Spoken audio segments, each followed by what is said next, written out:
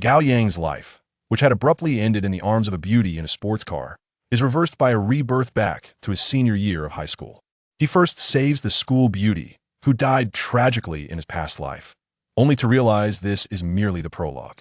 His first love from a previous life, a new romance in this one, and undercurrents of intrigue hidden beneath the calm surface of campus life.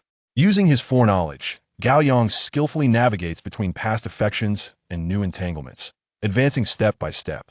How will he play this intricate game? Chapter 1. Before rebirth, Gao Yang was driving. Shengjing City, Zhongjie Commercial District. Inside Hao Debao's coffee shop, Gao Yang was breaking up with Chui Wei, who sat across from him. The bright smile on Chui Wei's face upon entering had long since vanished, replaced by tears welling in her eyes. She abruptly stood up and slapped Gao Yang twice hard, across the face, then screamed hysterically, "You bastard! Why are you dumping me?" Her voice cracked with fury as her manicured nails left 2 red marks on his cheeks. "I'm afraid my mom will find out," Gao Yang muttered, shrinking back into the leather sofa, which was already damp with his cold sweat. Chui Wei sneered, "I'm not afraid of my husband finding out. You're scared of your mom." Without waiting for an answer, she raised her hand again and slapped him twice more. Amidst the sharp cracks of the slaps, Gao Yang saw stars. In his daze, he noticed how Bao behind the counter flinched his freshly sipped iced Americano, now spilling down the barista Xiao Mei's face. Xiao Mei stood frozen, brown coffee droplets clinging to her eyelashes like tears. Chui Wei snatched the Chanel handbag from the neighboring seat, its chain screeched against the tabletop. As she stormed past the counter, Hao Debo opened his mouth to say goodbye. But before he could finish even half a word, Zaihe's left cheek exploded with pain. "You fat bastard, you're no good either." The coffee shop door slammed shut with a thunderous bang, making the glass vibrate with a low hum. Hao Debo staggered out from behind the counter, still dripping iced coffee from his apron. "Why did she hit me? What the hell did I do?" He didn't get to finish before Gao Yang grabbed his arm. "Don't chase her. Her husband's a boxing coach." Outside, the willow leaves rustled in the wind. Watching Chui Wei climb into a black Mercedes, Hao Debo grumbled, "Gao Yang, I'm only holding back because of you. Otherwise, even if her husband were Mike Tyson, he wouldn't stand a chance." "Just drop it," Gao Yang sighed, sinking back into the sofa. He stared at the half-finished coffee on the table. Its milk foam was slowly dissolving under the sunlight. Hao Debo pulled out his phone to check his swollen face, then suddenly remembered the coffee had just sprayed onto Xiao Mei. He turned. The girl was still standing there, stunned, wiping her face with a cloth. The coffee stains on her lashes had dried into tiny scabs. Hao Debo tugged at his bow tie and shouted at Xiao Mei, "Play happy breakup? Let's cheer up our brother Gao." "Go to hell." Gao Yang laughed, flipping him off. Hao Debo patted Gao Yang's shoulder. "He'll go change. You stay here and digest this little family disaster." With that, he walked straight toward the staff room. Gradually, murmurs returned to the CAF. Neighboring customers pretended to read their menus, but their eyes kept darting over. Sunlight streamed through the glass, splitting Gao Yang's face into light and shadow a left side, marked by 5 fingers, the right bearing 2 scratch marks. Leaning against the floor-to-ceiling window, eyes closed, Gao Yang reflected on his life. At 22, he obeyed his mother and joined a state-owned enterprise as a factory newspaper editor job, so idle he barely moved. Yet, luck favored him. He made his first fortune running a private server for a legendary online game in college. Then he opened several internet cafes. By 30, he had 5 million yuan in cash. Married at 29, divorced at 30, nearly lost half his life in the process. After 6 months of silence, he caught the wave of the social media boom, founding a marketing firm. He bought up countless accounts, built a content matrix, and eventually sold the company to a listed group, cashing out 100 million yuan. From then on, he drove his Bentley Continental GT around town aimlessly, dedicating himself entirely to romance. This morning, while peeing, he suddenly split his stream, splashing urine all down his pants. Sitting on the toilet, he couldn't help but reflect. Had he lived too recklessly? Since the divorce, his moral compass had shattered. He was simultaneously dating 5 girlfriends. Inspirational quotes always said a man after divorce would be left with nothing, not even a dog. But he had 5 beautiful lovers. So much for those inspirational quotes, they were just dumbing down propaganda. If you have money, who needs a dog? You can find a man anytime. Looking back, his career had been smooth sailing, but his love life? Never a decent person. Of course, he wasn't decent either. Today's split stream deeply unsettled him. He suspected his body was severely depleted. So he made a difficult decision who would cut off these toxic relationships. But his very first breakup earned him 4 slaps. Not exactly a triumphant start. That evening, at Chongqing Hot Pot next to Hao Debao's coffee shop, for girls, having heard about Gao Yang's ordeal, were laughing uncontrollably while eyeing him curiously. A girl under 20, wearing an orange halter top, asked, "What's so special about him?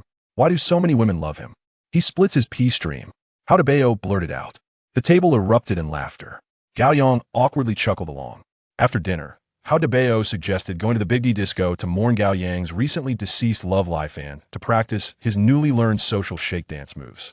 They stood up and headed to the roadside to hail a taxi. Gao Yang unlocked his Continental GTC, slowly folding back the soft top. The 4 girls immediately gazed at him with longing, scrambling to jump into the sports car. "What's so special about me?" Gao Yang kicked the GTC's wheel rim, looking at the girls in the car. "It's this. Age isn't a flaw. A split stream isn't a flaw. Not owning a Bentley? That's a crime." Gao Yang slid into the driver's seat. As the Bentley roared to life, the orange halter-top girl in the passenger seat began staring dreamily at the slap marks on Gao Yang's profile. At midnight, Gao Yang stumbled out of the bar, drunk and disoriented, ready to head home. Suddenly, the orange halter-top girl chased after him from the bar, her mile-long legs striding confidently. Her thin straps swayed with each step, casting 2 suggestive shadows beneath her collarbone. Her white pencil skirt hugged her waist and hips in a breathtaking curve. The taut silk fabric seemed to tease every inch of her skin, stirring desire in any man. Ignoring her friend's protests, she yanked open the passenger door and dove inside, commanding drive. Now, in a panic, Gao Yang sped onto Youth Avenue. "What are you doing in my car? Why aren't you still partying? I want to be your girlfriend. We've only known each other for 4 hours. You want to be my girlfriend? So what? I fell in love at first sight. I'm almost old enough to be your dad. How can we date? Then I'll call you daddy. I don't care, I want to be with you." The girl started sobbing, grabbing Gao Yang's arm, pleading. Helpless, Gao Yang pulled over onto Riverside Road, rolled down the window, and lit a cigarette. The girl snatched the cigarette from his hand, took a puff, then pressed her red lips to his, blowing the smoke into his throat. She tossed the half-smoked, but out the window, kicked off her shoes, and leaned forward, preparing to crawl into the driver's seat. Gao Yang sighed. He reclined the seat, closed the windows, and pulled her close. Her trembling hands, guided by his, fumbled with his clothes.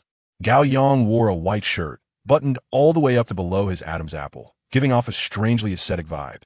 Finally, the white shirt fell away. His upper body was fully exposed to her.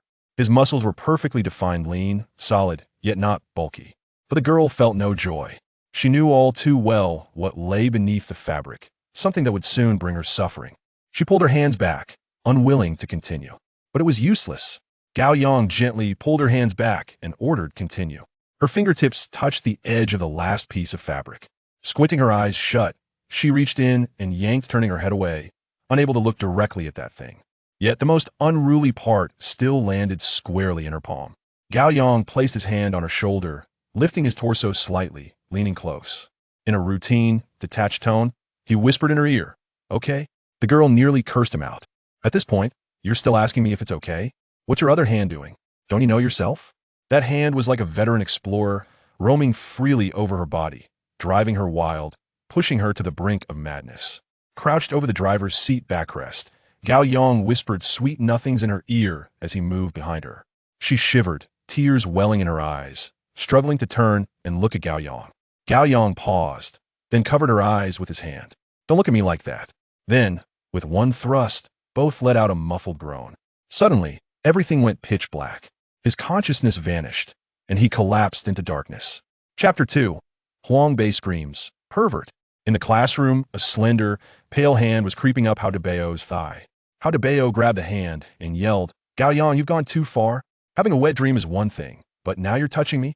Gao Yang blinked awake, utterly confused. The scent of the girl from last night still lingered in his mind, but now a pig was standing before him.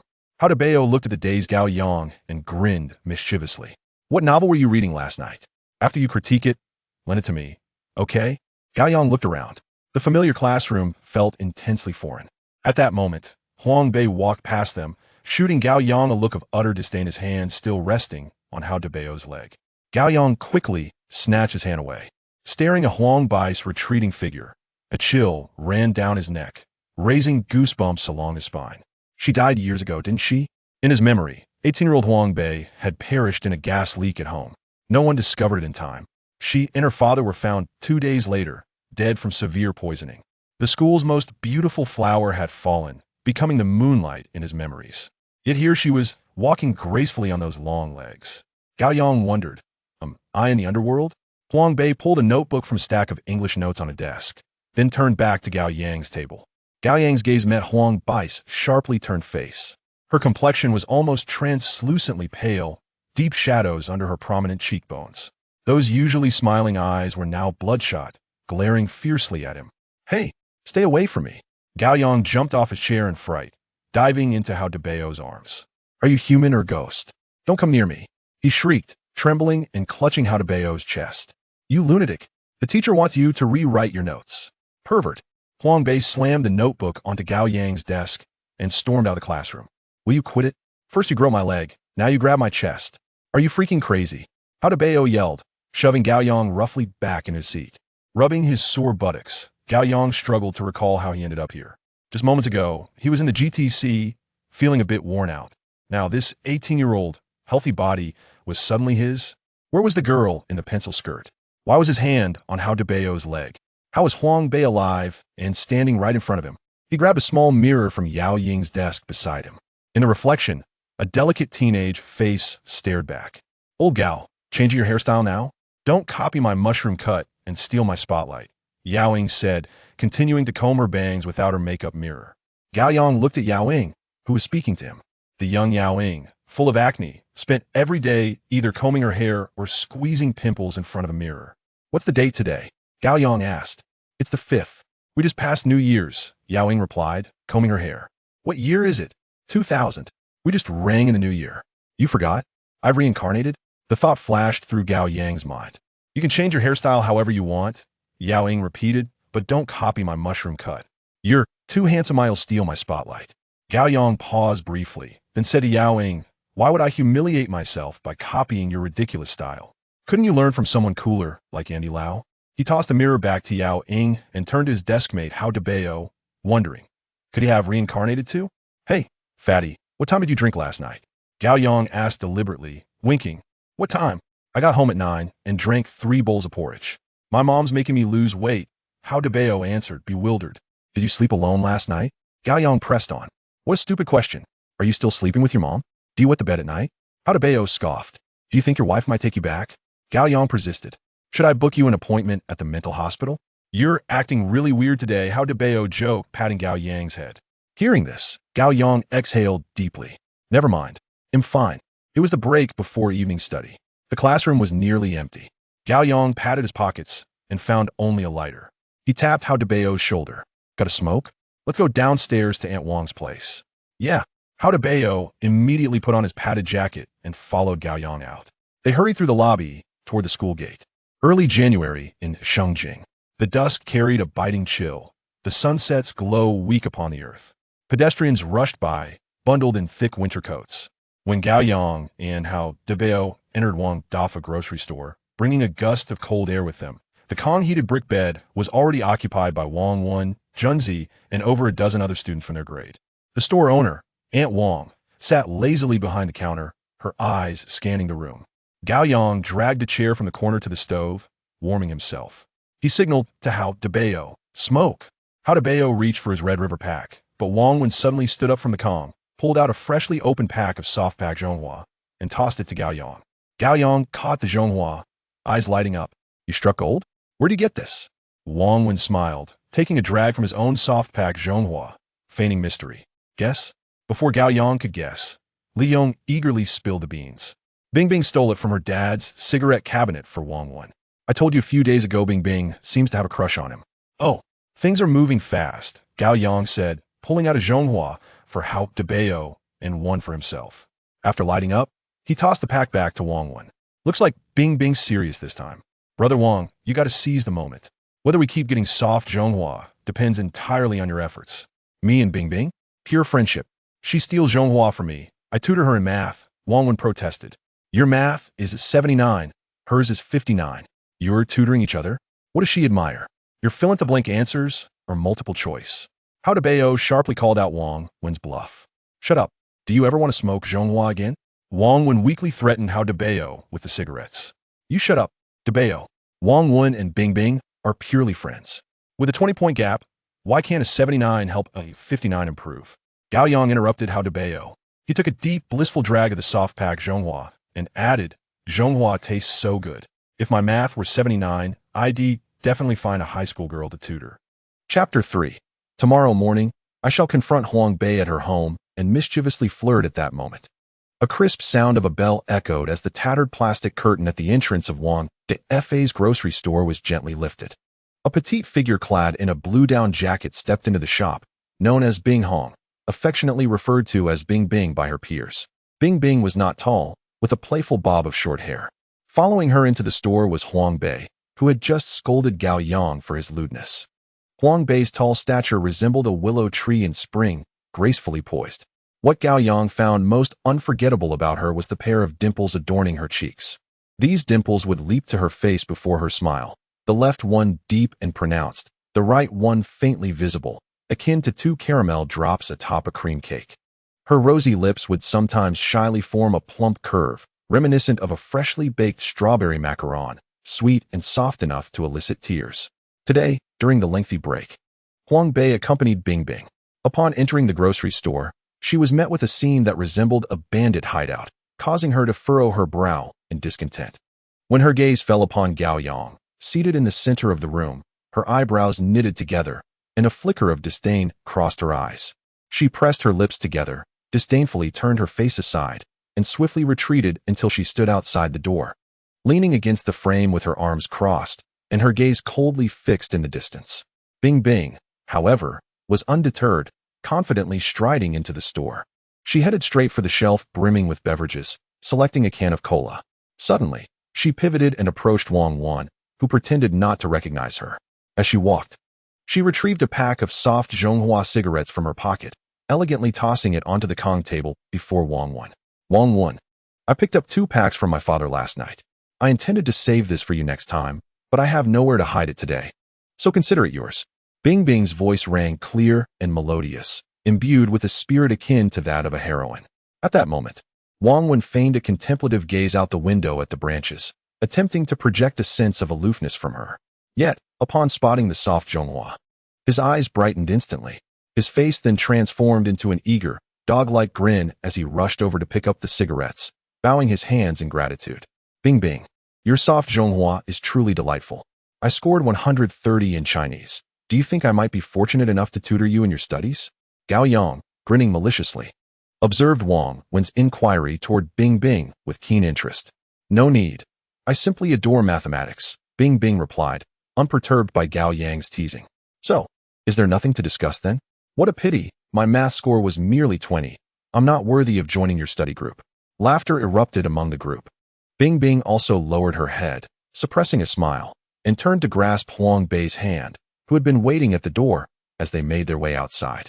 Gao Yang's gaze remained fixated on the tall, graceful figure of Huang Bei, his throat involuntarily tightening as his thoughts scattered like leaves in the wind, trailing behind the arc of her hair. In a previous life, Gao Yang had concealed his secret admiration for Huang Bei like tender shoots buried beneath spring snow, invisible to others, yet he alone knew how the roots clawed at his heart in the stillness of night. He and Huang Bei shared the same class for 2 years. One was a youth dozing in the back of the classroom, while the other was the diligent class representative, navigating the corridors with her English notes. Their relationship resembled that of 2 parallel lines, never once finding their names on the duty roster on the same day. Huang Bei was universally acknowledged as the school's belle, and due to Gao Yang's formidable reputation, no boy had ever dared to pursue her. Though she was well protected by Gao Yang in secret, she nonetheless departed this world following the New Year holiday of 2000. On that fateful day, Huang Bei's father rose early to simmer pork ribs. As he dozed in the kitchen, the flame on the gas stove flickered out, extinguished by the bubbling broth. Odorless carbon monoxide permeated the room, wrapping around the sleeping Huang Bei like an invisible vine. By the time a neighbor detected the smell of gas and burst through the door, a full 12 hours had elapsed. After the New Year holiday of 2000? That must be tomorrow, right? Stop staring. Your eyes are about to pop out. If you like Huang Bei, just confess. You're not even man enough.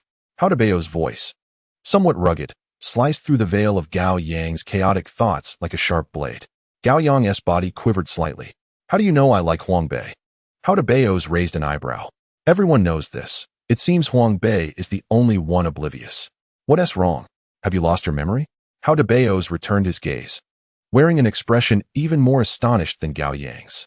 Wang Wen sat on the heated bed, smoothing out the wrinkles of his clothing while fiddling with a soft cigarette. Old Gao, last week, we were right here, each of us having a shot of liquor. You don't remember your own antics of personifying Beo's confession to Huang Bei?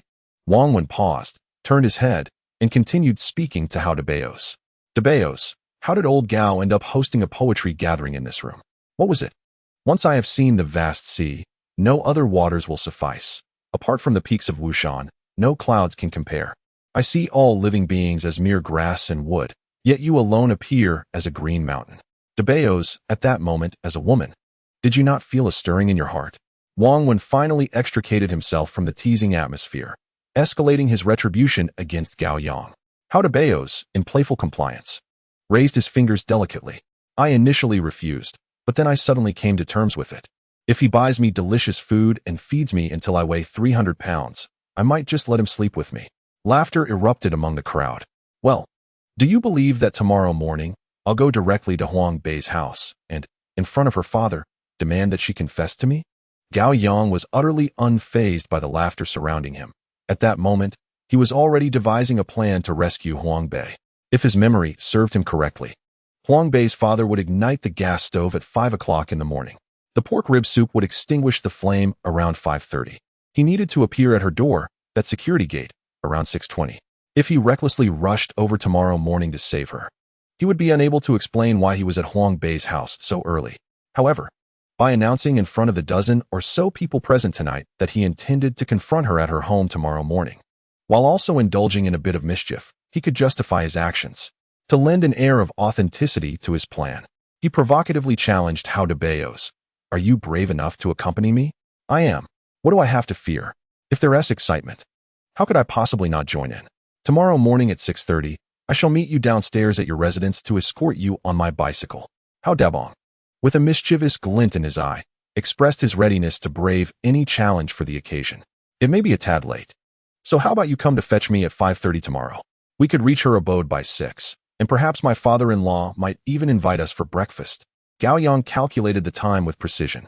I shall forego sleep tonight, willing to wait beneath her building with you. All is settled. Gao Yang gestured an okay sign. Let us go. Let us return to our evening study session. Brace yourselves for the unfortunate news awaiting us tomorrow. How Dabong boldly led the way. A half-smoked cigarette perched in his mouth, calling out to the gathering in a muffled tone. Chapter 4. One of the few friends with whom I have ever squatted to relieve myself the evening breeze, tinged with the chill of impending winter, gently dispersed the lingering scent of smoke from the youths. During the first evening study session, devoid of a supervising teacher, the classroom erupted into chaos. Akin to a bustling marketplace, Gao Yang attended the esteemed Weihua branch of the 4th High School, a name that certainly sounds prestigious. However, in reality, it is merely a paid extension of the city's renowned examination honing institution, a provincial key high school. It is the kind of place where, should one be willing to invest in knowledge, they can secure a student status in a private school. Families fortunate enough to enter this narrow gate typically possess finances that meet the standards of the middle-class club. These students, despite their mediocre scores on entrance exams, barely reaching the threshold for acceptance into an ordinary high school, are parents' pride and joy. How could they allow their precious offspring to falter at the starting line of life? Consequently, they spare no effort in leveraging connections and seeking avenues to ensure their children gain admission into this so-called miraculous Weihua branch. However, upon being dropped into this gilded pool, the children do not undergo the transformative change their parents envisioned. Rather, they discover a comfortable haven, refining their art of relaxation with each passing day. After all, when one's neighbors and classmates are all of a similar mindset, who would dare to strive alone? Wouldn't that make them a traitor? It is far more delightful to revel together. In each grade, there are 5 such classes, with each capable of producing 1 or 2 top-tier students, 3 or 4 mid-tier students, and 5 or 6 pursuing vocational education. Gao Yang, being in the liberal arts class, ranks within the top 10. Perhaps he will manage to secure a place in a vocational school. As Gao Yang's mind wandered, his classmate too, she suddenly turned around and tossed a bag of potato chips to Hao Dabong. You glutton, let us swap seats. I have a few questions for Gao Yang. Hao Dabang's eyes lit up at the sight of the chips, as if he had encountered his long-lost father. He eagerly retrieved a crumpled tissue from his pocket and gave his seat a cursory wipe, then gestured grandly to Tu Shi, inviting her to take a seat. Tu Shi, a vibrant and spirited girl, stood tall at 173 centimeters, making her strikingly noticeable amidst the crowd, much like a crane among chickens. Her erect posture exuded a goddess-like aura, and her well-defined figure resembled a finely sculpted Venus of domestic origin. Though her appearance may not be immediately breathtaking, at the tender age of 17, she stands gracefully under the sun, akin to a dewy flower in the morning, fresh and vibrant.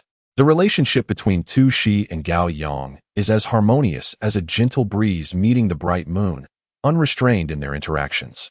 Tu Shi admires Gao Yang's striking features, is enchanted by his witty discourse, and appreciates the brilliance of his writings. Meanwhile, Gao Yang is drawn to Tu Shi's ample figure and her candidness, relishing their open conversations devoid of any gender taboos. In his words, she is one of the few friends with whom he feels comfortable enough to share such intimate moments. Whenever Gao Yang describes their relationship this way, Tu Shi playfully retaliates with mock punches, leaving onlookers puzzled as to whether they are flirting or sparring. Their dynamic is reminiscent of the legendary encounters between Sun Ernyang and the valiant Wu Song, effortlessly transcending societal constraints while navigating their unique rapport. Tu Shi's family orders a cup of fresh Huishan milk daily. When she prepares to drink it, Gao Yang solemnly cautions her, stating, "You shouldn't consume milk every day.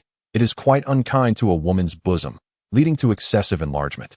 Nothing in this world should be overly large, as a prominent bust can bring about numerous complications for women." He elaborates on the inconveniences of having a large bust during physical activities, the potential respiratory issues caused by the added weight, and the emotional challenges that arise when distinguishing if a man is attracted to her as a person or merely her figure, making one vulnerable to deceitful intentions. Under the influence of his whimsical theories, Tu Shi surprisingly concedes her milk to Gao Yang, who reluctantly takes on the responsibility of consuming it. He often jokes, "Who else will care for her if not I, her friend?" That evening, Gao Yang's mind was preoccupied with plans to rescue Huang Bei the following day, making him somewhat inattentive during their study session, occasionally casting glances toward Huang Bei's seat. At last, the bell for the end of class rang, and Gao Yang packed his bag, exiting the classroom with Hao Daba. Gao Yang lived close to the school and rarely cycled, enjoying the convenience of Hao Daba's daily rides. In the bike shed, Hao Daba's mountain bike, which only made noise from its bell while the other parts creaked, awaited its regular passenger. Gao Yang confidently patted the back seat while adopting a tone of a spoiled youth. "Daba, it's getting cold in winter.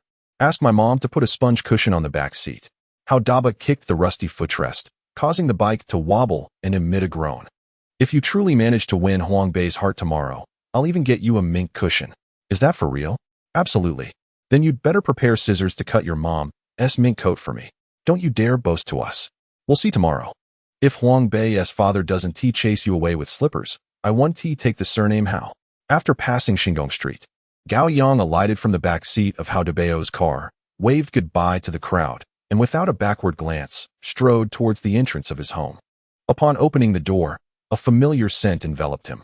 He entered the living room and immediately spotted his mother, Li Shuxia, busily toiling away in the kitchen.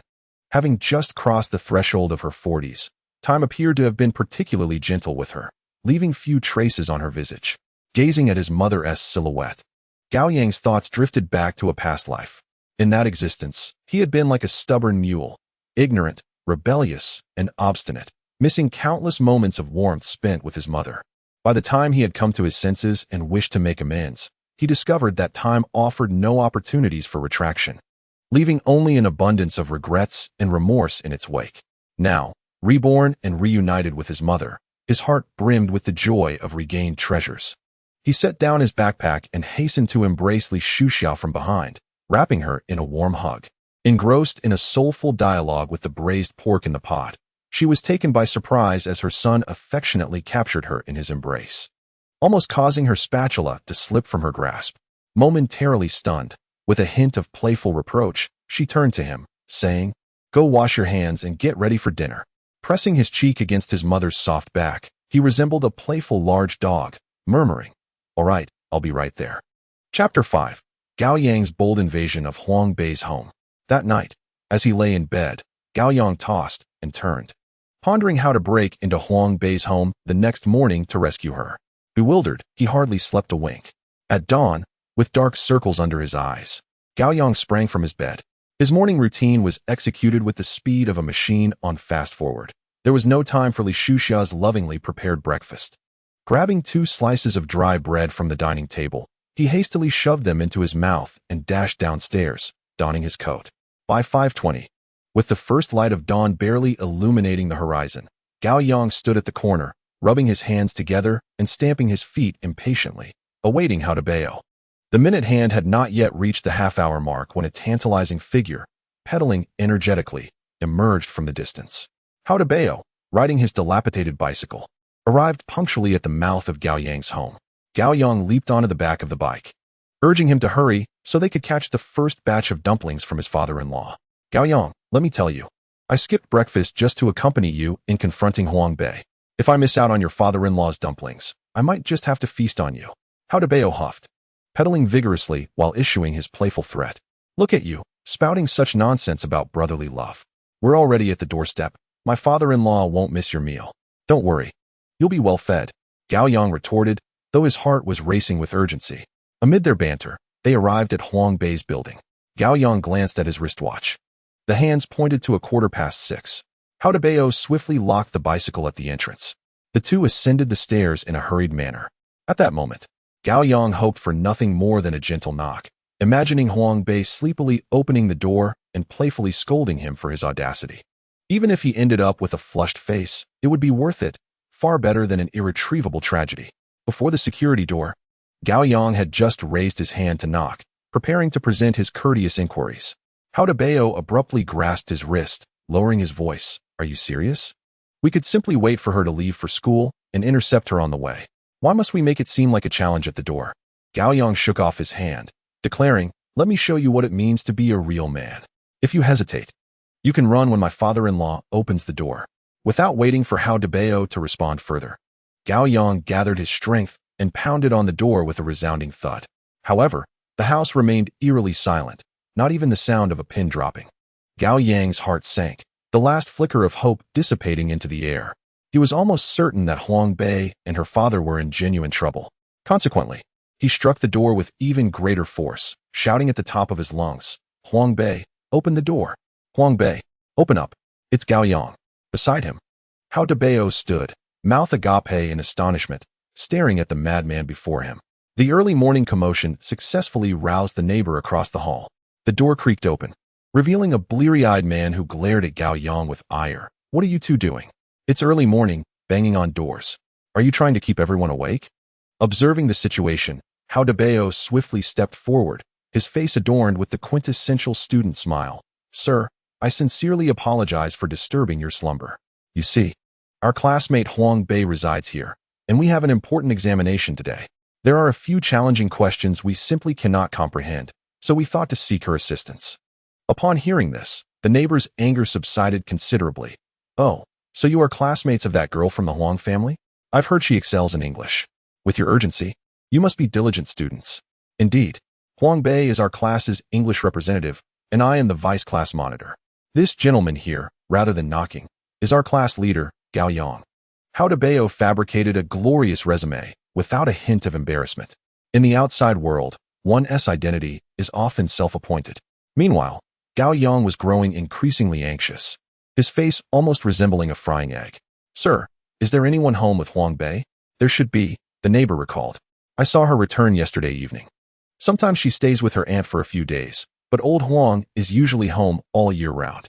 "Then why have I been pounding on the door without any response?" Gao Yang's brows knitted together in concern. "This is quite strange," the neighbor mused, habitually reaching into his pocket for a pack of cigarettes and a lighter. Gao Yang, quick to react, dashed forward and seized the neighbor's hand before he could ignite a cigarette, inhaling deeply. "Sir, wait. Can you smell that? Is there a strange gas odor?" The term strange gas odor in northeast China refers to a gas leak. Huang Bei and the neighbor inhaled sharply in unison. In the next moment, both exclaimed in astonishment, "Indeed. Is the balcony of your home connected to that of Huang Bei's?" Gao Yang spoke rapidly. "Connected, indeed. It's merely separated by a window." The uncle, as he spoke, flusteredly opened his door, gesturing for Gao Yang and Hao Daba to follow him inside. In a few swift strides, Gao Yang rushed onto the neighbor's balcony and forcefully pushed open the window. Indeed, just a window's distance away lay Huang Bei's balcony, tightly sealed. Gao Yang turned back and extended his hand to the uncle. "Uncle, may I borrow your shovel?" The uncle hurriedly turned to fetch the shovel from the corridor. Gao Yang seized the shovel, swung his arm, and struck the glass of Huang Bei's balcony with several forceful blows, shattering the sealed glass into 1,000 pieces. He then prepared to vault over. Hao Daba grasped Gao Yang's arm, his voice rising in pitch. "Gao Yang, are you out of your mind? Do you want to lose your life? This is the 4th floor." At this moment, Gao Yang was too focused to heed caution. "Uncle, please find me a sturdy rope quickly. Daba, we'll tie one end around my waist, and you hold the other end tight. If I slip, pull me back up." As he spoke, Gao Yang hurriedly cleared the snow and ice from the windowsill, fearing he might lose his footing. The neighbor uncle, flustered, rummaged through drawers for a rope. Muttering, "Oh dear, this is too dangerous." Hao Daba gripped one end of the rope, his palms slick with sweat. He carefully wrapped the other end around Gao Yang's waist, tying what he believed to be the strongest knot. Gao Yang flexed his limbs, gazing at the shattered balcony across, where sharp shards of glass still clung to the window frame. He placed one foot on the windowsill, cautiously extending the other toward the opposite side. The ledge was narrow, the snow slippery, and the biting wind made his clothes flutter. He found himself nearly suspended at the height of the 4th floor, with the stark concrete ground below. Hao Daba held the rope tightly behind him, so tense he nearly forgot to breathe. Gao Yang's body arched precariously through the air, his arms suddenly grasping the window frame of the opposite balcony, fingers digging into the cold metal crevice. He exerted all his strength, muscles taut, pulling himself upward. His feet scrambled against the smooth wall, searching for a foothold. For a fleeting moment, his foot slipped, and he plummeted downward. Hao Daba let out a cry, gripping the rope with all his might. Fortunately, Gao Yang managed to steady himself, mustering his strength like a gecko, inch by painstaking inch, maneuvering himself onto Huang Bei's balcony. With a dull thud, Gao Yang landed heavily on the cold floor of the balcony. Chapter 6. Breaking in, what is she wearing?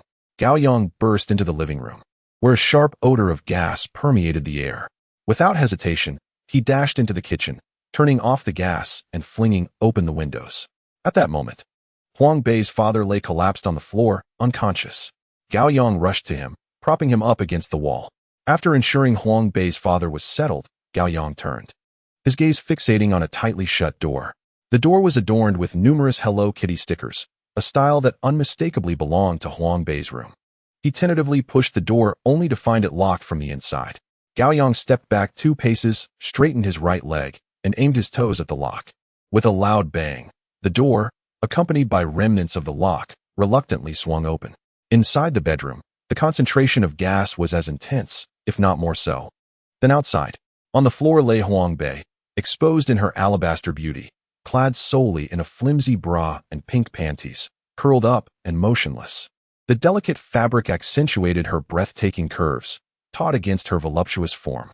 One shoulder strap slipped, leaving a significant portion of her pristine skin vulnerable to the air, tantalizingly obscured. Gao Yang's throat tightened.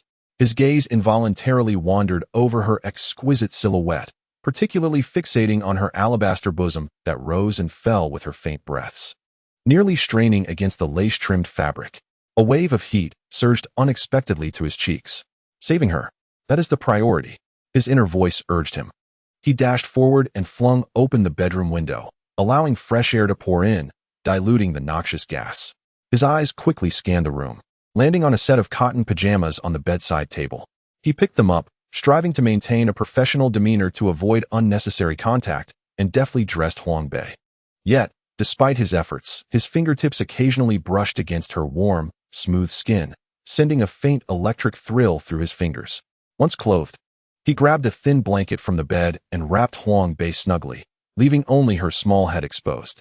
With a swift motion, he pulled open the heavy security door and lifted Huang Bei, his movements as precise as a leading man in a film.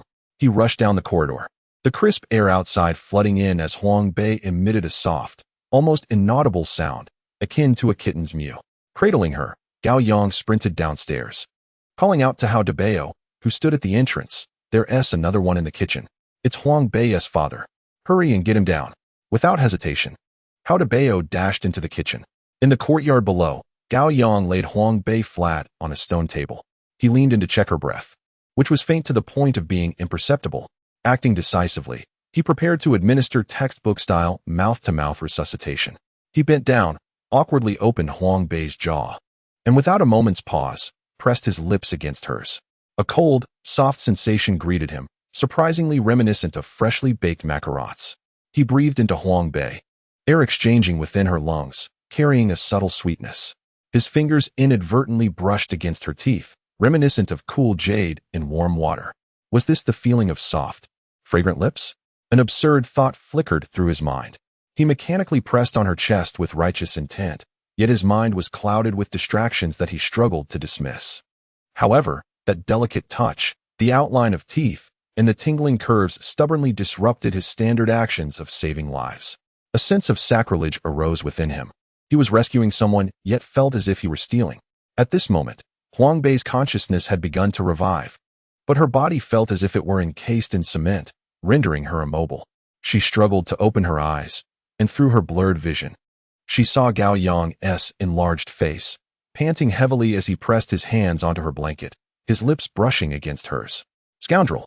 She wanted to scream, to call for help, to draw out a massive knife, but her throat felt as if it were blocked like a clogged pipe, unable to utter a single syllable. Nearby, Hao Bei had just laid Huang Bei's father down and witnessed the fervent scene unfolding with Gao Yang, swallowing hard in his throat. He cautiously inquired, "Is it absolutely necessary for me to attend to Huang Bei's father? He seems to be gasping. Surely he still has breath left? Do as you please.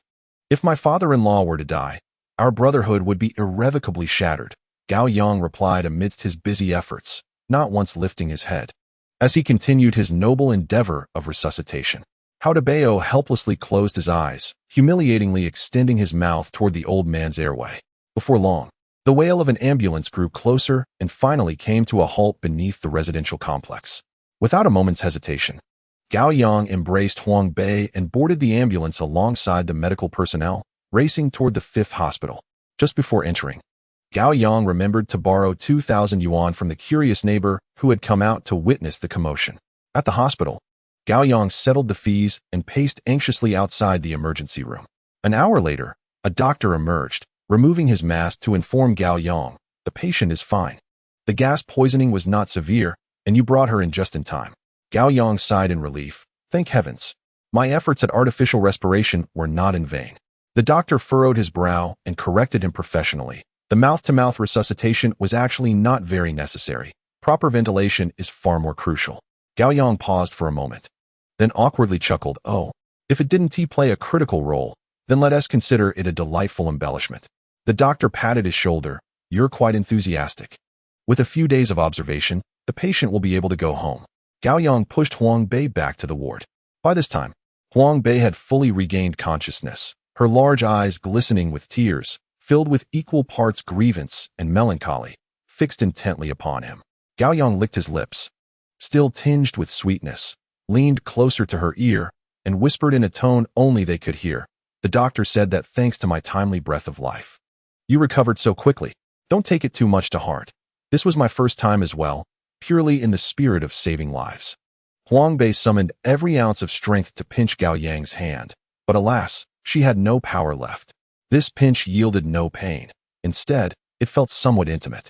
Before long, several of Huang Bei's aunts and her maternal relatives rushed to the hospital, grasping Gao Yang's hands and profusely expressing their gratitude, their vocabulary reminiscent of an extensive thesaurus of thankfulness. Gao Yang humbly deflected their praises, emphasizing the importance of repaying the neighbor. Thus, amid a chorus of "You're a benefactor. Such a good boy," he basked in their admiration. He turned and walked away, as if he had made a resolute decision, not casting a single glance back at the group of women. Chapter 7. The matter of kissing must not be spoken of. Upon exiting the hospital, Gao Yang retraced his steps to Huang Bei's home to find Hao Bei. The moment he stepped into the courtyard, he spotted Hao Dabo gripping a plastic water bottle, tilting his head back at a 45-degree angle, gulping water, and then suddenly bending down. With a splutter, a stream of water shot towards the ground. This cycle continued, resembling a small fountain as he rinsed his mouth vigorously. Gao Yang approached from behind and gently nudged his rear. "Let us go, Dabo. I invite you to have some noodles to calm your nerves." Hao Dabo, midway through his spraying, nearly choked at the unexpected touch. Wiping his mouth, he inquired, "Did Huang Bei's father come through okay? Is he all right?" "Of course," Gao Yang puffed out his chest. "Our mouth-to-mouth resuscitation surely earned us some points with the king of hell. We brought him back from the brink." Wow. Hearing this, Hao Dabo felt his stomach churn, and the freshly rinsed water surged back up, hitting the small pit created by the earlier water jet. "What did Huang Bei's father eat last night?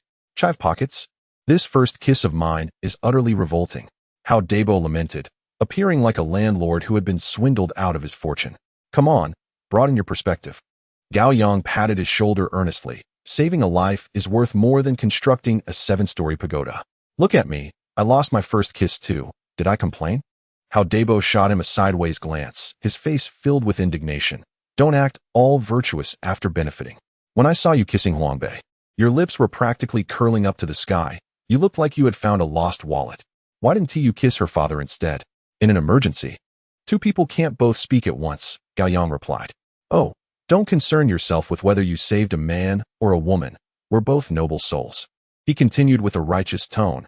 "Besides, I gave my first kiss to Huang Bei, and you to her father. By that logic, our relationship is now closer than ever." Hao Dabo paused, then quickly caught on, his mouth twitching. "By your reasoning, shouldn't you now be calling me mother? If Huang Bei's father could marry you, I'd go all out and change my address right there.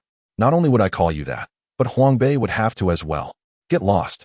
Hao Dabo, infuriated, felt the urge to rinse his mouth again, only to realize there was no water left. "Ah, young man, are you finished? How are old Huang and his daughter doing?" A neighbor leaned in from outside the gate, spotting Gao Yang and greeting him enthusiastically. "Thanks to you, uncle, they are out of danger," Gao Yang replied politely. "As for the money you lent before, Huang Bei's aunt mentioned she would come by shortly to repay you." "Oh, no rush. I can just ask old Huang for it later." The uncle waved his hand, then shifted his tone, raising his voice by an octave. "You two really deserve our heartfelt thanks for today's events. Especially you, little Gao. I saw it with my own eyes. Your physical fitness is remarkable. You climbed through that window in a flash, just like in a martial arts film." These two young lads were the ones who saved him. Unbeknownst to them, several neighbors had gathered in the courtyard, pointing and discussing Gao Yang and Hao Dabo. Indeed, as the neighbor uncle noticed the gathering crowd, he became increasingly animated, resembling a live commentator passionately extolling the virtues of two children before him. "Look at these two. One is the class monitor and the other the deputy. Observe their awareness, their courage, and their physical prowess. They are destined for great success." The onlookers nodded in agreement, affirming, "Indeed, the slender class monitor and the portly deputy are extraordinary. Truly remarkable." With the aura of heroes surrounding them, Gao Yang and Hao Dabo stepped away from the crowd. At that moment, Hao Dabo ceased to mourn the loss of his first kiss and enthusiastically waved his chubby hand at the throng, proclaiming, "I merely fulfilled the duties of a deputy class monitor." At the street corner, in the old Four Seasons noodle house, Gao Yang ordered 2 bowls of their signature chicken soup noodles and added 2 plates of boiled chicken carcasses and a platter of chicken gizzards for Hao Dabo. Transforming his sorrow into appetite, Hao Dabo devoured the food voraciously, momentarily casting aside the shadow of his initial kiss. After satisfying his hunger, Gao Yang pulled out a cigarette, lit it, and leisurely exhaled a smoke ring. Observing Hao Dabao's gleaming face, he inquired, "Dabao, how shall we explain our absence at school later?" With a mouthful of chicken bones, Hao Dabo mumbled, "Let us speak the truth." Gao Yang chuckled. "All right, I kissed Huang Bei, and you kissed her father. I'll kill you." He continued, "Enough jesting. When we return to school, we shall say that you rode me to school on your bike, suddenly felt dizzy, and I took you to the hospital. Therefore, we missed the morning classes. That's manageable. I doubt old Lu will inquire further. But what about those eager to witness the spectacle?" Gao Yang asked. "Let us just tell the truth. After all, we did a good deed. But do not mention the kiss. Rest assured, if this matter ever leaks, Huang Bei's father will take the blame." Gao Yang confidently patted his chest. From this moment forward, You are forbidden to mention this again. How Bei declared, throwing his chopsticks down in frustration. I have completely lost my appetite.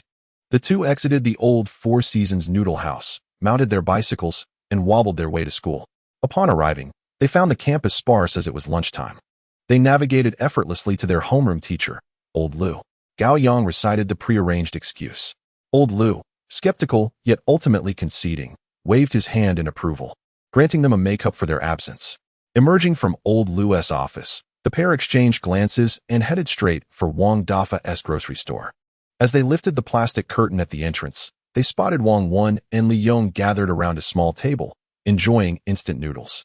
Oh, you two are back. Gao, did your confession go well? Wang Wen asked mischievously, a fork dangling from his mouth.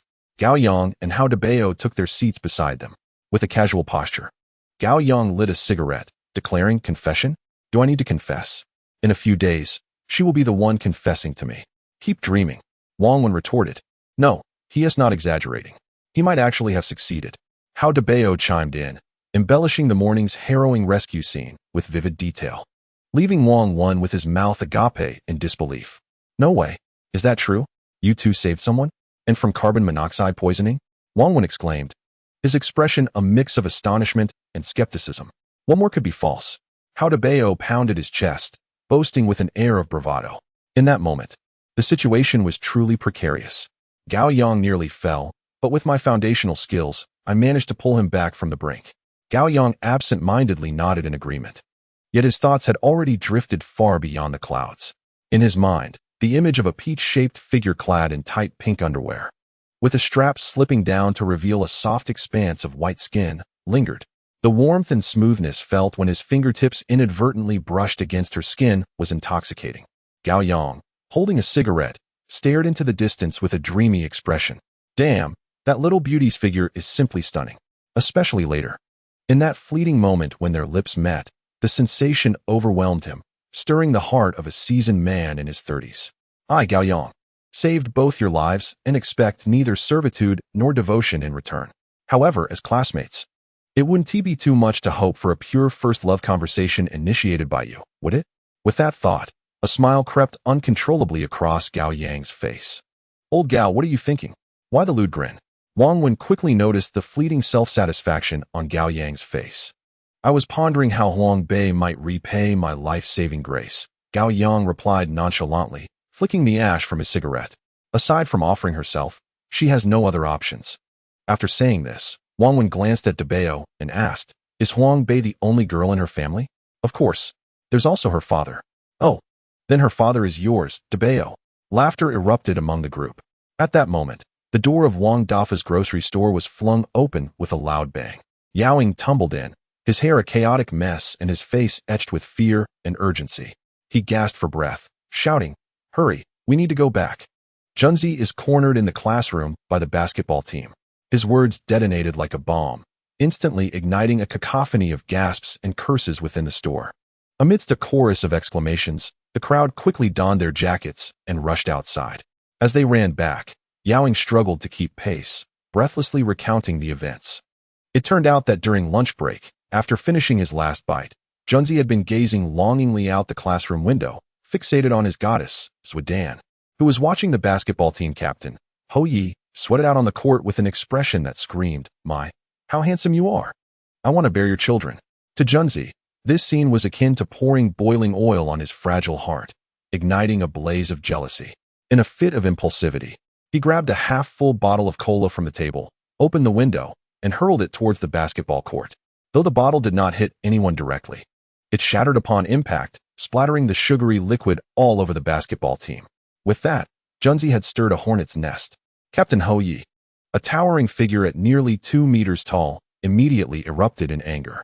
He directed a series of affectionate greetings towards the window where Junzi was peering curiously, and then led 5 burly teammates straight to the classroom of Class 34. At that moment, there were hardly any boys in the classroom.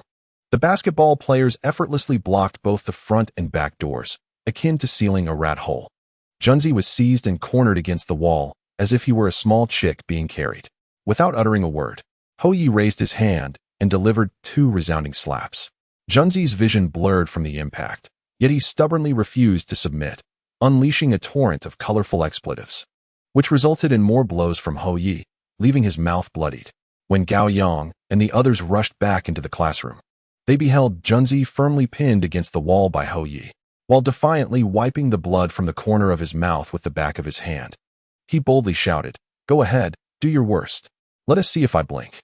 In the midst of his defiance, he cast a sidelong glance at Zhudan outside the classroom, embodying the spirit of a warrior proclaiming vengeance upon his foes upon his brother's return. Wang Wen charged ahead, delivering a powerful kick that crashed against the classroom's rear door. With a thunderous bang, the door burst open.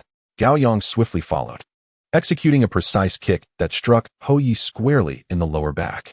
Caught completely off guard by the presence of this unexpected assailant, Hou Yi was propelled forward like a kite with its strings severed, crashing into the narrow aisle between the desks. His substantial frame, along with several innocent chairs, fell heavily to the cement floor. Just as Hou Yi managed to regain his composure and comprehend the situation, Hao Bei, a robust figure weighing over 200 pounds, barreled into the classroom.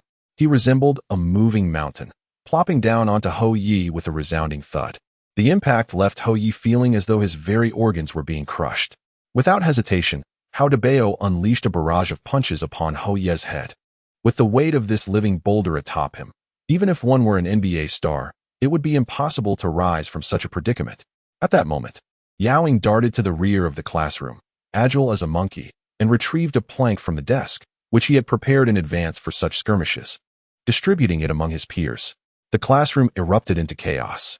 After toppling Hou Yi, Gao Yang seized a nearby chair and swung it at another teammate. The opponent instinctively raised his arm to block, resulting in a sharp crack followed by a muffled grunt as he staggered backward. Nearby, Zhao Yang, like a cunning serpent emerging from the grass, seized the opportunity to glide forward and executed a swift side kick, striking the outside of the opponent's knee with precision. The adversary lost all balance and collapsed to the ground. At this moment, Junzi was freed from the wall. As soon as his feet touched the floor, he sprang back to life, fury coursing through him, seizing a plank to join the fray. He was perched atop the unfortunate soul who had just been felled by the joint efforts of Gao Yang and Jia Yang, exerting every ounce of strength to rain blows with a bench slat upon the hapless player's head, while bellowing at the top of his lungs, "Damn you! I dare you to strike me." At that moment, Junzi trembled anew. He bore no animosity towards Jin Lian, for he had survived.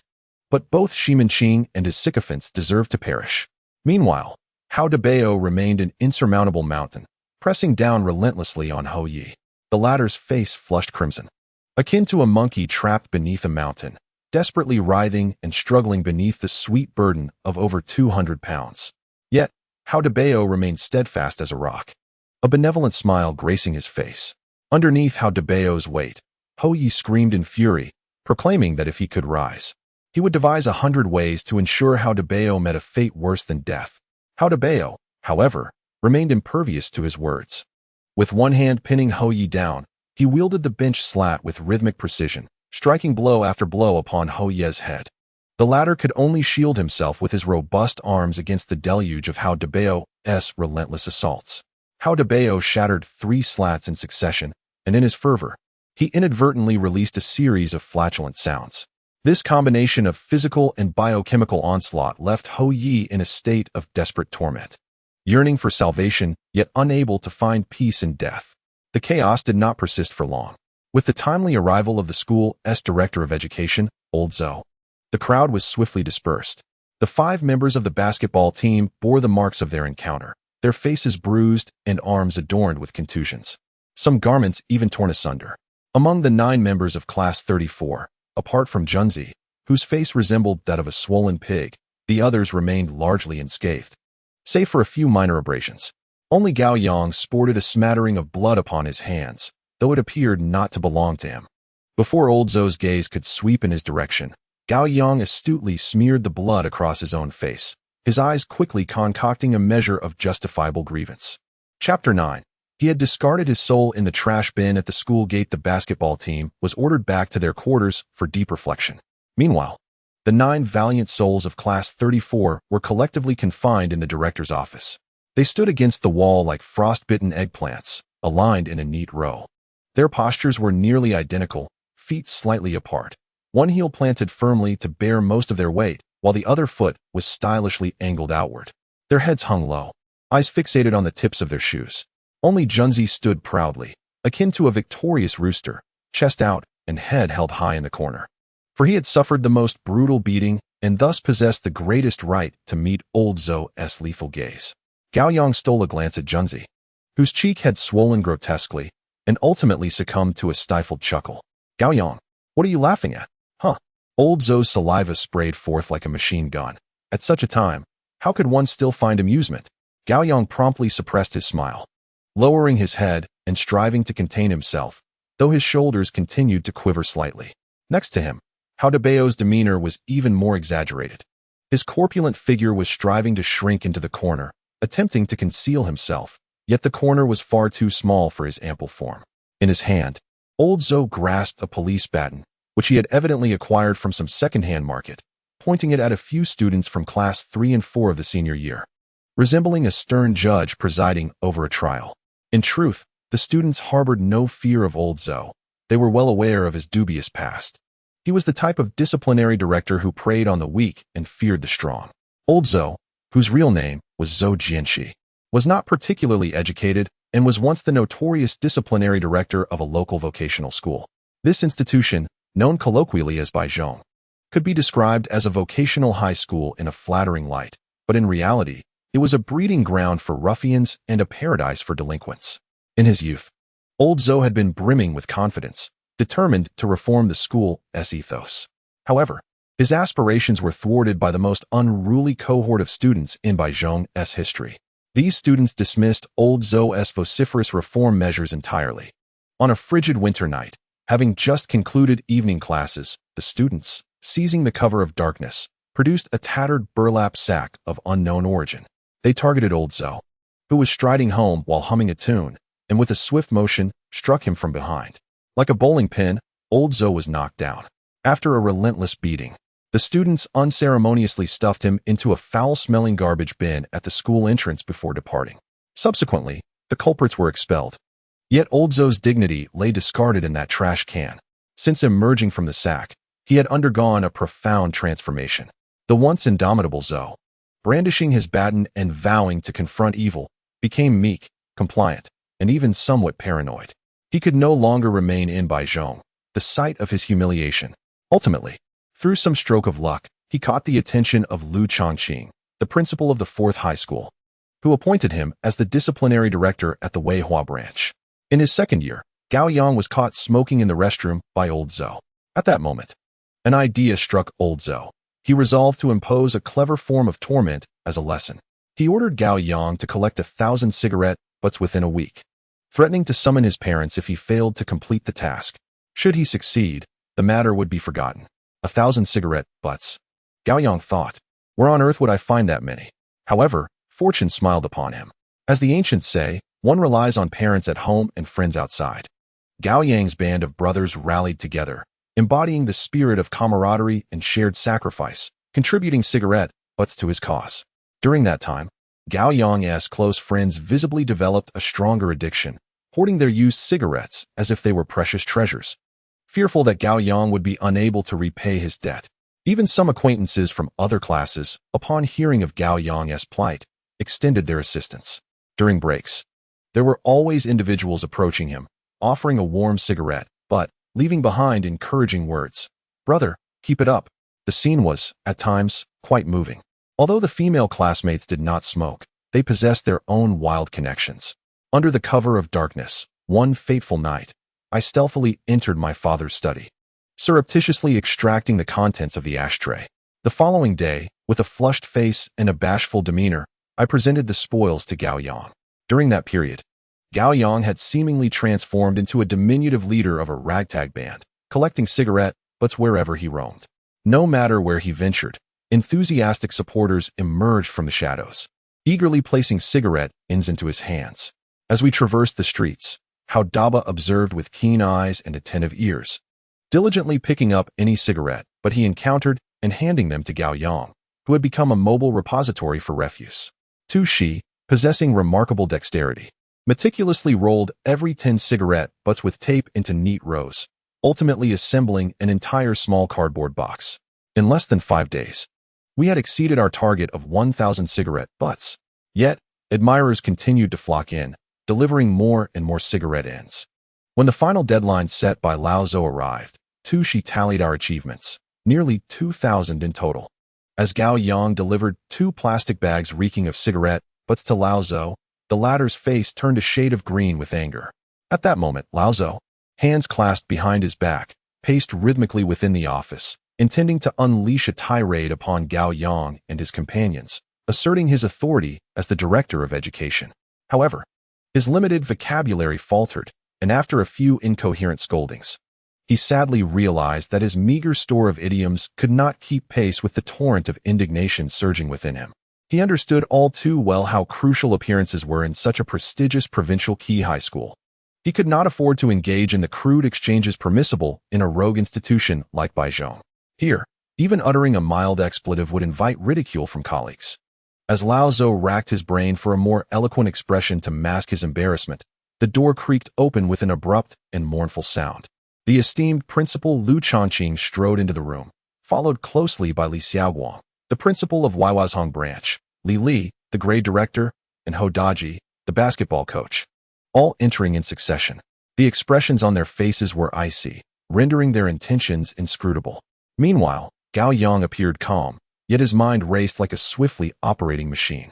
As a soul reborn after decades of trials, he viewed the seemingly grave situation with a detachment and composure that surpassed that of his peers. The silence in the office stretched infinitely, punctuated only by the varying rhythms of the group's breaths, creating an unspoken tension in the air. Chapter 10. Gao Yang Shower.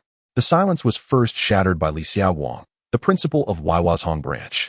Once a political teacher, he had, even before assuming the role of branch principal, wielded considerable influence within the school, second only to Principal Lu Chongqing, thanks to his cunning maneuvering. His voice, laden with bureaucratic formality, rose sharply as he began. This incident of fighting is utterly unprecedented. His tone echoed off the walls of the office, reverberating with the gravity of the situation. Since the establishment of our school, when has there ever been such a heinous display of violence? This is a severe tarnish on the school's reputation and a blatant affront to campus order. As he spoke, he gestured emphatically with his arms. The students involved in the brawl are nothing but a group of morally depraved and shameless troublemakers. Your actions are in stark violation of the values and codes of conduct that our school has always upheld. This is something the school can tolerate no longer.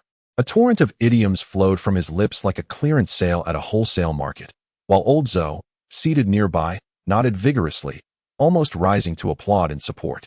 Li Xiaoguang was acutely aware that until the principal made a definitive statement regarding the matter, he must refrain from voicing any substantial opinions, a principle he understood well in the realm of governance. After listening to Principal Li's utterly insipid opening remarks, Coach Ho Daji, father of team captain Ho Yi, stepped forward with an imposing demeanor, clearly impatient. In contrast to Principal Li's eloquence, his expression fell short in the realm of verbal articulation. He raised his voice to interrupt Principal Li's admonishment, beginning to recount the dire conditions of the 5 injured players. These children bore the marks of their beating, bruised faces and injuries all over their bodies. 3 of them were bloodied from their noses. How could any student inflict such brutality? With that, he slammed his hand on the table to emphasize his fury. He then unflinchingly proposed, "I suggest that all the miscreants from Class 4 of the senior year who participated in this assault be expelled."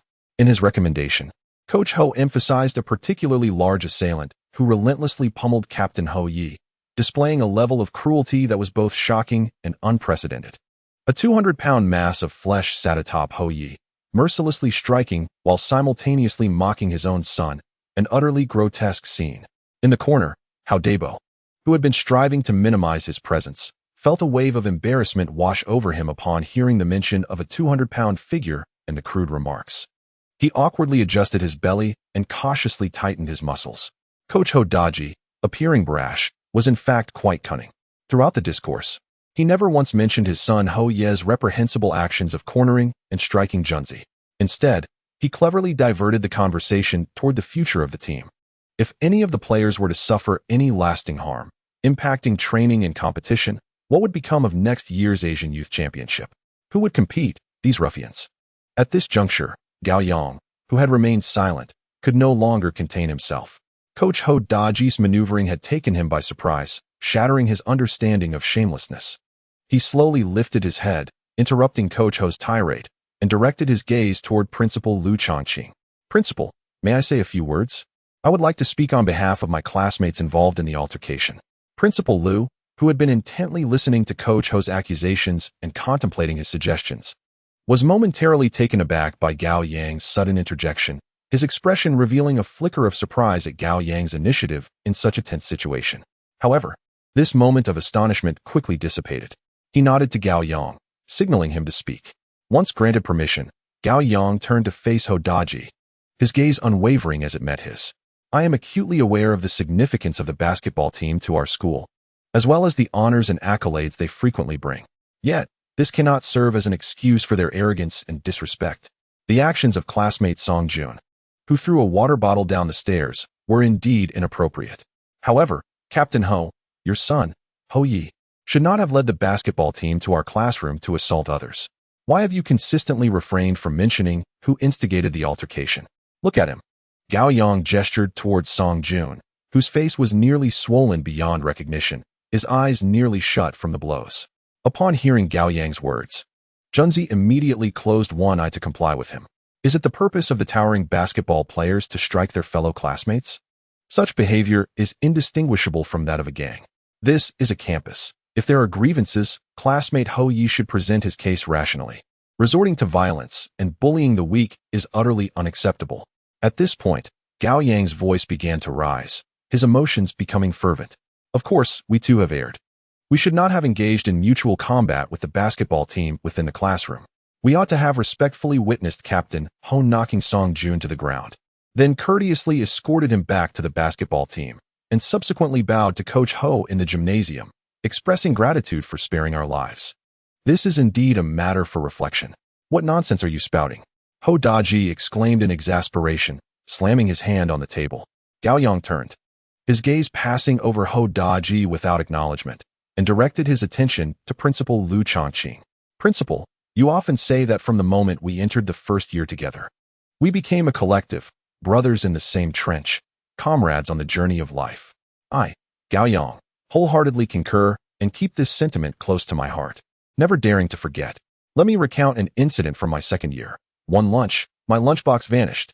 I was filled with urgency and helplessness, consumed by thoughts of facing the afternoon's strenuous academic demands without food. Just as I found myself in despair, it was Junzi. Yes, him. Gao Yang pointed once more at Song Jun, the classmate nearly beaten into a pulp by the basketball team, who unhesitatingly extended a helping hand.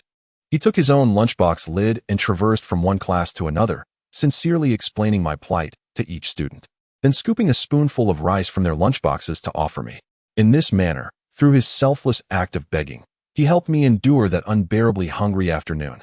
In that moment, I truly understood what it meant to share the same garments, to be comrades in arms.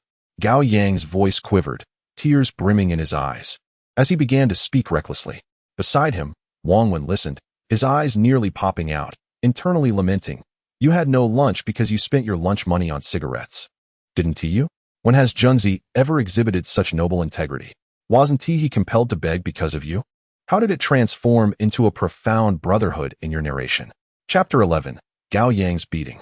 Gao Yang wiped away the non-existent tears at the corners of his eyes, composed himself, and continued speaking. Our class has always regarded the principal's admonitions as the guiding principles for conduct and action, consistently supporting one another through challenges. If one day, you found yourself cornered in the principal's office by the principal of the opposing school, would Principal Li and Director Zhou stand idly by? Would they merely observe as the esteemed principal is subjected to humiliation? Old Zhou, upon hearing this question, felt a surge of fervor and, without a moment's hesitation, was the first to pledge his loyalty. How could that be?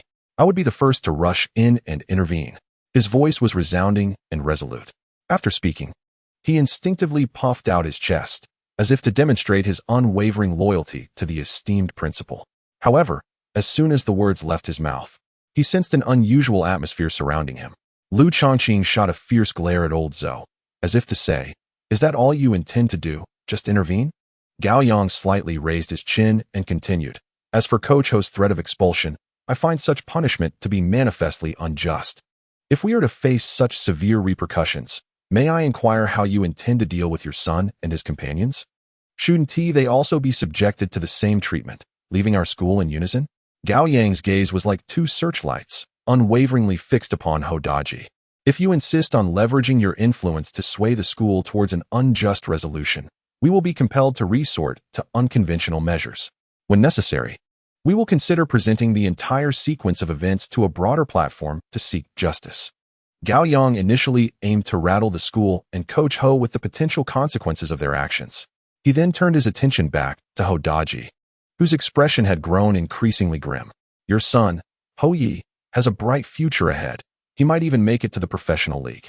Surely, you wish for him to traverse this path smoothly, rather than encountering, on a seemingly ordinary day, an altercation on the way home from school or at a local basketball court, resulting from old grudges, leading to a fractured finger or irreversible damage to a crucial joint, rendering him unable to play ever again. Upon hearing Gao Yang's words, Hodaji was momentarily taken aback, then his face flushed to a deep crimson. His eyes widened like saucers, burning with fury intermingled with disbelief. He never imagined that a mere boy, someone he regarded as insignificant, would dare to threaten his son so brazenly. In the next moment, Hodaji charged at Gao Yang like an enraged bull, roaring incoherently, clearly intent on employing the most primal method to teach this audacious youth a lesson. Slap! A sharp, resounding slap echoed within the office. Gao Yang did not flinch. In fact, as Hodaji's hand swung towards him, he even leaned in slightly, ensuring that the blow landed firmly on his handsome face. After the sound, Gao Yang collapsed like a felled tree, his movements fluid yet tinged with a hint of deliberate clumsiness. He clasped his hands tightly over his head, his face contorting into a mask of excruciating pain, emitting a wail akin to that of a slaughtered pig. He hit me. Coach Ho attacked me right in front of the principal. Although his performance lacked the depth of a seasoned actor, his facial expressions were remarkably vivid, capturing the agony of an unexpected blow as if he were on the verge of foaming at the mouth and succumbing to death. Wang Wen stood nearby, thoroughly entertained by Gao Yang's display. Upon witnessing his collapse, he immediately lunged forward, arms outstretched, using his robust physique to shield the fallen Gao Yang, striking a heroic pose as if to say, "You must first step over my corpse to harm my brother." Gao Yang lay on the cold ground, one hand discreetly grasping at Wang Wen's pant leg, halting his advance, while from the corner of his eye, he covertly cast a glance at Haodaba. The astute fatty understood Gao Yang's intent instantly. With surprising agility for his size, he knelt beside Gao Yang, cradling his head against his broad, womanly chest, then threw back his head and let out a heart-wrenching wail. "He's killing. Coach Ho is going to kill. Gao Yang, wake up. You cannot die. Wang Wen, hurry. Call the police."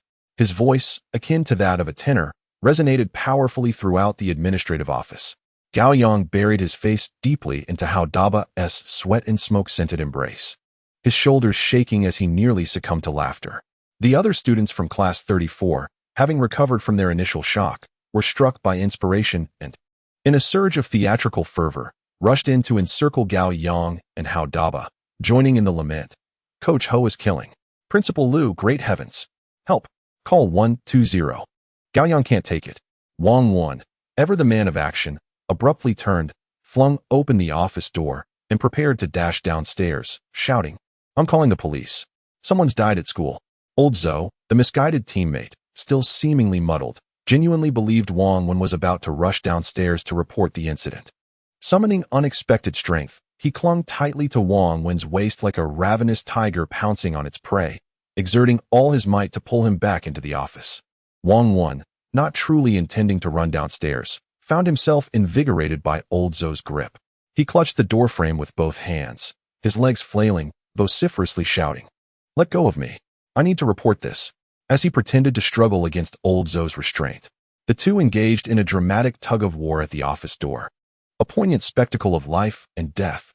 Inside the office, chaos reigned as the shouts and questions of teachers and students intermingled, creating an exceptionally tumultuous scene. Enough. A low growl laced with anger erupted within the office, instantly freezing the tumultuous atmosphere. The anguished cries of Haodaba suddenly ceased, leaving only the sound of his sobs. Wang Wen also stopped struggling, exchanging a glance with old Zhou as they both turned their eyes toward the principal. Lu Chongqing's expression was as somber as a still lake, his gaze sharp as a blade, meticulously scanning each individual present. He had remained an indifferent observer, allowing the situation to unfold, keenly assessing the reactions of all parties involved. At this moment, he realized that if he remained silent any longer, the disciplinary office would undoubtedly be dismantled by this group of unruly students. Chapter 12. This is what I call a feigned madness. Pulling up the ladder after ascending Director Zhou, release Wang Wen, Lu Chongqing's voice was not loud, yet it carried an undeniable authority. Old Zhou, as if granted a reprieve, hastily loosened his grip. Wang Wen staggered slightly, steadying himself against the doorframe while discreetly inhaling a breath. The earlier struggle had left him utterly exhausted. Lu Chongqing's gaze turned towards Coach Ho, his tone icy. Coach Ho, what prompted you to strike student Gao Yang? A tremor coursed through Coach Ho's heart, the earlier bravado dissipating significantly. He opened his mouth, intending to offer a defense. But under Lu Chongqing's penetrating gaze, he found himself at a loss for words. He had indeed resorted to violence, an undeniable fact. I acted out of desperation. Coach Ho's voice was somewhat hoarse. Desperation? Lu Chongqing scoffed coldly. Is it acceptable to strike a student simply because you are in a rush? Coach Ho, as an educator, do you not possess even the most basic decorum? Coach Ho's face flushed crimson as he lowered his gaze, too intimidated to meet Lu Chongqing's eyes. Lu Chongqing then looked at the prostrate Gao Yang, his brow slightly furrowed. Student Gao Yang, how are you? Do you need to visit the infirmary? With Hao Daba's assistance. Gao Yang shakily sat up, one hand clutching his cheek, his expression a mask of anguish, his voice weak as if he might faint at any moment. Principal, I feel dizzy, my ears are ringing, and my face hurts terribly, he said, punctuating his words with a couple of timely coughs that added to his feeble demeanor. Seeing this, Wang Wen immediately rushed back, concern etched on his face as he looked at Gao Yang. Gao Yang, are you all right? Perhaps we should go to the hospital. If this turns out to be a concussion, it's no trivial matter. Hao Daba nodded vigorously. Yes, we must go to the hospital for a thorough examination. Coach Ho hit you so hard. Who knows if there's any damage to your brain? Listening to their synchronized performance, Coach Ho nearly fainted from anger. While he had indeed struck with some force, it was impossible for such a serious outcome to result from his actions. These students were clearly attempting to extort him. Lu Chongqing, recognizing the underlying deceit, chose not to expose it. After all, it was a fact that Coach Ho had struck a student, and the injury was also undeniable. His immediate goal was to quell the disturbance and minimize the repercussions. Coach Ho, Lu Chongqing's tone softened somewhat, yet still retained an unmistakable authority. You bear responsibility for the injuries inflicted on student Gao Yang. As a teacher, resorting to violence against a student, regardless of the circumstances, is unequivocally wrong. Please wait in the principal's office. I shall speak with you shortly. Realizing his culpability, Coach Ho trudged out, head bowed. At that very moment, the class supervisor of the third-year class 4, Old Lu, limped into the administrative office. Old Lu, a steadfast pillar of Weihua High School, held multiple esteemed positions, including the supervisor of the third-year Chinese department and the city's leading figure in the Chinese language curriculum. Known for his adherence to principles and a hint of chivalry that compelled him to stand up for justice, he earned deep respect from his students, particularly the boys. Approaching Gao Yang, he scrutinized his face before glancing at Junzi. He then gestured to Wang Wen and Hao Daba to assist the two back to the classroom. You all should return as well. I have a few words to exchange with the principal. Wang Wen and Hao Daba exchanged cautious glances with Gao Yang and carefully helped him to his feet. As soon as Gao Yang steadied himself, he leaned against the two, groaning, Hey, take it easy, I feel a bit dizzy. His face bore a mask of pain, yet his mind was racing with calculations. He understood that in this confrontation with the school authorities, victory was already within his grasp. When public sentiment sways in favor of the victim and emotions overshadow rational scrutiny, the narrative he meticulously crafted would ultimately serve as the fulcrum to shift the situation. Hao Daji, despite having influence before the principal, had handed over control by striking himself. His sacrifice would allow the principal to dominate the narrative, alleviating any pressure from Coach Ho's aggressive demeanor. On the way back to the classroom, Gao Yang lowered his voice and whispered into Hao Daba's ear, You did well, Fatso. That roar just now was more professional than a singeress. You almost sent me off. I've sat next to you for 3 years, and with just one look, I knew you were up to no good. But I must say, that tactic was truly cunning. How Daba, stifling his voice, secretly gave Gao Yang a thumbs up. I call this feigned madness, a strategic withdrawal. Taking the general's head from amidst the throngs, delivering the final blow. Gao Yang, clutching his head, mimicked Li Xiaoguang, tossing out a flurry of idioms. All right. You're impressive. But enough of that. Let us wrap it up. Brother, the revolution is not yet successful. Upon returning to the classroom, please continue your performance. We can discuss the details while biking home. Gao Yang advised. How Daba signaled an okay gesture, acknowledging his instructions. In the administrative office, only Lu Chongqing, Li Xiaoguang, and old Lu remained. Lu Chongqing lifted his teacup, gently blowing on the steam, and remarked leisurely, Old Lu, your students, though unruly, are quite astute. Especially that Gao Yang. At such a tender age, his intellect and eloquence are remarkable. If he chooses the right path, his future is boundless. What does the principal suggest? Old Lu inquired. Tomorrow, have Gao Yang and Song Jun's father come to the school. Let Principal Li and Coach Ho engage with them. We should downplay this incident. As you know, Weihua Private School has many hidden talents among the parents. We should avoid escalating this matter further. Lu Chongqing set down his teacup, rose, and walked to the window. Gazing at the vibrant students on the playground, his expression growing complex. Yet, Gao Yang, being too rigid may lead to his downfall. I hope he learns this lesson in time. Upon entering the classroom, Gao Yang instantly transformed into Lin Daiyu, languidly collapsing onto Hao Daba's shoulder. Wang Wen and Hao Daba, positioned on either side, reminiscent of attendants lifting an emperor, carefully placed Gao Yang onto the throne amid the collective gaze of their classmates. Just as he settled into his seat, Gao Yang let out a soft exclamation and reclined, his head resting perfectly on Hao Daba's thigh, which rivaled a luxurious mattress. Simultaneously, he murmured with comfort, Oh, my clothes, cover me up, my head is buzzing again. Hao Daba quietly grumbled, Just act it out. My leg will go numb at this rate.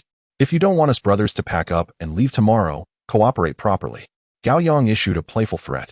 Reluctantly, Hao Daba turned his head away, resembling a downtrodden wife who had just endured domestic turmoil.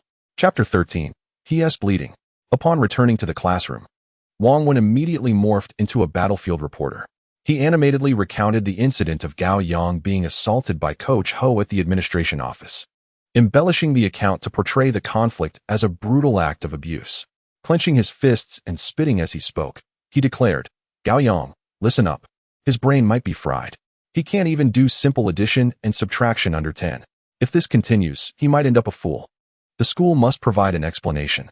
Otherwise, we'll organize a visit to the Education Bureau. All of you, join me in seeking justice for Gao Yang. His impassioned speech fell like a thunderclap into hot oil, igniting a chorus of gasps and voices of righteous indignation throughout the classroom. Wang Wen's chest heaved with fervor, growing more animated, resembling a villager poised to take legal action. She silently listened to Wang Wen's live broadcast, glancing at Gao Yang's feeble state. She picked up the class's thermos and, without a word, headed to the water room. Upon her return, she carried a steaming towel, which she gently placed on Gao Yang's forehead. Then, she gestured to Hao Daba to leave and took his seat, carefully moving Gao Yang's head onto her lap to begin a soothing scalp massage. With his head resting on She's lap, Gao Yang felt a tinge of embarrassment. He had intended to seize the opportunity to confess the truth about his feigned injury, but he caught sight of the class monitor, Zhu Yu, and a few others, their scrutinizing looks causing him to swallow back his words. Bing Bing retrieved a can of soda from her desk and handed it to Wang Wen, signaling him to revive Gao Yang. Wang Wen, having found a straw from somewhere, dutifully squatted beside Gao Yang to feed him soda. Gao Yang took a couple of sips, rolling his eyes lethargically before dramatically leaning to the side. Wang Wen, filled with concern, stood up again and proclaimed, If anything happens to Gao Yang, I will take this matter to the highest authorities. Lying on She's lap, Gao Yang could no longer bear the spectacle. He tugged at Wang Wen's shirt and whispered, Don't go overboard. If you keep this up, I might as well be dead soon. Just leave it. I'm not done having my fun yet. Do you think I could apply to the Central Academy of Drama for the college entrance exam? Having spoken, Wang Wen shrugged off Gao Yang's hand, disregarding any validation of his stage presence from Gao Yang. He leisurely strolled back to his seat, sipping the remnants of his cola through a straw. Shortly thereafter, old Lu returned to the classroom. He first circled around Junzi, observing his swollen, bruised face, and inquired with great care whether his head felt foggy and if a visit to the hospital was warranted. Junzi, animatedly shaking his large, pig-like face, earnestly reassured the class that he was fine. He even spun around 10 times and performed 5 push-ups right in front of old Lu. Rising from the floor, he patted his chest and, casting a sidelong glance at Left Dan, proclaimed his formidable physical resilience, likening himself to a human punching bag. At that moment, Gao Yang, reclining in his seat, rolled his eyes in exasperation, thinking to himself, Junzi, you truly are a complete fool. Old Lu eventually approached Gao Yang, asking if he needed to go to the hospital. Gao Yang, weak and weary, replied that he did not require immediate attention, merely feeling dizzy and disoriented, and wished to lie down a little longer. Old Lu smiled and walked away, pondering, that kid is nearly battered into a pulp, yet still manages to bounce around. You receive one slap and claim to have a concussion? You certainly know how to act. Nevertheless, the boy is indeed clever. Had it not been for his words inciting old Hosea, resulting in that slap, the principal would have had quite the predicament. As old Lu indulged in his quiet amusement, he meandered out of the classroom. Gao Yang lay with his head on Tu Shi's lap, and upon opening his eyes, he gazed upwards, immediately confronted by 2 magnificent peaks towering above. Bathed in the classroom's light, their contours were rendered exceptionally distinct, with elegant and flowing lines. They resembled masterpieces meticulously sculpted by nature, their curves poetic and picturesque, akin to gentle waves or the blossoms of spring. Draped in a white shirt, these masterpieces appeared as if they were ethereal beings concealed behind a diaphanous veil, their forms both graceful and elusive. As Tu Shi breathed, the 2 figures seemed to rise and fall, akin to young maidens poised in a secluded chamber, occasionally yearning to reveal their beauty, mysterious and alluring, stirring a deep longing to part the veil of white mist and glimpse their unparalleled visages. The sight of these elusive beings enchanted Gao Yang, drawing him into a reverie. With a second glance, he found himself captivated. After a third gaze, he shamelessly began to bleed from his nose. How Daba, Gao Yang is bleeding. Come quickly. He might be in trouble. Tu Shi exclaimed urgently, calling to the front row for How Daba. At 8:30 in the evening, the sharp yet slightly fatigued sound of the dismissal bell resonated throughout the campus, akin to a clarion call, instantly shattering the day's tension and gloom. The classroom doors swung open, and students poured out like a tide, eagerly rushing towards the bicycle shed. How Daba, wobbling on his bicycle, approached Gao Yang, placing one foot on the curb to steady his bike at the school gate. With Tu Shi's assistance, Gao Yang unsteadily took a seat on the rear, and like a weary elder, waved his hand at Tu Shi, saying, Red Scarf, you may leave me here. Grandpa thanks you. Tu Shi, unfazed by his nonsensical remark, furrowed her brow, her eyes filled with concern. Are you really not going to the hospital? Was the nosebleed a result of a blow to the head? She instinctively reached out to touch Gao Yang's head. I am fine, merely putting on a show for the school. That nosebleed was induced by my internal energy. You need not worry. Tu Shi replied. Tu Shi, it's time to go home. Stop trying to take advantage of me. Gao Yang nonchalantly swatted Tu Shi's hand away. You scoundrel. After resting my head on your lap for so long, my leg has gone numb. I shall take my leave. Tu Shi feigned anger, jokingly scolding him before turning to depart. Take care while riding, Gao Yang called after her. What is it? Tu Shi paused and turned back. Your legs are quite weak. Gao Yang teased, winking mischievously. You can go to hell, Gao Yang. Tu Shi's face flushed with indignation as she tossed her ponytail and strode toward the bicycle shed. Gao Yang concealed himself behind How Daba, retrieving a pack of Huangshan cigarettes from his pocket. He tossed one to How Daba, lit one for himself, and waited for Wang Wan and the others amidst the cold wind. How Daba inhaled deeply, exhaling a cloud of smoke, and remarked solemnly, Didn't you notice that Tu Shi has feelings for you? Even a fool could see that. Are you trying to remind me with your foolishness? Gao Yang retorted disdainfully, flicking ash from his cigarette. Aren't you fond of Huang Bei? How Daba raised an eyebrow. Chapter 14, An unexpected encounter with Gao Yang's sister-in-law. Daba, if I have one fish and it dies, I would be quite saddened. However, if I own a pond full of fish, I wouldn't know which one perished, and thus I would feel no sorrow. In life, one must strive to avoid personal sorrow and instead cause it to the fish. Do you understand? Gao Yang illustrated a grand pond in the air with his hands. I don't understand, but I find your boasting rather irritating." How Daba scoffed in response. "Daba, you are still young. Some things must be comprehended slowly. In any case, remember this. To live happily, one must be a person of societal impact. Do not spend your days engrossed in those readers or translations. Such things will only render you increasingly foolish." With that, Gao Yang leaned back against the seat, wrapped his cotton coat tighter, and scanned the crowd for Junzi's figure while waving to Wang Wen and Li Yong. The biting cold wind stung their faces like countless tiny blades. At that moment, two groups began to gather at the entrance of Weihua High School, clearly delineated like the Chu and Han rivers. The southern-bound bicycle brigade readied themselves, while the northern-bound group prepared to bid farewell, both sides enveloped in profound contemplation of what to eat for dinner that evening. Soon, the southern contingent was fully assembled. Haodaba took a deep breath, firmly pressed his right foot on the bicycle pedal, and shot forward like a wild donkey.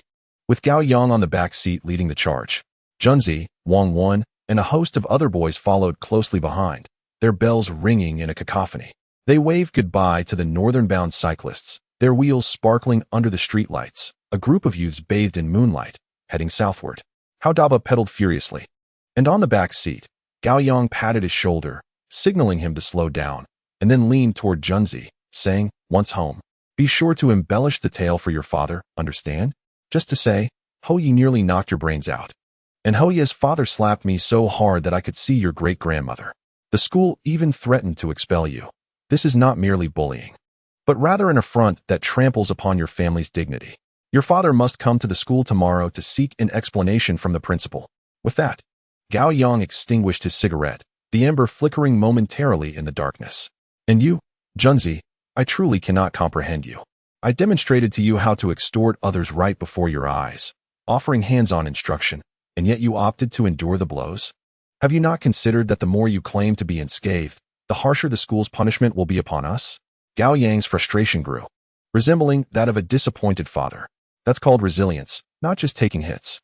I cannot allow Zhuodan to look down on me," Song Jun corrected defiantly. Gao Yang shook his head in exasperation, speaking earnestly. "Junzi, if Zhuodan truly likes you, even if you were beaten to a pulp in her eyes, that would still be your moment of glory." Song Jun's eyes lit up with anticipation. "Old Gao, do you think I shone today?" Gao Yang grinned. "You? I saw the pig head. However, the glory was not evident in Zhuodan's eyes. Over time, your resilience may indeed strengthen, perhaps even leading to that moment of glory." He then turned to Wang Wen. "Brother Wen, I will take leave tomorrow to recuperate at home. I've been rather severely beaten. If those rascals from the basketball team dare to stir trouble again, our class will depend on you. Don't worry, old Gao. However, you should take a few days to rest. After all, you've lost quite a bit of blood," Wang Wen replied, winking. Gao Yang pretended not to notice, solemnly stating, "Yes, I may have overexerted my brain, causing knowledge to unintentionally spill out. Yet, for the sake of my brothers, what does a little blood loss matter?" At that moment, Haodaba, who had been pedaling furiously ahead, turned back and loudly exposed. "Do you still have any shame? Overexerting your brain. That was you straining your eyes, staring too long at others' chests, and now you're all fired up." Laughter erupted among the crowd. Just then, a figure zipped by like a rocket, creating a fragrant breeze as she flashed past everyone. The newcomer, plump in stature with a petite backpack and a large yellow scarf wrapped around her head, contrasted comically with her swift cycling. Instantly, the crowd's attention was captured. "Hey, Daba, look at your wife. Did she consume rocket fuel today? With that speed, she should be competing in the Olympics. Aren't you going to chase her? If you don't hurry, your sister-in-law will take off." Yaoing was always the first to ignite the gossip spark, her voice powerful enough to resonate throughout the neighborhood. Upon hearing her, the crowd erupted into a cacophony of cheers, creating a scene more lively than a festive occasion. The chubby girl seemed flustered by the sudden laughter, her body stiffening momentarily before she pedaled even harder. The bicycle shot forward like an arrow, her silhouette in the night appearing both flustered and endearing. This was the plump girl from Class 3 next door, often teased alongside Haodaba due to their similar physiques. "Hello, observe how my wife is still shy, nonetheless.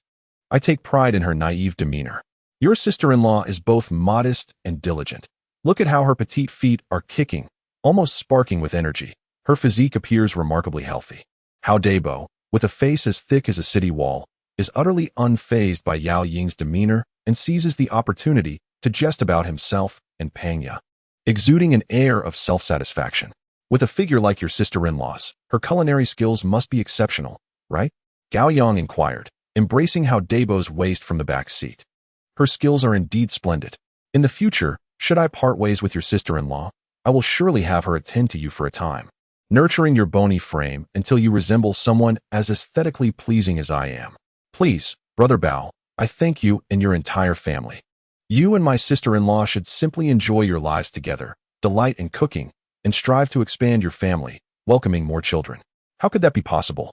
How Dabo declared, waving his hand with a commanding presence. Your sister-in-law is far too remarkable to be solely mine.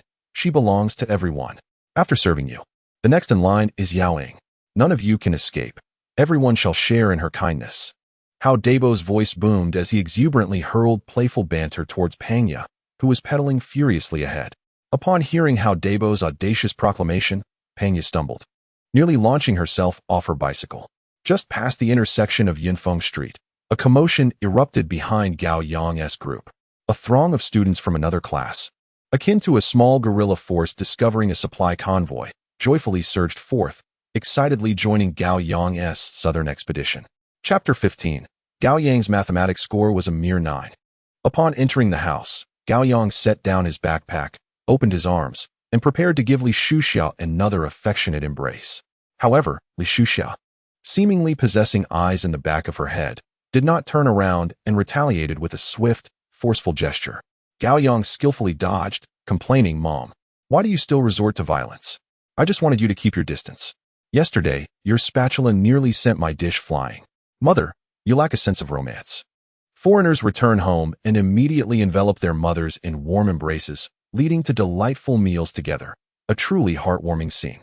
Do foreigners even cook? All they do is engage in these pointless rituals with us, Li Shuxia retorted. After a moment of contemplation, she suddenly appeared to decipher the cunning glint in Gao Yang's eyes. Why do I feel like you have ulterior motives? Have you gotten into a fight again?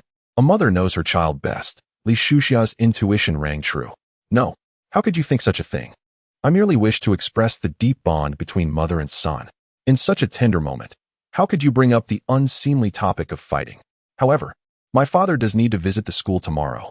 Mom, let me explain. It isn't as you imagine. While helping Li Shuxia tidy up the dishes for dinner, Gao Yang recounted the events of the day at school. Just then, Gao Zhengwo returned home after finishing his engagements. As he stepped through the door, switching his shoes, he cheerfully inquired, "What is for dinner? I'm rather hungry after that drinking session." Last night, Gao Yang had not yet seen him, as Gao Zhengwo's gathering had dispersed late into the night. At this moment, witnessing his father standing vividly before him, a myriad of emotions surged within, and his eyes instantly welled with tears. With a sudden outburst, suppressed tears cascaded forth. He rushed forward, embracing his father tightly, his sorrowful cries reverberating throughout the room, a lament for the past and a testament to the preciousness of the present. Li Shuxiao observed this poignant display of father-son affection, her heart swelling with comfort. Her son had matured. In the past, he had never displayed such remorse, even after a skirmish at school. Today, however, he cried as if he could scarcely catch his breath. At the dining table, Li Shuxia, her face flushed with indignation, recounted the events at school to Gao Zhengwo, her bias towards their son nearly overflowing from her words. As she spoke, she scrutinized her son, incessantly inquiring, "Yang, how do you feel now? Do you need to see a doctor? Does your head hurt?" Gao Zhengwo furrowed his brow, waved his hand dismissively, and replied nonchalantly, "Boys will endure a few blows. It's not a significant matter. I suspect you and your friends may have given him a good thrashing as well, right?" Gao Yang nodded in agreement. "I will visit Principal Li tomorrow to discuss this matter. To minimize its severity, we can consider it settled. However, if Coach Ho continues to pursue this, I shall not hold back. What kind of adult strikes a child? You should stay home tomorrow until I resolve this before returning to school." Gao Yang quickly interjected, "Dad, I've already laid the groundwork. When you go to the school, just insist that Coach Ho physically assaulted a student. I have no other demands. I merely wish for my classmate to avoid expulsion." Upon hearing this, Gao Zhengwo's expression darkened, glaring at his son with a hint of impatience. "You are quite the loyal one. Enough of your concern. I am well aware of what needs to be done." Gao Zhengwo had once been a soldier. And in Gao Yang's fragmented childhood memories, his father had not been a prominent figure in his life. Due to years stationed on the border, he could hardly return home even once a year. Before entering elementary school, Gao Yang had almost no conception of the fatherly role, as if his world only encompassed his mother as companionship. It was only after turning 7 that he gradually learned from adults about his father's role in his life and the honor associated with his profession. During his middle school years, his father transitioned to civilian life, securing a position as a deputy director in a state-owned enterprise under the material department. He earned more than before and could now consistently remain at home with his wife and son. However, the sense of honor associated with his father's profession slowly dimmed. On a winter morning, sunlight streamed through the gaps in the curtains, casting a warm glow upon Gao Yang's face. He stirred awake, rubbing his sleepy eyes and stretching languidly. The house was enveloped in silence. His parents had already departed for work, leaving him alone at home. He ambled lazily to his desk, plopping down into the chair as if sinking into its depths. His gaze swept over the mountain of revision materials piled at the corner of the table, resembling a paper graveyard, which furrowed his brow. His fingers unconsciously traced the cover of a Chinese-language book, his kingdom, his pride. His scores in Chinese and comprehensive subjects were commendable enough to hold their own in the prestigious liberal arts experimental class at the main campus of No. 4 High School, even allowing him to gain a slight advantage. Yet, the moment his fingertips made contact with the mathematics workbook, they recoiled as if struck by an electric shock.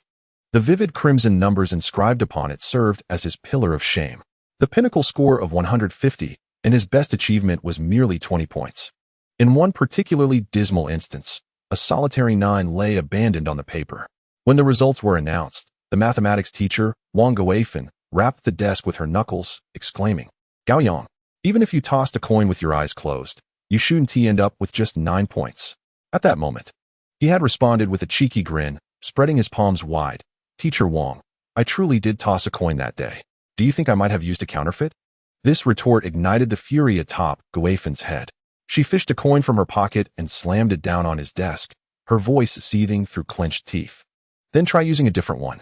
Recalling this, Gao Yang exhaled deeply, the tension in his chest easing somewhat. He steadied himself, tapping his fingers gently on the table, beginning to contemplate his future. Presently, only a little over 100 days remained until the college entrance examinations. To expect to elevate his abysmal mathematics, reduced to a mere puddle of mud, to any semblance of competence in such a short span was akin to chasing a delusion. Rather than squandering his energy, it would be far wiser to simply resign himself. He resolved to focus his efforts on language arts, comprehensive subjects, and English. His thoughts drifted back to his previous life. The essay he penned for the college entrance examination that year was etched vividly in his memory. 3 months to prepare a high-scoring essay, and elevating his language arts score by 10 points would be a mere trifle. In his past life, he had attained 255 points in comprehensive subjects. Later, his mother had accompanied him to check the papers, and those glaring red crosses remained vividly imprinted in his mind. In this life, rectifying all the flaws and reaching 270 points was not an unattainable goal. By diligently memorizing vocabulary, he could surely gain a few extra points in English. With language arts, comprehensive subjects, and English combined, securing a total of 510 points seemed well within reach. By that time, even if he only scribbled his name on the mathematics paper, scoring a mere 10 points, achieving admission to a second-tier university should not pose a challenge. Contemplating this, Gao Yang smiled broadly at the dark computer screen, unable to suppress a wave of silly laughter. Chapter 16. Entrepreneurship. Having mapped out his strategy for the college entrance examination, Gao Yang's thoughts shifted to another. Grander ambition, wealth accumulation.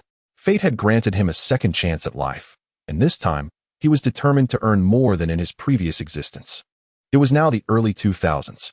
The future lay in the burgeoning realm of the internet. Yet, he found himself lacking both skills and capital. Even if he recognized where the opportunities lay, how could he position himself as one of the fortunate few riding the wave? This conundrum caused the once spirited Gao Yang to feel an instant pang of headache. Bored, he pressed the power button on the computer, which whirred to life with a familiar, jarring sound. Amidst the cacophony, he dialed up the internet, logged into OICQ, and opened the game of Four Kingdoms chess. The pieces moved mechanically across the screen while his mind raced with ideas. In his previous life, he had graduated from a vocational college, joined a state-owned enterprise, and drifted through his days, later obtaining a bachelor's degree in computer science through self-study. His modest skills had only allowed him to craft simple web pages. Web pages? Gao Yang's eyes suddenly sparkled with realization. At this moment, the internet remains a chaotic and untamed expanse. As the second half of the year approaches, the number of internet users is poised to surge dramatically. If one could establish a web directory, meticulously categorizing all the popular websites, it would be akin to constructing a superhighway leading all users to a new realm. Who can possibly remember hundreds or even thousands of disordered URLs? Whether on a home computer or in an internet cafe, such a site would undoubtedly be set as the homepage. A navigation website serves as the gateway to traffic. With control over this entrance, how could one possibly fail to profit? With a resounding clap, Gao Yang slammed his palm on the table, leaping up from his chair in excitement. He closed the game, his eyes ablaze as he scrutinized the family computer. With a Pentium 2 processor, 300 MHz, 128 megabytes of memory, and a 60 gigabytes hard drive, he calculated that this configuration would suffice. At most, he would need to add another memory stick to ensure everything was perfect. Eagerly, he opened the browser, fingers dancing over the keyboard as he navigated to the official site of Wanwang. First and foremost, he needed to purchase a domain name. The domain name had to be simple, memorable, and advantageous.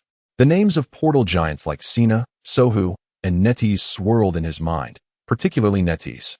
With its straightforward and impactful 163, he decided to leverage NetEase's reputation. Taking a deep breath, he typed a few characters on the keyboard, How 163. Pressing enter, his heart leapt as the message indicating the domain was unregistered appeared. Without hesitation, he clicked to register immediately, meticulously filling in his name and contact information as prompted by the page. In the payment section, he could only select bank transfer. In an era where online payments were virtually non-existent, this was his sole option. He neatly transcribed Wanwang's account information onto a piece of paper, as if inscribing a secret directive to the gate of wealth. After completing these tasks, he rummaged through his bag and retrieved a crumpled cigarette. Pushing open the window, a cold breeze rushed in, instantly awakening him. Amidst the swirling smoke, he inexplicably continued to type in Wanwang's search box. Tales of overnight riches through domain flipping echoed in the news from his previous life. While domestic giants tended to be miserly, international buyers were often quite generous. He directed his gaze toward the international domain market, contemplating that with a stroke of luck, he might encounter a wealthy foreign buyer, thus accelerating his path to wealth. Gao Yang searched for popular English terms such as casino, cars, and beer sex. Unfortunately, those domains had long been secured by foreign registrants. He then attempted to search for QQ, only to find it similarly registered. Feeling somewhat disheartened, he casually typed in Taobao, and the result on the screen momentarily took his breath away. It was unregistered. He certainly remembered that Taobao would not emerge until 2003. Whether Jack Ma would be willing to pay for the domain now was uncertain. However, failing to seize this opportunity would be sheer folly. He clicked to register once more. Just as he was about to give up, a word unexpectedly leapt into his mind: slots. He hastily typed the word, and to his astonishment, it was available. 4 green characters illuminated his entire world like a divine light. Slots, being the plural form of slot, possesses various meanings depending on the context. In a casino, it specifically refers to slot machines. How could it be that no one had registered it yet? He could hardly believe his fortune. He rummaged through the most concealed compartment of his bookshelf and retrieved his New Year's money, neatly packed in an envelope. Counting it meticulously, he found a total of 5,000 yuan. He withdrew 5 crisp 100 yuan notes, stuffed them into his pocket, seized his keys, and rushed downstairs. Hopping on his bicycle and heading straight for the bank. At the bank counter, he filled out the transfer slip with meticulous precision, sending the funds to Wanwang. Once the transaction was complete, he pedaled furiously towards the bustling computer street. In a small shop, he purchased a pirated copy of the WebTrio software. On his way home, the cold wind whipped against his face like a blade, yet his heart burned with fervor. A simple static web page, at his skill level, could take shape within 2 hours a day over the course of a week. The maintenance of the site, including organization, troubleshooting, and the inclusion of new URLs, would be a cumbersome and monotonous task, necessitating assistance. He mused that the internet cafe manager would be the most suitable candidate for this work, and he would ask Dabo to find a reliable manager for the task. Dabo was a fan of Red Alert, and whenever he had spare time, He would dash to the internet cafe near the school to play. There, he would surely encounter a manager he knew well. His sociable nature ensured he made friends wherever he went, a notion that Gao Yang firmly believed. As for promoting the website, he intended to take it slow. As long as he could achieve a balance of income and expenditure within 6 months, he anticipated explosive growth in the following year. At present, this project represented the most time-efficient, labor-saving endeavor he could undertake since his rebirth, with substantial profits projected in the future. As Gao Yang leisurely rode past the entrance of the Baihua Grand Ballroom, he instinctively cast a glance. It was this fleeting gaze that compelled him to abruptly squeeze the brakes. A familiar figure staggered out of the ballroom. It was Ho Ye's father, Ho Daji, with his balding head gleaming in the sunlight. Ho Daji's arm was rather indiscriminately wrapped around a woman's waist. The woman appeared to be in her 40s, sporting large waves in her hair, her foundation a stark white, and her red lips resembling those of someone who had just feasted on blood. As she walked, her hips swayed provocatively. The pair leaned in close, sharing laughter and conversation. Ho Daji's restless hand audaciously gripped the woman's rear, and he uttered some lewd remark that elicited a peal of laughter from the middle-aged woman, who playfully punched him, exuding a blend of charm and vulgarity. Gao Yang's eyes narrowed, and a faint, mischievous smile crept onto his lips. He slowed his pace, akin to an experienced hunter, following them at a distance that was neither too far nor too close. Chapter 17. The Secret of Ho Daji. This old couple meandered through winding alleys, eventually entering an antiquated open-plan community. Gao Yang secured his vehicle at the roadside outside the residential complex, crouching down and using the greenery as a shield while observing the two individuals as they entered the third unit of the first building. He did not rush to follow them inside, but instead lit a cigarette, leisurely leaning against the unit's door as he smoked. He needed to allow the two elderly individuals, whose mobility was compromised, ample time to ascend the stairs. After finishing half a cigarette, he extinguished it and discarded the butt into a nearby trash bin before sauntering into the corridor. The old residential building's motion sensor lights had long since ceased functioning, leaving the corridor shrouded in darkness and permeated by a damp, musty odor. Gao Yang treaded softly, his sneakers barely making a sound as they met the concrete floor. Upon reaching the landing on the 7th floor, he paused to listen intently. Sure enough, a click echoed from above, the sound of a key turning in the lock of the security door. Moments later, a melodious, somewhat sultry voice drifted down, accompanied by a hint of impatient breathlessness. Old rascal, why so eager? Gao Yang suppressed a chuckle. It was evident that this fellow had likely just struck up a flirtation at the dance hall, hastily rushing here to attend to business. He patiently waited for another minute, estimating that the pair had entered the room and begun to disrobe, before stealthily ascending to the 8th floor. Like a voyeur, he pressed his entire body against the deep red security door, leaning close to the peephole in hopes of catching any sounds from within. Unfortunately, the robust materials of modern security doors provided remarkable sound insulation. Despite contorting his ear against the door, all he could discern was the rapid beating of his own heart. He remained pressed against the door for a full 5 minutes, ultimately hearing nothing but silence. Reluctantly, he straightened up and rubbed his numb ears. As he descended the stairs, any trace of disappointment had vanished from his face, replaced by a mischievous grin filled with confidence. In his mind, he plotted how he would deal with the situation once the rumors at school subsided, envisioning a time when his reputation would eclipse even that of the basketball team. Exiting the complex, Gao Yang glanced at his watch. It was only 2 o'clock in the afternoon, far too early for Li Shuxia to return home from work. Deciding to pass the time, he hopped on his bike and headed straight to the 5th hospital, intending to check on Huang Bei and his father. Upon arriving at the bike storage area of the hospital, he secured his vehicle and retrieved a crumpled 50 yuan note from his pocket, the last remnant of his funds after purchasing software. He selected a cluster of bananas from a fruit stall across the street, weighed out a bag of kiwis, and bought 5 dragon fruits along with a bag of oranges, spending every last bit of his money as he headed toward the inpatient department.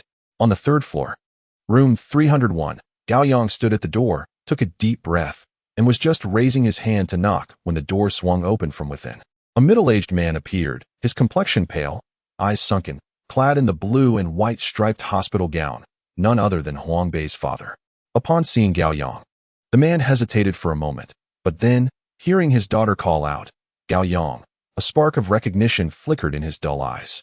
His lips trembled, unsure of what to say, as he grasped Gao Yang's arm with a grip so firm it felt like he was clinging to a lifeline.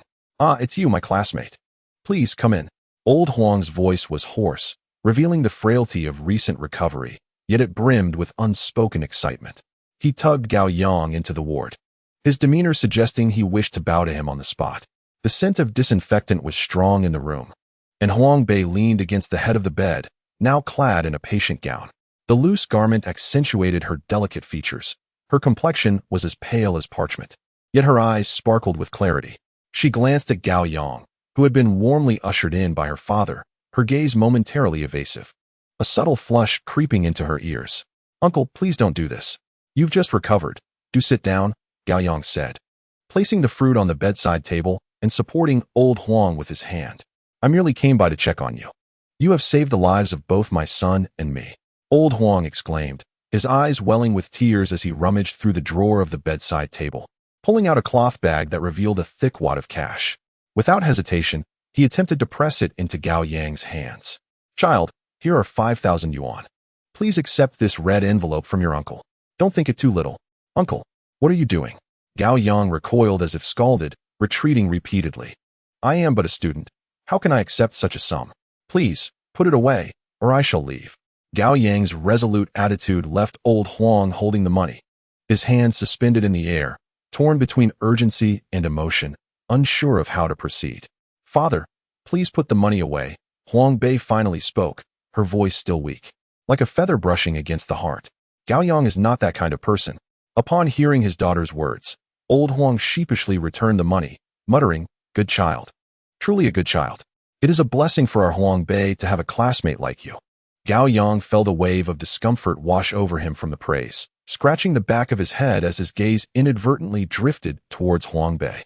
Their eyes met, but she quickly averted her gaze, focusing intently on the folds of her patient gown, as if harboring a monumental secret there.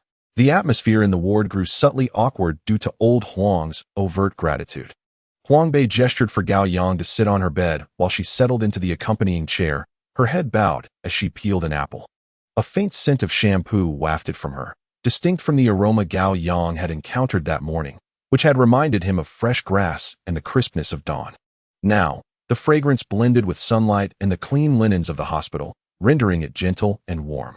Gao Yang observed her downcast eyes, the long lashes casting delicate shadows on her fair skin, and her lips slightly pursed in concentration as she peeled the apple. In that moment, all the tumultuous emotions within him seemed to be gently washed away by the fragrance of her shampoo, settling and dissipating. The world felt as though it had been muted. Only the afternoon sunlight outside, the peculiar mingling scents of disinfectant and fruit in the ward, and the crisp, continuous sound of the apple skin being sliced by the knife remained. The ward contained 4 beds in total, one of which was occupied by a man in his 40s lying on the bed by the window, and 4 drip attached to his arm, eyes closed in rest. By the bedside sat a chubby little boy, around 8 or 9 years old, with a round face that seemed to compress his features together. From the moment Gao Yang stepped through the door, the boy's eyes darted around like radar, scanning him from head to toe several times. Just as Gao Yang settled himself beside Huang Bei's hospital bed, the little boy bounced over, grinning widely to reveal a somewhat uneven set of teeth. "You must be Brother Gao Yang, right?" His voice was bright and carried a hint of familiarity. Gao Yang found the boy quite amusing and affectionately ruffled his fluffy hair. "How do you know me?" "This past few days, my sister has been talking about you," the boy replied unabashedly, clearly a social butterfly. "She said you climbed in through their 4th-floor balcony and saved her whole family." Gao Yang glanced up and caught Huang Bei's gaze, which instantly flushed crimson. She quickly lowered her head, hastily peeling an apple, as if wishing to dig a hole and bury herself in it. With a sudden snap, the apple peel broke in her hands. Embarrassed, she shoved the neatly peeled apple into Gao Yang's hands and grabbed another, burying herself in the task of peeling again. Gao Yang broke the apple in half and offered one piece to the boy, teasing him further. "What else did your sister say?" "She also mentioned that you seem a bit odd at times, but when it really counts, you're quite the hero." The little boy chattered away, munching on the apple, his words spilling out like a machine gun, revealing Huang Bei's secrets. "She said that once she is discharged, she'll have to properly thank you." "Is there more?" Gao Yang, intrigued, pulled a piece of Dove chocolate from his pocket, waving it enticingly in front of the boy. The boy, quick-witted, snatched the chocolate and, with a twinkle in his eye, began concocting a tale. My sister said that when she gets out, she'll treat you to a feast of braised pork knuckles. For happiness meatballs and red braised pork. She said those are all your favorites. I didn't. Huang Bei finally couldn't hold back, shooting a glare at the boy. Her face as red as the apple in her hand. Gao Yang burst into laughter. Sounds like those are your favorites, doesn't it? But it's all right. I enjoy listening. You bear a striking resemblance to one of my classmates. Huang Bei chuckled and glanced at Gao Yang, asking, how daba? Gao Yang took a bite of the apple and gave her an approving okay gesture, tacitly agreeing. Just then, the head nurse entered, accompanied by a junior nurse, to check on the patients. Approaching the bed of the older brother, she examined the wound and the foredrip, preparing to change the dressing. Curiously, the little boy leaned over, gazing up at the foreline, and innocently asked the head nurse, don't nurses usually take off the patient's pants and touch and lick them? When will you lick my dad? With that single question, the atmosphere in the room froze. The head nurse's face transformed from pale to red, then to purple, as if performing a dramatic change of expression. Taking a deep breath to suppress her indignation, she asked, who told you that? The boy confidently replied in a loud voice. It's what the nurse on my dad's computer does. Boom. The room erupted in laughter, the tension dissipating as everyone struggled to contain their amusement. The elder brother by the window, disregarding the risk of his wounds tearing further, abruptly sat up, swung his arm with vigor, and delivered a resounding slap to the chubby boy's face. The boy, stunned for a moment, covered his face and then, with a loud cry, turned and ran into Gao Yang's embrace, weeping inconsolably. Gao Yang, both amused and perplexed, retrieved a piece of Dove chocolate from his pocket and gently patted the boy's back, soothingly saying, do not cry, do not cry. In time, you shall grow accustomed to being hit. My brother's classmate was once just like you, always babbling without understanding. The chubby boy, with tear-filled eyes, sniffled and asked, is he still alive? Indeed, he is alive and thriving, weighing over 200 pounds and living quite happily. But my father always hits me, the boy said with a worried expression. I fear I won't live to weigh 200 pounds. You can. You can live to weigh 300 pounds. You must believe in yourself. You are exceptional, and I have faith in you. Gao Yang earnestly encouraged him. In the future, try to play less on your father's computer. Meanwhile, Huang Bei had already collapsed in laughter at the bedside, her shoulders shaking uncontrollably. Just then, the chubby boy's mother approached, yanked her son from Gao Yang's arms, and shot him a disapproving glance that mirrored the one she had just directed at her husband. Gao Yang could only shrug helplessly, muttering to himself, it's not as if I was watching adult films. Why glare at me? Huang Bei handed a freshly peeled apple to her father and suddenly looked up at him with bright, sparkling eyes, saying, would you accompany me downstairs for a walk? It's too stuffy in here. All right. Gao Yang promptly put away his playful demeanor. The father, lying on the hospital bed, felt a wave of comfort and understanding wash over him as he observed his daughter's initiative to invite him out. He urged them, go on, go on. Get some fresh air. It will help you recover faster. Just don't wander too far. Downstairs, there was a small garden. The afternoon sun lazily bathed the area, dispelling the lingering chill of winter. The two walked along the gravel path, one following the other in silence, the only sound being the crunch of stones beneath their feet. Huang Bei walked slowly, and Gao Yang patiently trailed behind her like a quiet guardian. Upon reaching a bench in the center of the garden, Huang Bei halted, turned, and regarded Gao Yang with earnestness. The sunlight cast a soft glow on her pale face, creating a delicate golden halo, while her long eyelashes cast gentle shadows beneath her eyes. Thank you, she said, her voice soft yet sincere. Oh, it's nothing. Gao Yang attempted to maintain his nonchalant facade, but gazing into her clear, bottomless eyes, his usual banter was stifled, and not a word escaped his lips. When I woke up, Huang Bei's cheeks suddenly flushed, and biting her lip, she seemed to summon great resolve. I thought you were a rogue. Gao Yang was taken aback, quickly feeling a wave of embarrassment wash over him as he awkwardly rubbed his nose, his gaze darting to the ground. Ahem. I've never encountered such a situation before. I was merely following the plot of a television drama. I wasn't certain if it would be effective, the doctor said. Huang Bei's voice trailed off, growing so faint it was nearly carried away by the wind. Gao Yang's cheeks burned. He hadn't anticipated that the insufferable doctor would have such a loose tongue. On that day, the conversation seemed to have reached a complete standstill. He cleared his throat twice, attempting to salvage his dignity. I brushed my teeth that day. Huang Bei observed his awkward demeanor and suddenly burst into laughter. Her smile resembled a ray of sunlight piercing through a long overcast sky, dazzling in its brightness. Gao Yang, she said, her expression becoming serious once more. Weren't you afraid while climbing the balcony? That was the 4th floor. Gao Yang regarded her, abandoning his playful facade.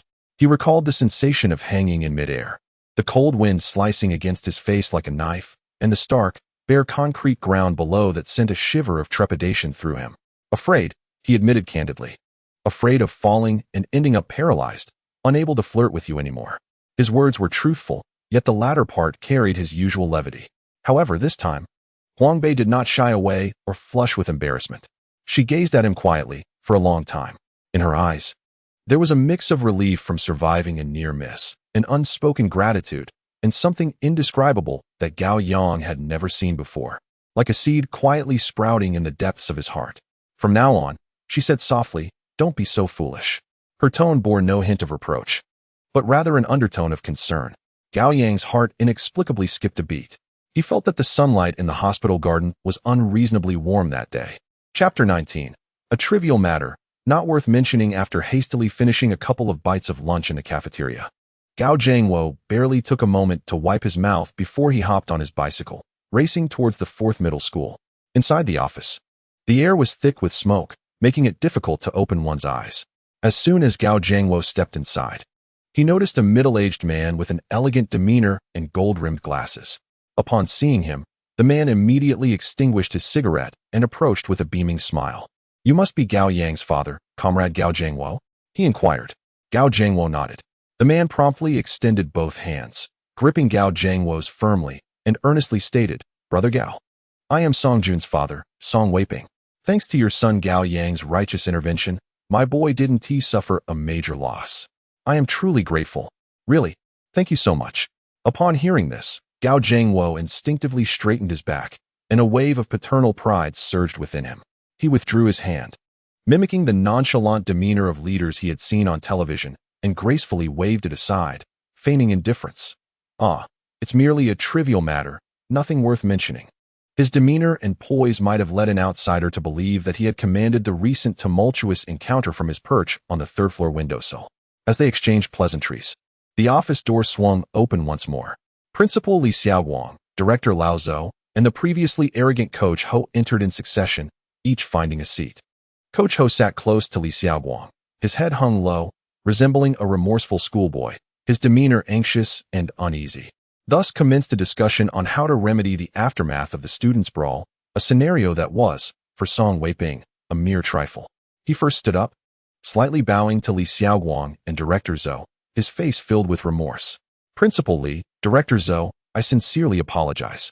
My child has acted thoughtlessly, causing such great trouble for the school. As his father, I must express my regrets to both of you. With a show of humility, Song Weiping's tone shifted, his brow furrowing in concern as he continued. Last night, after dinner, my son Song Jun vomited. We were worried and rushed him to the hospital, where the doctor indicated he might have a mild concussion and needs to be observed for a few days. Therefore, I must, albeit with some embarrassment, come to the school today to request a leave of absence for my son. After speaking, he turned to Gao Jiangwo, expressing genuine concern. Old Gao, how is your son Gao Yang doing? I have been thinking about him all morning. After all, he got involved for the sake of my Song Jun, and I feel quite guilty for the trouble your child has faced. Gao Yang is truly a paragon of righteousness. Once this is all settled, I will surely take my son to personally express our gratitude. Song Weiping's words were meticulously crafted, artfully portraying Song Jun as the victim while elevating Gao Yang to the status of a heroic figure. Though he appeared to be apologizing, each word subtly struck like a hammer, methodically pressuring Coach Ho Daji across the room. Coach Ho's face turned a deep shade of purple, and he attempted several times to defend himself, but Gao Jiangwo and Song Weiping had already formed a tacit alliance, one playing the sympathetic role, demonstrating magnanimity, while the other took on the harsh role, emphasizing the severity of the situation and insinuating that the response had been excessively harsh. Their exchanges were seamless, effectively silencing Coach Ho, who could only sit there, his face alternating between red and white. As the atmosphere threatened to spiral out of control, Li Xiaoguang, who had remained silent until now, cleared his throat to mediate. "Gentlemen, let us all take a moment to calm our tempers." Li Xiaowang spoke slowly, his voice neither too loud nor too soft, yet imbued with a persuasive authority. "This incident has indeed cast a negative light, and the school will certainly address it with seriousness. However, since we are all from the same school, we are all in this together. Last night, I convened a meeting with the principal to discuss the matter. Here is the proposed course of action. All students involved in the altercation will receive a disciplinary record. However, after 1 month, as long as their behavior improves, the record will be expunged, and only a verbal notice will remain, without it being recorded in their personal files." He paused, casting a glance at Song Weiping. Song Jun, as the instigator of this incident, will need to make a profound self-reflection during the flag-raising ceremony on Monday, in front of all the faculty and students. This serves as a warning for him and a reminder for the entire student body to prevent similar occurrences in the future. "Old Gao, old Song, how does this resolution sound to you?" Gao Jiangwo and Song Weiping exchanged glances, each recognizing satisfaction in the other's eyes. They both nodded, indicating their respect for the school's fair resolution. On the other side, Coach Ho initially appeared discontented. As his gaze met Principal Li's profound eyes in the air, he resembled a deflated balloon, instantly losing his spirit, silently nodding in agreement. Ultimately, under the fluid grace of Li Xiaowang's Tai Chi push hands, the three fathers set aside their grievances and slowly extended their hands, clasping them tightly together. The scene was quite touching, reminiscent of the formidable handshake among the three leaders at Yalta who made wise decisions for the fate of humanity. Upon exiting the school gate, Gao Jiangwo and Song Weiping exchanged phone numbers and became familiar as if they were long-lost brothers. Before parting, the two shared another firm handshake at the school entrance, shaking hands vigorously as if they were old comrades joyfully reuniting after years apart. While their sons engaged in fierce competition at school, the fathers had their own clash in the administration office, ultimately reconciling like gang leaders in a Hong Kong film, forging a profound revolutionary friendship in the process. The dusk's gentle glow quietly spilled across the window, heralding the arrival of evening. Gao Yang glanced at the clock on the wall, shut down his computer, and picked up the English book on the desk, reciting vocabulary while awaiting the return of Li Shuxia. As Li Shuxia entered and removed her shoes, she immediately spotted Gao Yang seated at the study desk, reciting English words aloud. A smile graced her lips, her eyes filled with pride. She quietly observed her son's silhouette, momentarily feeling as though he had matured overnight, becoming more sensible and understanding. At that moment, the home phone rang abruptly. Li Shuxia hurriedly picked up the receiver. It was Gao Jiangwo calling. He informed her that they had social engagements that evening and would not be home for dinner. Unable to restrain herself, Li Shuxiao expressed her mild discontent, but then urged her husband to drink less. Just as she hung up the phone and was still processing the conversation, it rang again. This time, it was her son's classmate, Hao Daba, calling. Hao Daba said on the other end, "Auntie, it's the break during evening study. We plan to visit Gao Yang soon. Is that convenient for you?" Li Shuxiao promptly replied, "Of course, it's convenient. How many of you are there?" Hao Daba responded, "There are 8 of us, Auntie." Li Shuxiao pondered for a moment and continued, "Then come over early. I made a lot of dumplings a few days ago. You can have some before heading back to class." After hanging up, Li Shuxiao immediately strode into the kitchen, skillfully boiling water to prepare the dumplings. Meanwhile, she went to Gao Yang's room to inform him that his classmates would be visiting during their break and that she would be treating them to dumplings. Chapter 20. I can do without, but you must bring it. Upon hearing this, Gao Yang looked up in surprise at his mother and asked, "Who is coming?" Li Shuxia shook her head and replied, "I don't know. Daba said there would be 8 people. Gao Yang sighed, his expression conveying a sense of impending doom. "So, the 200 frozen dumplings you made the other day are destined to be consumed in one sitting?" Li Shuxia shot her son a playful glare and chided, "Nonsense. 8 strapping young lads, each as robust as a calf. Those dumplings will barely suffice to fill their gaps." Gao Yang curled his lips in disdain, remarking that when they said "look at me," it was merely a literal expression, just a glance. They could never possibly bring gifts for your son. Therefore, there was no need for you to prepare a meal for them. This visit would surely result in a loss for our family. Mother, you are rather extravagant. Li Shuxia, overhearing this, chuckled in exasperation. "Stop your banter and quickly tidy up the coffee table in the living room. With so many guests, the dining table won't suffice. You'll have to eat in the living room." Reluctantly, Gao Yang trudged toward the living room, asking, "Mother, should I peel some garlic for these little rascals?" "If you finish tidying up and still have time, then yes, you should peel," she replied. "I seriously suspect that I might have been picked up by you at the hospital entrance." "Son, you need not doubt. You indeed were." As the mother and son exchanged playful jibes, the doorbell rang melodiously. Gao Yang, holding the unfinished garlic clove, ambled to the security door and peered through the peephole. He then shouted, "Who is it?" Outside, the unmistakable voice of Hao Daba shouted back, "Old Gao, it's me, Daba, along with your group of classmates. Hurry and open the door. We've come to bring you warmth." Gao Yang retorted from behind the door, "You've got the wrong house. This family doesn't bear the surname Gao. The heating at home is quite sufficient. You needn't come to offer warmth. Just stay where it's cooler." Hao Daba persisted. "Fellow townsmen, open the door. We represent the school leadership to visit you. This honor is hard-earned. You should appreciate it. Open up." Gao Yang continued to refuse. "I must thank the leaders then. We haven't prepared a meal for you today. Go back home to your own families." Li Shuxiao, listening from the kitchen, found the exchange both amusing and infuriating. Wielding a ladle playfully, she pretended to strike Gao Yang to shoo him aside, then laughed as she opened the door, warmly welcoming Hao Daba and his entourage inside. A vibrant group of boys streamed in, accompanied by a tall girl with a ponytail. In an instant, the previously quiet room erupted as if a firecracker had been thrown in. Li Shuxiao, beaming with joy, encouraged everyone to take a seat in the living room. She then hurriedly brought a box of oranges from the kitchen and placed it on the coffee table, advising Gao Yang to engage with his classmates. Before bustling back to her culinary endeavors, Gao Yang stood in a corner of the living room, observing his friends sprawled across the sofa, and raised his hands in a gesture as if demanding a debt. "Where are my gifts? The milk? The fruit? Did anyone bring flowers?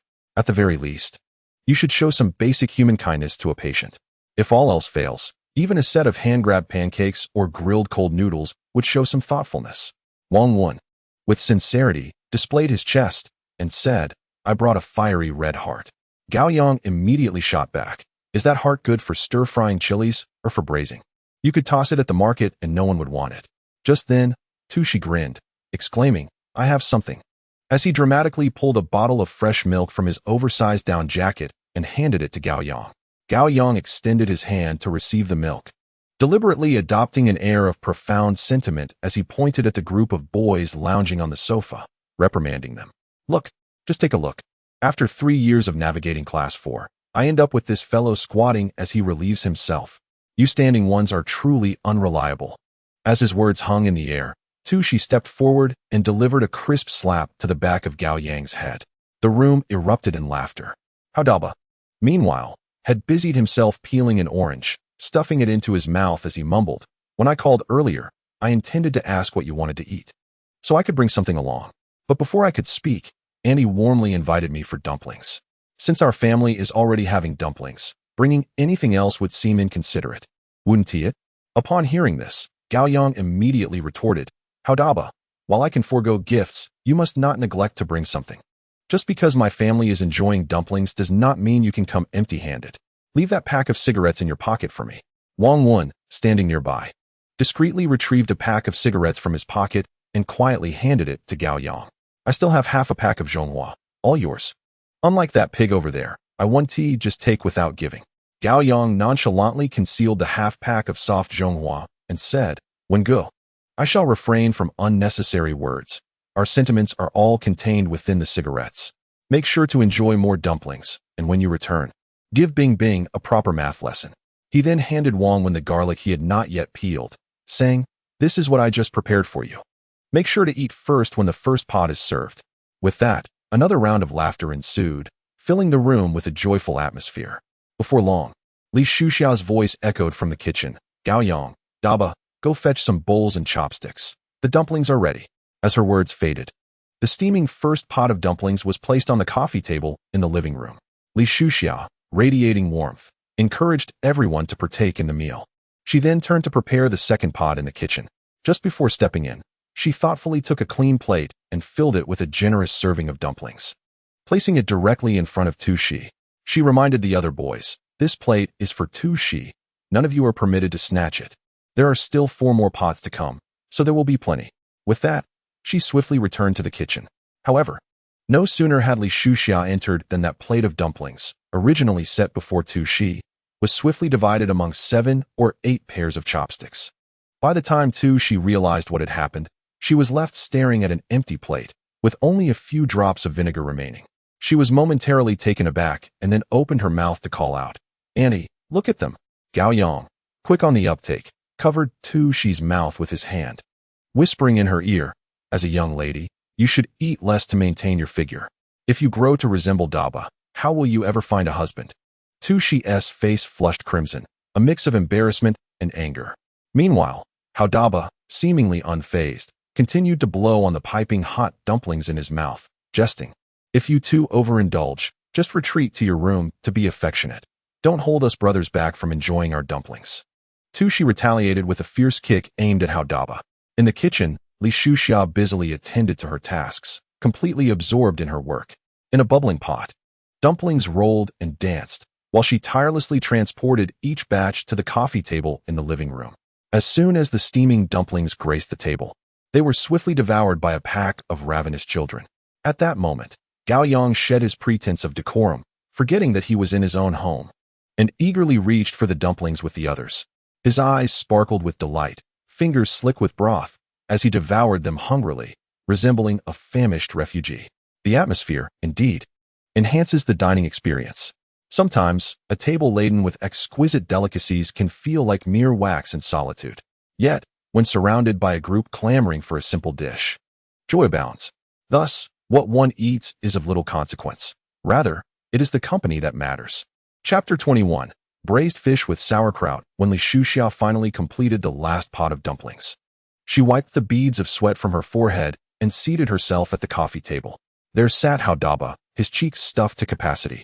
After struggling to swallow his morsel, he gave Li Shuxia a thumbs up, his face awash with exaggerated praise.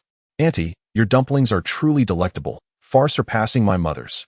If you don't mind, I might just come over to be your son and send Gao Yang back to my mother."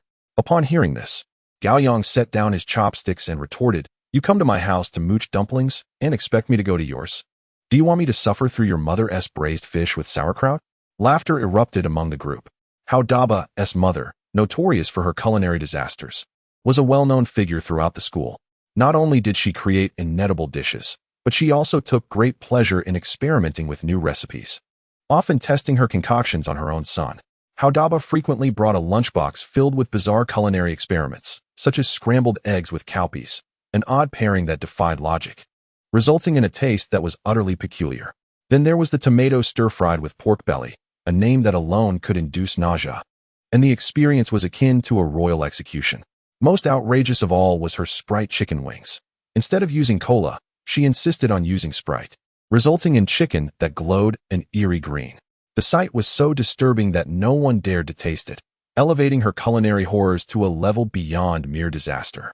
Once, Hao Daba's mother prepared him a lunch of fried fish and pork ribs braised with sauerkraut. When combined in the lunchbox, they birthed a dish of formidable potency, braised fish with sauerkraut. The moment the lunchbox was opened, a pungent, acrid scent of sauerkraut surged forth, enveloping the classroom. Students fled, pinching their noses and cursing Hao Daba. From that day forth, Hao Daba's mother's culinary creations became infamous. However, it is perplexing that the culinary ineptitude of Hao Dabao's mother has somehow managed to raise a child like him, a portly figure indeed. This suggests that he possesses an innate ability to be easily satisfied when it comes to food. Thus, he might very well be the embodiment of a food connoisseur, relishing everything in sight and gaining weight regardless of what he consumes. Li Shuxia sat at the table, her face aglow with laughter as she observed her son's classmates sharing jovial exchanges. The atmosphere at that moment was one of joyous harmony, and the plates of dumplings gradually diminished amidst their cheerful banter. Suddenly, Tu Shi pouted, a look of grievance crossing her face as she approached Li Shuxia to voice her complaint. "Auntie, the plate of dumplings you served me, I only managed to eat one. They snatched the rest away, and Gao Yang even covered my mouth to silence me." Upon hearing this, Li Shuxia displayed a look of astonishment, promptly glancing at the nearly empty plates in front of her, both amused and exasperated. With swift movements, she knocked the chopsticks from Hao Dabao's hands and adeptly gathered the remaining dumplings from several plates into one. She then placed it before Tu Shi, gently saying, "Tu Shi, these are all yours now. Take your time eating. Auntie will keep an eye on them for you. I want to see who dares to take any more." Gao Yang, witnessing this, quickly rose and feigned nonchalance as he headed to fetch some oranges, all the while casting his gaze toward the ceiling, as if to imply that he had no part in this matter. "I didn't snatch anything, Mom. You know my appetite isn't large." Li Yong adjusted his glasses, adopting a serious tone as he confessed, "Auntie, I admit my fault. I did indeed take some. But you mustn't place all the blame on me. Your dumplings are simply too delicious. If they were made by Huang Bei's mother, I would rather starve than eat them. I would leave them all for Tu Shi." This statement elicited another round of hearty laughter from the group. Amidst the merriment, the 200 dumplings were consumed entirely. The friends then each had a few oranges before they felt content enough to prepare to leave. Gao Yang stood at the door, a look of disdain on his face that suggested they should not return, as he cheerfully urged Wang Wan and Li Yong to depart. Huang Bei, patting his round belly, turned back and gallantly inquired, "Shall I pick you up tomorrow morning? If it's convenient, wait for me at 7 in front of my community. If I'm not there by then, you can go ahead. All right. If there are any leftover dumplings at your place in the morning, save a few for me." Huang Bei asserted, licking his lips and making his request known. "Just go. You don't need to pick me up. I'll walk myself," Gao Yang insisted, unceremoniously pushing Huang Bei out the door. "Walking is exhausting. Look at you, hoarding food." Huang Bei clung to the doorframe, attempting to negotiate with Gao Yang. "Hurry up and get lost. Go." Without further ado, Gao Yang kicked Huang Bei outside. The vibrant atmosphere of the room faded into silence as everyone departed, restoring the tranquility that had characterized the space before. The group returned to school, stepping through the gates as the bell rang. As they reached the mailroom, Huang Bei came to an abrupt halt, as if nailed to the ground. Outside the mailroom stood a large cardboard box, half the height of a person, perpetually filled with an overwhelming accumulation of student letters, resembling a mound that would never be cleared. Huang Bei casually grabbed a handful of letters from the thick pile, bringing them to his nose, much like Shinnong tasting hundreds of herbs, and inhaled deeply with his eyes closed. Almost immediately, he skillfully selected several envelopes that emitted a fragrant aroma, tucking them into his jacket. Everyone understood his intentions. He was preparing to commit a misdeed. However, Huang Bei's act of stealing letters bore no malice. It was purely for the purpose of indulging in them during evening study sessions as extracurricular reading. At this juncture in his senior year, he found himself no longer satisfied with the fleeting pleasures offered by Japanese comics such as Alale, Slam Dunk, and Movie Girl. Instead, he developed a newfound enthusiasm for reading love letters, specifically those penned by others. The impetus behind Huang Bei's letter theft can be traced back to a conversation with Tu Shi. One day, after finishing an American novel titled 84, Charing Cross Road, Tu Shi felt a profound yearning for the unknown friendships that lay beyond the horizon. At 17, she longed for the enchanting connection that could develop through the bridge of written words with someone she had never met. A relationship that gradually delved into the depths of their souls, mirroring the captivating experiences depicted in the book. Upon hearing Tu Shi's whimsical thoughts, Gao Yang's gaze inadvertently lingered on her chest for a fleeting moment before he broke into a mischievous grin and offered a dubious suggestion. "Why not rummage through the gaps of the evening newspaper? They often have ad-seeking pen pals. Just pick someone and give it a try." Gao Yang, merely jesting, was surprised when Tu Shi took his suggestion to heart. She indeed found a self-identified sophomore from the Chinese department at Liaoning University in the newspaper's crevice. Initially, every letter Tu Shi composed was infused with sincerity, and she meticulously read the responses. She believed she was on the brink of forging a platonic connection. However, the bliss was short-lived. After merely 2 or 3 exchanges, the sophomore began to subtly solicit photographs. Using flowery language and feigned longing, he successfully deceived the naive Tu Shi into sending a full-body photo, revealing his grotesque demeanor hidden behind the veil of words. At first, his flirtations were merely suggestive, sprinkled with ambiguous phrases. Though Tu Shi felt a twinge of discomfort, she clung to the hope that it was simply a momentary jest or a miscommunication on his part. But as their correspondence continued, the situation deteriorated rapidly. His language became increasingly crude, with vulgar and obscene phrases invading the pages, particularly his excessive descriptions of her physique. The sophomore's risque writings grew ever more audacious, inciting Tu Shi's mounting fury. Unable to tolerate such desecration, she seized the repugnant letters and thrust them at Gao Yang, irrationally blaming him for the entire debacle. Gao Yang perused the letters one by one, unable to suppress his laughter as he read. He was neither a noble person nor one who had transcended base appetites. Thus, he remained unaffected by the sordid content, feeling no moral outrage. Instead, he found the sophomore to be quite the character. His writing style was more than sufficient for a modern-day Jinping Mei, and he was, indeed, a typical rogue from the Chinese department. After reading the letter, Gao Yang tossed it to Hao Daba, playfully insisting, "Daba, I have something intriguing to show you, but it comes with a condition. You must compose a reply brimming with vulgarities, ideally berating him to the core, ensuring he no longer sullies the purity of young women. My only stipulation for this response is that it must be entirely profane." Hao Daba picked up the letter, initially approaching it with the mindset of a mere spectator. Yet to his surprise, he found himself gradually captivated by its contents, engrossed in every word. He was not shocked by the distortion and degradation of human nature, but rather intrigued by the crude language itself. In his perception, this was infinitely more thrilling than the tawdry novels available at the school gate. Daba meticulously studied the letter for 2 days, savoring its essence for 2 nights thereafter. Subsequently, he earnestly set to work, penning an extensive reply.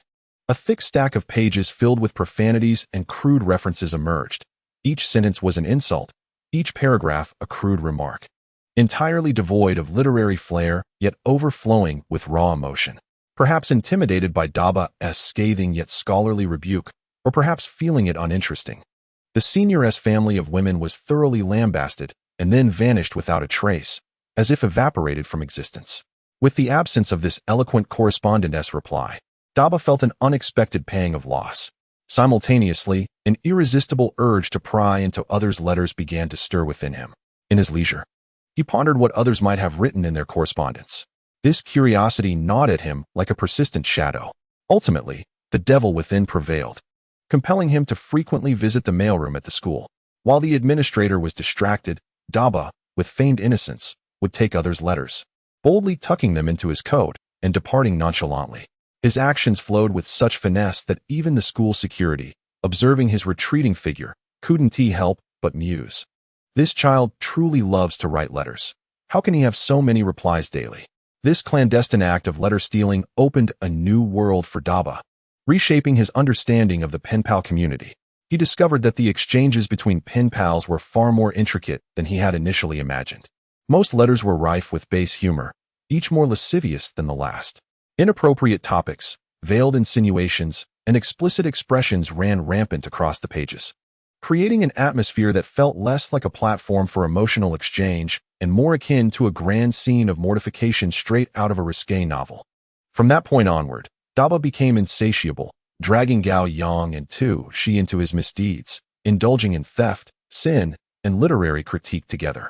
Daba was the kind of individual who learned through action.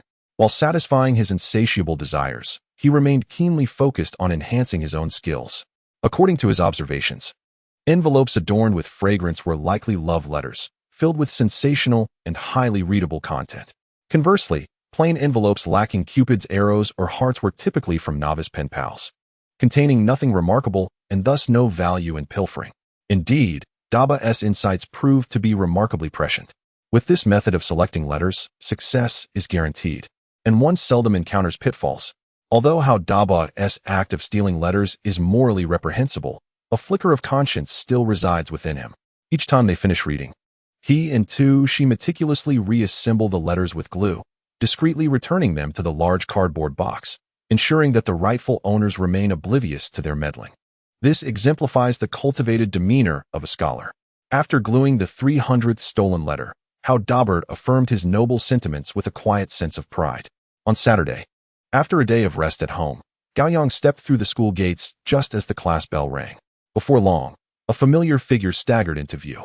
Junzi appeared with a conspicuously white bandage wrapped around his head, strutting into the campus as if to declare to all that he was not easily subdued. By 9 in the morning, the official classification of the recent brawl was finally posted. The announcement was clear and concise, devoid of superfluous words. Song Jun, a student from Class 4 of Senior Year 3, instigated the group fight by indiscriminately throwing a water bottle onto the basketball court. Although no direct injuries occurred, the incident was deemed serious and detrimental.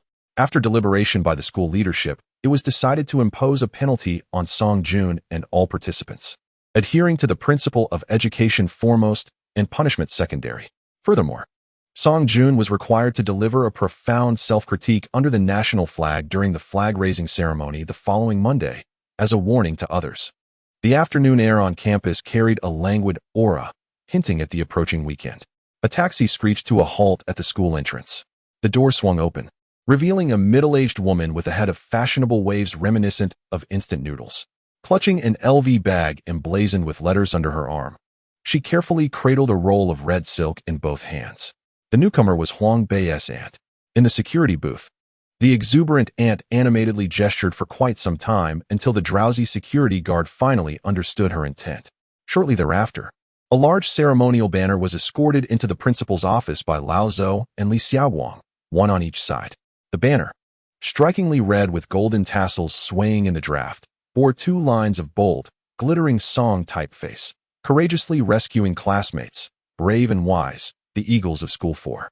The signature was explicit, leaving no doubt as to whom it was presented to Gao Yang and Hao Daber, students of Class 4, Senior Year 3. By the family of Huang Bei. Before long, tales of Gao Yang's daring act of climbing out of the 4th-floor window to save someone and Hao Daber's carrying a person out of a gas leak spread throughout the campus. The speed of these rumors rivaled that of fiber optics, and after several embellished retellings, Gao Yang and Hao Daber had transcended humanity. Gao Yang had become a Spider-Man, capable of scaling walls and shattering glass with his bare hands, while Hao Daber was transformed into a Hulk-like figure, possessing the strength to carry Huang Bei's father. Weighing 200 pounds and sprinting with remarkable speed, Lu Changqing grasped the excited hands of Huang Bei's aunt and made an impromptu decision. During the flag-raising ceremony on Monday, they would ceremoniously invite Gao Yang and Hao Daber to the podium to receive accolades in front of the entire faculty and student body. Chapter 23. When I drink, I engage in 3 activities: indulging in alcohol, raising fish, and casually lighting lighters. At noon, within the dimly lit and warmly inviting Wang Defai's grocery store, a cluster of heads huddled together, shrouded in swirling smoke, fervently discussing the school's disciplinary actions regarding the recent brawl. Gao Yang sat among them, his face betraying an unmistakable sense of pride, his chin slightly raised as he declared, "Coach Ho is a martial figure, while we are of the civil order. How could I allow my brothers to suffer?"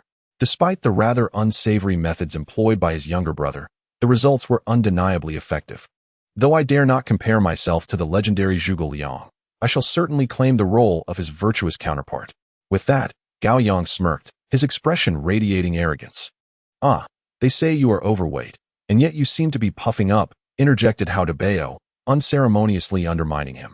"You are merely a villain akin to Shimenqing or Gao Yanyi." As laughter and banter filled the air, a bandaged head poked through the doorway. It was Song Jun, who ambled into the store, seated beside Gao Yang, and produced 2 crisp 100-yuan bills from his wallet, presenting them to Gao Yang.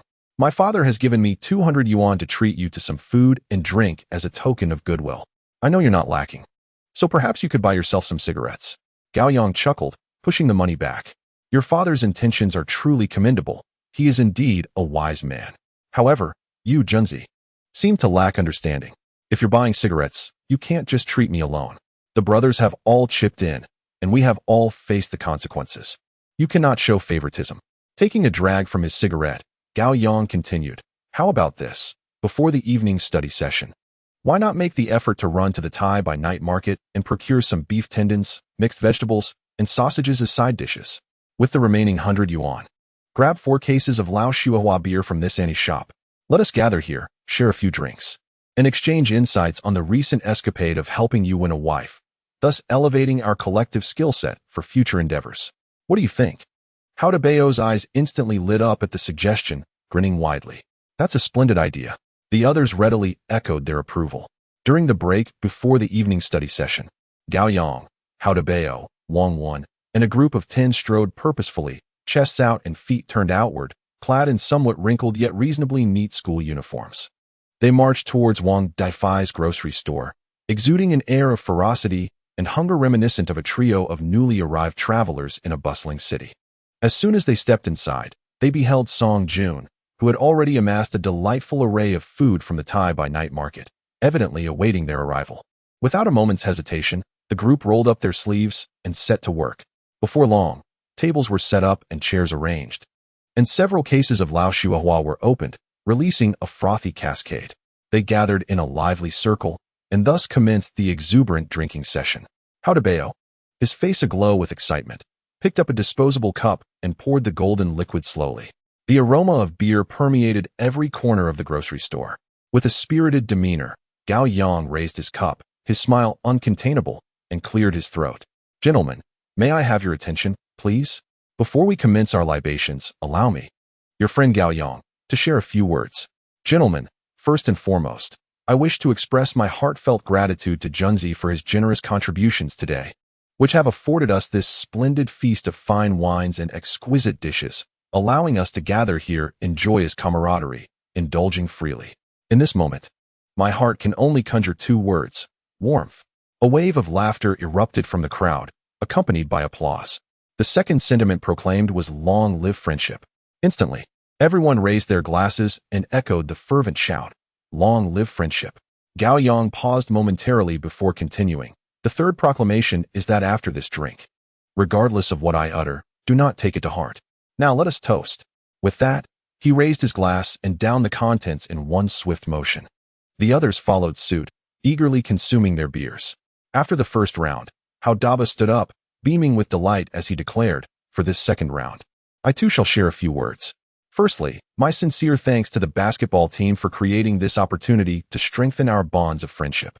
Secondly, I must clarify my lack of decorum when inebriated. When I drink, I engage in three activities. I indulge in alcohol, I nurture fish, and I casually ignite lighters. If I inadvertently offend anyone this evening, I ask for your understanding. Allow me to toast in respect. The crowd erupted in laughter once more, raising their paper cups and downing their drinks. The finest elixir for one's well-being is indeed wine. It serves as a catalyst for joy and an antidote for sorrow. A sip during moments of happiness doubles the delight, while a taste in times of sadness alleviates troubles without harm to body or spirit. To drink the wine of 18 at the age of 20 holds no significance. Such wine should be savored at the age of 18, as it embodies a unique joy exclusive to that youthful time. Wine at 18 should either be relished in excess or not at all. A state of mild intoxication brings only heartache or tears. As the wine flowed and the dishes were savored, the myriad of human experiences began to unfold vividly before us. I observed Yaoing traversing the room with a glass in hand, boldly embracing Junzi. Junzi, he proclaimed, what is Ho Yi in comparison? Just strike him. Next time, let us take on his father as well, who gave him the audacity to vie with us for Zhudan. Is it Liang Jingru? Even the heroes of Liangshan would not hold back. Come, let us drink. After sharing 2 rounds with Junzi, Yaoing seized the nearest Huang Bei. Daba, let me commend your audacious maneuver of sitting squarely upon Ho Yi. I admire you, for that act was an absolute display of dominance. I speak from the heart when I say, among all present, none can rival you in a duel. Here's to you, Daba. Cheers. Let us not linger. Drink up. Another round. Let us go. Drink. Drink. Daba, steady yourself. You're making me dizzy. In the midst of this exuberant praise, Huang Bei, unbeknownst to him, downed 3 beers in quick succession. Junzi, who was often reserved before drinking, became effusive after a few sips. He embraced Gao Yang and began to articulate his affection for Zhudan. Old Gao, what do you think of my feelings for Zhudan? Gao Yang, while sampling the dishes, vigorously nodded in agreement. But why does she only watch Ho Yi play basketball? Am I incapable of making a layup or shooting a 3-pointer? When I play, she doesn't even glance my way. You say I love her so dearly. Has she not sensed it at all? She is still young and has yet to comprehend your affection. You must afford the youth time to grow. With that, Gao Yang raised his glass and perfunctorily toasted Junzi. Old Gao, what do you think of me? Am I not rather admirable? Zhudan, you are aware, have you not, that I have been pursuing her for 2 years? She professed a fondness for romance, so I donned my father's suit, braving the biting winter chill, clutching a bouquet of roses and a box of chocolates, and waylaid her on her way home. Not only was she utterly unmoved, but she also denied knowing me to her father, who had come to collect her. I nearly suffered the wrath of that man. She claimed to adore music, prompting me to retrieve my long-abandoned skills on the Swana, and I played the fisherman's love beneath her window. This time, her father did not come to confront me, and she, perhaps touched by a flicker of conscience. Tossed a bouquet my way, though it was rather unfortunate that she also hurled down a flower pot. At this moment, Song Jun's voice was tinged with profound grievance as he gazed tearfully at Gao Yang. Gao Yang set down his chopsticks, adopting a benevolent demeanor akin to that of a wise elder, and gently patted Song Jun's head, reciting a poem. Mountains and rivers are hard to cross. Who laments the solitary suitor? Our fates intertwined are but the wives of others. Do not speak of unrequited love. Let us fill our cups. Here's to the past, and to what cannot be reclaimed. Why did she throw down the flower pot? Song Jun lamented. If she wished to discard the flowers, must I also perish? He tilted his head back, downing a cup of wine, weeping uncontrollably. Chapter 24. Let the performance begin. At that moment, how Dabba swayed forward, his rotund belly jiggling as he lifted his wine glass to Gao Yang, a smile gracing his face. Old Gao, shall we share a drink? Gao Yang, nodding in agreement, raised his own glass. Debayos, indeed, we must share a drink. Without further ado, I shall not belabor the point. What bond do we share? We are brothers who have stolen notes since childhood, shared a cigarette, urinated in the same pit, and fought together for our brothers' wives. Remember, how Debayos. Wherever there is a mouthful of fish, there shall be a mouthful of pickled cabbage for you. Gao Yang. Debayos, Gao Yang interjected, when we were begging. Could you not switch up the cuisine? I truly cannot stomach fish stewed with pickled cabbage. How Debayos protested, you speak such sentiments. You eat fish, and I shall eat pickled cabbage. Let us drink. How Debayos raised his neck and downed a cup of wine, leaving a mere finger width of froth at the bottom. Beside him, Jia Yang gazed intently at how Debayos' glass and slowly remarked, Debayos, do not keep fish. It shows a lack of respect for your elder brother Gao. How Debayos, adhering to decorum, brought the glass to his lips again, taking 2 modest sips.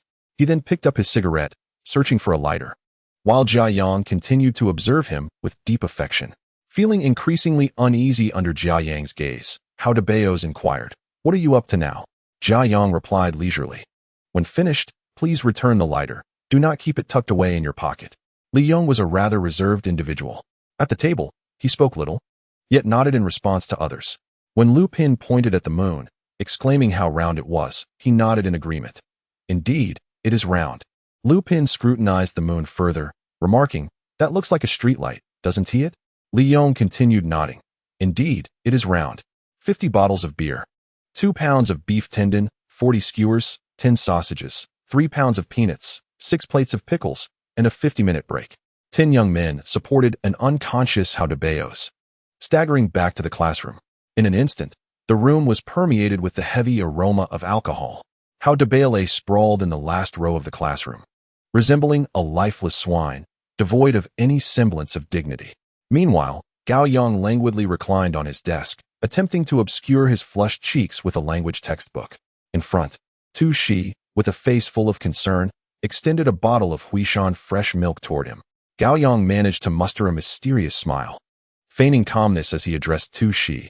5 mere bottles are of little consequence. I assure you, I have not overindulged. With that, he picked up a straw and began to poke at the milk bottle chaotically. The straw failed to penetrate, resulting in his hand becoming red and sore instead. Observing this, Tu Shi felt a mix of exasperation and amusement. She swiftly seized the milk, effortlessly inserted the straw into the bottle, and then handed it back to Gao Yang. At that moment, Gao Yang still maintained his gentlemanly facade, smiling at Tu Shi and reiterating, I truly have not overindulged. I can manage this without your assistance. No sooner had he finished speaking than he collapsed onto the desk, swiftly succumbing to slumber. The first evening study session proceeded without a teacher, transforming the classroom into a lively hub. Junzi, buoyed by the effects of alcohol, sat beside Zwidan and began a relentless and heartfelt confession. He alternated between making heart gestures at the moon and swearing to the stars, causing Zwidan to spend the entire study session with her hands over her ears, refusing to listen. Meanwhile, Wang Wen, with a beaming smile, patiently guided Bing Bing through math problems, both discussing the whereabouts of Bing Bing's father's hidden soft Chinese cigarettes while devising a stealthy plan to pilfer them from the cabinet. Ultimately, the duo resorted to sketching a detailed map of their proposed heist on scrap paper, analyzing it segment by segment. Li Yong and LV Pin leaned against the window, admiring the perfect orb outside, the distinction between the streetlight and the moon seemingly of little importance. At this moment, it appeared that each individual had found their rightful place in the tapestry of life. Outside, a solitary moon hung high in the night sky, its light casting a faint and chilly glow. The moonlight projected a hazy silhouette on the playground, starkly contrasting with the bright illumination within the classroom. The bells signaling the end of the first evening study session chimed crisply, rousing Gao Yang from his reverie. By now, the effects of alcohol had dissipated significantly, and his mind felt considerably clearer. He lifted the bottle of fresh milk beside him and took a hearty swig, instantly feeling relief in his stomach, invigorating his spirit. He rose to head to the restroom, splashing water on his face in an effort to banish the remnants of intoxication. Upon returning to the classroom, his gaze fell upon Huang Bei, who lay motionless across the last row of desks, sleeping soundly, his gentle snores incongruous with his sighs. Gao Yang placed the remaining milk on Huang Bei's desk before turning back to his seat. He opened his language textbook, quietly awaiting the arrival of Mr. Liu. Tonight's review material was Huang Bei's timeless masterpiece, Huang Gusu. Mr. Liu ascended the podium, cleared his throat, and with a gentle yet authoritative voice declared, "Class, let us begin by reading the entire text together." In an instant, the classroom resonated with a harmonious and youthful chorus. Once the students completed their reading, Mr. Liu commenced a line-by-line exposition of this classical literary gem. Gao Yang sat in the audience, his eyes fixed on the blackboard, his pen swiftly gliding across the paper as he diligently recorded every key point and difficulty that Lao Lu elucidated. In the last row of the classroom, Huang Bei lay in a deep slumber, his breathing steady and smooth. Lao Lu was particularly engaged today, his enthusiasm palpable. Suddenly, he paused his fervent lecture, casting a slow gaze around the room, posing the question, which student can share the origins of the Huang Gusu? Instantly, the classroom fell silent. Students lowered their heads, avoiding eye contact with Lao Lu, each reluctant to step forward and draw attention to themselves at that moment. Just as Lao Lu, filled with disappointment, prepared to continue his monologue, Gao Yang, emboldened by the remnants of his inebriation, unsteadily rose to his feet. "Teacher Liu, I possess a wealth of historical anecdotes. Might I share one?" He stood unsteadily, as if standing upon a whirlwind. Instantly, Lao Lu's expression brightened, and he nodded gently, as if to say, "Please, do enlighten us." Granted permission, Gao Yang cleared his throat, his mind racing like a high-speed CPU, and began speaking in a tone reminiscent of a seasoned storyteller. The Tenghuang Pavilion in Nanchang, Jiangxi, is the proud creation of the Tang dynasty real estate magnate, Li Yuanying. In the second year of the reign of Emperor Gaozong, the governor of Jiangxi, Yan Dudu, took it upon himself to oversee the pavilion's reconstruction. On the day of its completion, Yan Dudu issued a call to arms, inviting literary luminaries from all walks of life, vowing to host a grand literary soiree that would echo throughout Chang'an. As Gao Yang spoke, he animatedly gestured with his hands, as if conducting a symphony. Huang Bei, a luminary of the early Tang literary scene and the foremost among the four masters of the early Tang, held a status akin to that of today's four heavenly kings of Hong Kong. However, at that time, he had just been released from confinement and was en route to Hanoi, Vietnam, to visit his father, who had suffered due to his actions. Passing through Nanchang purely by chance, Yan Dudu, having long admired Huang Bei's reputation, promptly dispatched an envoy with a VIP invitation. Upon seeing the lavish menu, abalone, sea cucumbers, and an abundance of cured meats, with tea and wine in abundance, Huang Bei readily accepted the invitation. That day, the venue was teeming with people, the air alive with the sounds of drums and gongs, filled with young talents eager to indulge in elegance, as well as socialites looking to network while enjoying the feast. Huang Bei donned his long unworn business casual attire, spritzing himself with a fragrant floral cologne, filled with anticipation for an evening of fine wine and exquisite cuisine. Upon hearing references to the business casual attire and the floral cologne, the students could no longer contain themselves, and laughter erupted throughout the classroom. In the 25th chapter, I shall honor this bowl of chicken soup first. Dear brother, you may indulge at your leisure. As the first cup of wine went down, Yan Dudu took the microphone, cleared his throat, and announced, "The freestyle essay competition shall now commence. The topic, well, let us compose a preface for the freshly painted Tenghuang Pavilion. With no restrictions on theme, but it must embody healthy thoughts, elevated sentiment, and be infused with positivity and the essence of the Chinese dream. Everyone present felt as though they were equipped with a clear perspective, fully aware of Yan Dudu's intentions. He had already preordained a script for his cherished son-in-law, eagerly awaiting the moment to shine. Thus, when the server approached with the essentials for writing, the crowd, in unison, waved their hands and sought excuses to decline. Some claimed they were preoccupied with devouring chicken legs, unable to spare a hand. Others said they were awaiting roasted lamb chops, their minds entirely elsewhere.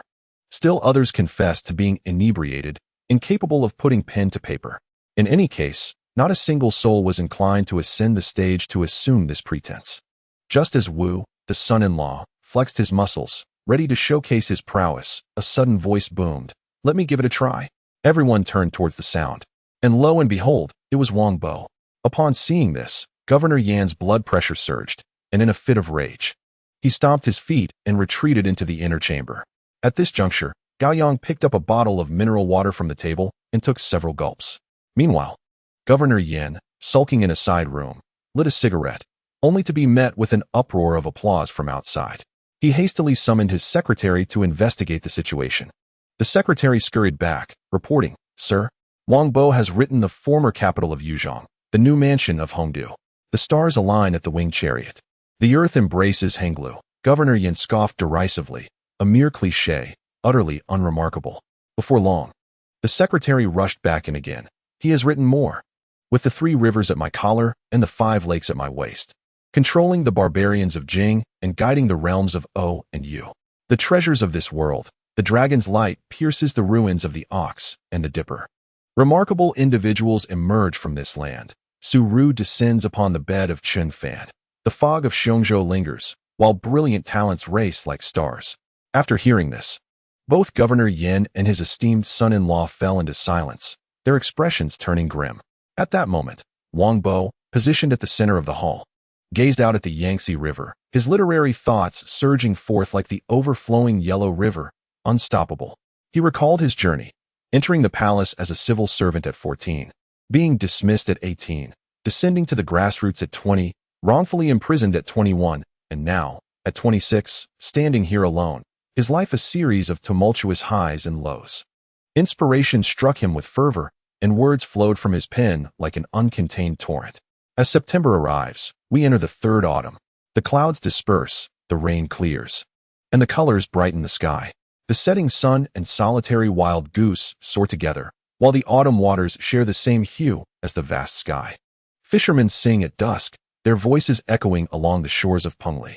Huang Bei's freestyle performance unfolded seamlessly, each word unaltered, a single breath of creation. The aura he exuded resembled that of Chun Haonan from Hongxing, standing triumphantly on the streets of Causeway Bay after vanquishing 300 Eastern youths. Gao Yang's narration elicited uproarious laughter in the classroom. Wang Wen was particularly animated, his face flushed with joy. Comparing Huang Bei to Chun Haonan was a euphoric delight for him. Gao Yang cleared his throat and continued his monologue. At this point, Governor Yin could no longer remain seated. He dashed back to the scene with a burst of energy, grasping Huang Bei's hand, overwhelmed with excitement. "Young man, you are truly a genius. Please accept this old man's admiration." Huang Bei, now in a state of flow, continued to unleash his creativity, rapidly inscribing, "Fortune is not aligned. Fate is fraught with hardship. Feng Tang ages easily. Li Guang finds it hard to gain recognition. To exile Chu Ji and Changsha is not due to the absence of a wise ruler. To banish Liang Hong to hike, does it lack a bright era? What matters is that the gentleman seizes the opportunity, and the wise man understands his fate. In old age, one grows stronger, unwilling to change the heart of a white-haired soul. Even in poverty, one remains steadfast, never relinquishing the ambition of soaring to the azure skies. Can the wildness of Ruanji be compared to the cries of one lost on a desolate road? Upon the delivery of these lines, the room fell silent. The sound of a pin dropping could be heard. The rhythm, the antithesis, the ornate language, the allusions, Huang Bei played with the Chinese characters with remarkable clarity. With vivid imagery and profound emotion, he crafted a preface that encapsulated the myriad facets of human existence. Yin, the commander, paid no heed to Wu, who was still in the corner counting his fingers.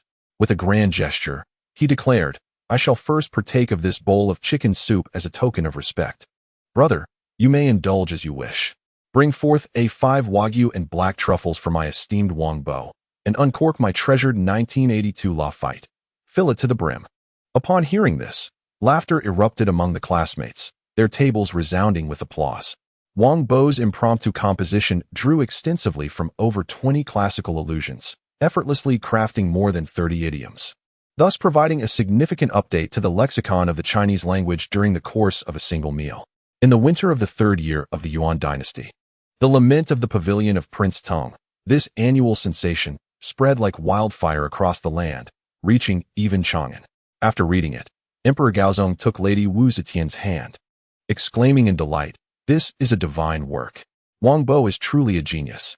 He promptly issued an edict to summon Huang Bei back to the capital, wishing to personally commend him and perhaps even touch the hand of this literary prodigy to bask in his brilliance. Yet, fate can be cruel. At the end of that year, Huang Bei tragically drowned while returning from a visit to his father. He arrived brimming with potential, only to be swept away by the flowing river. This piece, the lament of the pavilion of Prince Tong, became his swan song. Perhaps the literary world of the Tang dynasty sought to make room for the future poets and sages, and Huang Bei's untimely demise seemed to be a matter of celestial design. Nevertheless, for Huang Bei, he eternally resides in that evening where the setting sun mingles with solitary wild geese, and the autumn waters blend seamlessly with the expansive sky. When I first read the lament of the pavilion of Prince Tong, despair gripped my heart, and my spirit crumbled instantly. It was not the daunting task of memorization that overwhelmed me, but rather the realization that no matter how fervently I strived, I could never compose such a masterpiece. Thus, in the presence of genius, one often finds that their ultimate effort is merely the starting point of another's innate talent. Thank you all. I have rambled on enough. Gao Yang offered a slight bow and slowly took his seat. The classroom fell into an eerie silence, which was soon shattered by a thunderous applause that erupted like a breaking dam. Throughout the entire presentation, the students' expressions were masterfully orchestrated by Gao Yang's candid musings, laughter, sighs, wide-eyed astonishment, and sudden enlightenment, as if they had collectively transcended time to witness an ancient literary gathering. Old Lu could not help but nod repeatedly, a broad smile spreading across his face. Gao Yang's account of the historical context surrounding the lament of the pavilion of Prince Tong was vivid and engaging, rivaling the later remarkable performances of Gua, whose storytelling would captivate all. Listening not only uplifted spirits, but also deepened the understanding of this timeless masterpiece amidst bouts of laughter. Just as the atmosphere reached a fever pitch and applause resonated continuously, in the back row, Daba slowly lifted his head, his mind foggy and his body heavy with heat. Rising to open a window, a gust of wind struck him, and a wave of dizziness overwhelmed him, causing his stomach to churn violently.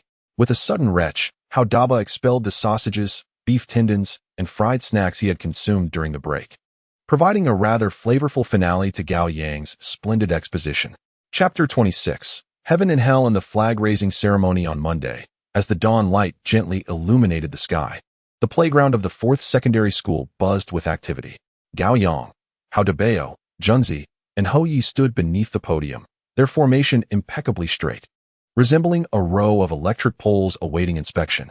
Below, let us extend the warmest applause and invite Gao Yang and Huang Bei to the stage to receive their commendations.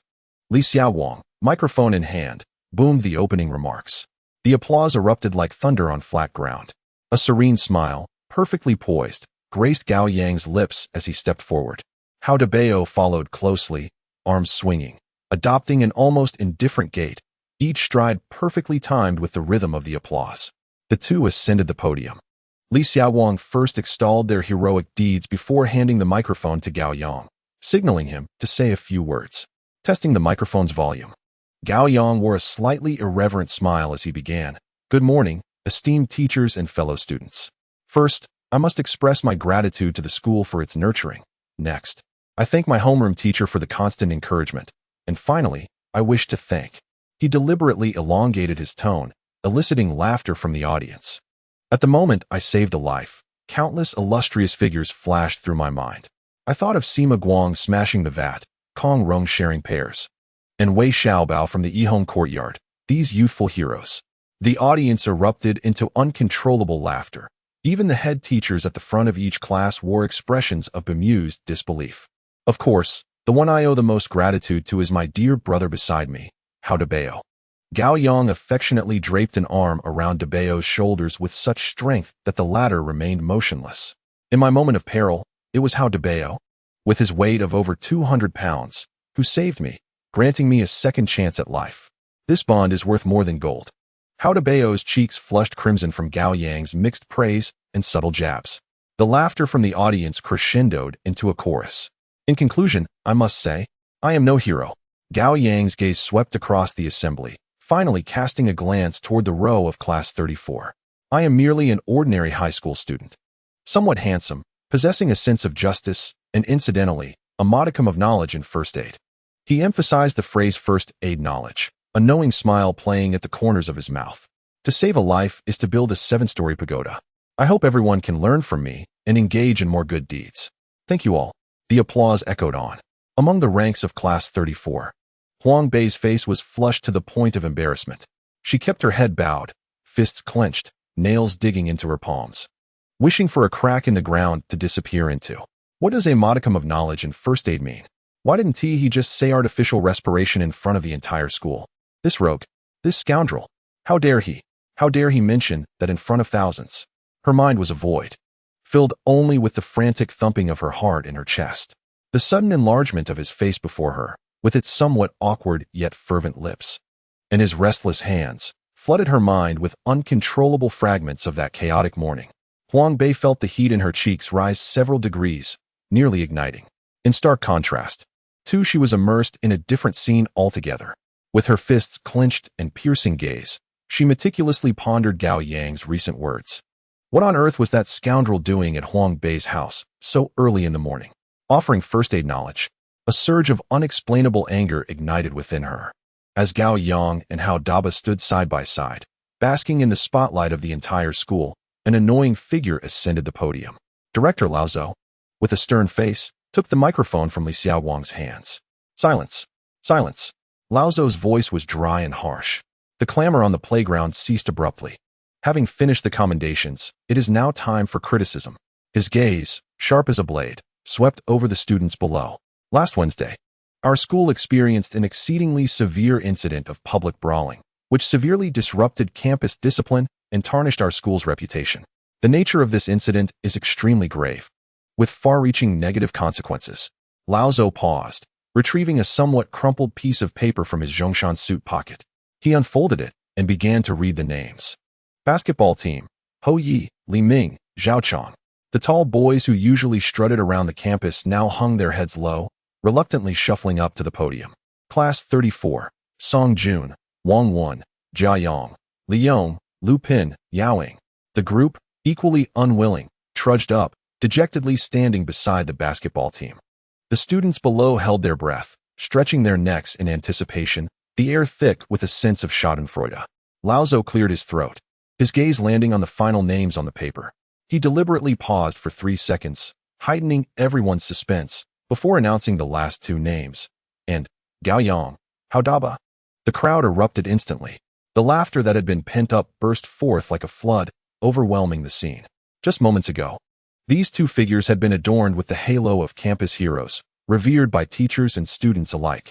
Now, their expressions were more grotesque than if they had ingested a fly. Amidst the unabashed laughter, the 2 of them, looking utterly defeated, scampered from the heroic podium to the bench of criticism. Gao Yang and Hao Bei, with great honor, became the first individuals in the school's history to be both commended and criticized in the same flag-raising ceremony. From her position in Class 4, Huang Bei observed Gao Yang on stage, head downcast, and bearing an expression of utter despair. For some inexplicable reason, the resentment and embarrassment within her dissipated significantly. The corners of her mouth involuntarily lifted, forming a delicate arc to she, however, furrowed her brows in concern. To her, Gao Yang's fighting was also an act of brotherhood, a heroic deed in its own right. How could the school treat him so unjustly? It was utterly unfair. On the podium, Junzi, as the instigator of the brawl, held a reflection paper in hand. His face, still marked with bruises, read the document weakly, struggling to articulate his thoughts.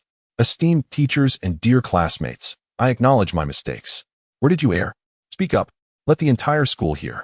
Old Zhou commanded with an air of arrogance, specks of saliva glistening in the sunlight.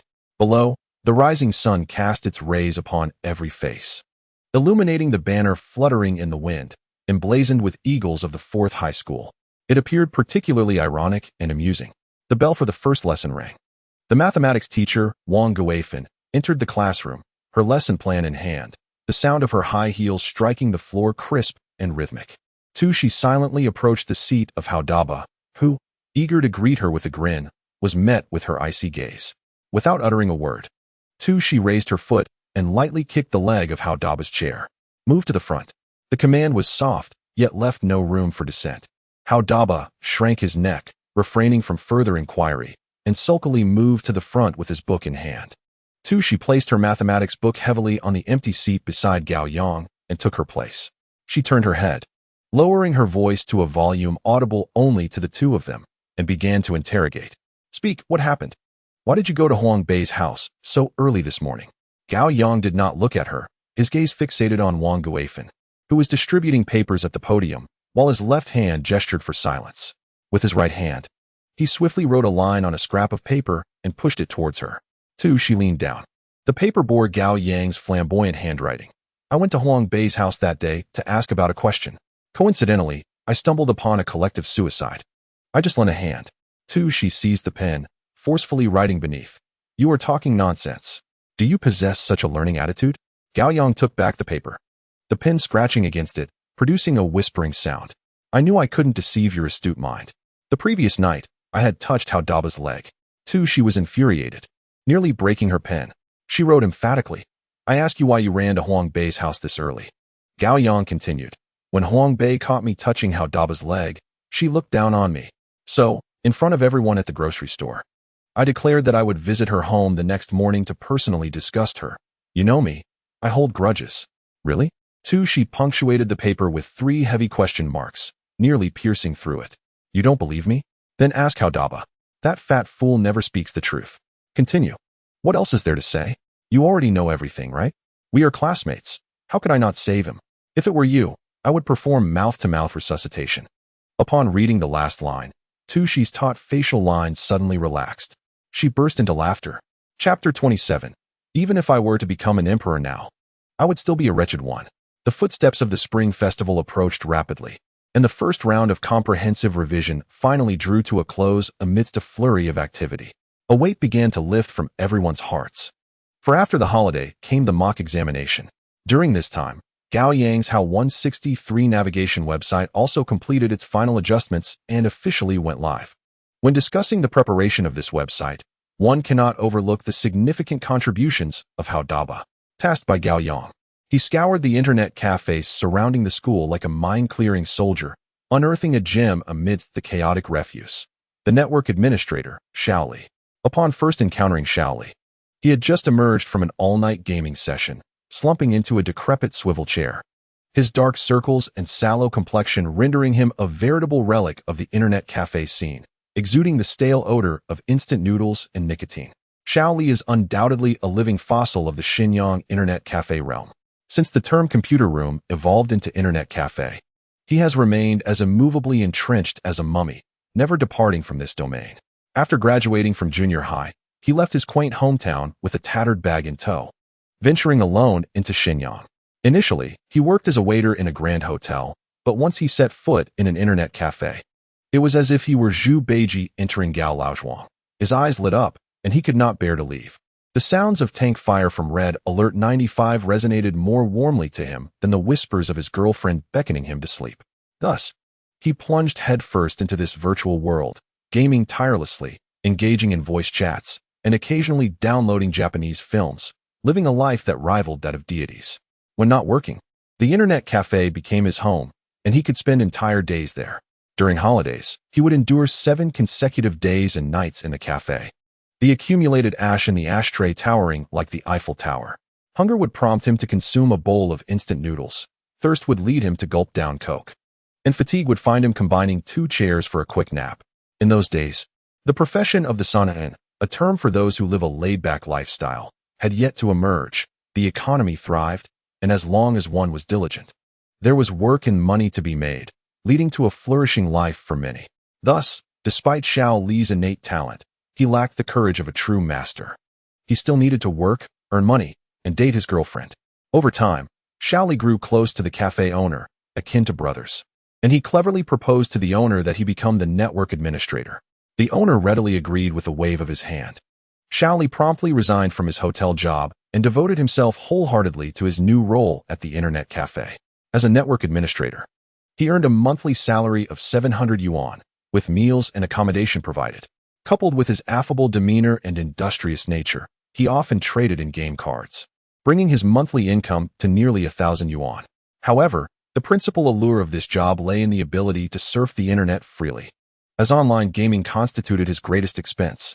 By saving on this cost, the position became both respectable and financially advantageous for him. Having spent considerable time in the cafe, Xiao Li had absorbed a fair amount of basic computer knowledge and skills. He could discern whether a website harbored malware, illegal links, or malicious downloads. Moreover, being stationed at the front line of this internet terminal made collecting website URLs a mere trifle for him. In Gao Yang's eyes, Xiao Li was a prodigious talent, seemingly custom-made by fate for HAL 163. After a brief discussion, the two quickly reached an agreement on the job responsibilities and remuneration. Every day, Xiao Li dedicates 4 hours to meticulously check and update website links, ensuring their safety and stability. Simultaneously, he compiles a text document of newly launched Chinese websites and sends it to Gao Yang through OICQ. In the evenings, Gao Yang spends an additional hour validating Xiao Li's organized text before making adjustments to the website links in the backend. This process significantly conserves Gao Yang's maintenance time. As compensation, Gao Yang pays Xiao Li a monthly salary of 300 yuan, which, given the prevailing cost of living, is quite considerable for a part-time job. Once everything is settled, Gao Yang reflects on his situation. After deducting the expenses for the domain and server hosting from his New Year's money, he realizes that he is nearly depleted, with barely enough to cover Xiao Li's salary for 3 months. He must generate website traffic and attract advertisements within this time frame. During the Spring Festival, the school enjoys a 10-day holiday. Gao Yang gathers Hao Daba, Junzi, and Li Yong to share his vision for promoting the navigation website. He plans to utilize the holiday to conduct promotions in internet cafes, ideally persuading the cafe owners to set HAL 163 as the homepage of their browsers. This way, users would see HAL 163 upon opening their browsers, leading to effective promotion. On the third day of the new year, the 4 of them split into 2 teams, braving the biting cold to visit several internet cafes.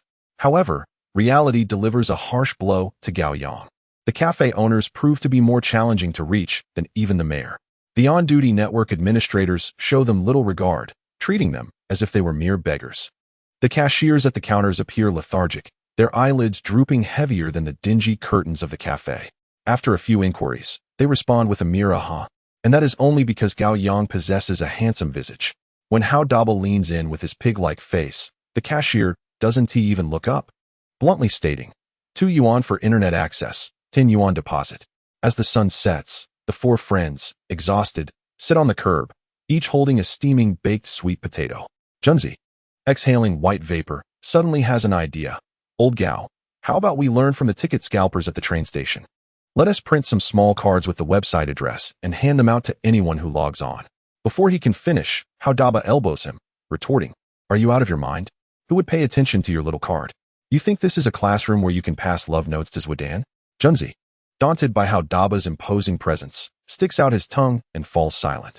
After finishing his sweet potato, Gao Yang brushes off the crumbs, hops onto the back of Hao Daba's bicycle, and declares, that's a wrap for today. Let us head home. On the night of the 3rd day of the new year, the dining room in Gao Yang's home is warmly lit. The family gathers around the table, but as Gao Yang looks at the leftovers from the New Year's Eve feast, his appetite dwindles, reminiscent of the disinterest he feels when seeing Hao Daba's mother's braised fish with pickled cabbage. After hastily consuming half a bowl of rice, he retreats to his room, picking up a somewhat worn English book to study vocabulary. Yet, at this moment, his mind is far from the words. He finds himself repeatedly replaying the day's experiences while promoting HAL 163 in the internet cafes. The network administrator waved his hand impatiently, while the cashier's indifferent nasal tone echoed in his mind, plunging his mood into the depths of despair. Frowning, He casually flipped through an English book, lost in contemplation. Rebirth had not bestowed upon him any golden opportunity. Even if he were to become an emperor now, he would merely be a mournful ruler. In the next episode, he would likely follow the old eunuch to the coal mountain to hang himself. Chapter 28. Do you believe I can buy the internet cafe and turn it into a restroom? Suddenly, the phone in the living room rang abruptly, startling Gao Yang. He paused for a moment, then set his book aside and dashed out of the room, snatching up the receiver. On the other end, Junzi's familiar and excited voice burst forth. Old Gao, hurry up and drop that crummy internet cafe promotion business. Junzi was as jubilant as if he had discovered a treasure. Eager to share that his father had seen the How 163 website and remarked how much more pleasing it was compared to their official site, and how functional it was. Gao Yang's gaze drifted to the newly hung calendar on the wall, a sly smile creeping onto his lips, reminiscent of a weasel that had stolen a hen. Your father found it satisfactory? Then let's change his computer's homepage. On the other end, Junzi seemed momentarily flabbergasted. Are you foolish? Did I call just to tell you that? His voice lowered suddenly. My father is at the provincial cultural department, the one overseeing internet cafes. If we seek his help, it's 100 times better than us running around. Come to my house tomorrow. You speak, and he will surely agree. Suppressing his mounting excitement, Gao Yang feigned calmness, asking, what time would be convenient? Lunchtime, of course. We'll have a meal at our place and drink a couple of glasses with my dad, Junzi suggested. It would be embarrassing to go empty-handed during the festival. What should I bring to show our appreciation? Just your presence will suffice. With a decisive click, the call ended. Gao Yang let out a joyous shout, bounding back to his room with the energy of someone invigorated by a surge of adrenaline, bouncing on his bed with a thud. Li Shuxia stormed in, her brows furrowed, hands on her hips as she scolded. What is going on? Did you get your period, or are you possessed? Do you need to tear the house apart for a phone call? Mom, I might soon become the richest person in our neighborhood. During the new year, you have nothing to say? Shall I cut your vocal cords so you can stop bothering me? Why don't you believe me? I trust you as much as I trust a ghost. If you're losing your mind, take a nap. Do whatever you wish in your dreams. Go to Journey to the West. Urinate on the flames of Fire Mountain. Or if that's not enough, join the Calabash brothers to rescue their grandfather.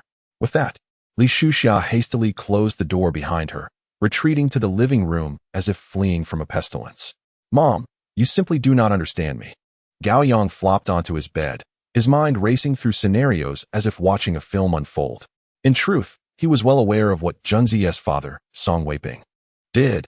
He had refrained from seeking Junzi's assistance immediately, fearing that Song Weiping might suspect him of harboring ill intentions. Thus, he had deliberately engaged with Hao Debao, allowing Junzi to spend a whole day at the internet cafe, orchestrating this ruse of self-sacrifice. Understanding Junzi's character and his unwavering loyalty to himself, it is evident that he would spare no effort in promoting Hao 163 to Song Weiping. The moment Song Weiping, that old man, exhibits even the slightest inclination to assist, Junzi would promptly beseech his father. When he later pays a visit, everything would appear seamless and justified, leaving no suspicion that he had already set a trap. Gao Yang, contemplating this, chuckled to himself for a while before turning his attention to calculating the potential traffic for Hao 163. If all 100 internet cafes in the city were to adopt it, with each cafe operating 30 machines, that would amount to 3,000 machines. With that in mind, Hao 163 could easily surpass 10,000 page views daily. At that point, simply placing a few mediocre advertisements could yield at least 1,000 yuan a month. After deducting Xiao Li's salary, the remaining funds could be utilized to upgrade the servers and increase bandwidth. With this foundational user base, leveraging the internet's exponential growth potential could feasibly elevate daily page views to 100,000 by year's end. The more Gao Yang pondered, the more optimistic he became. Yet amidst his musings, a simple arithmetic problem transformed into a convoluted enigma. If 20,000 page views earned 1,000, then 40,000 would yield 2,000. What would 50,000 yield? Lost in thought, his eyelids grew heavy, and he succumbed to slumber. In the middle of the night, Gao Yang turned over, feeling the discomfort of a worn English book lodged beneath his mattress. Irritated, he extracted the book and tossed it under the bed. Staring at the solitary chandelier on the ceiling, he reflected on the absurd dream he had just experienced, one even more outrageous than a Chinese odyssey. In that dream, every internet cafe across the globe, from New York to New Delhi, displayed Hao 163 as their homepage, perfectly aligned like a grand parade, exuding an imposing presence. Huang Bei, sporting a disheveled hairstyle, was in an internet cafe, typing furiously on the keyboard while playfully flirting with the attractive waitress at the bar. Do you know what IT means? Do you understand what it means to be elite? Dare you challenge me with a deposit of 10 yuan, 2 yuan an hour? Do you believe I could buy your shabby cafe in an instant and convert it into a public restroom? You'd be scrubbing urinals here every day until you question your very existence. The waitress, trembling as she held an ashtray, wore a face full of sycophantic smiles. After a frenzied night, Gao Yang finally awoke at 10 in the morning, bleary-eyed and sluggish. He rolled out of bed, slipping into the bathroom like a slippery eel for a hot shower. Dressed in fresh attire, he sauntered into the living room and greeted Li Shuxia, who was bustling about in the kitchen. "Mom, I'm heading out for a bit." Li Shuxia poked her head out of the kitchen, frowning as she inquired, "What mischief are you up to on the 4th day of the new year? Where are you off to?" Gao Yang, while tying his shoes, fabricated a response. "Mom, I've been studying with Debao these past few days. There are a few math problems I can't quite grasp, and he is going to help me out. Also, I want to be visiting relatives to pay New Year's respects this year. I need to study, and I'm quite serious about it." Although Li Shuxia felt quite reluctant, she recognized that her son had recently undergone a remarkable transformation. With a slight pout, she advised him to return early and to be cautious on the road. Gao Yang acknowledged her words and hurried downstairs. As soon as he stepped out of the community gate, he was greeted by the enticing aroma and sizzling sounds emanating from a nearby pancake stall. It struck him that it was nearly noon, and he had yet to have breakfast, his stomach grumbling in protest. He positioned his bicycle in front of the stall and called out to the vendor, "1 pancake roll, please." The vendor, a brisk woman, swiftly scooped a ladle of batter and spread it on the scorching iron griddle, her head remaining down as she asked, "How many eggs would you like, handsome?" 10. Gao Yang exclaimed, boldly extending 5 fingers, brimming with confidence. "Excuse me, how many?" The vendor was evidently taken aback by his audacity, her spatula pausing mid-air as she looked up in astonishment for clarification. 10. Gao Yang reiterated, pulling out cash from his pocket and placing it on the stall, thereby unequivocally signaling to the pancake vendor that he relished the outrageous indulgence of adding so many eggs. Chapter 29. You smoke too? The sun in the first month of the lunar year shone with an earnest brightness akin to that of an energy-saving bulb, yet it lacked any warmth. Gao Yang pedaled his bicycle toward the cultural hall staff quarters, the biting north wind inflating his down jacket like a balloon. The red lanterns lining the street swayed, dizzying the eyes, resembling a cascade of subpar condoms, both festive and ambiguous. At the cultural hall staff quarters, the red brick buildings exuded an air of dignified age. Gao Yang took a moment to gather his composure before knocking on the security door of Unit 301. A waft of the distinct aroma of tea, typically found among senior bureaucrats, greeted him as the door opened. It was Song Weiping who answered. Upon seeing him, Gao Yang bent at the waist and performed a deep bow. "Uncle, Happy New Year." "Ah, it's you, Gao? Come in, come in."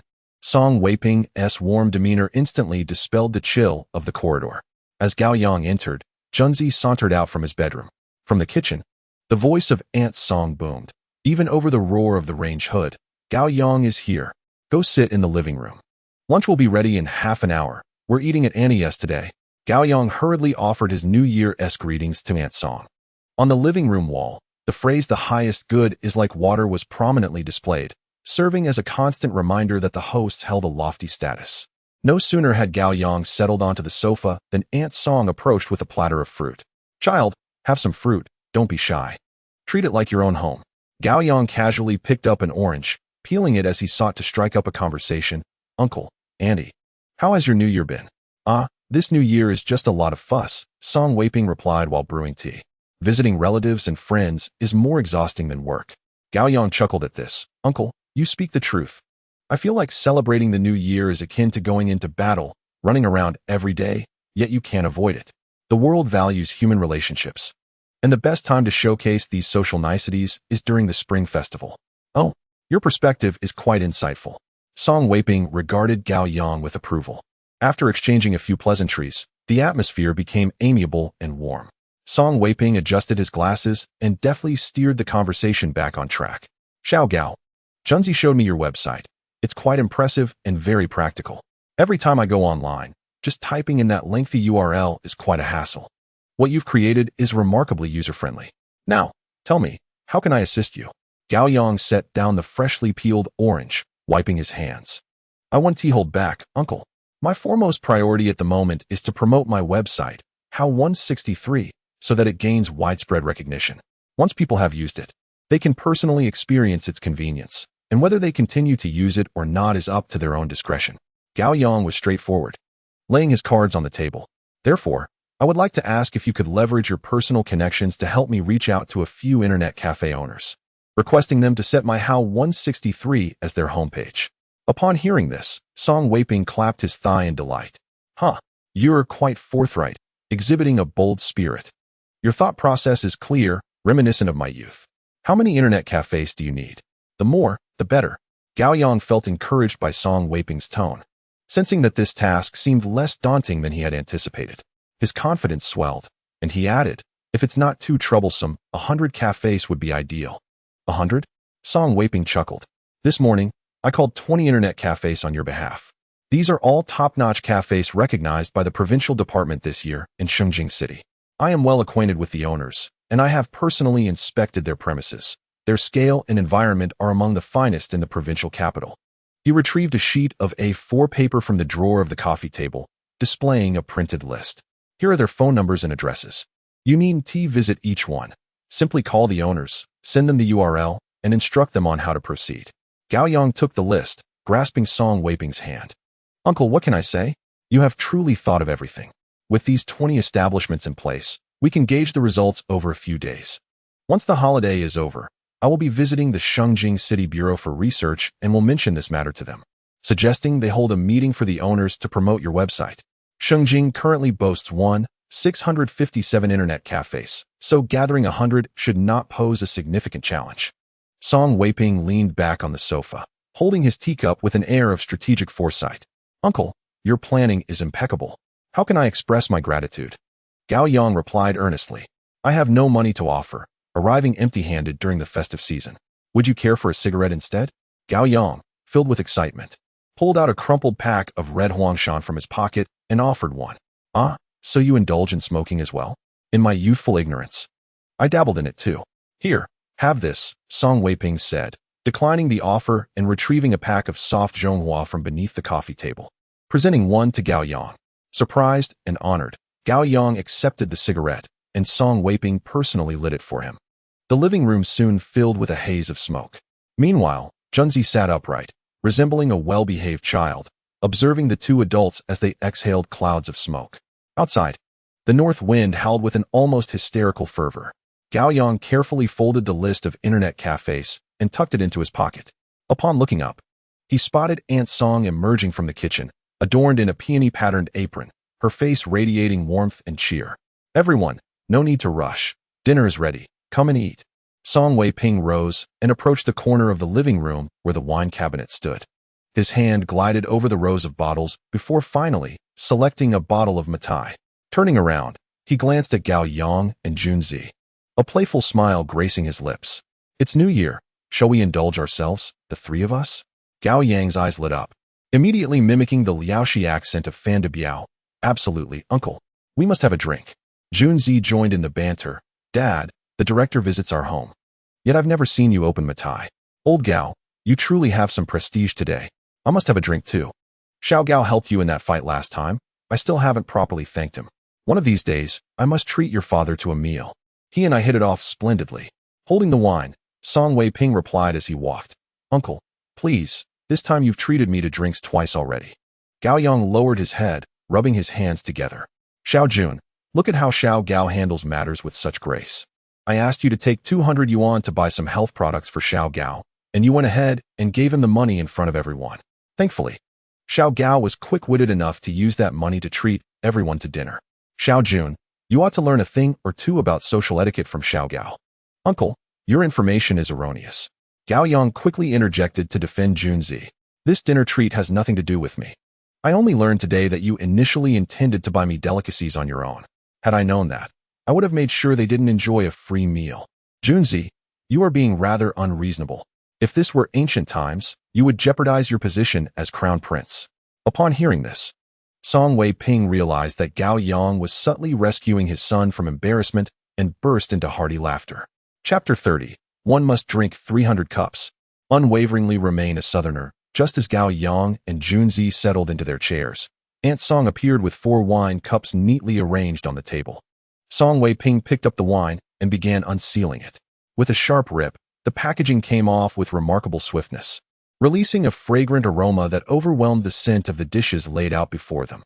Gao Yang quickly snatched the bottle and started pouring wine for Uncle Song and Aunt Song, his movements both smooth and graceful.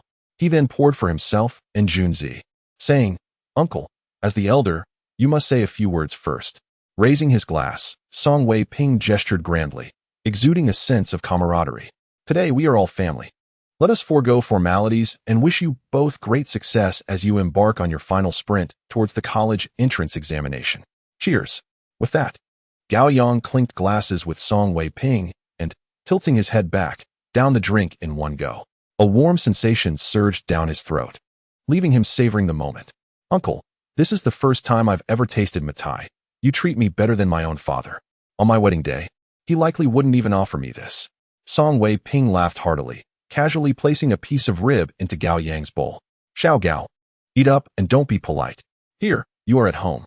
Now, try the fish Annie made." Aunt Song warmly offered dishes to Gao Yang. Junzi resembled a child abandoned, left aside with no one to pay him heed. As the wine flowed and the dishes were savored, the conversation among the group began to flourish. Gao Yang and Song Wei-ping found an increasing rapport, delving into discussions that spanned current affairs, life aspirations, commercial trends, and the realms of literature and art. Gao Yang, well-read and filled with knowledge, spoke with eloquence, often quoting classical texts with authority. Song Wei-ping listened intently, nodding in approval from time to time. Casually, he slapped the cigarette box onto the table, the bright red casing of the soft Zhonghua catching the eye. He offered a cigarette to Gao Yang, who accepted it with a dexterity that rivaled receiving a royal decree. As he took the cigarette with his left hand, his right hand deftly produced a lighter to ignite it for Song Wei-ping before lighting his own. Meanwhile, Junzi, resting his chin on his hand, gazed at the curling smoke, his eyes following the wisps like a Persian cat mesmerized by a dangling toy.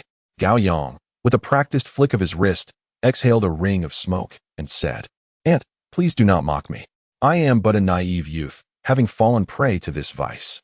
In this regard, I hold great admiration for Junzi. No matter how we tempt him, he remains steadfast, never partaking in a single puff. Junzi is an honest soul, valuing deep connections and shunning farewells. When he finds someone he cherishes, he pours forth his heart, soul, and even his finances. Such sincerity is rare. Aunt, today, under the influence of wine, I must critique you a bit. Your son is too well raised, and he may suffer in society. If one wishes to please a mother, the only method is to lavishly praise her wonderful son in her presence, regardless of how shameless the flattery may be. The more insipid compliments you utter, the greater the affection you shall garner." After living 2 lifetimes, Gao Yang understood this principle well. Aunt Song, truly gracious, upon hearing Gao Yang's critique, immediately turned inward, following his lead to extol her beloved son. "My little June, he is simply too honest and often finds himself bullied. Regarding that incident with the basketball team, had it not been for you, what fate might have befallen June? This child is just like his father, a paragon of modesty. It is also my fault for being overly strict. Aunt, your modest gentleman is quite admirable. Junzi, do not be fooled by his seemingly frail demeanor. He possesses a strong sense of justice." As for the basketball team incident, it was Junzi's indignation at their unruly behavior in school that spurred him to intervene. He is kind-hearted, unable to bear the suffering of others. Let me put it this way, a foster child should be like Zhongmo. If Cao Cao had known our Junzi, he would have changed his tune. Junzi, overwhelmed by Gao Yang's praise, could only smile sheepishly, remaining silent. Aunt Song sighed. "If my little June had even half the daring spirit of Gao, I would have no worries. From now on, should any situation arise at school, Gao, please lend him your support. Aunt, you need not worry about that." Gao Yang turned to wrap his arm around Song Jun's neck. "What are we? We are brothers, bound in this life with no next." With that, he raised his glass and clinked it with Junzi's, both drinking heartily. After setting down his cup, Gao Yang shyly smiled at Song Wei-ping. "Uncle, your wine today is delightful. I may have overindulged. You won't mock me, will you?" At that moment, Song Weiping, feeling a bit tipsy, waved his hand dismissively. What blame is there? Drink. Not enough? Uncle, there are still several boxes here. 5 flower horse, 1,000 gold pelts. Song Weiping began to recite poetry, his face reddening like that of Guan Yu. Gao Yang struck the table with his chopsticks, replying, "When the child departs to exchange for fine wine, let us together dispel the sorrows of eternity." Talented indeed, young Gao, you possess a remarkable gift. How could you respond so adeptly? Gao Yang mused, "This is all from the poetry books of middle school." Really? This is what I call talent? No wonder the state mandates that compulsory education ends after 9 years. If it were to continue, the populace would become far too cultured, and there would scarcely be enough wine to supply them. Uncle, your recitation of inviting the wine is perfectly fitting, transporting me to the scene itself. Listen to that line. One should enjoy life to the fullest. Do not let the golden goblet face the moon empty. It speaks directly to our current situation, does it not? Song Weiping clapped his thigh and chimed in.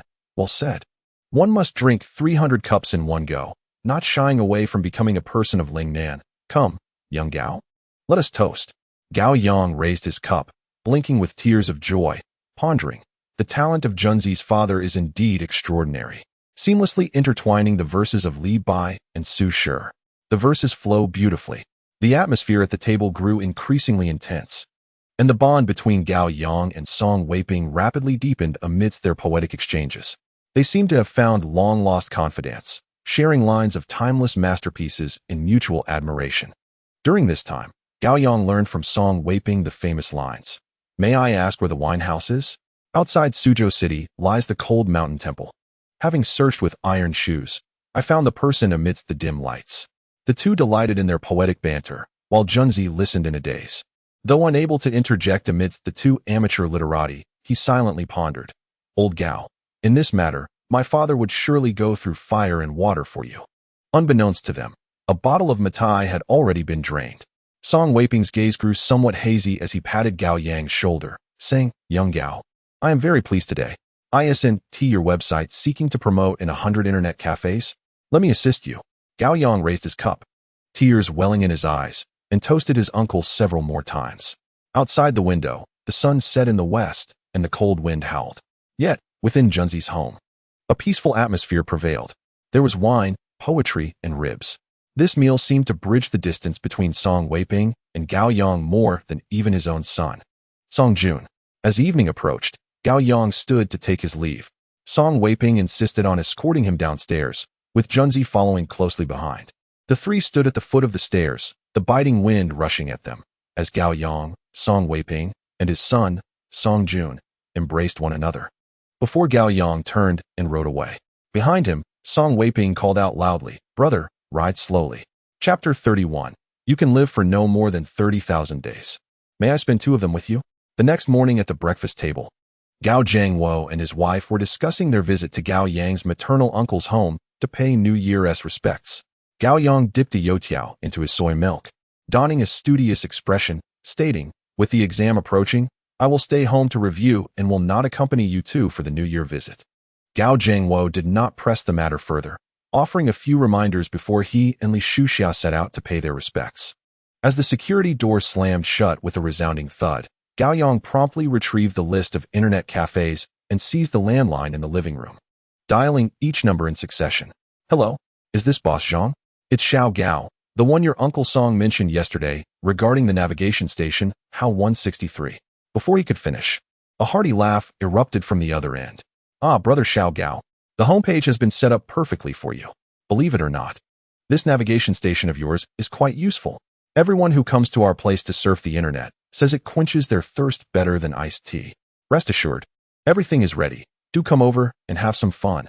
After calling 7 cafe owners, Gao Yang not only received warm responses, but also unanimous praise for HAO 163. He set down the phone, pondering whether these owners were merely humoring him out of respect for Song Weiping.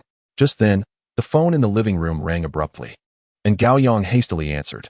Junzi's voice boomed from the other end. I've dialed your home 800 times. Why is it always busy? His voice was so loud it seemed capable of shattering the glass on the coffee table. Gao Yang moved the receiver away from his ear slightly, explaining, I was just on the line with 20 cafe owners. What is the situation? Junzi inquired eagerly. I've managed to contact 7, and while the owners were all polite, something felt off. It's as if they had rehearsed their lines beforehand, having completed the homepage setup last night. Just after you left yesterday, my dad, fueled by a bit too much drink, called each of those 20 cafe owners again and recited the incantation. Junzi suddenly lowered his voice. Old Song was quite invested last night. It was the first time I saw him care so much about someone else's affairs. Thank you, Junzi. Gao Yang was about to express his gratitude when Junzi interrupted. Cut the sentimentality. If you actually pull this off, you must treat me to a grand feast. Forget about the feast. I could arrange for you to marry 10 wives. Gao Yang teased, lounging on the sofa with his legs crossed. Never mind that. I only want Swadan. At that moment, Junzi was once again seized by infatuation. Hey, can I ask you something? What has Swadan been secretly feeding you that has made you so devoted? Perhaps it's the weighty thoughts of love. Junzi replied with a hint of playful seriousness. By the way, I chatted with Swadan on OICQ last night. His tone was unmistakably laced with excitement. Do tell, how did you woo her? Gao Yang inquired with keen interest. Your words are too harsh. I didn't woo her. I merely echoed something you said to Tushi a few days ago. I must have eaten too much salt today, otherwise. Why would I be so frequently preoccupied with thoughts of you? On the other end, Junzi's voice carried a touch of shyness. Well done, you've made progress. Here's another tip. Next time, tell her, you can only live for over 30,000 days. Can we share 2 of those together? Are you out of your mind? She would block me. Junzi exclaimed. It said that a man without a touch of mischief is unappealing to women. Gao Yang offered sage advice. I can't be as rogue as you. I doubt I could even be friends with her, Junzi replied, lacking confidence. Then let us try another line. I am so adorable that even mosquitoes want to kiss me. Would you care to give it a try? That wouldn't be appropriate. It might lead respectable girls to think of you as a lecher, Junzi kindly cautioned Gao Yang. Brother, do not worry about me. I shall never falter. For I have always been a mere ruin. Gao Yang glanced at the phone before inquiring, what was her reaction after your cheesy lines last night? She simply replied, drink more hot water, and logged off, Junzi said with disappointment. Junzi, have you ever considered that Swadan might be toying with you? Perhaps she doesn't truly love you? Gao Yang cautiously hinted at the reality of the situation. It doesn't matter. If she is fishing for me every day, what difference does it make compared to loving me? Junzi replied happily from the other end of the line. You truly are a talent. What you said is absolutely correct. It would be quite easy to pursue a girl who plays basketball. After all, you only have one competitor. Keep it up. At this point, Gao Yang felt powerless, resigning himself to comfort his dear friend with a sense of resignation. I won't discuss this any longer. You've made me melancholic, Junzi said softly. Zhang Ailing once remarked that to love someone is to be humbled to the dust. Junzi, after the college entrance examination, I will confront Ho Yi once more. I simply wish to restore justice on behalf of Cupid. At that moment, Gao Yang could no longer tolerate Swadan, preparing to unleash all his grievances on a Ho Yi. After a few more casual exchanges, Junzi informed Gao Yang that after the new year, Song Weiping would continue pursuing this matter. If the results are favorable, he would directly promote Hao 163 at the Shengjing Cultural Bureau. After hanging up, Gao Yang opened his computer, logging into the back end of Hao 163. Gazing at the sharply ascending traffic curve on the screen, a faint smile gracing his lips. Given the current circumstances, expanding to 100 internet cafes within Shengjing City did not seem a daunting task.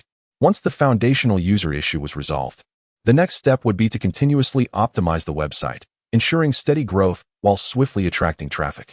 Before the remnants of firecrackers from the 5th day of the new year were even cleared away, Gao Yang had become a debtor to time. He delegated the navigation site matters entirely to network administrator Xiao Li. Each day, as dawn broke, he found himself glued to his desk like a terracotta warrior. His textbooks for liberal arts had developed a glossy patina from extensive use. The bronzes from the Xia, Shang, and Zhou dynasties rusted upon the pages, while the echoes of the Opium War had left his desk tinged with a yellowed hue.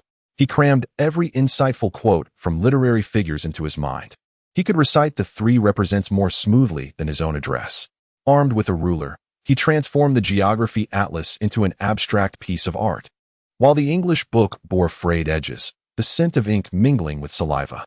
As for mathematics, Gao Yang tossed the coin gifted by Wang Guifan, scientifically devising a standardized answering formula. If a coin lands heads twice, the answer is A. heads first, tails second. The answer is B, tails first, heads second. The answer is C, tails both times. The answer is D. The essence of this coin-flipping method is that you need not strive. Leave everything to fate. Chapter 32. Do you suspect it has anything to do with me? Huang Bei nodded earnestly, aware that the spring festival holiday had swiftly passed. Early in the morning, Gao Yang rose with the dawn, and after a modest breakfast, he descended the stairs and mounted his bicycle, pedaling towards the school. The morning mist, infused with the scent of cold dust, infiltrated his lungs, yet it did nothing to dampen his spirits. He felt utterly elated. Over the past few days, the homepages of 20 internet cafes had been operating smoothly. The daily traffic of HOW 163 consistently hovered around 4,000 visits, steadily increasing at a rate of 10% each day. During this period, Junzi called him, excitedly informing him that Song Weiping had received glowing feedback from the cafe owners. The next step would see Song Weiping heading to the Shenyang Cultural Bureau to promote his venture vigorously. Given the current momentum, it seemed that within a month, progress would be evident. In the classroom, his classmates were still savoring the remnants of the holiday, while Gao Yang exchanged light banter with a few friends before swiftly entering a state of review. At the podium, Teacher Liu wore a serious expression as he announced the exam schedule and venue distribution for the mock examinations. Gao Yang remained unfazed. Since he had expelled mathematics from his knowledge repertoire, the other subjects had become akin to a harem, yielding to his every whim with ease. At 9 o'clock, the mock exams commenced. In Chinese, comprehensive studies, and English, Gao Yang wrote with remarkable fluency, each paper receiving the honor of his meticulous attention thrice over before he submitted them with satisfaction. When it came to mathematics, he activated his metaphysical exam strategy. Following his plan, he earnestly tossed a coin, inscribing the answer bestowed upon him by fate, and then began to survey the examination room. In the front row, Junzi, upon receiving his math paper, displayed a visage of profound contemplation. He tugged at his ears, then appeared enlightened, only to break into an ecstatic smile moments later. Immediately, he clenched a fist, retracting his forearm in a silent display of triumph. He dramatically portrayed a child enamored with mathematics, tackling difficult problems step by step. Although he answered none of the questions correctly, the earnestness of his efforts conveyed a rich emotional value. He managed to express his affection for mathematics through over 30 different interpretations for a single multiple-choice question. Gao Yang glanced at his watch, rose with a smile, and placed his mathematics paper, filled solely with multiple-choice answers, on the invigilator's desk. Turning on his heel, he strode out of the examination room with purpose. Once outside the school gates, he mused to himself. The evening self-study session combined with the extended break from submitting his paper early amounted to a mini-holiday. He deftly lit a cigarette, carelessly brushing aside his bangs, which had grown long enough to nearly obscure his eyes. After a month of diligent study, his hair had grown so long that it could be tied into a bun at the nape of his neck. If he didn't cut it soon, he would resemble a young lady from a distance. With his hands tucked into his pockets, he ambled towards the Tieshi department store. The red lanterns at the entrance swayed in the northern wind. The plastic sheets rustled audibly. The neon sign at Xiao Wei's salon was missing a character, leaving only Xiao Wei flickering, giving it the appearance of an establishment of dubious repute. Gao Yang pushed open the door and unexpectedly encountered Xiao Wei, who was leisurely sitting with his legs crossed, munching on sunflower seeds while watching Zhang Weijian's young hero Feng Shiyu on television, his laughter revealing the back of his teeth. "Ah, Happy New Year, university student," Xiao Wei exclaimed, shaking his leg and sending sunflower seed shells scattering across the floor. "If you don't tidy up that head of yours, you might as well perform as a drag queen at nightclubs." Gao Yang, uninterested in banter, flopped onto the shampoo bed, legs crossed. "Less chatter, same old rule, just a trim. I'm in a hurry. I need to head back to school to discuss the math exam with the class." Xiao Wei chuckled, wrapping a blue towel around Gao Yang's neck before turning on the faucet with a flourish. The wash, cut, and blow-dry service commenced, with Xiao Wei skillfully wielding the scissors. Locks of hair fell softly, resembling a gentle winter snow. Soon, Gao Yang's long hair transformed into a neat short style, revitalizing his entire demeanor.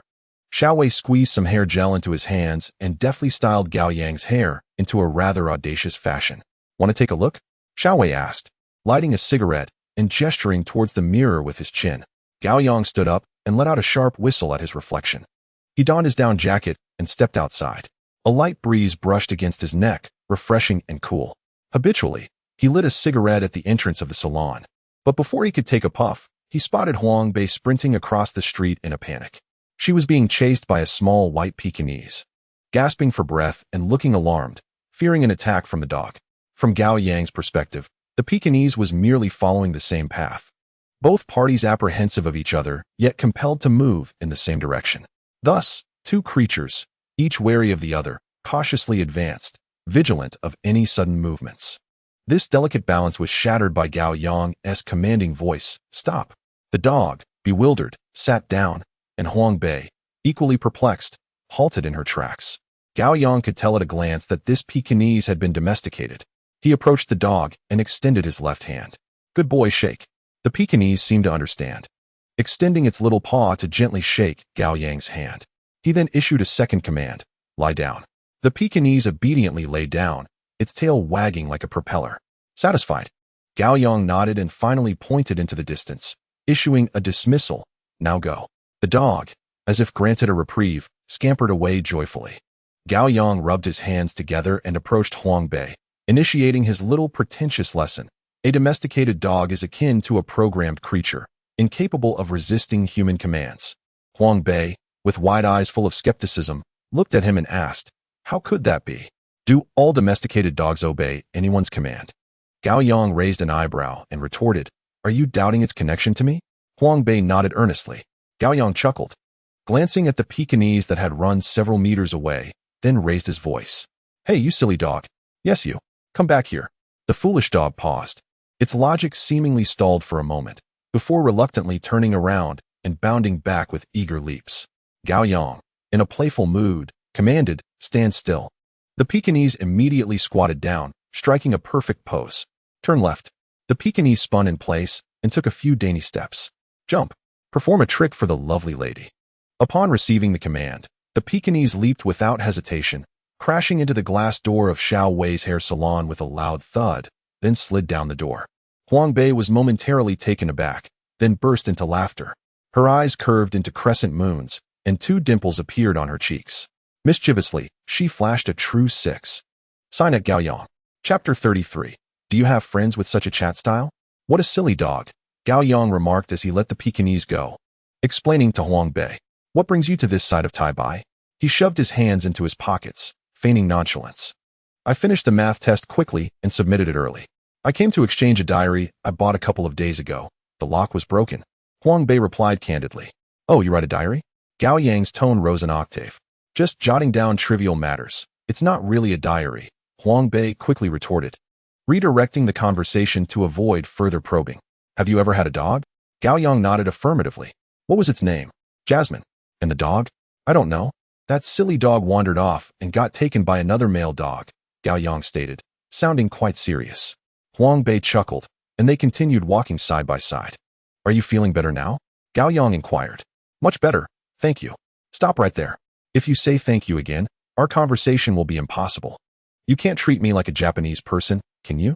Every time I ask you something, you bow at a 90-degree angle, saying how grateful you are." Huang Bei lowered her head, her lips curving into a wide smile. At the corner, an audiovisual store was playing the Hong Kong drama Laughing at the Wind and Clouds. The background music so classic it made one want to hum along. Suddenly, Gao Yang halted, his gaze fixed on the screen. In the scene, Lin Zhonglai was holding a large golden retriever, his smile pure yet tinged with a hint of stubbornness. He stared for a long time. So long that Huang Bei noticed his distraction. "Have you seen Laughing at the Wind and Clouds?" he asked slowly. "Yes," she replied. "Do you like Lin Zhonglai?" "I quite like him," Huang Bei nodded, agreeing that the character was indeed special. Gao Yang turned his head, refocusing on Huang Bei's face, scrutinizing her closely. "Has anyone ever told you that you bear a resemblance to him?" Huang Bei's eyes crinkled into a smile. "Yes." Gao Yang's curiosity was piqued. "Who?" "You." Huang Bei lifted her head, her clear eyes meeting his, revealing a pair of shallow dimples. "Didn't I just mention that?" Gao Yang was taken aback. The two locked eyes for a few seconds before bursting into laughter simultaneously. "Come on, let's get you that notebook." Gao Yang waved his hand grandly, exuding a brotherly charm. Huang Bei accepted the arrangement, quietly walking beside him. Unbeknownst to them, the distance between them had unconsciously diminished. What you taught in class the other day about Tingwang Pavilion was excellent. Huang Bei praised softly. Oh, don't mention it. Gao Yang immediately waved his hands dismissively, his expression one of regret. I was simply intoxicated that day. Rambling under the influence of alcohol. Huang Bei tilted her head to look at him, her eyes sparkling with deeper amusement. Your rambling was quite engaging. As old Lu gazed at you, his head swayed like a rattle drum. Indeed, I truly did not notice. Gao Yang, with an innocent expression, recalled that Dabao had made him wretch, indicating that his condition was not much better. The two of them reminisced about that day when Hao Dabao clutched a trash can, vomiting in a state of utter disarray, and they both chuckled in unison. How did the mock exam go? Huang Bei redirected the conversation. Apart from mathematics, everything else was satisfactory. Gao Yang shrugged, remarking, Your English is so impressive. Surely you secured the top spot in the grade this time? It's hard to say, Huang Bei replied calmly, yet an air of certainty lingered in her tone. Regardless, I aim to attend a prestigious foreign university and then go abroad to reunite with my mother. Upon hearing this mention of her mother, Gao Yang felt a pang in his heart. Huang Bei's mother, a woman with dreams, was swept away by the tide of the times. Entering a factory at an early age and marrying a man who possessed little beyond strength and a penchant for alcohol. Old Huang led a life so simple that it bordered on monotonous, revolving solely around work, drinking, and playing cards. He understood nothing of romance, nor did he comprehend his wife's spiritual aspirations. Hence, when Huang Bei was merely 6 years old, that unwillingly ordinary woman resolutely emptied the family's savings to embark on a journey across the ocean in pursuit of her American dream. The so-called American dream was nothing more than serving as a caregiver for an elderly white man, awkwardly trading her identity for a long-term ticket to remain in that country. These truths, in a previous life, were pieced together by Gao Yang only after Huang Bei's death, through fragments of conversations with others. Now, Huang Bei was planning to follow the path her mother had laid out for their reunion. Gao Yang's heart was a tumult of emotions. And you? Which place are you preparing to apply to? Huang Bei's words pierced through his recollections like a needle. Me? Gao Yang snapped back to reality, resuming his nonchalant demeanor, stating that merely obtaining an undergraduate degree would suffice, and he was open to any institution, embracing a philosophy of serendipity. Don't joke around. Huang Bei furrowed her brow. A rare occurrence, asserting, your language and literature scores are strong. It's just mathematics that is lacking. If you put in some effort in math, getting into a top university would be a piece of cake. Alas, hard work is insignificant in the face of genius. Gao Yang abruptly halted, gazing upward at a 45-degree angle, embodying the archetype of an artist abandoned by the world. Let me tell you, I have loved counting since childhood. Sitting on the balcony in summer, counting stars, every time I reached 100, I would faint. Since then, I abandoned my dream of becoming a mathematician. Huang Bei listened quietly until he finished, suppressing a smile, and cautiously spoke. I believe you may have been looking up for too long, leading to insufficient blood flow to your brain, causing you to faint from lack of oxygen. Gao Yang's sorrowful expression instantly froze and shattered into pieces. He abruptly turned to glare at Huang Bei. How annoying. Do you have any friends with such a conversational style? He shook off the feeling and strode ahead, strutting like a diva. Huang Bei covered her mouth and followed closely behind.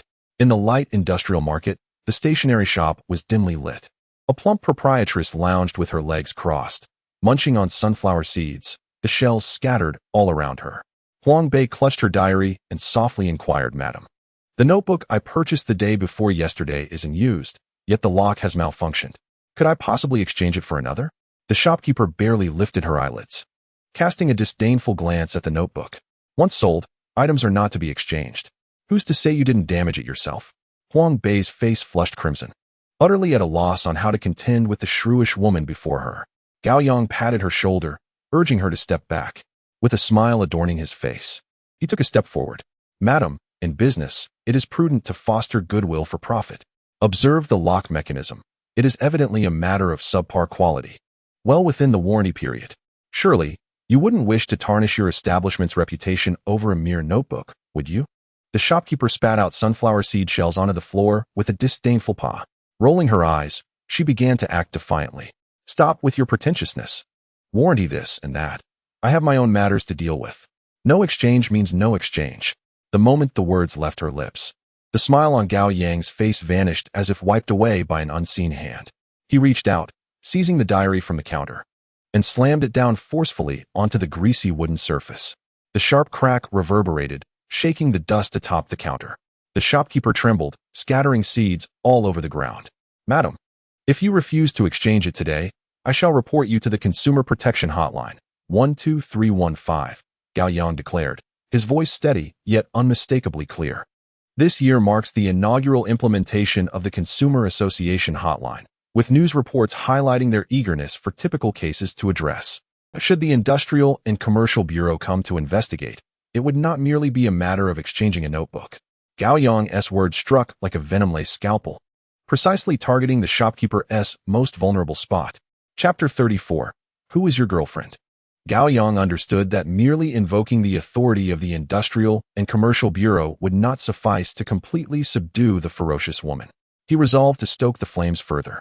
"I also possess the triplicate receipt you issued." He waved the receipt before her eyes.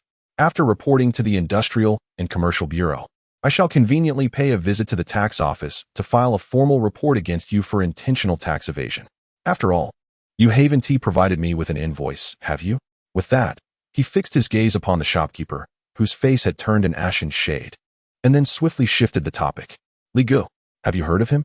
The captain of the tax inspection team in Tieshi. He is a comrade of my father. I was considering calling Uncle Li shortly to inquire about the potential fines you might incur in your situation." The mere mention of tax inspection struck the shopkeeper like a thunderbolt, leaving her momentarily paralyzed. The arrogance that had previously characterized her demeanor evaporated in an instant. Almost frantically, she extracted a brand new diary from the shelves behind her, moving with an agility that belied her size. "Oh dear, my dear nephew, you see, I was merely jesting with you. Why take it so seriously? Exchange. It must be exchanged. Come, choose quickly. Is your uncle truly Captain Li?" Gao Yang disregarded her attempts at conversation, focusing instead on the new diary, meticulously inspecting it for any flaws before turning to hand it to Huang Bei behind him. After completing the transaction, he leisurely turned back to face the shopkeeper once more. "The notebook has been exchanged, and with that, we can consider this matter settled." His voice regained its calmness, yet the sense of pressure only intensified. "However, your earlier demeanor frightened my girlfriend considerably. Now, how do you propose we account for this?" The shop owner's smile froze on her face. Gao Yang did not allow her a moment to react and continued to escalate the situation. "My father and my uncle Li emerged from the same trenches in 73, bound by a profound friendship. Our families often gather for meals together." He shifted slightly, revealing Huang Bei. "My partner, whom Uncle Li has met, is cherished beyond measure, treated almost like his own daughter." He paused, his gaze once again fixating on the shop owner. "You see, your earlier display has left me rather unsettled. When I am in such a mood, I tend to seek advice from my elders. I was contemplating whether I should mention this matter to Uncle Li when I visit for dinner on Sunday. Perhaps he could offer me some guidance?" "Don't. Absolutely not. Aunt, please do not guide him." The plump woman was nearly leaping from behind the counter, waving her hands frantically. "My dear nephew, Aunt was merely playing with this girl." As she spoke, she grabbed two of the latest carbon pens from the pen holder and thrust them into Gao Yang's hands without hesitation. "Here, here. These just arrived from Korea. One for you, one for the young lady. You take the blue, and she can have the pink. It's a perfect match." The woman's mind was racing with her own calculations. The newly appointed Captain Li was already the talk of the market, a military transfer known for his decisive and formidable methods. Just days ago, he had thoroughly investigated several troublemakers in the market, and it was said that the fines were so numerous they could not be counted on a single hand. The man before her spoke with such conviction that, if true, it would spell disaster for her small business. "Aunt, this is too much. I can't accept it." Gao Yang feigned ignorance, a look of reluctant gratitude on his face. "What is wrong with that? Take it. You must accept it. Aunt must guide you well. Aunt, I actually wish to buy another notebook." The phrase pursuing the vanquished with remaining vigor was ingrained in Gao Yang's very nature. "Buy what? It's a gift for you." The shop owner, brimming with generosity, turned and retrieved another notebook, offering it without allowing Gao Yang any chance to decline, shoving it along with the two pens into his arms. "If you need any stationery in the future, whether it be notebooks or pens, just come to your aunt. Consider it your own home." At first, Gao Yang feigned resistance, but with the aunt now becoming a close relative, he found no reason to refuse, reluctantly accepting everything. As they departed, A touching scene of affectionate familial bonds unfolded. The plump woman personally escorted them to the door, raising her voice intentionally to call out to their backs. "Dear nephew, take care. And please send my regards to your Uncle Lee." Her voice resonated, as if to ensure the entire market heard. "Look, I have connections." Once outside the light industrial market, Gao Yang immediately handed the carbon pens and notebook to Huang Bei. "Here, take them. They're from our aunt. I don't want them. Who is your partner?" Huang Bei's cheeks flushed with a rosy hue as she cast a reproachful glance at him. "Truth be told, I have little desire for these items myself. However, if I were to refuse, it would suggest that Li Gu is not my uncle, and without that connection, she could not exchange the notebook for you. Moreover, it is merely borrowing your name. I am not truly asking you to be my girlfriend, thus you suffer no loss." Gao Yang once again extended the items, his demeanor a blend of 3 parts roguishness and 7 parts sincerity. "Gao Yang, you are nothing short of a scoundrel. And so what of it? Liu Bang was a scoundrel, as was Wei Xiaobao. If one can accomplish their goals, who cares about reputation?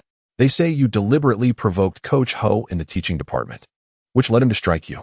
Hence, the altercation resulted in merely a reprimand. It seems to hold some truth. Indeed, I employed a slight stratagem. Now, the father of Junzi appreciates me greatly, which may prove advantageous for future matters at the provincial cultural department." With that, Gao Yang proudly lifted his chin. "Look at the array of friendships I have cultivated through this series of events. In truth, the knowledge we humanities students acquire bears little practical value. Yet, understanding human relationships is the skill we must truly master. By engaging in reciprocal social exchanges and forging friendships, we lay the groundwork for our future journeys. Take it. Our aunt genuinely wishes to befriend us both. It would be quite improper for you to refuse." He once again proffered the pen and notebook. Huang Bei felt a twinge of hesitance, accepting them with a half-hearted push, musing internally, his innate, carefree nonchalance makes it impossible to remain angry. She lifted her gaze to say something, only to meet Gao Yang's eyes, causing her to quickly lower her head and softly inquire, "What will you eat later?" "I have no money, so I shall not eat," Gao Yang replied, shrugging nonchalantly. "What about your funds?" "I am saving my money for something useful." As he spoke, he waved the cigarette in his hand. "If you smoked less, wouldn't you have enough money for meals? How about we share some soup dumplings?" Huang Bei suggested. "I have no money. I shall treat you," she replied. "I did not imply that I expected you to pay." Huang Bei smiled coyly. "Is that appropriate?" Gao Yang extinguished his cigarette, feigning embarrassment. "Reciprocity in social interactions and cultivating friendships are essential for our future endeavors, as you just taught me." Huang Bei playfully winked, mimicking his previous tone. "Then I shall graciously accept this meal. Could you possibly add a salted duck egg for me?" Gao Yang requested. "Certainly," Huang Bei replied readily. Chapter 35. Huang Bei nestled into Gao Yang's embrace. In the street-side soup dumpling shop, steam wafted through the air. 2 baskets of soup dumplings, 2 bowls of millet porridge, a plate of pickles, and a salted duck egg were swiftly brought to their table. Gao Yang picked up a dumpling, blew on it, and popped it into his mouth. After sipping some porridge, he gently tapped the salted duck egg against the table corner, methodically peeling away its shell. Huang Bei took a sip of porridge, suddenly fixating on him. "I have a favor to ask of you." Gao Yang, engrossed in extracting the yolk, responded without lifting his head, "Your benefactor. Speak freely. How have I become your benefactor?" "I abide by the principle that whoever provides nourishment is akin to a mother. You treat me to soup dumplings. Thus you are my benefactor." Gao Yang stuffed a generous portion of the rich, red yolk into his mouth and mumbled, "Go ahead. What is it?" Huang Bei lowered her head and chuckled softly. "Last week, my aunt bought me a pair of trousers at Zhongjie Commercial City, costing over 500. As you know, the items in the commercial city are both expensive and rather tacky." She paused, her tone tinged with a hint of pleading. "I'm thinking of returning them on Sunday, but I'm too timid to go alone." "You're quite bold. You aren't afraid to be a little unruly when there are many people around. Would you accompany me?" "I appreciate your compliment of likening me to a shrew." Gao Yang rolled his eyes at her, stating, "No problem," though a sly grin crept onto his lips, and he tapped his chopsticks on the empty plate. "Could I possibly have another basket of buns?"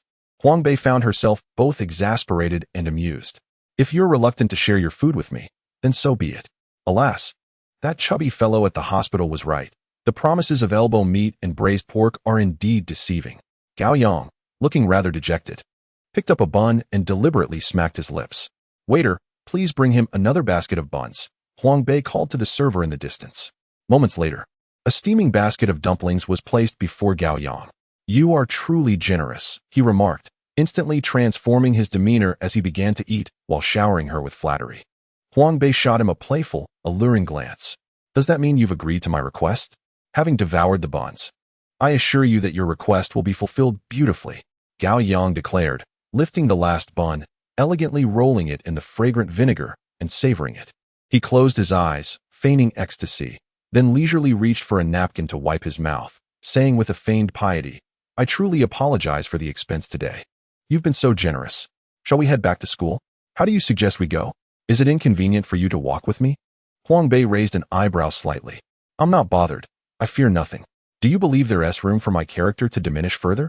"It's you I worry about," Gao Yang answered shamelessly. "You ponder quite a bit," Huang Bei smiled, adding, "though your character may leave much to be desired. I find no inconvenience on my end. Shall we proceed? Would you care to hold hands on our way back?" Gao Yang, with a cheeky grin, extended his hand. Huang Bei lifted her leg as if to kick him.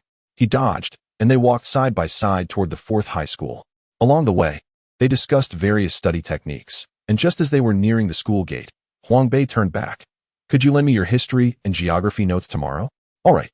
Then I'll borrow your English notes to copy," he replied. "No problem. We shall complement each other as strengths." Huang Bei waved at him. "See you tomorrow." With that, she turned and walked into the school.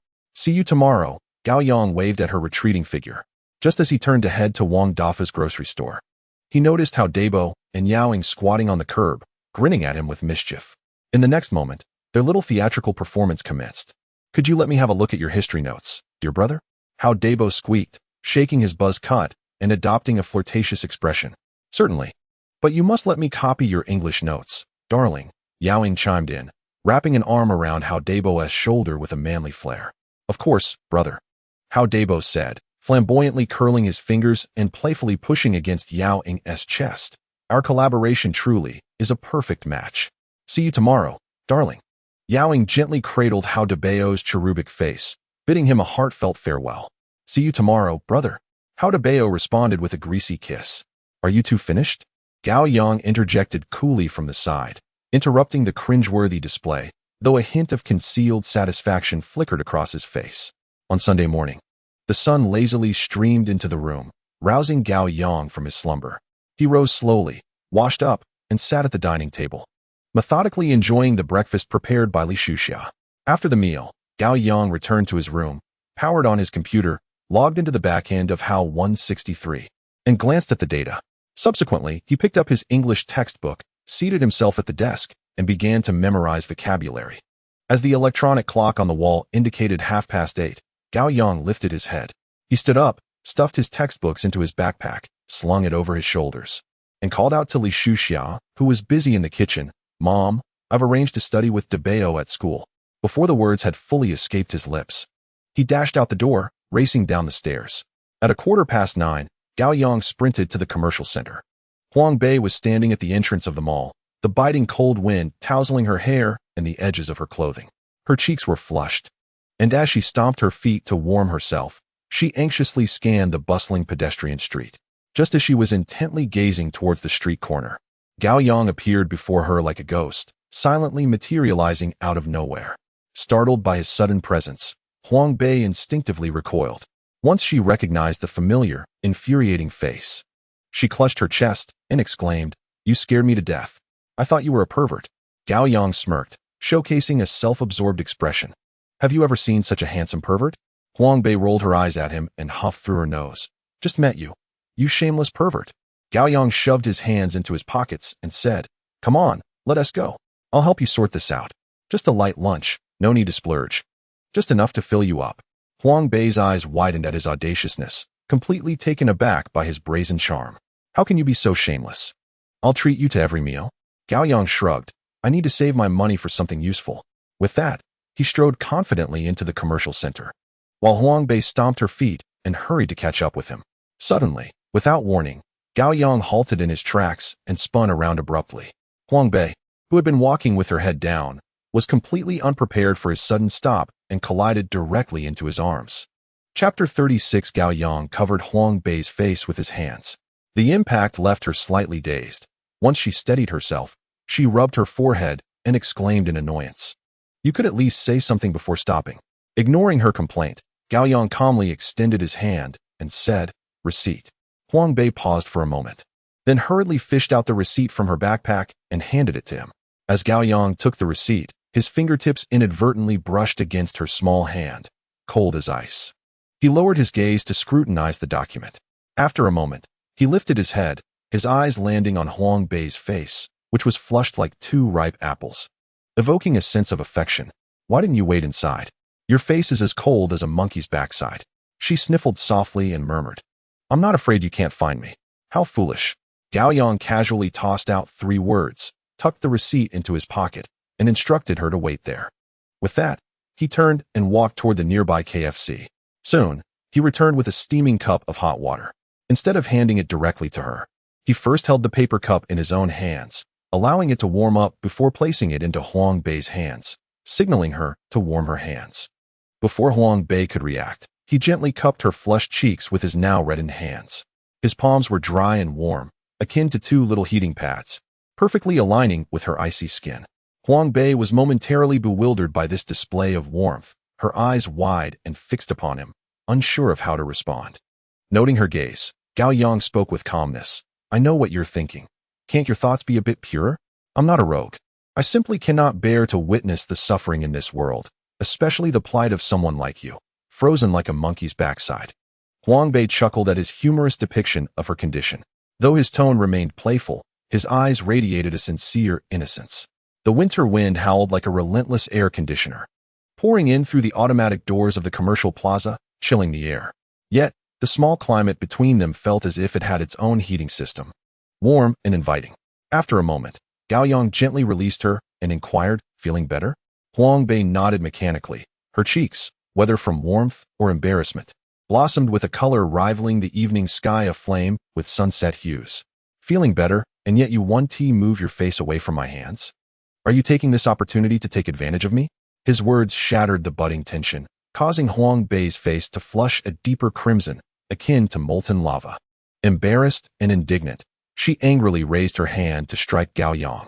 You, Gao Yang, witnessing her sudden fury, couldn't suppress a smile, but his body reacted swiftly, deftly catching her wrist as she swung. What's this? A betrayal after kindness? He teased, holding her wrist with a gentle grip that prevented her escape.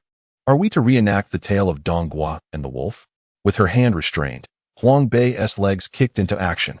Gao Yang nimbly sidestepped her attack, seizing the pants draped over a nearby chair and sprinting toward the service counter of the mall.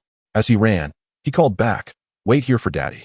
Don't wander off, or you might be taken by bad people. Huang Bei, infuriated, stomped her feet in place. At the service counter, Gao Yang switched to a polite demeanor, efficiently discussing the return process. In no time, he received 500 yuan in cash. Upon returning to Huang Bei, he adopted a mysterious air reminiscent of a character in a film and slyly placed the cash into her hands, lowering his voice, Brother Chun. The payment for that batch from the Thai folks has been settled. When's the next shipment? You really are theatrical. Have you become Tony Leung now? Huang Bei laughed, carefully tucking the money into her pocket. There is no way to restrain an imagination that runs wild. Otherwise, how do you think I compose my essays? Gao Yang wore a look of self-assured excellence. During this mock exam, what do you estimate your Chinese language score will be? Huang Bei inquired, following his lead. A minimum of 120, with no upper limit.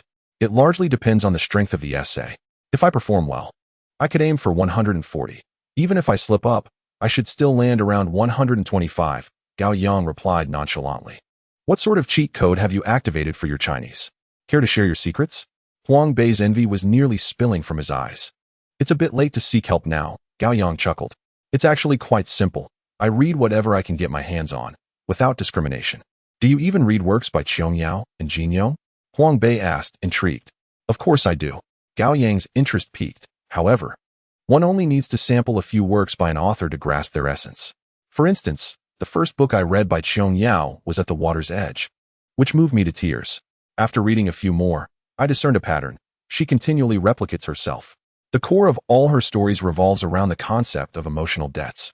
Zhang San loves Li Si loves Wang Wu loves Zhao Lu, while Zhao Lu secretly desires to be with Zhang San. As Gao Yang spoke, he casually took a large sip from the cup of water Huang Bei was holding.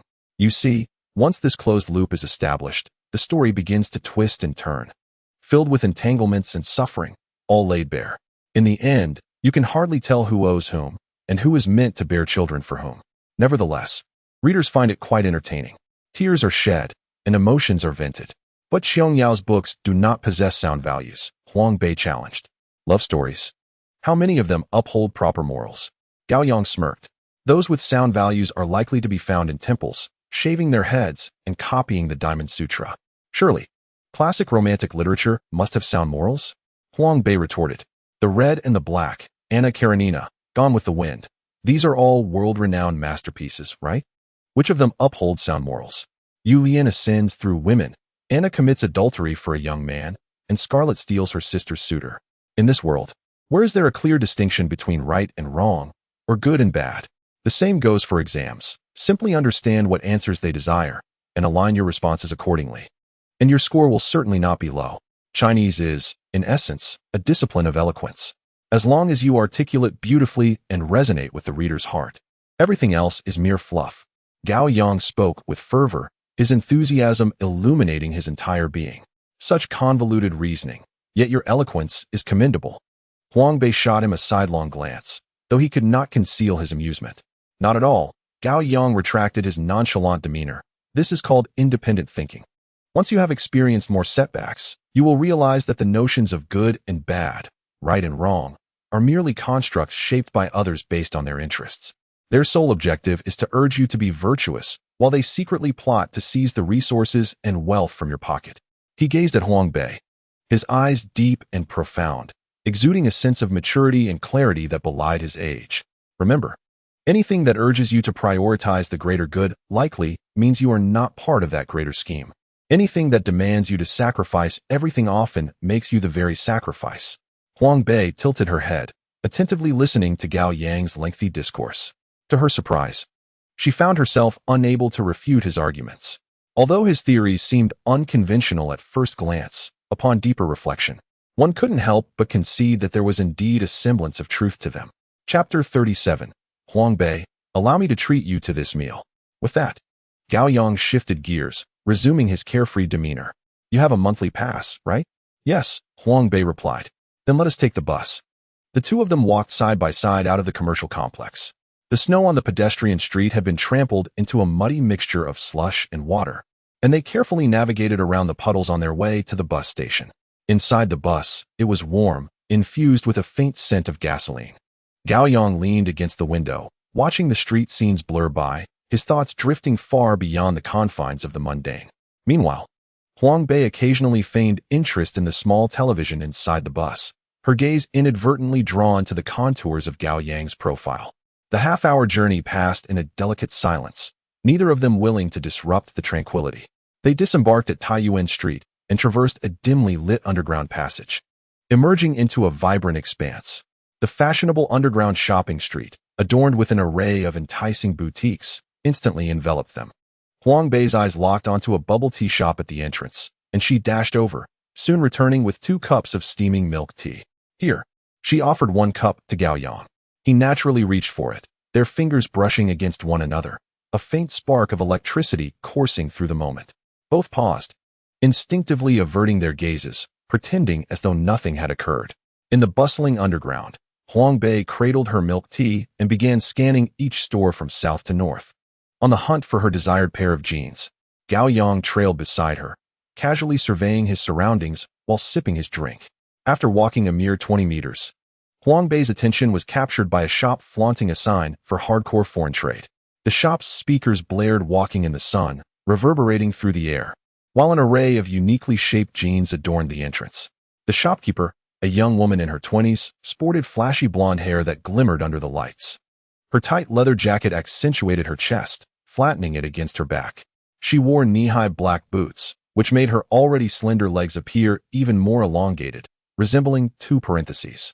Her eye makeup was a heavy smoky hue, and when her eyes were closed, it seemed as if her irises had been plucked away, leaving behind 2 unfathomable voids. Her lipstick was vibrant and glossy, a fluorescent shade of neon pink, exuding a distinctly kitschy vibe. Gao Yang recognized her instantly. This was the pioneering figure of the first generation of shamate, destined to leave an indelible mark on the annals of Chinese fashion. The woman before him was undoubtedly the legendary princess of the Zhang Ai family. With a pronounced accent from the outer counties, the princess enthusiastically greeted Huang Bei. Almost entranced, Huang Bei followed the princess into her denim shop. "Sister, look at these pants. Aren't they stylish? The fabric, the cut. Wearing them will instantly transform you into a supermodel."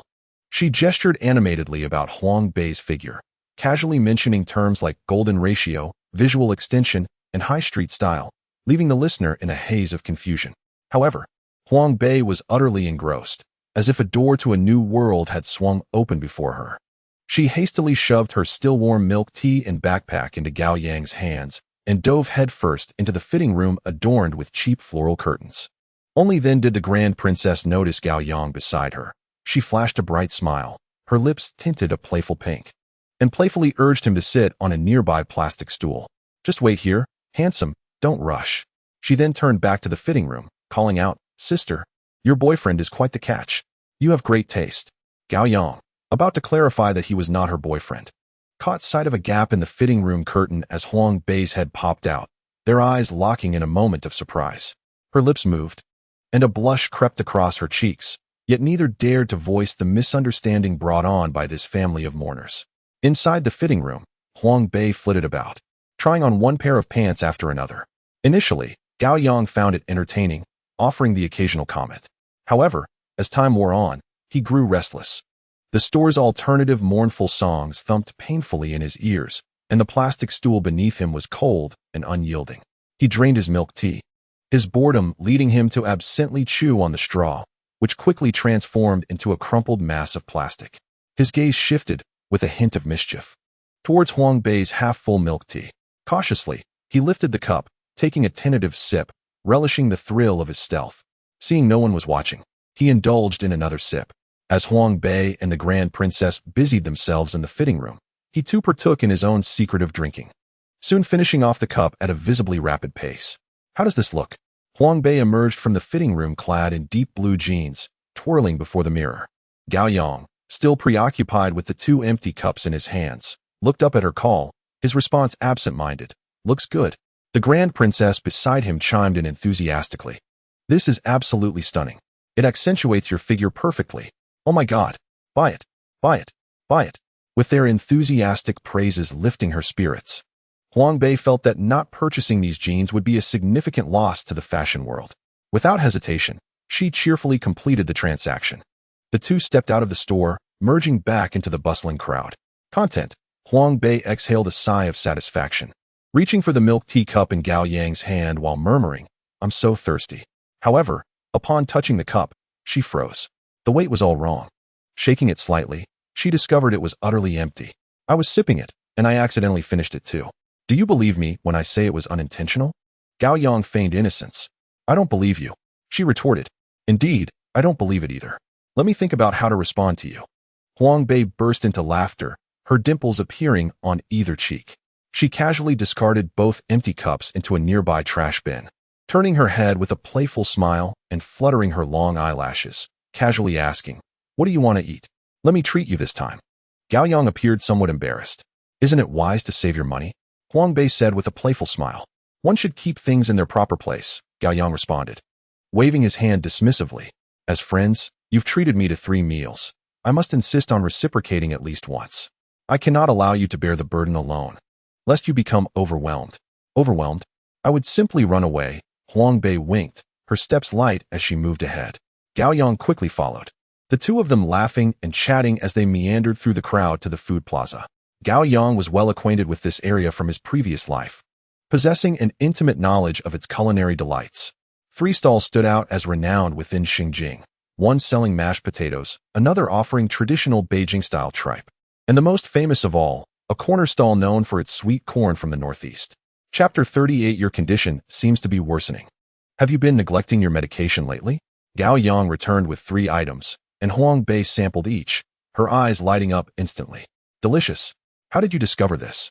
Do you come here often?" "Not really. I just took a stroll around the food plaza and stumbled upon these treasures," Gao Yang replied nonchalantly. "Come now, Tell the truth. Which girl brought you here? These are all things girls love to eat. I refuse to believe it was mere chance, Huang Bei teased, her gaze laced with a hint of mischief. Does my mother count as a girl? Gao Yang retorted. Yes. Then it was my mother who brought me here. He stated matter-of-factly. That makes sense, Huang Bei began, but then paused. What were you going to say? Gao Yang inquired, his curiosity piqued. Never mind, it's nothing, Huang Bei murmured, pressing her lips together, unwilling to elaborate. Gao Yang chose not to pry further, and the atmosphere grew subtly tense. Have you ever been in a relationship? Huang Bei asked casually as she dug into her mashed potatoes. Never. Relationships would only hinder my drinking and slow down my punching speed, Gao Yang replied, biting into the corn, sounding like a carefree streetwise youth. What about you and Tushi? Huang Bei disregarded his jest and pressed on. Can't you see we are just good brothers? Gao Yang retorted, as if Huang Bei had asked an unnecessary question. Huang Bei lowered her head, continuing to eat her mashed potatoes, muttering softly, Oh, brothers. Good brothers. Your tone suggests you might not quite believe that, Gao Yang observed. I do believe it. What's there to doubt? Huang Bei quickly raised her voice in protest, though her expression remained somewhat indifferent. Stop with the sarcastic tone. Brothers are brothers. We share this life. But not the next, Gao Yang stated, tapping his chest with exaggerated seriousness, exuding a sense of camaraderie. Are we brothers then? Huang Bei suddenly looked up, her eyes sparkling with curiosity. We are not, Gao Yang replied without a moment's hesitation, dismissively waving his hand. Why not? Huang Bei's brows furrowed in confusion. Because you aren't fierce enough. Only those with true grit can be my brothers. Look at Wang Wan, De Bao. Aren't they all tough as nails? Gao Yang explained earnestly. Then what are we? Huang Bei continued to press for clarity. We are food companions. What does that mean? People who eat together, Gao Yang replied, not even bothering to lift his eyelids as he spoke. Gao Yang, do you truly think of me as a fool? Then tell me, when did you enter the palace? Huang Bei said, spreading his hands with a mischievous grin. You know the answer, yet you ask. I consider you a companion, while you regard me as a eunuch. Gao Yang replied, his face flushed with anger. They exchanged a knowing smile. Huang Bei scraped the last remnants of mashed potatoes from his bowl with a spoon and pushed it aside, then seized an ear of corn, nibbling on it like a little squirrel. I'm particularly curious. May I interview you? Gao Yang leaned against the back of his chair, arms crossed, adopting a pose of profound contemplation, awaiting Huang Bei's inquiries. You claim to be so handsome. Why aren't you in a relationship? Do you prefer the official version or your true thoughts? I'm eager to hear both, Huang Bei mumbled through a mouthful of corn. The official stance is that love distracts me from my studies, which I pursue for the resurgence of China. He paused. Stop. Speak plainly, Huang Bei interrupted. Gao Yang took a sip of water and launched into a lengthy discourse. Though I have not personally engaged in romance, I have observed enough to understand its intricacies. Let us not delve into the trivialities of boys' thoughts. Instead, allow me to dissect the emotional journey of girls and see if my analysis resonates with you. Initially, you find yourself enamored with him, an oblivious oaf. You yearn for serendipitous encounters, crafting opportunities to engage in playful banter. You feel a pang of jealousy when you see him with other girls, meticulously tracking his every move. Suddenly, one day, the veil is lifted, and you both ascend to the second phase, the throes of infatuation. In school, overt displays of affection are avoided. Perhaps you merely hold hands, subtly declaring your bond to the class, momentarily alleviating fears of rivalry. He surprises you with thoughtful gifts, fetches hot water during your time of need, and hastily retrieves your lunchbox from the cafeteria. Days of joy ensue, with you occasionally acting like a concerned guardian, limiting his smoking habits. Before long, you reach the third phase, separation. The novelty of the relationship, much like milk, has a fleeting shelf life. Over time, trivial arguments arise, culminating in the conclusion, you are incompatible. Following this realization, tears flow, diaries are filled with curses directed at this scoundrel. Gradually, you heal, meet the next scoundrel, and experience love anew. This cycle continues, with each new scoundrel bestowing gifts, fetching hot water, and ultimately parting ways. You find yourself in an endless loop, encountering countless scoundrels, only to realize you are still drinking hot water, with nothing truly changed. Am I correct? Huang Bei paused, placing the thoroughly gnawed corn cob on the table and clasped his fists in salute to Gao Yang. Hearing your insights is more enlightening than reading a decade's worth of romance novels. You are indeed a master. Basic maneuvers, Gao Yang replied. I merely invest my finite life into infinite contemplation, inadvertently appearing as a sage in your eyes. I increasingly find you unique, Huang Bei remarked, a cryptic smile gracing his lips. This signifies your growth. Let us take our time. Feel free to inquire whenever you have doubts. In a single meal's duration, I can clarify your uncertainties, but the bill is on you. I knew you were merely seeking free meals, Huang Bei retorted. Now, enlighten me about life. His interest piqued. Gao Yang furrowed his brow as if scrutinizing an exceedingly tedious script. Life, after all, is rather monotonous. For the majority, existence resembles a cup of plain water, utterly devoid of flavor. Attending school, entering the workforce, marrying, and having children, only to observe your offspring follow the same path. Such is the dreariness of it all. I refuse to live this way. And how do you wish to live?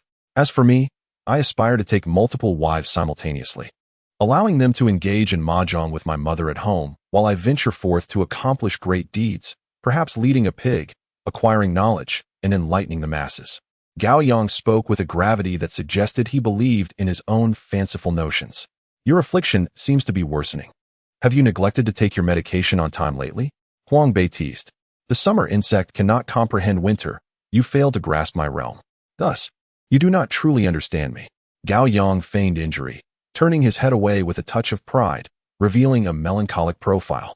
Huang Bei gazed at his side, a gentle smile playing at her lips, and inquired, What are you up to later? I have no particular plans. I intend to return home and read. Shall we visit the provincial library together? That sounds good. I have yet to go to the provincial library. Neither have I. Do you know the way? Of course I do. I've been diligent with my medication lately. Unable to contain herself, Huang Bei burst into laughter, her joy radiating as she curled up on her chair like a jubilant shrimp. As the laughter subsided, she regarded the boy before her, his every gesture and word having quietly etched themselves into her heart. Chapter 39. This must not be spoken of. In the car, Huang Bei, feeling restless, noticed the student monthly pass in Gao Yang's hand. Why does your pass look somewhat different from mine? Gao Yang glanced down and smiled slightly. The student monthly pass from the year 2000 is still made of sturdy cardboard. In the lower right corner, there is a designated area for affixing receipts. Each month, one can purchase a receipt from school for 8 yuan, affix it, and with a stamp from the bus company, enjoy unlimited rides for the month. Do you know Li Yong, the art student in our class? Rather than answering directly, Gao Yang handed the pass to Huang Bei. He painted it. A hint of amusement danced in Gao Yang's voice. At the beginning of the month, Li Yong took on the task of crafting passes for all his friends. Much like a counterfeiter, he would first borrow an authentic pass sticker to measure the dimensions, then take out his art supplies and commence his grand endeavor. Li Yong often boasted that he possessed the talent akin to Van Gogh. Gao Yang chuckled, declaring that the colors squeezed from his palette were not red, yellow, or blue, but the responsibility of saving his brothers a pack of cigarettes. Huang Bei erupted in laughter. Nevertheless, that fellow indeed had some skill. He could replicate a genuine ticket in merely an hour. After completing the ticket, Li Yong would apply glue with a small brush and affix it to the monthly passport. Once the glue dried thoroughly, he would hand-draw the stamp of the bus company. Thus, a counterfeit that could easily deceive was born. Initially, the group swaggered onto the bus with their fake passes, only to be promptly identified and ejected by the driver. Fortunately, their lack of shame allowed them to endure the humiliation, albeit with some grumbling as they walked back to school. In those years of grumbling while walking back to school, Li Yong exemplified the virtue of rising after humiliation. Gao Yang remarked that every failure became nourishment for his creativity. His painting skills advanced remarkably amidst the repeated indignities of being cast off from buses. At that moment, Huang Bei was already laughing so heartily that she nearly slid from her seat. How many times were you thrown off? Did you truly walk back? She inquired amidst her laughter. It was indeed a grumbling walk back, Gao Yang corrected her. Being thrown off on the spot was considered fortunate. However, he shifted his tone. There was one time when Bao encountered a malevolent driver. Instead of tossing him off immediately, the driver accelerated and took him straight to the final stop, pointing at the door and ordering him to leave. Can you imagine? At a desolate bus terminal, darkness was nearly descending. Despairing, Bao wandered for over an hour, tearfully seeking his way home. It was truly a pitiful sight.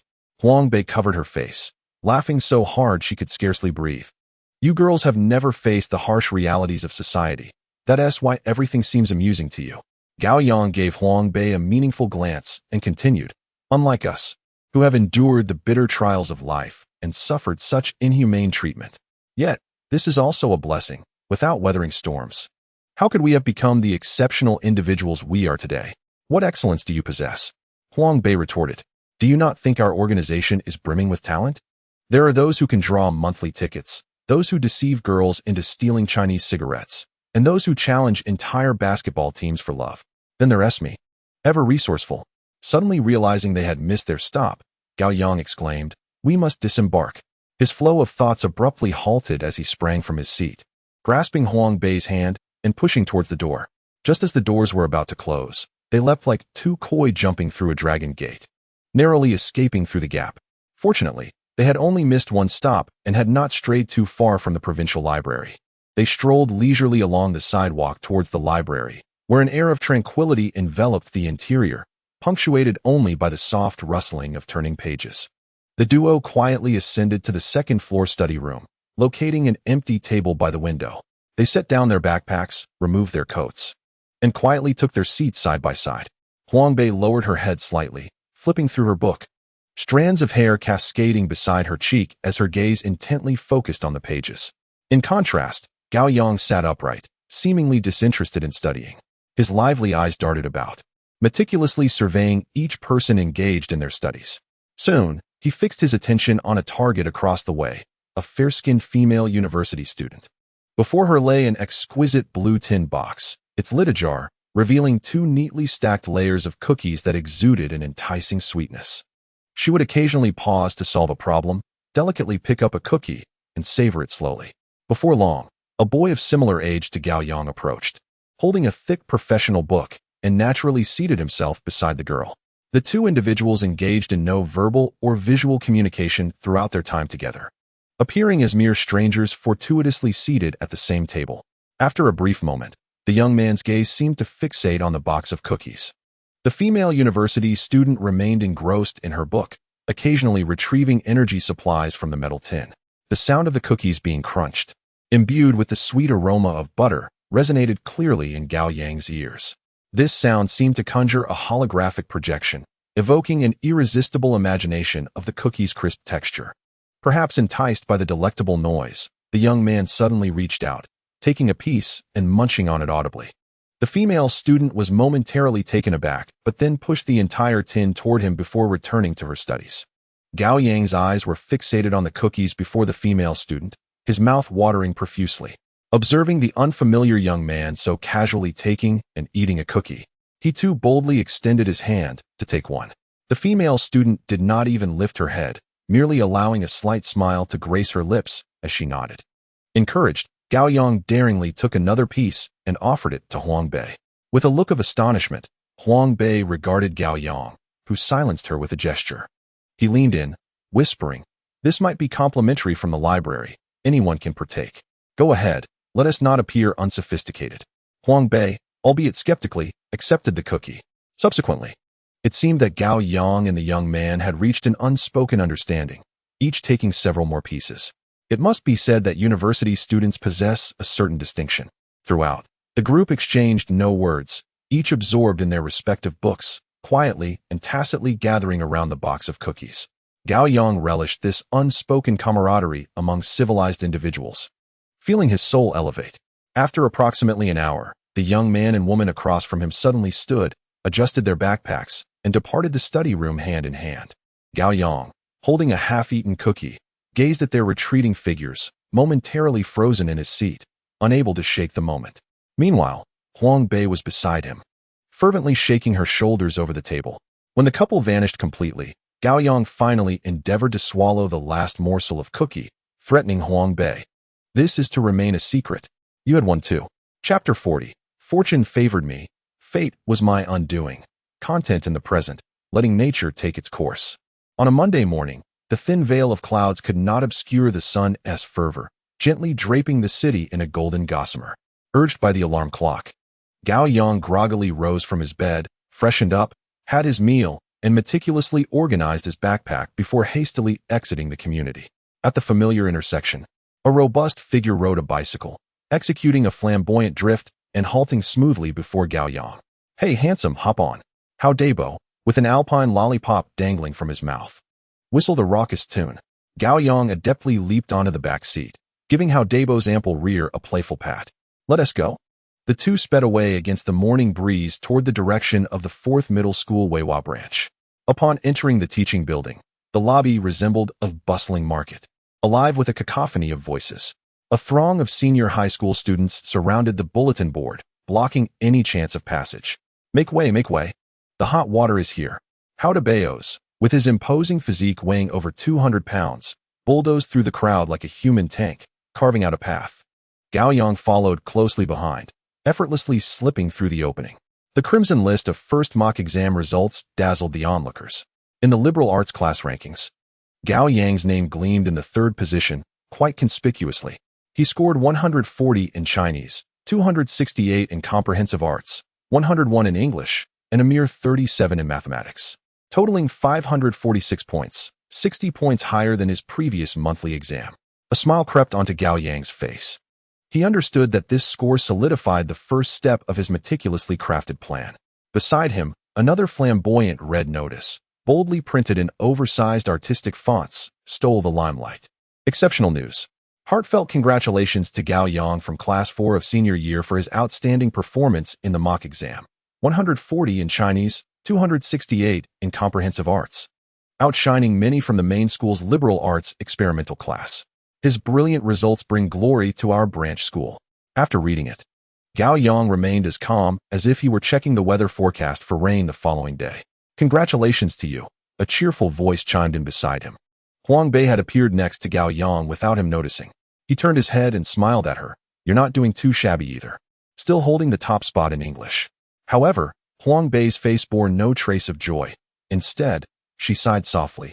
It's useless, my total just barely crossed 500. Not even close to the threshold for a prestigious university. Don't worry, there are still over 100 days left. Those 40 points should be within reach. Gao Yang patted her shoulder and joined the flow of students heading to Class 4. Inside the classroom, the fluorescent lights buzzed with electricity. And what should have been a moment of serene self-study erupted into a cacophony. Every face was adorned with expressions of excitement or curiosity. And the center of attention was undoubtedly Gao Yang, who had just entered. As How Dabeos burst into the classroom, he resembled a firecracker tossed into a bonfire, exploding instantly. He hurled his backpack onto the desk with a thud, seized Gao Yang, and raised his right hand, forming a mock fist, as if holding a microphone. Gao Yang, as the dark horse emerging from this mock exam, what profound words do you have to share with the audience at home? His demeanor resembled that of a tabloid journalist who had rummaged through a celebrity's trash for hours and finally stumbled upon exclusive gossip. Gao Yang, caught up in the excitement, grasped How Dabeo's fist, treating it as a microphone, and joined in the revelry. Clearing his throat, he theatrically declared, Today, receiving this award brings me immense joy. First and foremost, I would like to express my gratitude to my father and mother. Without them, I would not have achieved such results. Secondly, I thank my beloved teachers who, like gentle spring rains, have guided me from a troubled youth back onto the path of academic excellence. Lastly, I extend my thanks to my classmates. My charming yet shameless friends, he cast a knowing glance at How Dabeos, who have strewn my journey with thorns and have playfully tried to drag me into the depths of despair. However, he shifted his tone, raising his voice, declaring that it was precisely these hardships that rendered his night so splendid. Thank you, beloved oil. Upon finishing, Gao Yang tossed a few exaggerated kisses to the audience below. Jia Yang, ever the opportunist, hummed a few notes of the rose from the audience, eliciting a wave of laughter from the class. How Daba, stifling his amusement, continued with his inquiries. Gao, as the newly minted, unabashed academic prodigy of Weihua High School, you achieved an impressive score of 37 in mathematics. Pray tell, how did you manage such a feat? The question provoked even greater laughter from the class. Gao Yang raised an eyebrow, adopting a look that suggested the question struck a chord. Ah, this portly paparazzo, your query is indeed profound and incisive. This brings to mind my mathematics teacher, the kind-hearted and beautiful Gue Fun. She recognized my unique mathematical talent long ago. Upon realizing my ability to count was beyond redemption, she wisely tailored her instruction, advising me to refrain from answering any questions beyond multiple choice to spare the examiner's feelings. By now, Some in the audience had collapsed onto their desks, shaking with laughter. Not only that, Gao Yang, radiating exuberance, presented me with a coin infused with her lifetime of effort. With it, my mathematics scores consistently hovered within the coveted range of 10 to 20, and this exam, I even managed to achieve the remarkable score of 37. As the saying goes, diligence begets reward, and a well-thrown coin brings fortune. The two of them, in perfect harmony, performed with great delight on stage, while the audience succumbed to fits of laughter. At that moment, a figure unexpectedly appeared at the entrance. The homeroom teacher, old Lu, ambled in with his characteristic, slightly unsteady gait. The expressions of Gao Yang and Hao Daba, as if paused by an unseen button, froze in place, and they scurried back to their seats. Standing at the podium, old Lu's gaze was piercing, sweeping over each student's face. He cleared his throat and commenced his daily admonition, which invariably revolved around lax discipline and improper attitudes. Once the lecture concluded, his focus locked onto Gao Yang as he said, "Gao Yang, step forward." A chill ran down Gao Yang's spine. He realized he had perhaps overindulged in the earlier antics and forgotten to close the door. With a heart laden with trepidation, anticipating public reprimand, he followed old Lu out into the corridor. Upon reaching the hallway, old Lu's expression underwent a swift transformation, shifting from that of a stern taskmaster to a gentle paternal figure. He began, "In this recent mock examination, your performance in Chinese and comprehensive studies was truly remarkable, surpassing even the top students from the main campus. Principal Li was quite pleased and specifically commended you during this morning's meeting, as well as our class." There was an unmistakable pride in old Lu's tone. "On Thursday, our branch school will join forces with the main campus for a 100-day pledge assembly, and it has been decided that you will represent the students and speak on stage. Please write a draft for me by tomorrow, and I shall assist you in refining it." Gao Yang felt a wave of relief wash over him as he slightly bowed his head, replying, "All right, thank you, Teacher Lu." "Very well, you may return to class," old Lu said, gently patting him on the shoulder. As Gao Yang turned to leave, having taken just a few steps, old Lu's voice unexpectedly called out from behind. Gao Yang, with a hint of regret in his voice, remarked, "If only your math scores were a tad better. Even just to pass, given your capabilities, achieving a 985 would be a mere formality. Alas, what a pity." He paused, turning around to gaze at Lao Lu's face, which was etched with disappointment. After a moment of silence, he revealed a serene smile. "Teacher Lu, there is nothing to lament. What is gained is a blessing. What is lost is fate.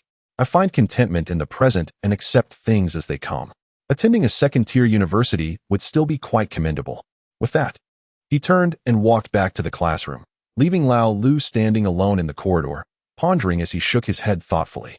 Chapter 41. The brazen words that sent shivers down the spine during the lunch break. Gao Yang idly twirled a pen, glancing at the score of 510 belonging to Tu Shi. "Sister, your grades aren't exactly impressive either. I spend every day in class entertaining the old man. How could they be? Oh dear, while it's permissible to indulge in reckless abandon with medicine, one must be cautious with words." Gao Yang suspended the pen in midair. "The old man certainly wasn't playing around when teaching you. I can attest to that. He was too busy to entertain the young ladies," interjected Hao Daba. In the front row, Tu Shi suddenly twisted in her seat. Without uttering a word, she cast Gao Yang a dramatically incredulous roll of her eyes. Then, with a flick of her wrist, a white parabolic arc flew precisely towards Gao Yang. Quick-witted, he caught it deftly in his palm. It was a large white rabbit milk candy. What does this signify? Flattery or servility? Gao Yang mused, holding the candy with a smirk spreading across his lips. Tu Shi, don't fawn over me. I might be a bit out of your league now. He raised the candy to his eyes, his gaze turning tenderly poetic.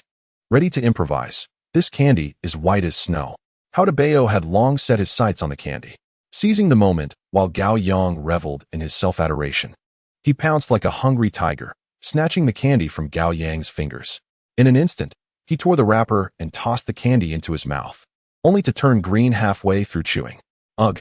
He spat the contents onto the floor, exclaiming in horror, "What the hell? This is chalk." At this moment, Gao Yang also realized what had transpired. He paused in astonishment, then clenched his fist, his fingers arched in a flamboyant gesture as he playfully thumped Tu Shi's shoulder twice. His teasing words sending shivers down the spine. "You're wicked. I'll get you for this." Meanwhile, Huang Bei, sitting quietly in the corner, discreetly observed him, her gaze following Gao Yang's silhouette with a depth akin to an unfathomable pool, leaving one perplexed about her emotions. As night fell, just before the evening study session, Gao Yang, Wang Wan, and Hao Dabao emerged from Wang Dafa's grocery store, their arms draped around each other's shoulders. Each held a bottle of chilled cola, the tops still hissing with frothy vapors. They tilted their heads back and took a hearty gulp, the effervescence bursting in their throats. Burp. The trio collectively let out a resounding belch, swaying slightly as they prepared to head toward the academic building. Approaching them were Bing Bing, Huang Bei, and Zhu Fenghua, with Bing Bing's neatly cropped hair fluttering in the evening breeze. She immediately noticed the cola in Wang Wen's hand and exclaimed, "Boys still drink cola? Aren't you afraid of harming your vitality?" Wang Wen was taken aback by this sudden onslaught of words, opening his mouth, but at a loss for how to respond. Gao Yang cast a sidelong glance at Bing Bing, a smirk playing on his lips. "What are you worried about? He won't be missing your share of food." The air hung thick for 3 seconds. Suddenly, Hao Daba, who had just taken a big gulp of cola, sprayed it out. Huang Bei and Zhu Fenghua couldn't hold back their laughter either. Bing Bing's face flushed crimson. She stamped her foot and turned to Wang Wen for help. "Wang Wen, look at him. He's bullying me." Without a moment's hesitation, Wang Wen firmly grasped Hao Daba's arm and immediately apologized to Bing Bing. "Can you explain why you spat out the cola as soon as you saw her? Do you think she is unattractive?" Hao Daba, with his shoulders secured, grinned at Bing Bing and shouted, "Bing Bing, with Wang Wen's intellect, you might as well choose someone else to eat with. Don't hinder the next generation." Ha ha. At this, the 6 of them dissolved into laughter on the street. With her cheeks aflame, Bing Bing lightly kicked Hao Daba's backside, scolding, "You 3 are all no good." The 2 groups of friends laughed and brushed past each other. After taking a few steps, Gao Yang inexplicably turned back to glance. Huang Bei, sensing something amidst the crowd, almost simultaneously looked back as well. Their gazes briefly met in the night, and in an instant, they both averted their eyes as if burned. The moonlight, like water, spilled onto the path outside the campus. Bing Bing affectionately linked arms with Huang Bei and Zhu Fenghua, their silhouettes elongated beneath the streetlight. "Bei, I've heard quite a bit," Bing Bing said, her eyes sparkling with gossip. "Last week, after the first mock exam, you and Gao Yang returned from off-campus together. What were you up to?" Huang Bei's cheeks flushed slightly in the moonlight, and she coughed awkwardly. "I went to the Tiobai to exchange a diary, and I happened to run into him." She paused, adding, "I really should thank him. The shopkeeper refused to exchange it for me, but he went in and sweet-talked her. Not only did he get it exchanged, but he also managed to con 2 pens and a notebook from her, claiming it was for emotional distress." Haha, that's so typical of him. Bing Bing laughed uncontrollably. Gao Yang, with his cunning ideas and thick skin, is truly unmatched. After the laughter subsided, Bing Bing turned her face, mischievously eyeing Huang Bei. "I heard Wang Wen say that Gao Yang seems to have a bit of an interest in you. Don't say such things." Huang Bei quickly waved her hands, her voice rising a pitch. "How could that possibly be?" Bing Bing raised an eyebrow. "Why is it impossible? A talented man and a beautiful woman, a hero saving a damsel in distress. He.S. not a monk. Just keep an eye out and don't be foolish." Zhu Fenghua, who had been covering her mouth and stifling laughter, finally interjected, Bei, look at how red your face is. You can't deny it now. Are you hiding something? You're just joining in on the teasing." Huang Bei playfully glared at Zhu Fenghua and reached out to tickle her. During evening study, Old Lu animatedly explained the first mock exam's Chinese paper at the podium. In reading comprehension, Gao Jianli strikes the zither, while Jing Ku sings in harmony. Let us consider the following question. Which of the interpretations and analyses of this text is incorrect? Old Lu, with chalk in hand, emphatically struck the blackboard, declaring, "This is an easy question. Even a fool would know the answer." It was astonishing that someone had chosen option C. Was their brain located in their posterior?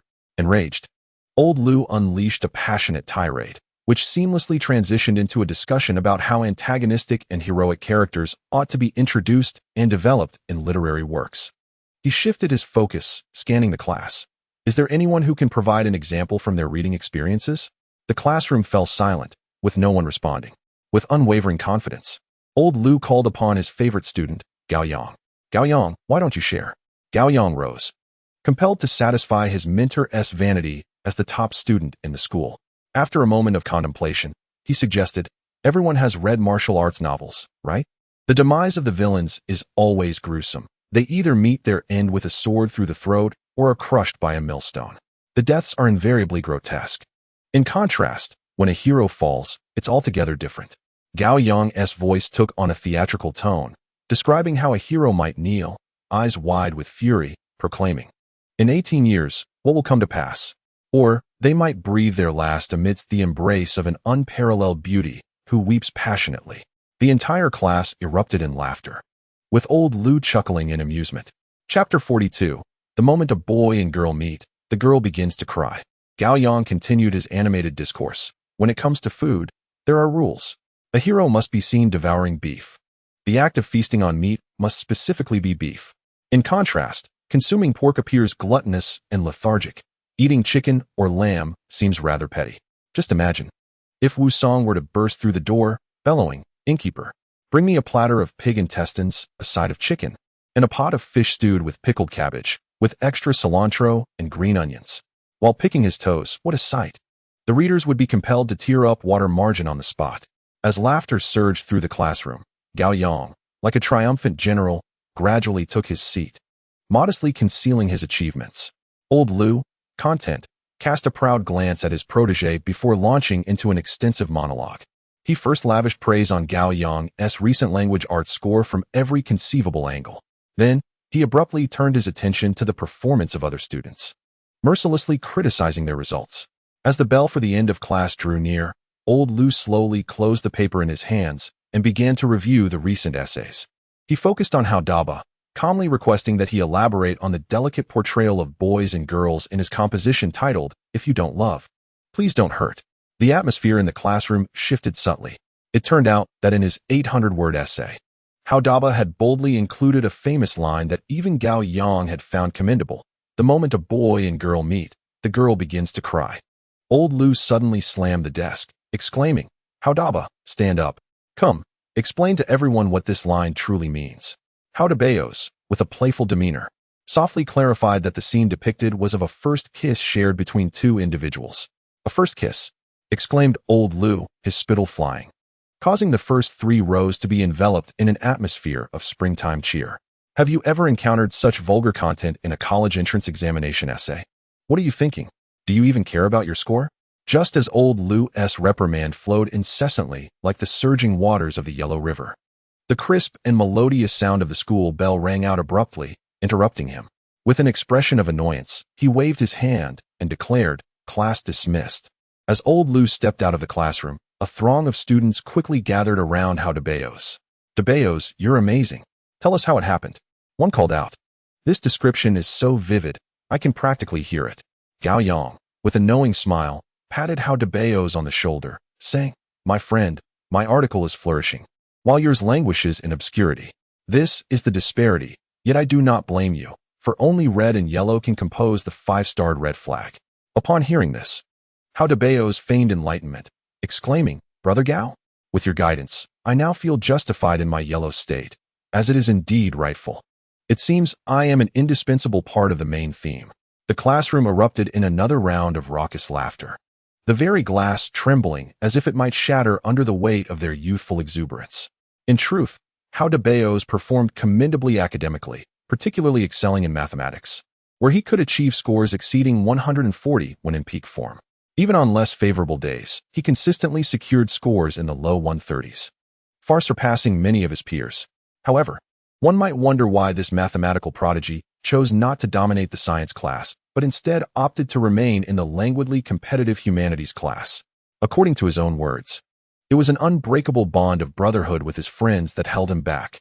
Yet, such claims would hardly convince even a ghost. His true intention was to seek a kindred spirit amid the delicate interactions of the humanities class, yearning to savor the sweet taste of that legendary connection that left girls in tears upon first contact. Regrettably, after more than a year of lurking in the humanities class, while he had read numerous correspondences from his female pen pals, he had yet to catch even a glimpse of a girlfriend. Hao Dabaos often lamented to Gao Yang, "Why do today's girls fail to appreciate the depth of my unexpressed sentiments?" In his characteristic teasing tone, Gao Yang retorted, "Dabaos, have you ever considered that the pot of fish stewed with sauerkraut by our mother might be thwarting your grand romantic endeavors?"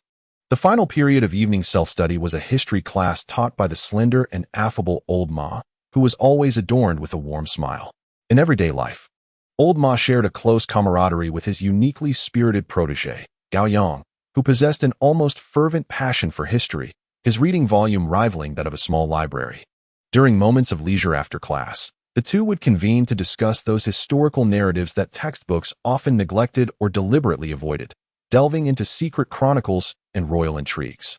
On one occasion, Gao Yang debated with Old Ma about the current number of socialist countries in the world.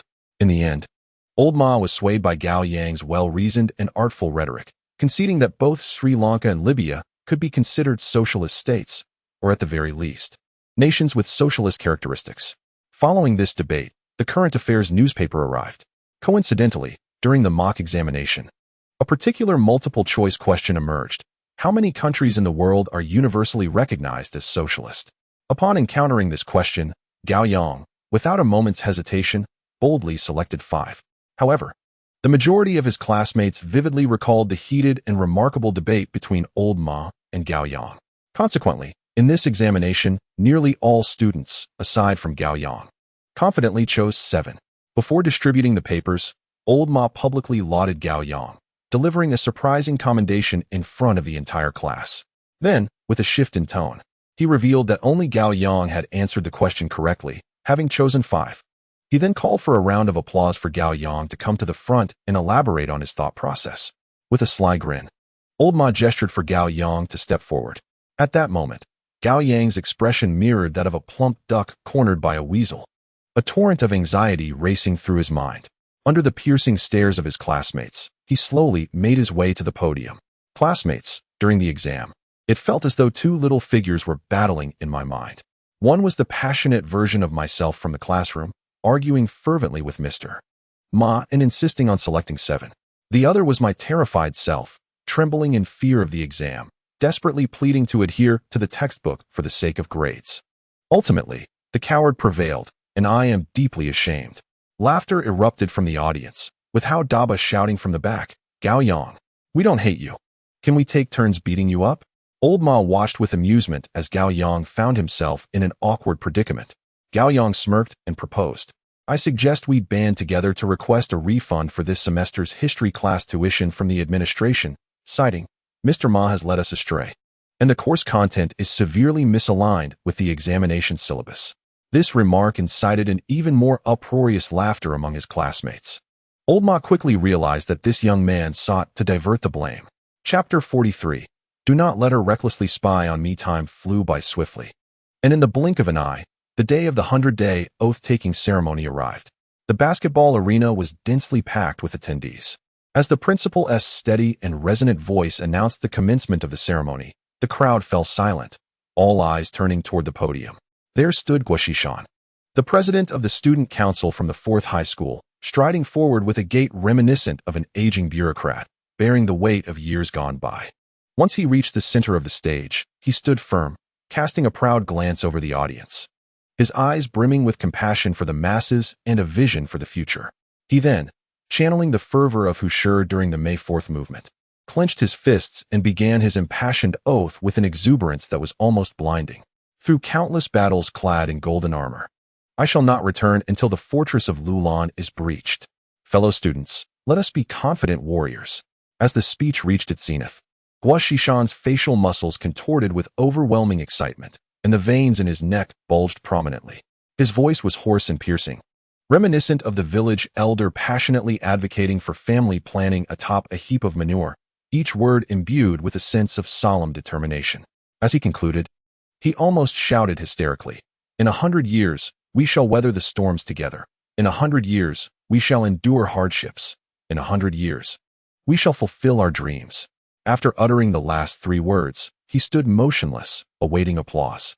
Below, Wang Wen furrowed his brow and remarked to Hao Debao, Shouldn't it be 100 days? Is this fellow suffering from oxygen deprivation? Hao Debao smirked mischievously. The chairman is too excited. But who cares at this moment? The atmosphere is electric, and the passion is palpable. This is the chairman's affection for everyone. At this point, all you need to do is feel moved. Following this, Hao Debao joined the crowd in fervently clapping his hands. Do you think old Gao can express such deep emotion like our chairman? Wang inquired again. Has my brother ever lost? Hao Bei scoffed. If he doesn't faint from crying on stage today, he wouldn't dare show his face again. Hearing this, Tushi turned around, laughing, and said to Hao Bei, is he really that determined? Turning away, Hao Bei's expression shifted instantly. Your man is about to be publicly executed. And you still have the energy to laugh so heartily? Heartless fool. Damn it, you fatso. Tushi unceremoniously kicked Hao Bei. Under the gaze of hundreds of peers, Gao Yang confidently ascended the podium. Moments later, he made an unexpected move. He neatly folded the prepared speech and tucked it into his pocket. Subsequently, he began to speak extemporaneously. Esteemed teachers, dear classmates, greetings. I am Gao Yang from Class 4 of the Senior 3 at Weihua Branch School. His voice was calm and steady, starkly contrasting with Guo Shishan's earlier hysteria. Why should we pursue education? This is a question worthy of profound contemplation by each of us. In today's society, many believe the sole purpose of studying is to attain success, to stand out in competition, and to achieve fame and fortune. If we approach our studies with such a utilitarian mindset, many books would be unnecessary. We observe that some individuals, after years of education, can articulate grand philosophies with ease. They seem to know what a cultured person should be like, yet they lack an understanding of what it means to be a truly humane individual. Devoid of basic warmth and moral integrity, I believe that during our educational journey, we should not be driven solely by such utilitarian goals, but should retain a sense of chivalry and tenderness within our hearts. His pace was measured, as if engaging in a casual conversation with each person in the audience. Classmates, Gao Yang's voice rose slightly, yet remained steady. We cannot confine the ultimate purpose of learning to merely becoming superior individuals. Our goal in studying should be to ensure that no one is deemed superior to another in this world. In conclusion, he wished everyone to realize their life aspirations in 100 days, to be individuals of substance and warmth. Thank you all. With that, Gao Yang bowed deeply to the audience. He seemed neither to shout nor to cry. Did he lose to the chairman? Wang turned to look at Hao Bei beside him. Hao Bei remained silent for a few seconds. The mockery on his face vanished. Although he was not overly enthusiastic, I found his words truly admirable. At the very least, he spoke like a human. After finishing, Hao Bei was the first to start clapping. The crisp and resonant applause instantly shattered the brief stillness of the venue. The students of the entire grade erupted like fireworks, their applause merging into a unified wave that spread outward. Compared to Chairman Guo, the applause for Gao Yang was enveloped in pure admiration, steeped in heartfelt affection. Each sound resonated with fervent sincerity, striking the air with remarkable authenticity. Initially, old Lu's face was as gloomy as if it could drip with water. He watched Gao Yang carelessly disregard the meticulously revised standard manuscript he had prepared, filled with indignation. This made old Lu feel that the boy was simply being unruly, completely deviating from the school's prescribed path. However, when Gao Yang's words, learning is not about becoming superior to others. Learning is about ensuring that no one is superior, echoed through the venue. Old Lu felt as if he were struck by a powerful electric current deep within. In that moment, his anger was replaced by an indescribable shock. He truly resembled the younger version of himself. Unconsciously, old Lu raised his hands and joined in the thunderous applause from the audience. In the classroom, too, she rested her chin on her hands, gazing at Gao Yang with starry-eyed admiration, murmuring, "So handsome. Can I have your speech?" Gao Yang casually tossed the revised manuscript to Tu Shi, saying, "Here, take it. Use it sparingly during your bathroom breaks. So handsome. I want to waste it." Tu Shi replied, still gazing dreamily at Gao Yang. Uncomfortable under her stare, Gao Yang said, "Could you please turn your head? Stop teasing me." Tu Shi, Gao Yang might not have feelings for women. Why not look at me? Do I not suit your flirtations? After saying this, Hao Bei leaned in, effectively blocking Tu Shi's longing gaze with his large face. "Get away, you fatso. I was enjoying the view. And you come over with your big pig head like some horror movie. Do you believe I'll take you down?" Tu Shi pushed Hao Bei's head away with a slap. "Bei, you go downstairs with this girl to steal a glance. I'm going to have a smoke." Gao Yang could no longer endure the sticky atmosphere. Jumping up from his seat as he spoke, "Don't let her gawk at me so brazenly anymore." With that, he hurriedly walked towards the classroom door as if fleeing from a plague. Chapter 44. I'm blind. I didn't see anything just now. Gao Yang strode through the corridor with an air of detachment, resembling a societal big brother just released from confinement. A few classmates from other classes approached him, their faces lighting up with enthusiasm as if they were meeting a leader. "Dude, that was impressive."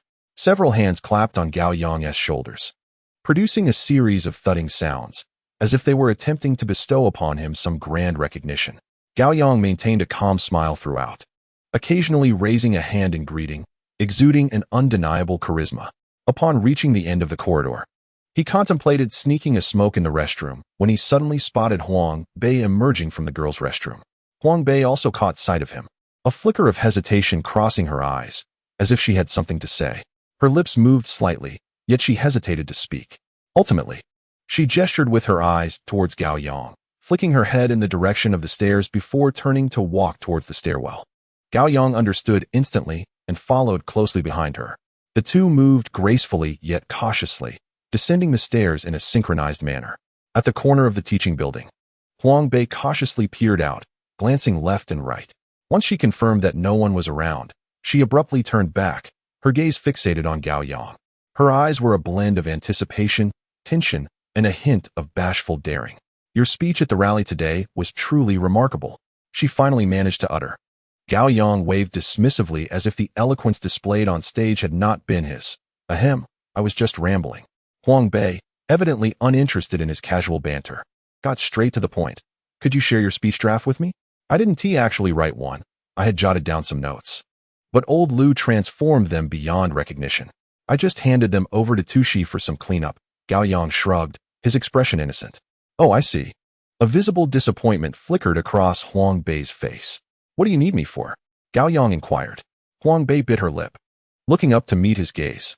"Are you free this Sunday?" "Of course," Gao Yang replied with a grin, revealing his pearly whites. "My mom has been so engrossed in my mock exam results that she's adopted a rather relaxed approach to my outings. She even had my aunt buy us 2 tickets to the Summer Palace water park, encouraging me to unwind before the exams. Would you accompany me?" Huang Bei's large, round eyes sparkled with anticipation, urging him to agree. "The Summer Palace? Those tickets are quite pricey, aren't they?" "I've never been." "Absolutely, we must go." Gao Yang responded cheerfully. "You're truly wonderful. But your mom is even better." "Then it's settled. Let us meet at the school gate at 9 on Sunday morning." Huang Bei glanced at her watch, seemingly anxious that any delay might expose her. "I'll head up now. You wait a couple of minutes before moving." With that, she turned and walked away, her steps light as a butterfly that had just discovered nectar, nearly tripping on the stairs. After watching Huang Bei vanish from view, Gao Yang turned and slipped into the construction site beside the teaching building, where a swimming pool was being built. The site was chaotic, with various construction materials haphazardly strewn about. He navigated with familiarity to a pile of lumber, just as he was about to reach into his pocket for a cigarette. Suddenly, he looked up to see Wang Wen and Bing Bing crouched on the ground, their figures appearing furtive in the dim light. At the same moment, Wang Wen and Bing Bing noticed Gao Yang's arrival, flinching like startled rabbits. Wang Wen, holding a brand new pack of soft Zhonghua cigarettes, instinctively pointed at Bing Bing, his face conveying a message of "it's not what you think." Gao Yang, however, waved his hand dismissively, a knowing smile playing on his lips. "No need for explanations. I understand, my friend. You're tutoring her in math again, aren't you?" His gaze honed in on the cigarettes in Wang Wen's hand. "Hand me one of those Zhonghua, and you two can continue your function studies. I want to interrupt." Bing Bing's face suddenly flushed crimson, akin to a cat that had just had its tail stepped on. She sprang to her feet and dashed away without a backward glance, leaving only a fading echo of her footsteps. Wang Wen watched Bing Bing's hurried retreat, shaking his head in resignation. He tore open a cigarette box and tossed one to Gao Yang. The two squatted side by side, with Wang Wen lowering his gaze to draw the characters for Zhonghua in the dirt with a stick. He grumbled. "She borrowed 2 packs of cigarettes from her father again today. I was in the midst of convincing her to return the ill-gotten goods when you chose to show up." Gao Yang took a puff of his cigarette, leisurely exhaling a smoke ring. I believe you." Suddenly, he leaned in closer, as if he had uncovered a new world. "Oh, you have a lipstick mark on your face? Really?" Wang Wen was momentarily taken aback, then raised his hand to wipe his face haphazardly. "You should spit a bit of saliva on your hand first before wiping. Dry rubbing won't do any good." Gao Yang offered technical guidance from the side. Following his advice, Wang Wen exerted considerable effort to remove the lip print. Sighing in relief, He pulled out 5 cigarettes from the box and handed them to Gao Yang, forcing a semblance of generosity onto his face. "Good brother, may we share our fortunes?" Gao Yang examined the cigarettes for a moment before responding, "Not enough." Wang Wen's expression instantly froze, as though his beloved toy had been snatched away. Gritting his teeth, he drew 3 more cigarettes from the box and stuffed them into Gao Yang's hands. "Leave a thread of hope for future encounters." Satisfied, Gao Yang collected the 8 cigarettes into his own box and patted Wang Wen's shoulder. "I'm blind. I didn't see anything just now." Wang Wen was amused despite his irritation.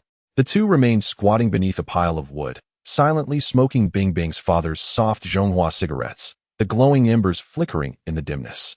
During evening study, mathematics teacher Wang Guifan passionately explained the exam paper at the podium for Gao Yang, who had achieved the remarkable score of 37. Attending this class was utterly unnecessary. He extended his hand toward Hao Daba, requesting an unopened letter. He then engrossed himself in its contents. Today's letter, pilfered by Hao Daba, was of remarkable quality. It was written by a pen pal named Wen Song to a girl named Jejia, and the content could be described as a hidden gem of contemporary risque literature. The letter was filled with lascivious language, bizarre plot twists, and unabashedly bold descriptions of various actions, interspersed with props like small whips and candles, stirring the reader's blood. Gao Yang was thoroughly captivated, his eyes glued to the letter, blissfully oblivious to everything around him. As Guifan recited the answers to the mock exam, she prowled the classroom like a predatory lioness. She silently stood behind Gao Yang for a full 2 minutes. Immersed in Wen Song's salacious narrative, Gao Yang only snapped back to reality when Hao Daba frantically signaled with his foot. Upon turning around, he found himself face to face with Guifan's benevolent visage. Wang Guifan bent down, snatching the thick stack of letters from Gao Yang's hands, adjusting her glasses, and then began reading with keen interest. Chapter 45. Hao Daba tore Jejia's stockings. In that moment, both Gao Yang and Hao Daba were thrown into a state of panic. Indulging in frivolous literature may merely be a sign of adolescent restlessness. However, should the matter of pilfering correspondence come to light, it would undoubtedly reflect poorly on one's character, leaving an indelible mark in one's record. Gao Yang's gaze was akin to 2 distress signals, darting desperately towards Hao Daba, as if imploring, "With your commendable grades and Guifan's favorable disposition towards you, you must devise a solution swiftly." Hao Dabao's mind raced, and in a sudden burst of inspiration, he sprang from his seat, addressing Guifan at the podium with utmost seriousness, fabricating a tale. He proclaimed that this was an exercise to enhance his writing skills, presenting a letter from a pen pal, which he wished for Gao Yang, the literary prodigy, to assist in refining the structure and rhetorical devices of the composition. Upon hearing this, Guifan's face betrayed disbelief as she scrutinized Hao Daba anew, seemingly reconsidering her perception of her beloved student. The situation swiftly escalated beyond the control of the 2 involved parties. Guifan, clutching the letter from the pen pal, marched directly into the office of their homeroom teacher, Mr. Liu. Before long, Mr. Liu ambled into the classroom, his gait somewhat unsteady, holding the very letter in hand. He positioned himself at the front of the class and cleared his throat. "Classmates," he announced, "today's lesson will be temporarily adjusted to a live appreciation of exemplary compositions. Now, let us welcome Hao Daba to read his remarkable work." A weight lifted momentarily from Hao Dabao's shoulders. As long as the accusation of letter theft remained unproven, a reprimand or a written reflection would be manageable. He strode confidently to the podium, graciously accepting the letter from Mr. Liu, feigning a thorough read-through to gather his emotions. Yet, after merely skimming the first 2 pages, he became as rigid as a statue, rooted in place. Mr. Liu tapped the podium, urging, "Hao Daba, it is time to begin. Do not keep your classmates waiting." Hao Daba felt as though his feet were anchored to the stage, his mouth sealed as if glued shut, stubbornly refusing to read the letter. The atmosphere in the classroom thickened, dozens of curious eyes fixated on him, brimming with innocent intrigue. Mr. Liu's expression darkened gradually, and the 2 stood in tense opposition at the podium, resembling 2 volcanoes on the verge of eruption. After a prolonged silence, Mr. Liu broke the stillness. Casting his gaze downward, "Gao Yang, come up and read for him." A jolt of anxiety coursed through Gao Yang. The world around him faded to monochrome. He glanced at Hao Dabao's face, which was more sorrowful than a bitter melon, and a wave of guilt washed over him. Reluctantly, he approached the podium, taking the letter from Huang Bei's stiffened hands. He then placed his right hand reassuringly on Huang Bei's shoulder. He began to read aloud, his voice laden with an apology to his friend. Dear Jia, in the river of time, every fleeting moment is etched with your presence, akin to stars scintillating in the night sky of my soul, rendering me eternally captivated by thoughts of you. Whenever the evening curtain descends gently, my mind involuntarily conjures a delightful little film exclusive to us. Stop, Mr. Liu interjected, raising his hand to interrupt Gao Yang. Replace Huang Bei's pen name, Song, with his actual name, and continue reading. Gao Yang swallowed hard, casting another regretful glance at Huang Bei. Then, a loud and precise voice read aloud. How Daba tore apart. How Daba needed. How Daba took out a small black leather whip and cracked it. How Daba straightened his back and collapsed on the ground. The students below could no longer contain their laughter, which erupted like thunder, nearly lifting the classroom roof. At that moment, the carefree How Daba himself broke into a wide grin, joining the chorus of laughter from the masses. In the following days, whenever the boys encountered How Daba, their greetings transformed. Daba, have you needed today? Come on, Daba, tear a rag for us to see. Daba, did you bring the small whip today? During physical education class, after running 5 laps, How Daba plopped down on the ground, panting, I'm exhausted. The PE teacher playfully approached and asked, are you about to collapse on the ground? Whenever How Daba faced humiliation and complained about Gao Yang would immediately turn into a dramatic figure, pounding his chest and roaring at How Daba. Do you think I'm having a good time? My heart hurts even more than yours. Do you know what is most important in brotherhood? It's sharing burdens. Why didn't you mention me in your letter? Why wasn't I included? Do you still consider me your brother? Get lost. Don't speak to me in little Ma's tone. Do you know that I'm seen as a pervert in others' eyes? No. You're a lecherous pig. How Daba seized Gao Yang by the throat, pinning him to the ground, and the two tumbled on the grass of the playground, their laughter echoing far and wide. At 18, friendship is the half a cigarette stolen in the school restroom, the shouts of encouragement for a brother on the playground, the unspoken cover during mistakes, and the most solid support in times of confusion. Those days spent fighting, laughing, and dreaming of the future shone like brilliant stars, illuminating the night sky of youth and providing a refuge for the soul. On a Saturday morning, Gao Yang stared at the ceiling for 5 minutes, then sprang up like a fish leaping from the water, rushing to his computer desk to power it on. As the screen lit up, he skillfully checked and updated the website link for How 163. The backend logs indicated that the website's daily page views had surpassed 5,000. This growth rate was akin to a swarm of ants snatching up eggs at a supermarket's opening, greatly encouraging him. Yet, the base was still too small. He pondered whether he should visit Junzi again, pay a visit to Song Weigua, and inquire about the progress of the homepage setup for Shengjing Internet Cafe. But then he reconsidered and decided to hold off. One cannot be too eager when soliciting favors, much like courting a girl. If one is too obsequious, they will never make it to her bed. He shut down the computer, packed his bag, and headed downstairs toward the school. As Gao Yang stepped into the classroom, Junzi approached him as if they were spies meeting for a covert exchange, lowering his voice to say, my dad went to the Shengjing Cultural Bureau yesterday. They announced that on Monday, all internet cafe owners in the city will be convened for a meeting to specifically promote your website. Gao Yang raised an eyebrow, a flicker of surprise in his eyes. Really? Come on, you think I would joke about this? Just wait and see, Junzi said, giving Gao Yang's shoulder a hearty pat. Gao Yang revealed a grateful smile and jested, Junzi, how shall I repay you? Perhaps I could help you confess your feelings to Zwidan? Upon hearing this, Junzi's face flushed crimson. Get lost. I shall rely on my own hands. Just don't overdo it. Take care of yourself, Gao Yang advised with earnest concern. You can go away now. True love isn't about mere flings. Chapter 46. I have encountered shameless individuals, but none quite like you. Living off others. Gao Yang was in high spirits, humming a tune as he opened his geography workbook. He envisioned how 163, this fledgling eagle, soaring to great heights propelled by the city's internet cafes. At that moment, he found himself unhurried to monetize his ideas. As a reborn individual, he understood the true flourishing of navigation websites would not commence until 2001. What he was creating now was pioneering, with imitators yet to follow suit. He could afford to optimize everything leisurely after the college entrance examination. For now, he intended to savor the last 100 days of high school life. After all, there would be ample time to earn money later, But one only turns 18 once in a lifetime. It was akin to a summer popsicle.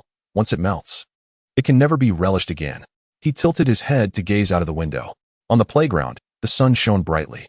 Huang Bei was like a toad run over by a truck, squatting with a hefty rear, battling for rebounds under the basket. Gao Yang hummed even more joyously, his legs unconsciously shaking to the rhythm, causing the desk to emit soft creaking sounds. The girl in front, Tushi, turned around and shot him a disdainful glance. What are you so hyper about this early in the morning? That day, Gao Yang's mood was exceptionally delightful, making everything seem pleasing to his eyes. At lunchtime, he unexpectedly reached for chopsticks, taking a hefty portion of greasy black eggs from Huang Bei's lunchbox. Tushi grimaced in disgust. Gao Yang chewed a couple of bites and then patted Huang Bei on the shoulder, exclaiming, "Delicious. I've finally grasped the essence of our mother's cooking. It's all in that pot of steam and soy sauce, so salty." Upon returning home after school, Gao Yang seized the opportunity while Li Shuxiao was busy in the kitchen to rummage through the wardrobe for his swim trunks and goggles, quickly stuffing them into the bottom of his backpack. During dinner, he concocted an excuse of needing to study on Sunday. His remarkable performance in the mock exams undoubtedly added numerous filters to his current persona. Li Shuxiao believed him wholeheartedly, not asking further questions, and even handed him 50 yuan from her pocket, advising him not to overexert himself. On Sunday, before 9 o'clock, Gao Yang arrived early at the school gate. The winter morning breeze still carried a biting chill. He tightened his coat and, from a distance, spotted a splash of color. Huang Bei stood beneath the white poplar tree at the entrance. She was clad in a simple long black down coat, with a large red scarf wrapped around her neck, resembling a red plum blossom standing proudly against the cold wind, independent and unique. Gao Yang approached briskly. Their eyes met, and they shared a smile, naturally walking side by side toward the nearby bus stop. "I deliberately left a bit earlier today, yet you still arrived before me." Gao Yang broke the silence first. Upon awakening in the morning, with little to occupy her time, Huang Bei cast her gaze downward, reluctant to remain at home with her father. His drinking vexed her, so she opted to leave early. Though she spoke lightly, an unmistakable hint of profound resignation lingered in her tone. "Can your father drink?" Gao Yang inquired casually. "He drinks at home every day. Whenever he has a break, he can imbibe from morning until night." "Do you consider that drinking?" Huang Bei's voice was slightly subdued. "That is not good. You should advise him to visit the park and play chess with the old men, or perhaps join the ladies in some square dancing."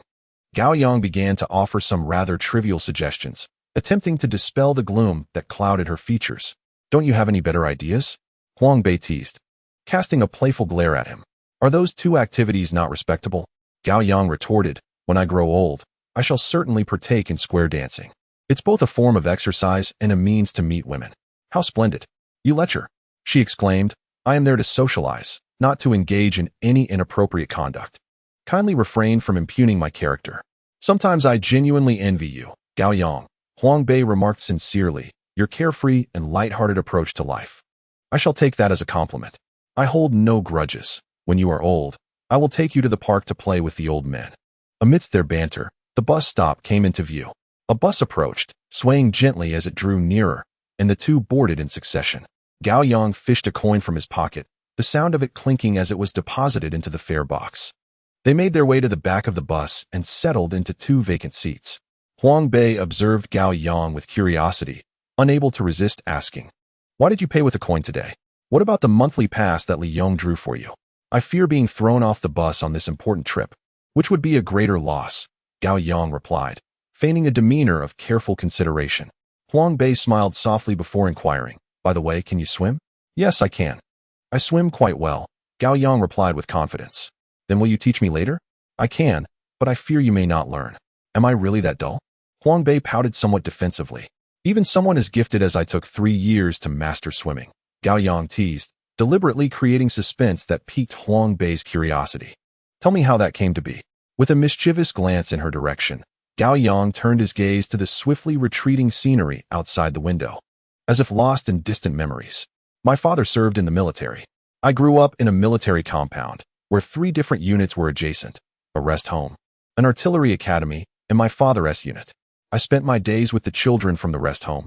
Many of them were wild kids from the mountains, adept at climbing trees to retrieve bird nests and catching fish in the river, truly capable of anything.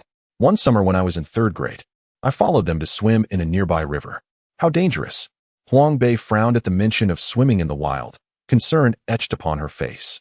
It was more than dangerous, it was akin to courting death. At that time, I was a complete novice, merely hoping to learn. However, when we reached the riverbank, my mischievous friends coaxed me into the water, and in a moment of reckless enthusiasm, I jumped in. But you didn't even bring a swimsuit? Huang Bei inquired innocently. Gao Yang lowered his voice and leaned in closer, reminiscing. Back then, we had no concept of swim trunks. We simply stripped bare and jumped into the water, completely unclothed. You understand? He continued, but Huang Bei immediately gestured for him to stop, saying, "There's no need to elaborate on your childhood physique." Gao Yang shot him an exasperated glance. I splashed about on the shore, naively believing I had mastered the art of swimming. With a surge of bravado, I ventured into the deeper waters. Little did I know, the river had its own rules. Suddenly, the ground beneath me vanished, and I plunged into the depths with a splash. Huang Bei instinctively covered his mouth, his eyes wide with shock. Fortunately, I had made friends who were adept swimmers, and 2 of them dove in to rescue me. You know, when one's life is at stake, the strength one can summon is boundless. I seized one of their hair and used the other's head as leverage, propelling myself back to the shore. Gao Yang recounted, still shaken. You've always been a source of worry since childhood, Huang Bei remarked, bewildered. Surviving to this day has not been easy. You ought to treat me better from now on. Perhaps treat me to a meal occasionally. Gao Yang quipped. I've encountered shamelessness before, but your audacity in milking a meal is unparalleled. You've barely begun your tale and already seek to swindle a feast? Chapter 47. Were you bickering with a little girl while completely naked by the shore? Gao Yang continued, after scrambling back to the bank. I was about to head home when a sharp-eyed friend cautioned me to wait. He informed me that an elderly Red Army veteran was nearby, fishing with his granddaughter. He was stationary, not using a net. If I emerged at that moment, I would undoubtedly be seen in my birthday suit by his granddaughter, whom I knew well, Lu Dan, a classmate from my school, a year my junior. So, you didn't go ashore? Huang Bei inquired, leaning in with curiosity. Wrong. I had nearly drowned, and I was not afraid of her seeing me. I felt utterly wronged, striding toward the bank in my nakedness, exuding a tragic air reminiscent of the melancholic winds of the Yi River. If Jing Ke had possessed your level of shamelessness, he would surely have succeeded. Huang Bei interjected. Oh, you make a compelling point. Had I been born 2 millennia earlier, history might have been rewritten. Presenting oneself bare could have rendered Yingzheng impotent, and Qin Ershi might never have existed. Huang Bei burst into laughter, while Gao Yang licked his lips and continued. As soon as I reached the shore, Lu Dan's gaze fixated on me, specifically on my lower half, with a mixture of curiosity, astonishment, and perhaps a hint of mockery. My frustration boiled over. I shouted at her, "What are you looking at?" Lu Dan, unfazed, retorted with defiance. "I'll tell the teacher on you tomorrow." I was taken aback. "Sister, I nearly drowned just now, and instead of showing sympathy, you threatened to report me?" Enraged, I forgot to don my clothes and charged at her, exchanging heated words. Huang Bei confirmed each word slowly, unable to suppress his laughter. "So, you mean to say you, naked, were arguing with a 2nd-grade girl by the riverbank?" His summary was remarkably on point. Gao Yang gave Huang Bei a thumbs up. We were there, engaged in a fervent exchange, hurling insults at each other with remarkable civility, repeating just 2 phrases back and forth. She declared, "I will report you to the teacher tomorrow." To which I retorted, "Report what? Nonsense." Gao Yang, hands on her hips, mimicked the scene. Huang Bei laughed while playfully hitting Gao Yang's legs. The children by the river simply stared at our quarrel, none daring to intervene. Ultimately, it was her grandfather who couldn't bear to watch any longer, pulling us apart. Fuming, I donned my clothes and dashed home, locking the door behind me and falling asleep on my bed almost instantly. You truly are a remarkable talent, falling asleep under such circumstances? Huang Bei chuckled, her whole being shaking with laughter. I nearly drowned. What's wrong with sleeping? Shouldn't I? Gao Yang rolled her eyes dramatically. Ordinarily, I would have forgotten the incident after a brief slumber. However, little did I anticipate that Lu Dan would deliver another blow to my already tumultuous day come evening. What happened? Huang Bei eagerly pressed for the continuation. She, along with her grandfather, arrived at my home to lodge a complaint. Her grandfather informed my mother. It's evident that these children are up to no good. What if she drowns? You must keep your son away from them. Upon hearing that I had gone swimming in the wild, My mother's expression twisted grotesquely. In front of Lu Dan, she yanked down my pants and delivered a thorough spanking. Lu Dan had certainly relished that day, witnessing my embarrassment in the afternoon and then my punishment that evening. Upon hearing this, Huang Bei's face flushed crimson. You say I'm unfortunate. I nearly drowned at noon, emerged bare-bottomed to squabble with someone, and lost the argument, only to be chastised by my mother later. Huang Bei rolled her eyes. Serves you right. What happened next? Surely, a feud must have ensued? Absolutely. At that time, I was a prominent figure in our elementary school.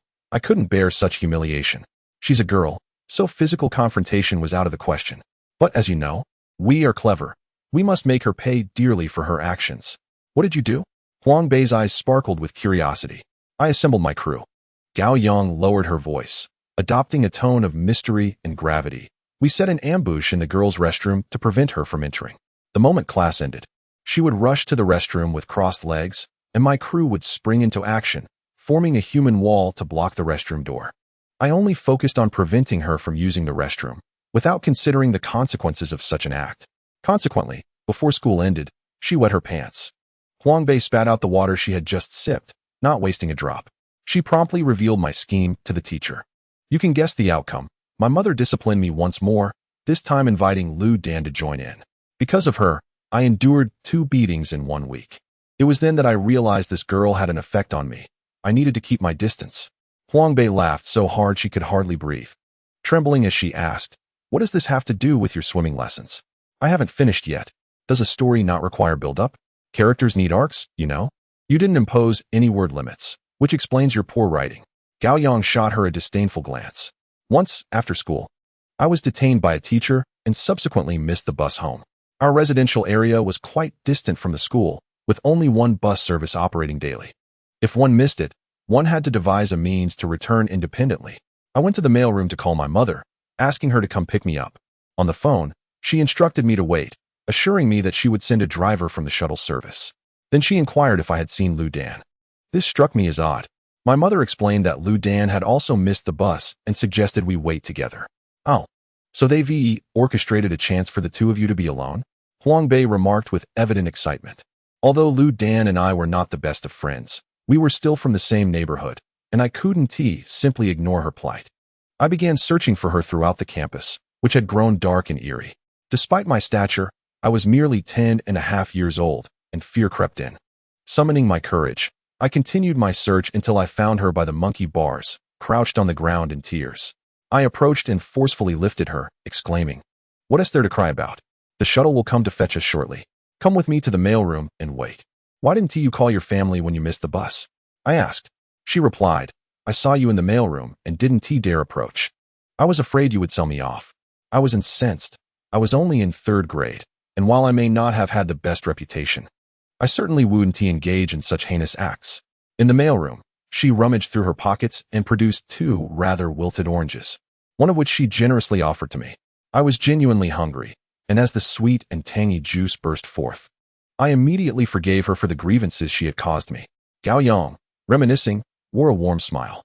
"You were quite easily appeased," Huang Bei scoffed, casting a disparaging glance at Gao Yang. "That is not my usual price." Gao Yang corrected, "I was just hungry at the time." While waiting for the shuttle, the elderly attendant stepped out to purchase some snacks, leaving us alone in the room. Naturally, young girls are prone to flights of fancy. Once he was gone, she adamantly refused to remain inside. She insisted that the old man was off to find buyers for us.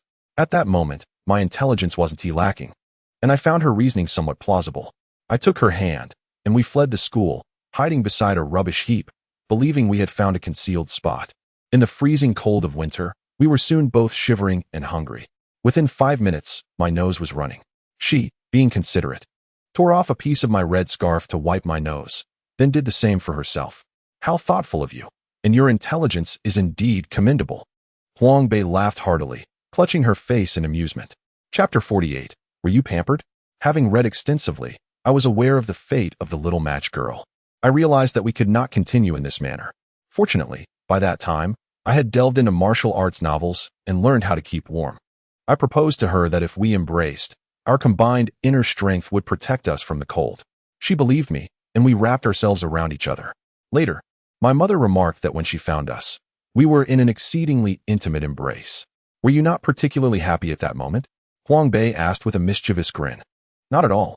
If it weren't for her wild imagination, why would we be enduring such suffering? Upon our return, we both developed high fevers and were admitted to a field hospital. Gao Yang grimaced at the recollection, revealing a look of regret. Her grandfather was a high-ranking official, and she had access to a plethora of delicacies.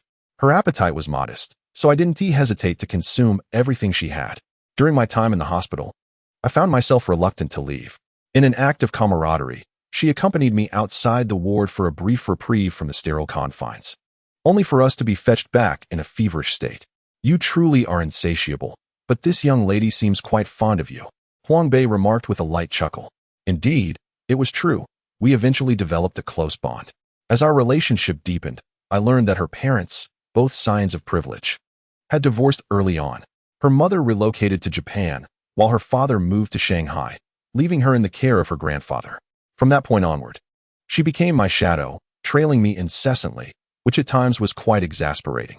However, she was well off and introduced me to delightful treats. Swiss chocolate and Kanyuan grape biscuits were among the first delicacies I tasted thanks to her. It was she who first took me to the Liaoning Hotel. When her father returned to Shenyang for a meal, he invited me along. He was quite dashing and generous, even gifting me a large bag of Donald Duck bubblegum upon our departure. You certainly have a well-off admirer, Huang Bei noted, tinged with a hint of envy. Mind your language, Gao Yang quickly interjected, clarifying, she is merely my shadow. Were it not for her penchant for sharing snacks, I would have long told her to go away. You cannot fathom the number of fights I engaged in on her behalf, as boys would tease her while she followed me around. At that age, everyone was keenly aware of their reputation, especially someone of my stature. Despite his feigned disdain, a smile crept onto Gao Yang's face.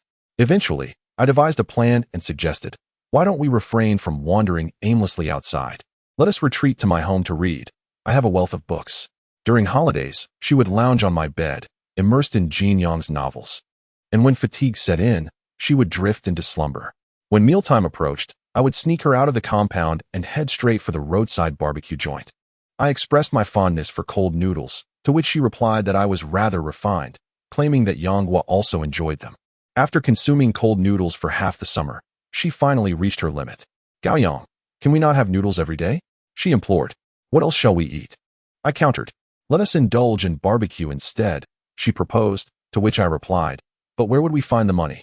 I have some, she declared, producing a thick wad of 10 yuan notes from her childhood wallet, leading me to momentarily suspect she was a thief. On that sweltering noon in 1993, I first caught the tantalizing aroma of barbecued meat. As I dipped my food in sesame sauce, I made a solemn vow to myself. I would never accept defeat and would feast on barbecue every day of my life. Huang Bei, stifling laughter, playfully struck Gao Yang. From that point on, we frequently indulged in various grilled meats, from lamb skewers to chicken frames. Gradually, I realized that my affection for cold noodles was not as profound as I had believed. Were you being kept? Huang Bei asked directly. Do not phrase it so harshly. I replied, but it is somewhat along the lines of what you suggest. You were indeed being kept. Huang Bei reiterated, her indignation unclear. In the second year of my involvement, her grandfather dispatched his bodyguard, Xiao Zhang, to drive us to the city swimming pool to learn how to swim. At the time, I was unaware that swimming necessitated a change of swimwear. I was ready to plunge in completely undraped when Xiao Zhang caught me and insisted on buying me a pair of swim trunks. I was quite obstinate, insisting that my own underwear would suffice, as I had always prided myself on being self-sufficient. This is reminiscent of your style of doing things, Huang Bei remarked with a smile. Thus, the two of us followed Xiao Zhang to learn swimming. Xiao Zhang, with his military background, exhibited a swimming style that was remarkably unpretentious. He could only manage a dog paddle, yet he executed it with such vigor that water splashed everywhere. Consequently, we both joined in, and the three of us splashed about gleefully in the pool, causing others to steer clear. I can only imagine how bothersome you must have been, Huang Bei concluded. Indeed, by that time, I had reached an age where I cared about appearances, and paddling about like that was hardly dignified. So, I discreetly submerged myself underwater to observe how others swam.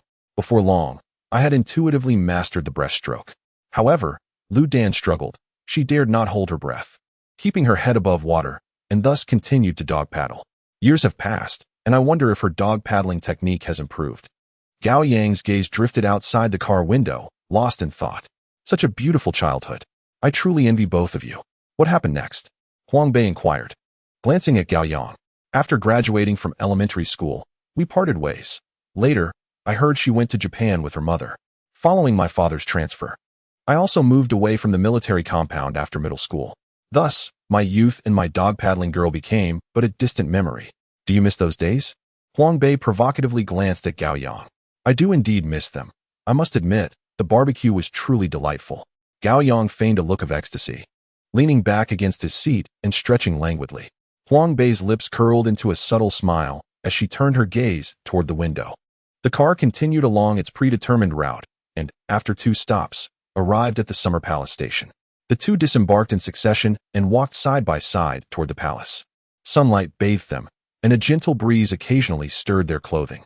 At the entrance of the Summer Palace, they presented their tickets, turned, and each proceeded to their respective changing rooms. Gao Yang entered the changing room, found a long bench, and settled into a relaxed posture. He retrieved his swim trunks from his bag, his gaze lingering on them as his thoughts drifted. In that brief moment of tranquility, the face of his childhood companion silently emerged in his mind. The girl who always trailed behind him, her pockets brimming with snacks, her eyes crescent-shaped when she laughed. I wonder how she is now. Does her smile still resemble that? His reverie was short-lived. Gao Yang snapped back to reality, quickly donned his swim trunks, secured his goggles around his left arm, and exited the changing room. He entered the hall, where the soaring dome's lines flowed gracefully, resembling waves. Not far away stood Huang Bei, elegantly poised. She wore a simple red swimsuit that accentuated her figure with clarity. Her slender waist, ample bosom, and firm hips formed an alluring S-curve. In that moment, she stood serenely at the center of the hall, akin to a mermaid emerging from the Aegean Sea, exuding an ethereal beauty that captivated the attention of all around her. Chapter 49. Why are you grabbing my chest? Gao Yang swayed his hips as he approached Huang Bei. A mischievous smile adorned his face, and he exaggeratedly wiped his mouth with his right hand, circling her exquisite figure. He finally halted before her. Young lady, what a splendid figure you possess. Huang Bei felt utterly uncomfortable under his gaze. Her delicate face flushed, and she clenched her petite fists, striking Hai Yang's sturdy chest twice. Suddenly, Hai Yang pointed at a black line near Huang Bei's intimate area and inquired, "What is that?" Upon looking down, she realized it was a strand of hair that had not been properly removed. Maintaining her composure, she pinched it between her fingers and, with a swift tug, replied nonchalantly, "Just a thread." Hai Yang watched her intently, instinctively covering his head, murmuring, "Doesn't that hurt?" At his words, Huang Bei instantly grasped that his earlier question had been a deliberate provocation. Without hesitation, she raised her fist and lunged at him, exclaiming, "I'll show you. I'll make you regret asking." Hai Yang, quick on his feet, turned and dashed towards the nearby swimming pool. Once at the edge, he dove headfirst into the water. As he resurfaced, he looked back at Huang Bei on the shore, panting heavily, and taunted her while splashing his hand in the water. "If you dare, come down and catch me." Huang Bei shot him a fierce glare. Striding over to the ladder, she grasped the railing and descended step by step. Finally, with her feet firmly planted on the pool's bottom, she fixed her gaze on Hai Yang and launched another attack without a moment's hesitation. Hai Yang, akin to a cunning fox, had foreseen her move. The instant Huang Bei leaped towards him, he swiftly seized both of her wrists with remarkable precision. Her assault came to an abrupt halt, as if all her strength had dissipated, leaving her futilely thrashing in the water, creating ripples all around. Huang Bei's face flushed crimson as she desperately twisted her body, attempting to break free, shouting, "Let go of me, you scoundrel, rogue." Yet, Hai Yang's grip was like iron, unyielding and steadfast. With a teasing smile on his face, he firmly held her wrists while nimbly stepping back, skillfully evading her erratic kicks beneath the surface. With each step he took backward, he inadvertently steered them toward the deeper end of the pool, a subtle glint of mischief dancing in his eyes. As they ventured further in, the water level rose gradually. When it reached her chest, Huang Bei's struggles began to manifest a sense of panic, the unstable feeling beneath her feet igniting her fears. At that moment, Hai Yang's demeanor softened unexpectedly. He released one of her hands and gently wrapped his arm around her slender waist, pulling her closer with slight force. Leaning down, his warm breath brushed against her ear. and his lips nearly grazed it as he whispered in an alluring tone, "It seems you've fallen into my trap, my dear." "Scoundrel," Huang Bei retorted once more. But her voice had noticeably softened, lacking its previous conviction. In the water that barely reached their chests, their fierce struggle transformed into an ambiguous tussle. As Yang's strong arm moved through the water, it unintentionally brushed against the soft curve of Huang Bei's chest. Their movements halted abruptly. The surrounding clamor seemed to vanish in an instant, leaving only the echo of their racing heartbeats in the silence. Both found themselves frozen in the water, momentarily at a loss for what to do next. Gao Yang's hand still rested on her waist, while Huang Bei's hand pressed against his chest, their eyes revealing an unmistakable shyness. Just then, a massive figure nearby let out a sudden roar, seemingly to bolster his own courage. Without warning, he spread his arms wide, belly facing down, and with a resounding splash, plunged into the pool. The hefty man's reckless dive instantly stirred up a torrent of water that surged towards the two. Gao Yang reacted swiftly, enveloping Huang Bei in his arms and shielding her with his broad back against the oncoming spray. Startled, Huang Bei instinctively buried her face into his chest, gripping the flesh there tightly. As the water settled and tranquility returned, they gradually released their embrace. Gao Yang rubbed his chest and complained, "Why are you grabbing my chest? You're pulling my hair, it hurts." Huang Bei immediately lifted her head, fervently retorting, "I didn't pull your hair, you're slandering me." A lovely blush crept onto her cheeks. Gao Yang gazed at her bashful face, noting the way her chest heaved as she defended herself, and he couldn't help but swallow hard. She slightly lowered her head, unable to meet his intense gaze. They remained in each other's arms for a while longer until Gao Yang reluctantly loosened his grip. With an air of nonchalance, he lifted his head and declared, "Let us head to the shallow end, where I shall teach you how to dog paddle. Rest assured, you will master it and benefit for life." Without waiting for Huang Bei's response, he naturally took her hand and led her towards the shallow waters. Upon reaching the area where the water was only waist deep, Gao Yang instructed Huang Bei to grip the railing firmly. "Now, take a deep breath, immerse your head in the water, feel the buoyancy, and then slowly lift your feet." Huang Bei stared at the surface of the water, her feet seemingly glued to the bottom of the pool. No matter how much Gao Yang encouraged her with grand promises and motivational chants, she could not bring herself to submerge her head. Gao Yang sighed, lightening the mood with jokes while he circled behind her, suddenly grasping her ankles and pulling upward with force. In a tone reminiscent of a rogue, he reassured her, "Don't be afraid. I'm here, just go under." Before she could react, he plunged her head into the water. After a struggle between Gao Yang and Huang Bei's restless little feet, she finally unlocked the secret of buoyancy. Experiencing this wondrous sensation of weightlessness for the first time, Huang Bei felt electrified, her spirits soaring with exhilaration.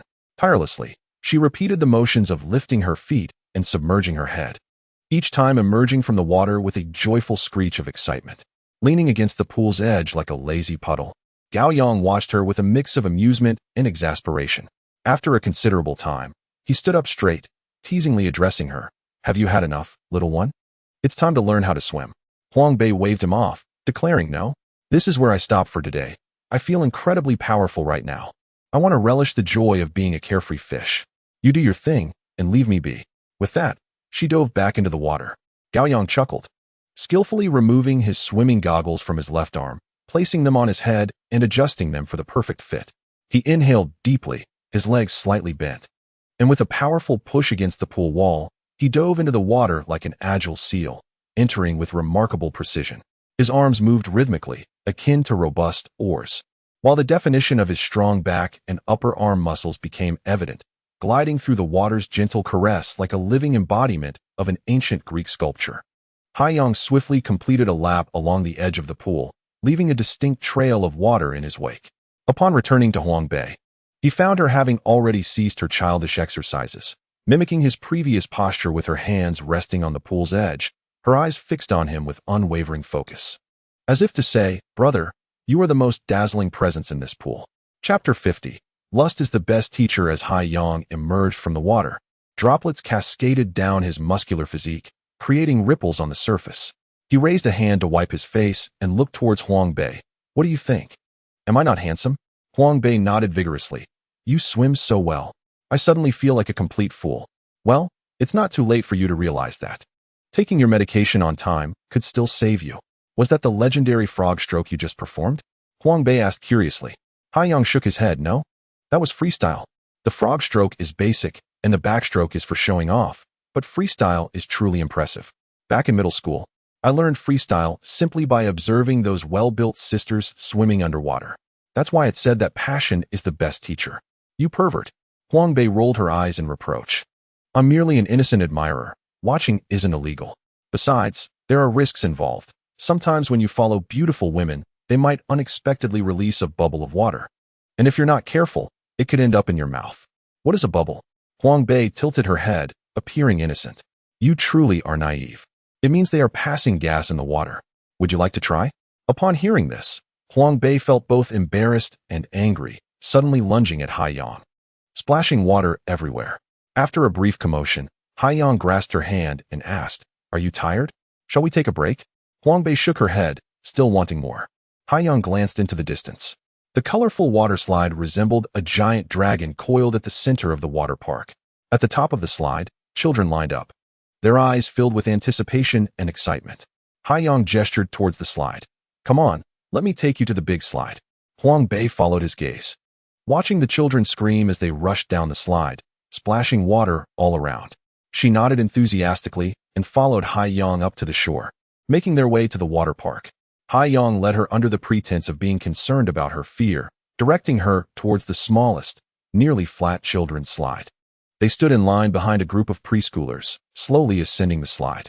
At the summit, Yang wore a serious expression, clutching the sides of the slide tightly, his legs trembling slightly, as if he were about to face a punishment rather than partake in a game.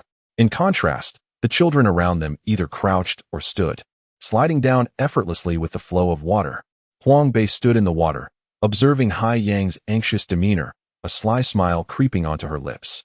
As Gao Yang emerged from the water, he extended a finger, playfully pointing at the tallest slide, and boldly inquired, Shall we go down that one?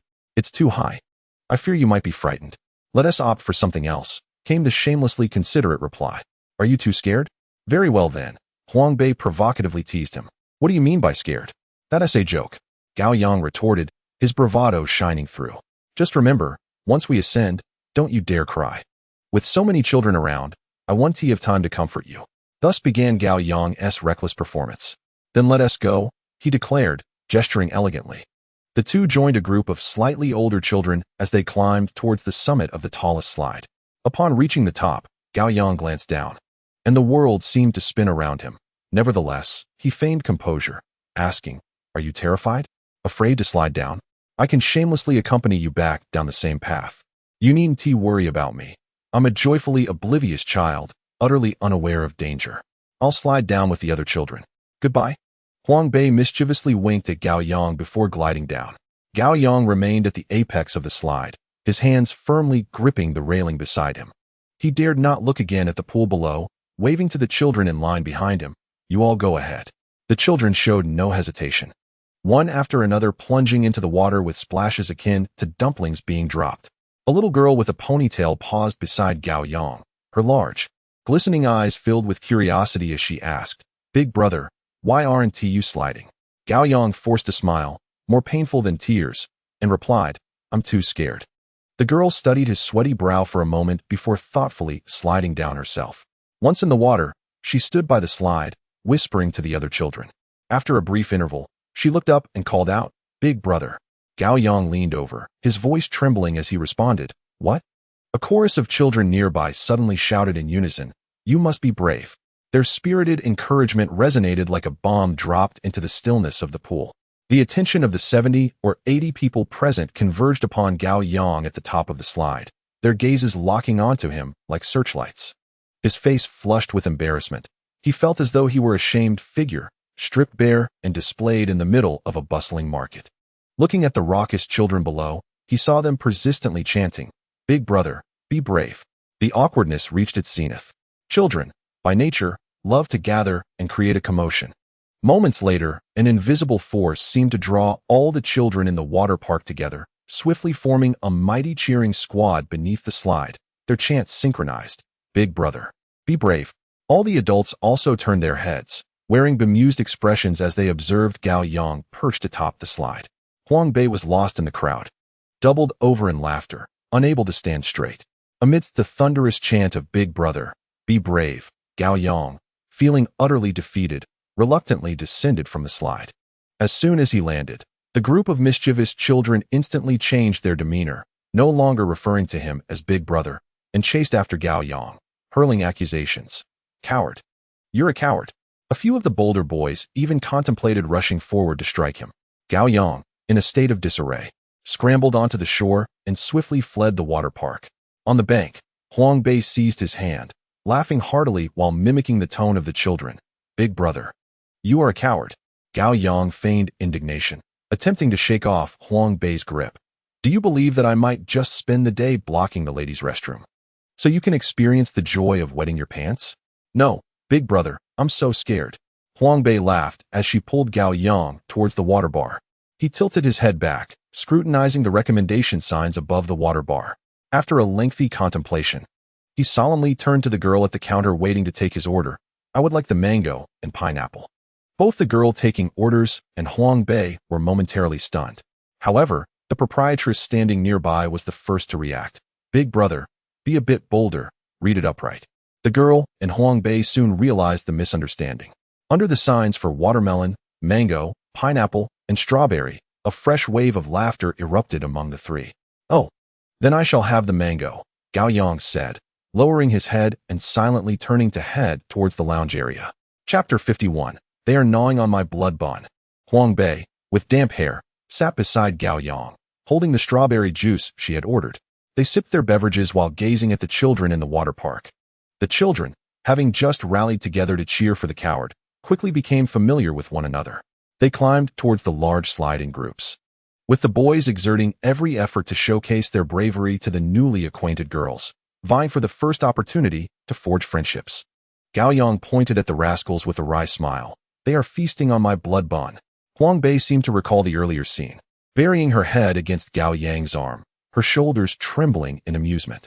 Today, I have become a stepping stone for these mischievous children to display their heroism. I have been stripped of my right to forge friendships. It appears there are no girls here who desire my company. Even that middle-aged lady selling juice has bullied me. I want you. Huang Bei lifted her head, gazing affectionately at Gao Yang, half-jokingly stating, I thank you, but you need not pity me. Go play with them. Let me fend for myself. Holding the strawberry juice in her hand, Huang Bei tilted her head, looking at Gao Yang with a smile. No, I will play with you. She shook her cup and inquired, Strawberry, would you like a sip before you fend for yourself? Gao Yang pretended to be deeply troubled, snatching the strawberry juice from her. With a swift motion, he removed the lid, tilted his head back, and downed Huang Bei's half cup of strawberry juice in one gulp. After finishing, he carelessly replaced the lid and returned the empty cup to Huang Bei, curling his lip. Not tasty.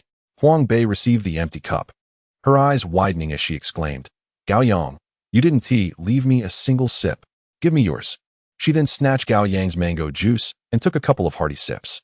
Gao Yang playfully gazed at the straw recently touched by Huang Bei, a mischievous smile gracing his lips. Does this count as you just stealing a kiss from me? Huang Bei's cheeks instantly flushed with a delicate blush, spreading from her face to the nape of her neck, enhancing her allure. In a flustered manner, she extended her hand to return the juice to Gao Yang.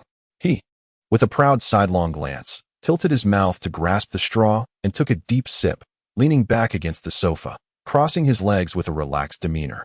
The languid atmosphere of the afternoon wafted through the room. The two sat comfortably on the sofa, with Huang Bei resting her head on Gao Yang's shoulder. Sunlight streaming through the glass dome, casting a warm glow upon them. After finishing the juice, they rose and strolled deeper into the hall.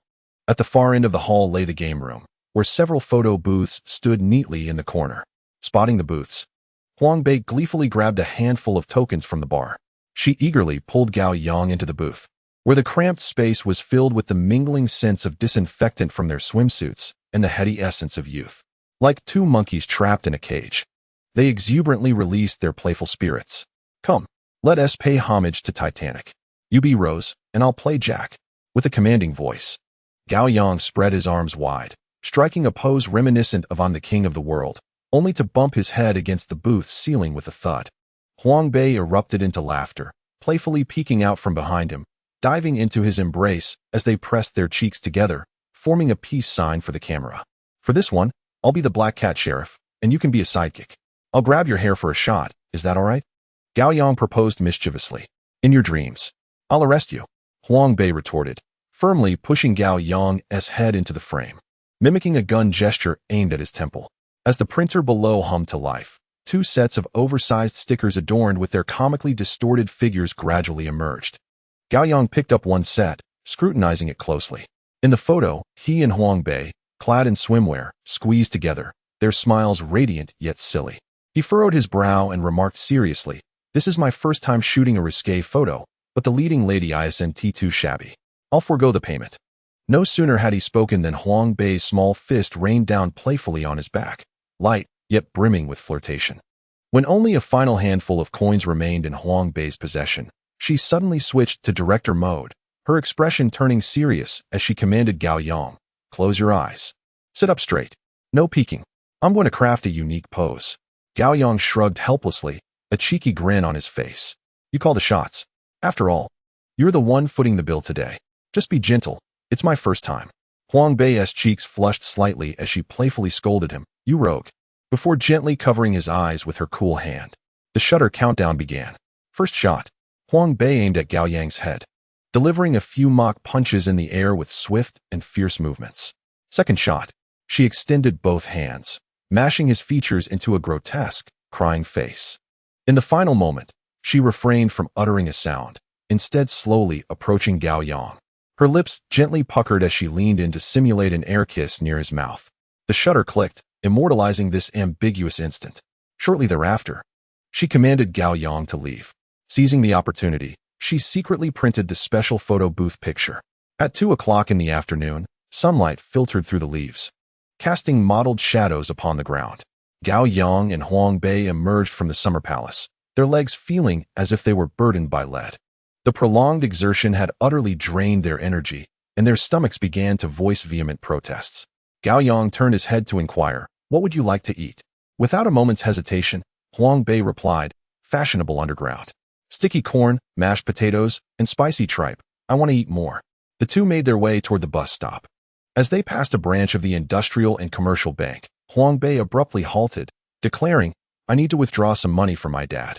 Gao Yang accompanied her into the bank. They took a number and sat down. Leaning back in his chair, Gao Yang let his gaze wander around the banking hall, ultimately resting upon the familiar ICBC logo above the counter. A smile involuntarily crept across his lips. "What are you smiling about?" Huang Bei's voice drifted from beside him.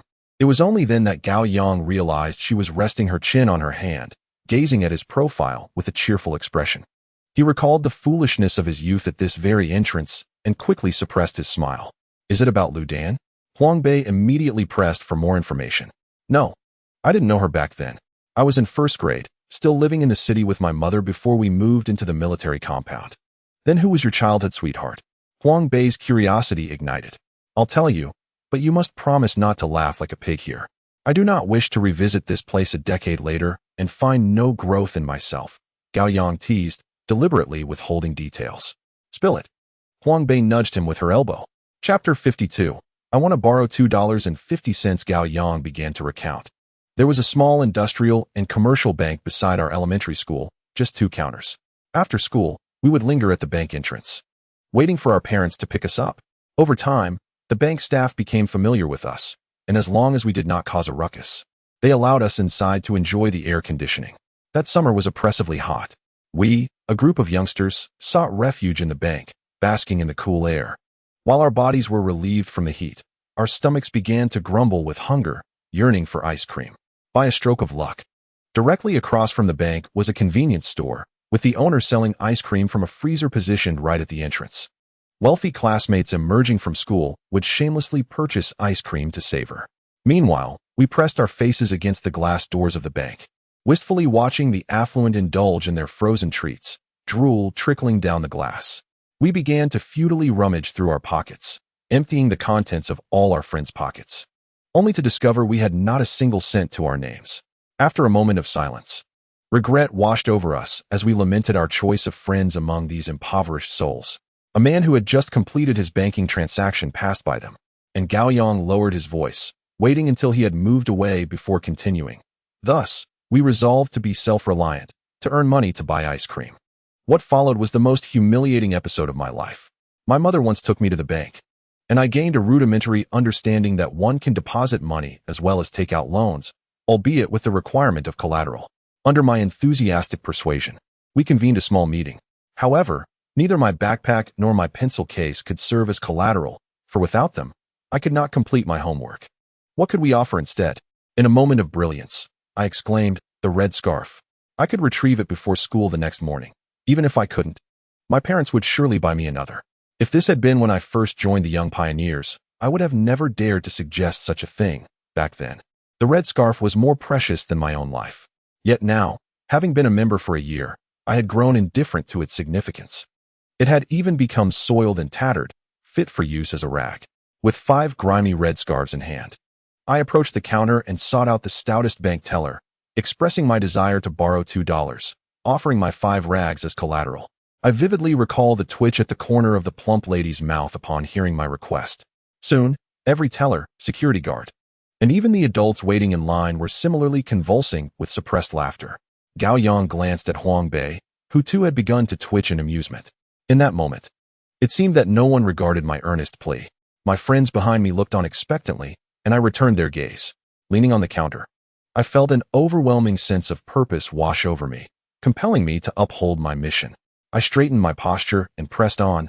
$2 will suffice. I can even offer you another red scarf. As my words left my lips, the adult's twitches escalated from mere facial spasms to full-body convulsions. Huang Bei was now completely overcome, burying his face in Gao Yang's shoulder, trembling as if electrocuted. If our foolish endeavor had ended there, it might have been a harmless little farce. After all, who hasn't been young?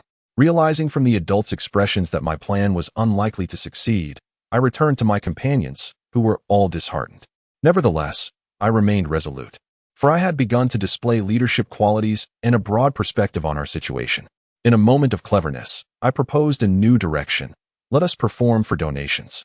The adults in the bank stared in astonishment as we bolted outside.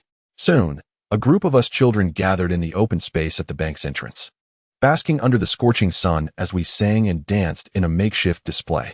I shook my emptied pencil case vigorously while shouting, "Dear friends, those with money, please support us. Those without, lend us your presence." Meanwhile, my hips swayed rhythmically in time with my calls.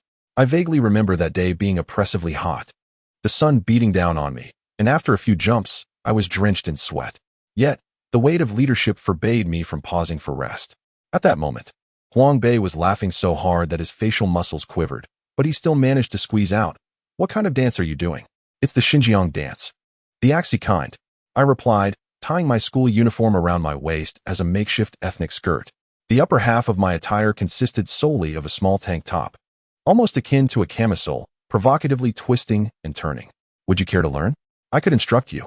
Huang Bei, covering her head, buried her face in her knees, curling up into a ball, vehemently gesturing her refusal. It was uncertain whether our graceful movements enchanted the passers-by, or if our spirited display touched the adults nearby. But someone actually tossed coins into my pencil case. Upon seeing the money, my confidence surged to unprecedented heights. This transcended the mere question of ice cream. It was a matter of dignity, prestige, and the future of our team. With a triumphant air, I turned to my deputy leader and proclaimed, "See, earning money is far superior to borrowing it. When we sought loans, they paid us no heed. Yet through our own endeavors, we have garnered funds." At that moment, my deputy leader regarded me with profound admiration. She suggested I take a moment to rest while she relished the joy of collecting money from the central position. I playfully shoved her aside, cautioning that handling the finances was beyond her grasp and that she should remain on the periphery, dancing alongside me. At this juncture, Gao Yang paused deliberately, glancing at Huang Bei, who was doubled over with laughter, resembling a shrimp as she hunched her back, reminding her to lower her voice. It was unclear how long we had been dancing, but I was on the verge of heat exhaustion when my mother arrived to pick me up. She stood across the street by the convenience store's freezer, her initial expression one of bewilderment, akin to witnessing her son running naked in the street. After a few seconds, she seemingly grasped that I was engaged in entrepreneurial pursuits. Then, she erupted into laughter, collapsing against the freezer, her laughter resonating like a crowing rooster, outshining the chuckles of the onlookers. To be frank, this elicited a tinge of embarrassment within me. When she finally straightened up, she made a wise decision to treat our entire team to ice cream. However, when it came time to pay, I insisted on using the money we had collected through our endeavors, permitting her to cover only the remaining balance. As a leader guiding my comrades in this venture, fairness was paramount. Personal gain could not be entertained. In that moment, my peers regarded me with near reverence, and my prestige reached unprecedented heights. Of course, my mother's laughter seemed to ascend an octave as well. Following this incident, my entire family became aware of Gao Yang, the one who could secure bank loans with eloquence and perform in the streets with flair, thus becoming synonymous with a hidden prowess that commanded respect from all quarters. In Chapter 53, the duo's noble lack of shame was a manifestation of a composure that had long since permeated their very being. At this point, Huang Bei was completely undone, laughing uncontrollably, her body trembling beyond her control, until she plopped down on the ground. She squatted before Gao Yang, clutching her stomach tightly, tears of laughter streaming down her cheeks. She reached out, pinching Gao Yang's thigh with fervor, attempting to quell the overwhelming urge to laugh to the point of fainting through the pain she inflicted upon him. Gao Yang gasped in surprise, realizing the folly of her actions as she watched Huang Bei. The two were entirely oblivious to the fact that their number had already been called on the service desk's electronic display. On the bus heading towards Taiyuan Street's fashion district, remnants of laughter lingered on Huang Bei's face. Sitting beside Gao Yang, she occasionally covered her face with her hands, yet laughter continued to escape through her fingers. Gao Yang gazed out at the fleeting streetscape, seemingly eager to express his thoughts on the previous topic.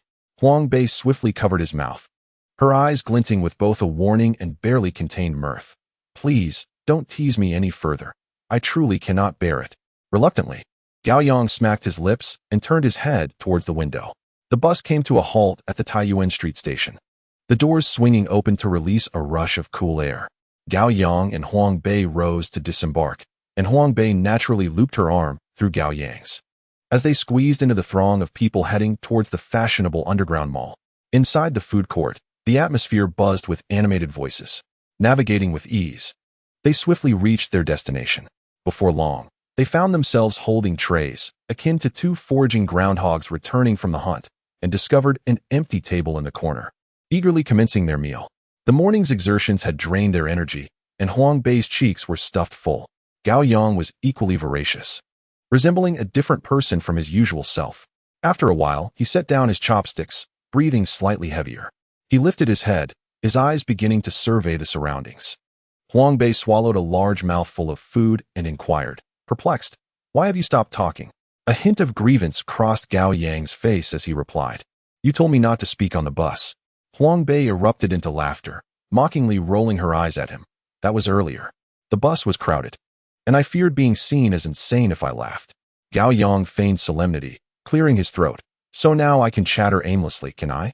Huang Bei smiled at him, gesturing with her hand as if to say, "Please, go ahead," her eyes sparkling with teasing. Gao Yang pointed into the distance, where a young girl was moving from table to table, using sign language. She held a small card and cradled a transparent donation box, casting a pitiful gaze in search of charitable contributions. "Do you know what that's about?" Gao Yang asked. Huang Bei followed his gaze, responding without hesitation, "Yes. She's a deaf-mute, collecting for a charity fund. I've given her 5 yuan before." Gao Yang shook his head, his tone resolute. "Those people are frauds." "How could that be?" "Look at that box. It has the Red Cross emblem," Huang Bei countered. The corners of Gao Yang's mouth curled into a half-smile, his expression ambiguous. "She'll be over here soon. How much are you planning to give her this time?" Huang Bei rummaged through her pocket. "I have 10 yuan left. I'll give it all to her." "I told you they are frauds. You just don't believe me, do you?" Gao Yang retorted. "I don't believe you." Huang Bei replied defiantly. "Gao Yang, think logically. The Red Cross emblem cannot be used arbitrarily. Misrepresentation is a crime." Gao Yang's eyes twinkled with mischief. "How about this? Let us make a wager." "What shall we wager?" Huang Bei asked. "If they are frauds, you buy me a pack of cigarettes. If not, I'll donate 20. Do you dare?" Gao Yang's lips curled into a challenging smile. "Fine, it's a deal," Huang Bei agreed without a second thought. "You hold on to the backpack. Sit over there." Gao Yang shoved the backpack into Huang Bei's arms, preparing to face the approaching girl alone. Before long, the deaf girl began to make her way towards Gao Yang. At that moment, a young couple sat across from him, clearly in the nascent stages of their relationship, both eager to showcase their best selves to one another. A gentleman clad in a green cotton jacket, donning a pair of spectacles, and possessing a slightly plump physique, exudes an air of refined elegance with every gesture. Opposite him, a lady draped in a yellow woolen coat, with a fair complexion, resembles a delicate bird. The gentleman, with grace, orders 2 servings of sizzling beef steak at the food court. They sit facing each other, engaging in lively conversation and dining with sophistication. The lady picks up a bottle of rock sugar pear from the table, her movements deliberate and unhurried. After removing the cap, she gazes intently at the pear in her hand, gently swaying it. Then, she slightly raises her chin, her ruby lips parting as she slowly brings the pear to her mouth, a subtle smile gracing her lips, showcasing her graceful demeanor. The gentleman, seated across from her, leisurely picks up his fork and steak knife. He delicately presses down on the steak, his wrist exerting force as the knife carves a silvery arc, neatly cutting off a small piece. He does not rush to taste it. Instead, he steadies the fork with the steak suspended in midair, observing its color and texture. After a moment, he brings the steak to his lips, gently pursing them as he savors each bite, a look of rapture spreading across his face. It appears he is meticulously relishing the frozen steak's tough, aged texture while being completely absorbed in the ritual of dining. After swallowing, he sets down his utensils, calmly retrieving a roll of tissue paper from his pocket, tearing off 2 squares to meticulously wipe the corners of his mouth. His gestures are tender and precise, radiating a princely aura that draws the attention of those around them, indulging in their spicy hot pot and noodles. The couple's noble nonchalance reflects an innate composure that seems to have long been ingrained in their very essence. At that moment, a deaf-mute girl approaches them with graceful, yet calculated steps. She is acutely aware that couples eager to project a perfect facade are the ideal targets. As anticipated, compassion flickers in the lady's eyes as she pulls out 50 yuan, effortlessly depositing it into the donation box. The gentleman, unwilling to be outdone, generously tosses in a 100 yuan bill. They share a knowing smile, a hint of mutual admiration evident on their faces, before resuming their leisurely enjoyment of the frozen steak and sipping the rock sugar pear priced at 3 yuan per bottle. Having successfully ensnared this unsuspecting couple, the deaf-mute girl wears a smile and turns her attention to a man named Gao Yang. Standing before him, she first offers a sweet smile, then hands him a small card filled with requests for assistance. In that instant, Gao Yang seems to embody a dramatic actor, gazing at the girl with ardent eyes, to which she responds with a smile in return. He begins to immerse himself in the role, his eyes reddening, his face flushing, as he abruptly clasps the girl's leg, wailing in a hoarse voice, "Rong Rong, why are you doing this behind my back?" With that, 2 crystalline tears slowly cascade down his cheeks.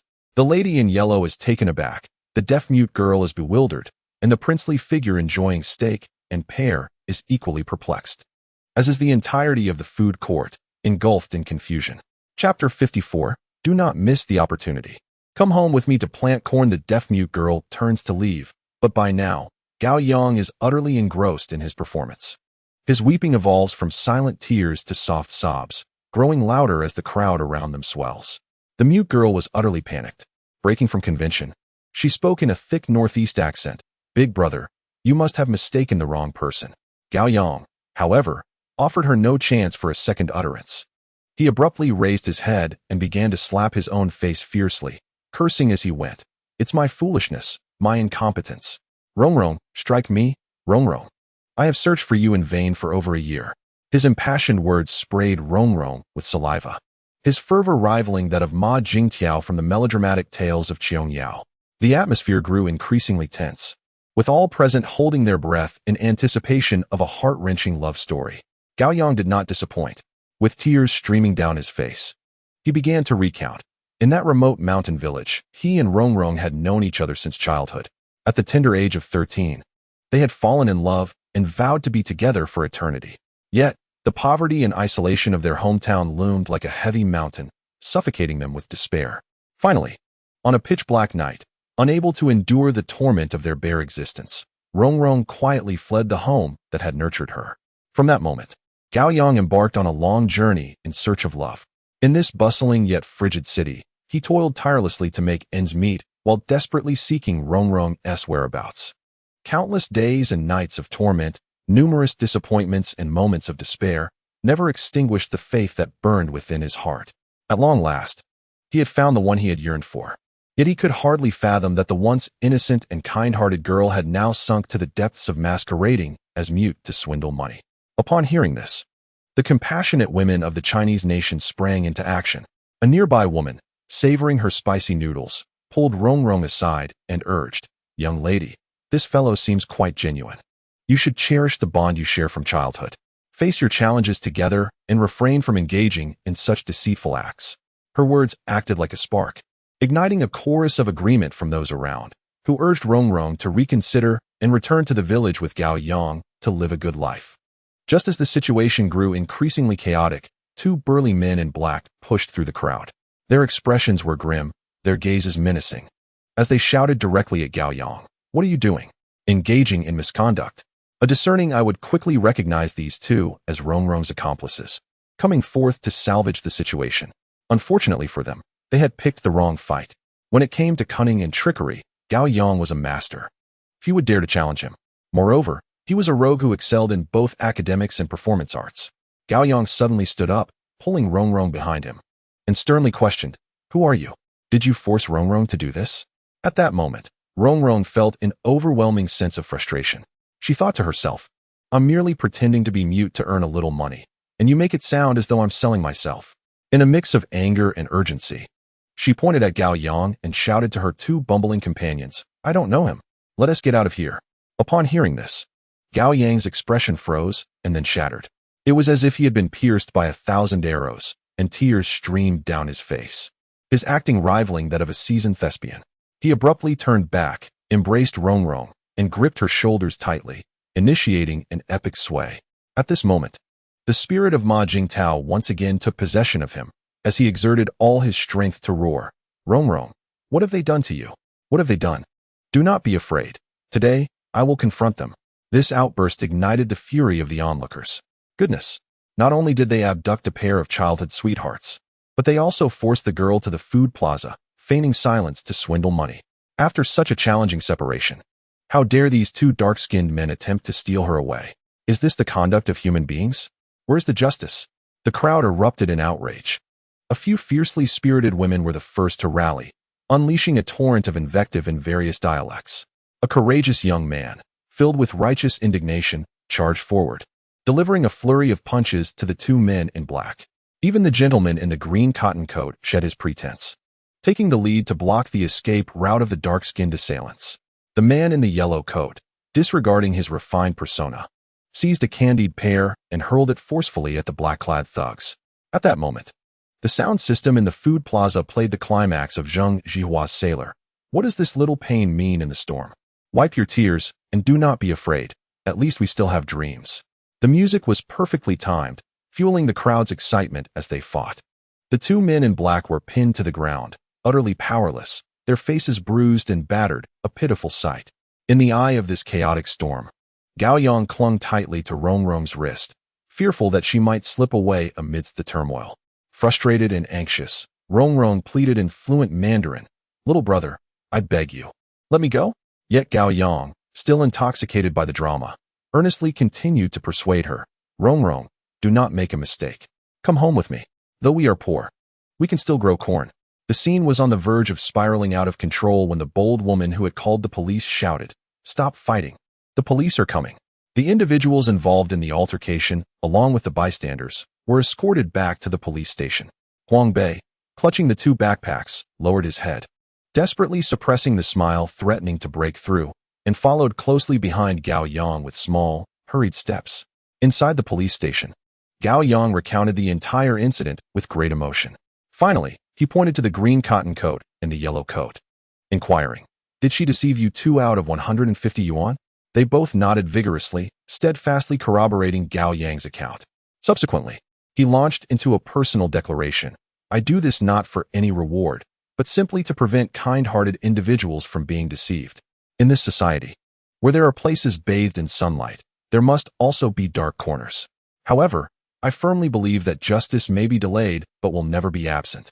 At this moment, the gentleman in the green cotton coat had transformed into Gao Yang's little admirer, shouting along, "Never absent."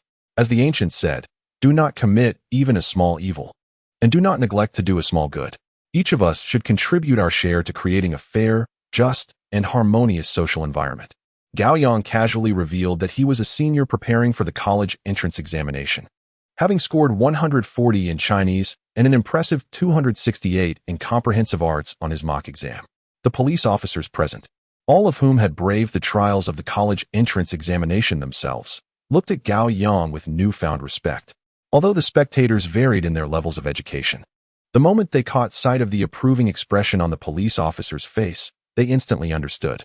This was indeed the fabled child of someone else's family. Ultimately, the three deceivers found themselves in a detention cell. The others, having recorded their statements, gradually departed. At 6 p.m, Gao Yang whistled and walked with Huang Bei out of the police station. He glanced back at Huang Bei and, with a smile, remarked, "Now you believe me, don't you? You can write an essay at home," concluding with these words. As I watched Gao Yang's retreating figure, my emotions remained unsettled. His image gradually loomed larger in my blurred vision. Huang Bei stepped forward with a smile, playfully kicked him, and then, somewhat shyly, linked her arm with his. Chapter 55. This is undeniably a hint. She may have feelings for me. On Monday and Tuesday, the daily page views of How 163 skyrocketed as if propelled by a rocket. Gao Yang was well aware that this surge was undoubtedly driven by Song Weiping. By Thursday, the rate of increase began to slow down. Sitting before his computer, Gao Yang observed that the daily page views of How 163 had stabilized at 30,000, causing every pore in his body to relax with satisfaction, almost prompting him to hum with delight. His mind was racing with calculations. 30,000 page views translated to at least 100 internet cafes entrusting their homepage to How 163. This meant he firmly held the foundational user base of 10,000 computers. Of course, with such traffic, the prospect of securing high-end brand advertisements was nothing more than a daydream. As for the advertisements featuring alluring croupiers or those embedded with Trojan horses, regardless of how lucrative the offers were, he could not entertain them. These ads were akin to ticking time bombs. One misstep could spell disaster for How 163. He preferred to endure a period of drought rather than allow those electronic nuisances to tarnish the web page he had painstakingly crafted. With practiced ease, he accessed the backend and displayed his OICQ number in the two most conspicuous ad spaces, the header and the sidebar, facilitating contact for potential advertisers. After a comprehensive assessment of the current traffic levels, Gao Yang set clear prices for his ad spaces. The header would cost 200 yuan per week, while the sidebar would be priced at 100 yuan per week. This pricing not only reflected the value of the ad spaces, but also attracted suitable advertisers. The remaining task was to continue optimizing the website, increasing traffic, and patiently awaiting the gradual expansion of How 163's influence. Filled with joy, Gao Yang shut down the computer, hummed a cheerful tune as he descended the stairs, and hopped onto his bicycle, racing towards school.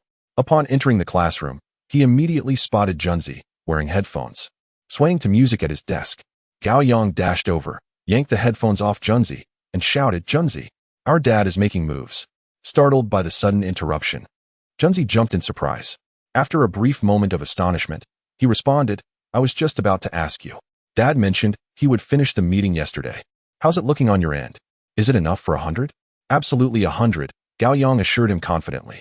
"The foundation has been firmly established. Now we await the blossoming of its fruits. Please extend my gratitude to Uncle." Gao Yang's face radiated with joy, his smile nearly reaching his ears. "Between us, there is no need for formality. It suffices to assist you." Junzi waved his hand nonchalantly. "What are you listening to?" He shook his head in confusion. It was then that Gao Yang refocused on the headphones. Junzi mysteriously inserted one earpiece into Gao Yang's ear, lowering his voice. "You arrived just in time. Help me decipher the meaning of these lyrics. Is there a reflection of me within them?" From the headphones, Zhang Xinjia's signature voice resonated softly. "I no longer wish to see you drowning your sorrows in the depths of night, nor do I wish for other men to witness your allure. Indeed, each line echoes your essence." What is the situation? Gao Yang's curiosity was piqued. Yesterday afternoon, the sunset generously poured through the window, casting a glow upon Zhuodan. Alas, My prose lacks your elegance to depict it. In any case, Swadan, with her portable music player, listened to this song, Love Like Tides, alongside me. She expressed her fondness for it. Tell me, why would she share her admiration for this song with me? I pondered over it all night. She must be hinting at something. Junzi, like a bamboo tube pouring out beans, relayed the entire affair in one breath. I remarked on the dark circles under his eyes, resembling someone who had been punched twice. It seems you've been burning the midnight oil for psychological research? Gao Yang returned the headphones. Indeed, I listened all night. Here, I transcribed the lyrics for you. Please analyze them for me. Junzi, while speaking, pulled out a crumpled notebook from beneath the table. It's merely a song. What significance could it hold? Gao Yang cast a glance at the densely written lines, his expression one of skepticism. You don't understand. I listened over 50 times last night. It felt as though each word was inscribed with my essence. Junzi suddenly sat upright, beginning to sing live. My love is like the tides. Love like the tides pushes me towards you. This is undoubtedly a hint. She may indeed have feelings for me. You're being overly zealous. You care too much about her every action. Her sharing a song might be as casual as sharing a delightful bowl of noodles. It doesn't hold any special significance. Gao Yang advised earnestly. Impossible. Junzi categorically dismissed this. The last time I fought with Ho Yi, she listened to the forgotten laughter with me. The lyrics transitioned from tears of jealousy to smiles of admiration. Isn't that a reflection of my feelings when I saw her watching Ho Yi play basketball? She is subtly comforting me. Junzi, your reading comprehension skills would score full marks in the college entrance examination. If you continue to spiral into such fanciful thoughts, not only will you exhaust yourself, but you may also end up unable to even maintain a friendship with her. Why not be direct and simply ask her? I want to ask. You don't understand. The thrill of guessing is the sweetest sensation. Junzi wore an enamored expression. You are correct. True warriors dare to confront the grim, forgotten laughter, as well as the bloody love like tides. As long as you find joy in this, continue your guessing game. Gao Yang, resigned, patted Junzi's shoulder emphatically. In conclusion, I wish to convey that I shall always be your most steadfast support. As long as your heart is filled with sweetness, I shall stand by you in all your endeavors. A true brother. Junzi brought his index and middle fingers together, swiftly flicking them upward from his temples, executing a suave American salute towards Gao Yang.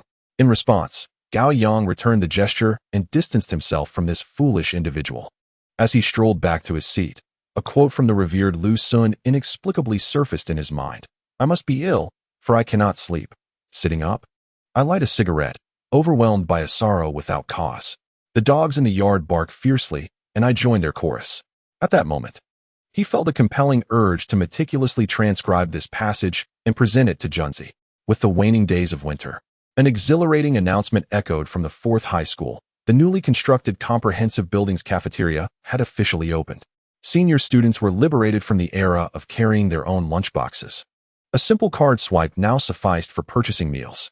Li Shuxiao procured a meal card for Gao Yang, even loading it with funds. This, however, significantly depleted his pocket money, leaving his supply of cigarettes precariously low. He crumpled the empty cigarette pack in his hand and tossed it into the trash. Pulling out his meal card, he waved it before his eyes, contemplating the urgency of selling advertising space. In Chapter 56, Tu Shi and Huang Bei simultaneously flashed him an OK sign. During the early self-study session, Huang Bei seized an opportunity when no one was around and discreetly handed Gao Yang a black plastic bag. He squeezed it, feeling the rigid, elongated contents. Leaning in, he lowered his voice, asking, "Are these the Haitian exam papers or pig trotters?" Huang Bei bit her lip, feeling the urge to kick this oblivious fellow. She leaned closer, whispering sweetly, "Cigarettes. I saved my pocket money to buy these for you, so smoke less." Gao Yang's eyes lit up as he rubbed his hands together, inquiring, "Are they Zhonghua?" Huang Bei rolled her eyes dramatically, almost losing her balance, and playfully pinched him. "What a dreamer. They're just Huangshan. If you say another word, they'll be gone." With a chuckle, Gao Yang contentedly tucked that precious gift away in the depths of his desk. While old Lu had yet to enter the classroom, Gao Yang began fiddling with the cigarettes in his desk. He tore open the plastic seal of the entire pack, each box meticulously wrapped in the latest mathematics exam papers, which he then stowed in his backpack, topped with heavy tomes of 5 years of college entrance exams and 3 years of simulated tests. How to Bayos, with his tousled hair, ambled into the classroom, plopping down next to Gao Yang like a moving lump. Have you struck it rich? Bought a pack of cigarettes? Gao Yang, still engrossed in organizing his arsenal, replied without looking up, Huang Bei bought them for me, as he casually tossed a box from his backpack to Huang Bei's. The latter's face registered surprise. Wow, you've started living off her generosity so quickly? Just don't let Junzi catch wind of it. If he finds out, he might just off himself. Gao Yang zipped up his backpack, asserting, firstly, do not underestimate Junzi's resilience. Anyone capable of unwaveringly nurturing feelings for another possesses a heart strong enough to move even themselves. Hence, he would not resort to such despair. Secondly, do not perceive me as someone who seeks unearned gains. I am merely tutoring Huang Bei, and this is her payment. Huang Bei's, with a mischievous glint in his eye, pressed on, are you teaching her hand in hand? To which Gao Yang replied, maintaining his composure, your perspective is too narrow, it's mouth-to-mouth instruction. Are you planning to give her artificial respiration as well? I intend to visit her home again tonight to turn on the gas. And you? Do you still feel close to your father? Get lost, you foolish brat. Huang Bei carefully tucked away his cigarette, resting his chin on his hand, lost in thought, pondering why no one has approached him for help with mathematics. Gao Yang patted his shoulder. It has been said that the trouble lies with the braised fish and sauerkraut your mother prepares.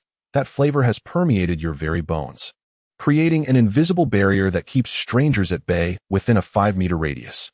Why not join me at the cafeteria for a change of palate? Perhaps it could alter your fortune. Huang Bei hastily waved his hand. No way. If I eat at the cafeteria, I won't have enough pocket money left for cigarettes. Gao Yang let out a long sigh, his face reflecting a shared sense of despair. During the break in the morning, Gao Yang, Huang Bei, and Wang Wen found refuge in the boys' restroom to smoke. Meanwhile, Yao Ying stood guard outside, leaning against the restroom's outer wall, feigning interest in the distance. The boys' restroom at Weihua Branch School was situated diagonally across from the stairs, with a corridor leading forward and directly adjacent to the girls' restroom, beyond which lay a cold, unyielding wall. In this place, once trapped, escape seemed nearly impossible.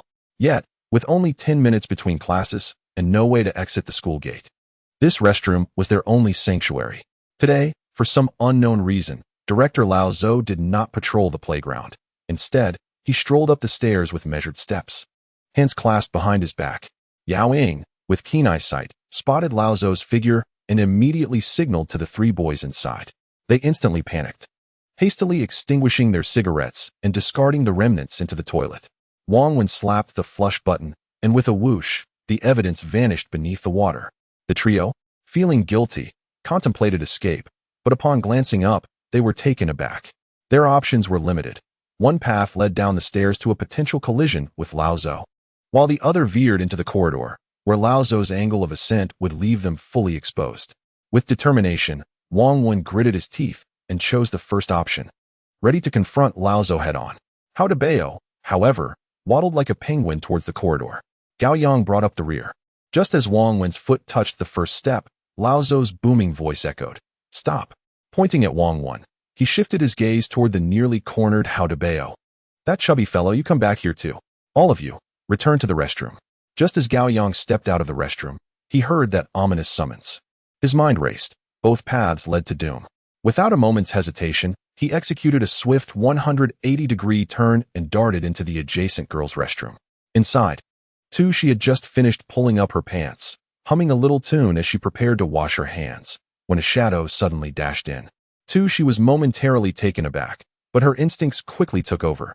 Her mouth formed a perfect O, and a piercing scream was about to escape her lips. Gao Yang swiftly slid forward, expertly covering her mouth with one hand while signaling for silence with the other, gesturing towards the wall separating them. From the boys' restroom came Lao Zhou's authoritative voice, accompanied by the frantic justifications of Huang Bei and Wang Wen. She quickly grasped the situation, fixing her gaze on Gao Yang, her initial fear transforming into a glimmer of cunning. In a soft whisper, he inquired whether she had just washed her hands. Gao Yang, caught between laughter and tears, nodded vigorously. She leaned against the sink, intentionally raising her voice. "I don't believe you." With hands clasped in supplication, Gao Yang repeatedly bowed to she, his eyes brimming with a desperate plea for her trust. Just as the tension reached a crescendo, the curtain of the women's restroom was flung open, revealing the jovial figures of Bing Bing, Huang Bei, Zhudan, and Zhu Fenghua. Gao Yang's heart nearly leapt from his throat. He dashed to the entrance, gesticulating wildly at the newcomers, resembling a malfunctioning windshield wiper, while silently mouthing, "Be quiet. There's a situation next door." The four girls initially wore puzzled expressions, but soon turned their ears to the commotion. Catching snippets of Lao Zou's bellowing and the heated argument between Wang Wen and Hao Daba. In an instant, they comprehended the gravity of the situation.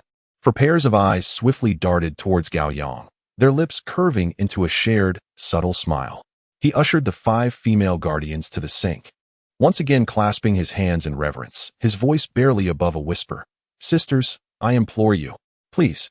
The 5 girls found his timid demeanor both amusing and endearing, their shoulders shaking with suppressed laughter. Meanwhile, in the adjacent men's restroom, Wang Wen and Hao Daba remained obstinately defiant. Despite the acrid smoke mingling with the ammonia scent of the restroom, Lao Zou's nose was as keen as a bloodhound's, fixated on the two. "Tell me, have you been smoking?" They shook their heads vigorously, adamantly denying the accusation. Thus, the 3 remained locked in a standoff amidst the male restroom's unpleasant odors. In the women's restroom, Gao Yang lowered his voice to propose a daring plan. "Sisters, could you possibly arrange yourselves in a line to obscure the view of the men's restroom entrance? I could slip down the stairs unnoticed." Tushi and Huang Bei simultaneously gestured an affirmative okay to him. Overcome with gratitude, Gao Yang clasped his fists in a deep bow towards the 5 female deities. The 5 lined up, strutting out of the women's restroom like models on a runway. Gao Yang pressed himself against their sides, utilizing their bodies for cover, and swiftly darted down the stairs like a nimble cat. Once he reached the bottom, he paused for a moment, then turned abruptly, adopting a demeanor of calm nonchalance, feigning that he had just come from downstairs, swaggering boldly into the men's restroom. Chapter 57. A sudden assault. As soon as Gao Yang entered, he began to unfasten his belt. While preparing at the urinal, he greeted Lao Zou with enthusiasm. "Hello, Director Zou? You've come to the restroom yourself?" Lao Zou regarded Gao Yang, momentarily at a loss for words. He muttered a curse. "Quit the nonsense. Just do your business." Furrowing his brow, Lao Zou scrutinized Hao Daba and Wang Wen, growing increasingly suspicious. Losing his patience, he bellowed, "All right, you two are being stubborn, huh? Stretch out your hands. Let me have a whiff. Hao Daba, you go first." Everyone anticipated that Hao Daba would comply without resistance. To their astonishment, he remained unfazed, slowly raising his right hand, pausing in midair for half a second. Then, without hesitation, he slipped his hand into his trousers. Under the petrified gazes of the crowd, he calmly began to rummage within, moving his hand with ease. Then, with a leisurely demeanor, he withdrew his hand, extending it before Lao Zou, and with a tone that suggested a fearless acceptance of death, said, "Director, take a whiff." Gao Yang was so astonished that he momentarily forgot he was still relieving himself, nearly diverting the stream. Wang Wen, initially perplexed, soon grasped the situation and imitated the act, slipping his right hand into his trousers, and after some maneuvering, presented it to Lao Zou.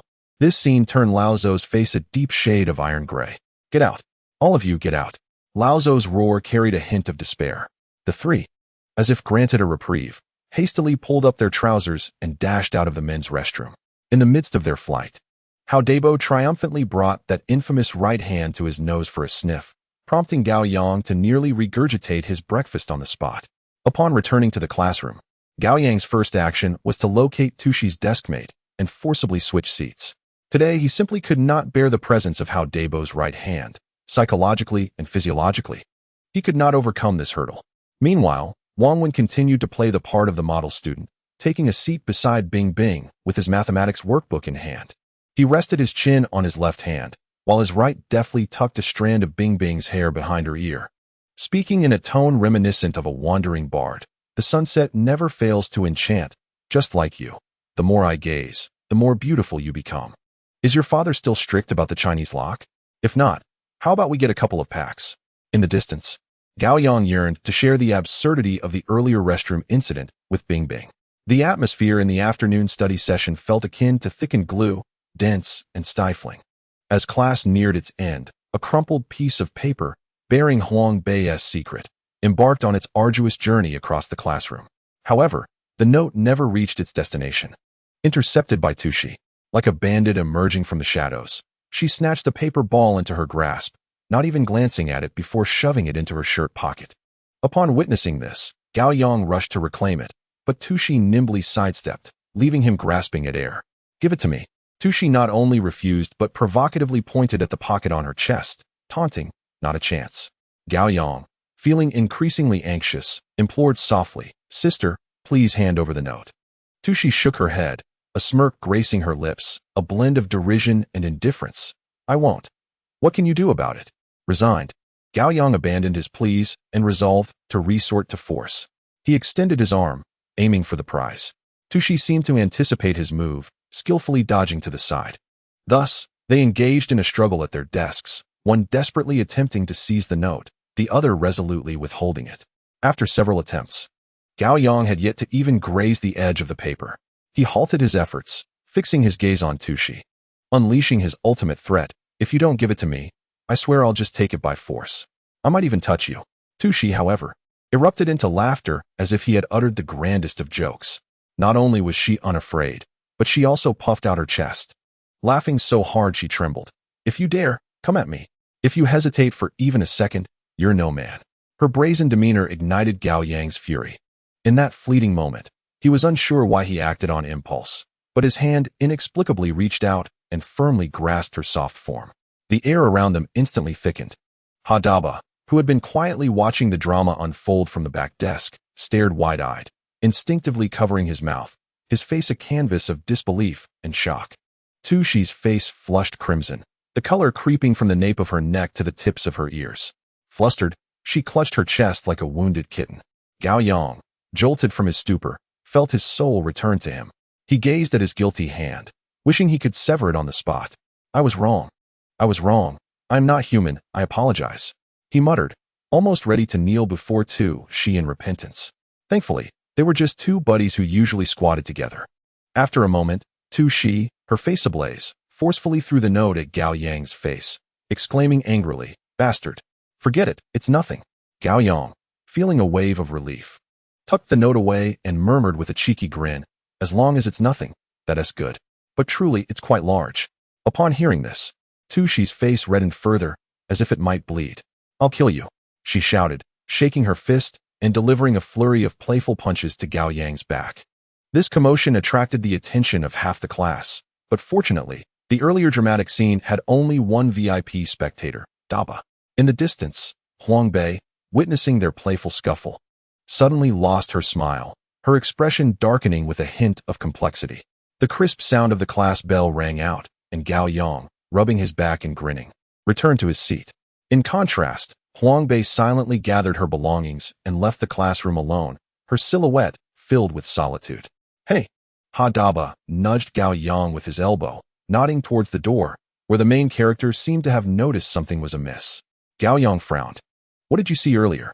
"I saw you being a rogue," Hadaba declared, playing the role of the righteous companion. "And I saw that too. She appeared to be enjoying it." "What did the others see?" "They're all blind. I'm the only one who witnessed it. So as long as you don't say anything, Huang Bei will remain oblivious." As he spoke, Gao Yang leisurely unfolded the precious note. "Are you hoping I'll keep your secret?" Hadaba asked with a grin. "You needn't concern yourself," Gao Yang replied, not even glancing at him. His gaze fixed on the note. It bore Huang Bei's elegant handwriting. "After evening self-study, let us meet for Iron 100 dumplings. Don't be late." "Good heavens!" Hadaba exclaimed, his temper flaring as he rolled up his sleeves. "Huang Bei invited me for dumplings." Gao Yang looked up, wearing a smile that hinted at his control over the situation. "If only you were also blind, I might consider bringing you a basket." Instantly, Hadaba's anger morphed into a sycophantic grin. "Brother, I'm blind. I adore pork and scallion filling. And don't forget the vinegar." Chapter 58. Your uniqueness calls for an exquisite compliment. In the evening, the walls outside the Weihua branch school were bathed in a sorrowful hue by the dim streetlights. Huang Bei walked alone, head down, kicking small pebbles by the roadside, her shadow elongated. In her mind, the playful scenes of Gao Yang and she replayed like a film on loop. The sensation is akin to possessing a long-treasured limited edition figurine.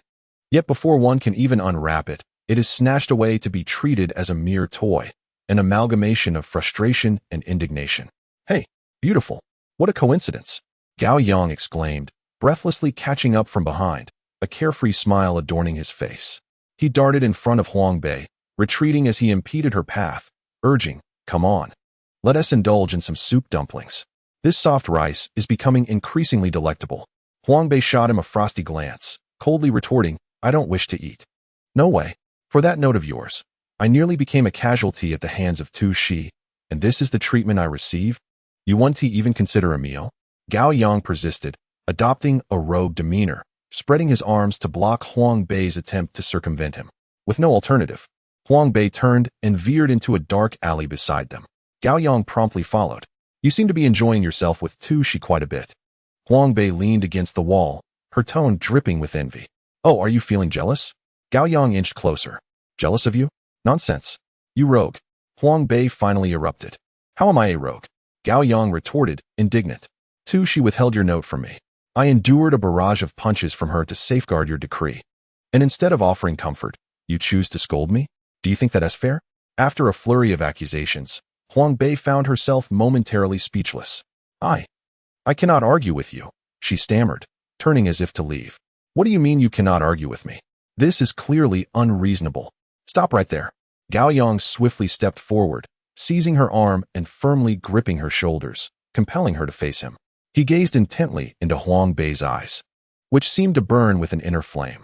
Huang Bei felt ensnared by that piercing gaze, her heart racing unexpectedly. She wished to escape that searing scrutiny, yet her feet felt rooted to the spot, immovable. After a prolonged silence, Gao Yang slowly spoke. "I regard Tu Shi as a brother, but you are different. Do you understand?" Huang Bei nodded obediently, her cheeks warming. Gao Yang's tone softened. "Would you like a hug?" Huang Bei's mind turned to mush, almost instinctively.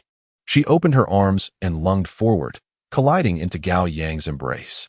Her heart pounded like a drum, breath caught in her throat. A shiver coursed through her body. In this embrace, every sensation was magnified. She inhaled the familiar scent of laundry detergent from his coat, mingled with a hint of tobacco, combined with his unique warmth that brought her comfort, yet set her heart racing. Gao Yang nestled his head gently into the crook of her shoulder, adjusting to a more comfortable stance, softly murmuring, "Did you wash your hair? It smells delightful." Huang Bei replied, her voice barely above a whisper. She closed her eyes, utterly surrendering to the warmth of the embrace. Time seemed to stretch indefinitely until an awkward rumble shattered the tranquility of the alley. It was Gao Yang's stomach protesting. Huang Bei buried her face in his chest, tinged with a hint of remorse. "Let us go eat buns. Your stomach is growling." "I fear it's too late." Gao Yang glanced at his watch. "No meal today. You head upstairs. I shall find them for a smoke." Huang Bei nodded understandingly, reluctantly releasing her hand and turning to walk alone towards the school. Her silhouette appeared particularly gentle under the dim yellow light. Gao Yang extracted a cigarette from his pocket and lit it, a faint smile gracing his face as he contemplated. "A person who truly cares for you will embrace even the most foolish of schemes, while one who does not will find fault in your very breath." The sun shone brightly, and the cafeteria buzzed with the clamor of voices akin to a pot of boiling porridge. Seated at the long table, the post-lunch banter commenced. Huang Bei, Tu Shi, and other girls occupied the left side, facing Gao Yang, Haodaba, Wang Wen, and Junzi on the opposite side. Waved a magazine in her hand, excitedly reciting the various types of men as summarized by psychologists. Once she finished, the girls on the left immediately perked up, their gazes fixed on the boys across, resembling a pack of wolves ready to divide their prey. Junzi was the first on the chopping block. Junzi, the warm-hearted type, without a doubt, declared decisively. The girls echoed a chorus of insincere agreement. Surprisingly, Junzi was not offended. Rather, he seemed to relish the attention, puffing out his chest. He covertly glanced at the aloof Zhudan, who remained unresponsive, resembling a statue unaffected by the commotion. The others at the table exchanged knowing glances, their lips curving into faint, amused smiles. Just then, a group from the basketball team entered, with Ho Yi leading the way in his team uniform. Zhudan's gaze was instantly drawn to him, and she sprang up, hastily following him with a half-filled plate in hand. Observing this, Junzi sprang up as well, as if propelled by springs, eager to pursue her. "Sit down." Gao Yang grasped Junzi's arm, attempting to salvage his dwindling dignity. Junzi shrugged off Gao Yang's grip with a forceful twist, as though escaping a dire threat, and stealthily slipped away into the crowd behind Zhudan. Gao Yang watched Junzi's retreating figure, resignedly announcing to the others, "It seems Junzi truly is a warm-hearted type. Any girl who can breathe is an asset in his eyes." "Isn't being a warm-hearted type good?" Being innocently inquired. "The warm-hearted rank below dogs, and dogs below daba," Gao Yang sighed, delivering a piercing remark. Laughter erupted from the table, drawing curious glances from those at the adjacent table. How Daba scratched his large head, attempting to analyze the logic. "So, you mean I have a higher success rate with girls than warm-hearted types?" "Not just higher." Gao Yang readily adorned him with a grandiose title. "There lies a considerable distance between you and the warm-hearted type. You are the ceiling that this species will never reach in their lifetime." Flattered, How Daba, buoyed by the praise, eagerly asked, "Then what type do I belong to?" "You?" Gao Yang pondered for a moment, his expression turning serious. "You belong to the pickled fish and sauerkraut type." "What on earth is that?" "An exquisite delight. Once a woman has savored your unique flavor, she will be utterly devoted. A day without tasting is akin to 3 autumns, leaving her in discomfort." Gao Yang spoke with utmost seriousness, weaving a tapestry of nonsense. How Bao furrowed his brows, twisting them into a knot. "Why do I feel that your words are not exactly complimentary?" "Oh, dear brother Hao, you have misunderstood me," Gao Yang replied, adopting a dramatically pained expression. "Your uniqueness warrants a form of praise that cannot be mundane." Laughter erupted once more among the crowd. Chapter 59 Tushi. "What is the matter? Why are you suddenly in tears?" How Bao smacked his lips, feeling as though he had gained an advantage, yet simultaneously not. He redirected the conversation, pointing at Gao Yang and addressing Bing Bing. "What about him? What category does he fit into?"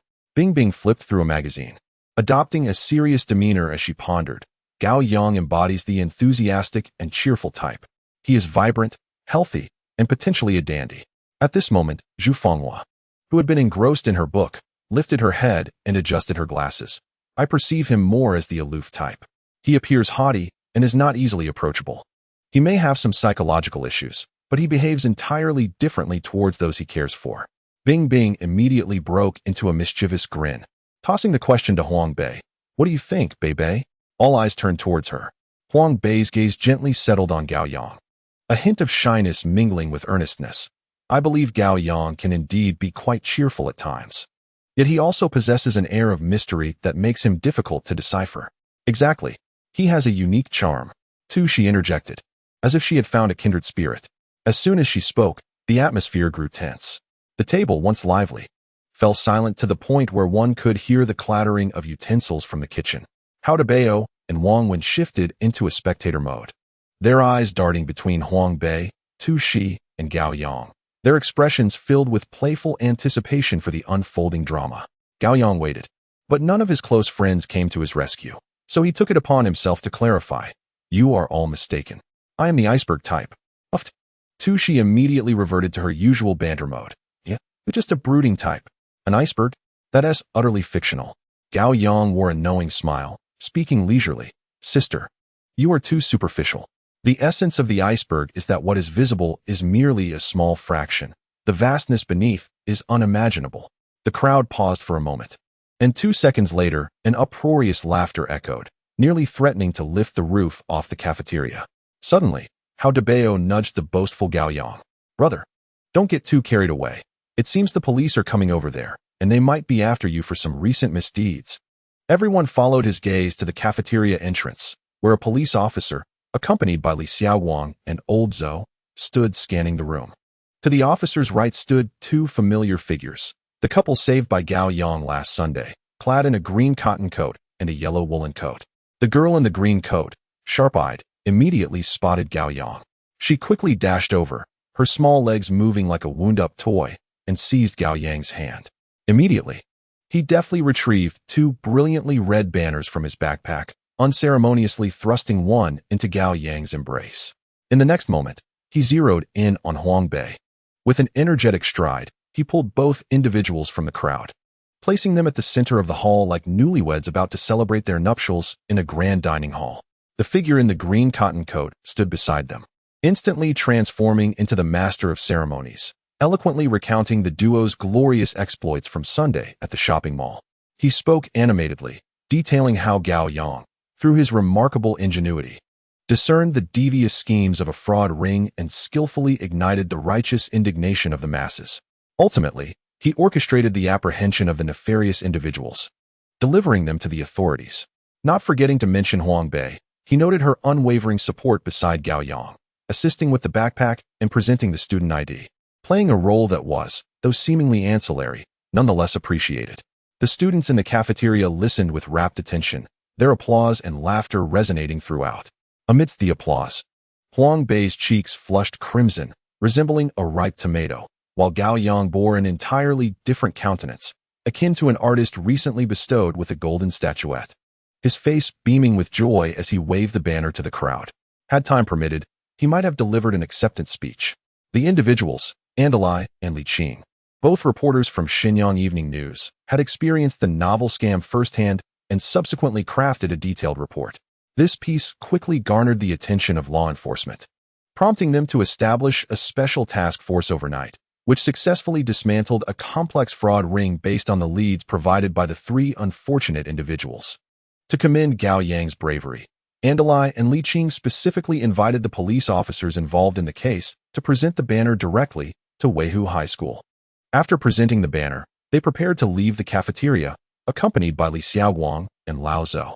Before departing, Andalai and Li Qing each slipped a business card to Gao Yang. Li Qing, increasingly satisfied with Gao Yang, advised him, "Should you need anything in the future, feel free to contact us." Gao Yang accepted the cards with both hands, smiling as he watched them exit. Once the journalists and police had departed, the atmosphere in the cafeteria shifted dramatically. Clang, clang, clang, clang. The surrounding boys picked up their metal trays and began to rhythmically strike them, the sound reverberating so forcefully that dust fell from the ceiling. Huang Bei's cheeks flushed once more. Overwhelmed by the commotion, she seized the hands of her friends. Bing Bing and Zhu Fenghua lowered her head and nearly fled the cafeteria. The remaining boys surged forward, encircling Gao Yang, who stood adorned with the banner. "What were you two doing at the mall on Sunday?" Gao Yang spread his hands in resignation. "Would you believe me if I said I was there to study?" "No way," they shouted in unison. "Indeed, I don't even believe myself." Gao Yang chuckled bitterly, waving his hand dismissively. "All right, I won't pretend anymore. I'm exactly what you think I am." The crowd hissed in disapproval, chastising. At a time like this, you still choose to act cool. What transpired next would mercilessly thrust Gao Yang into an entirely different abyss.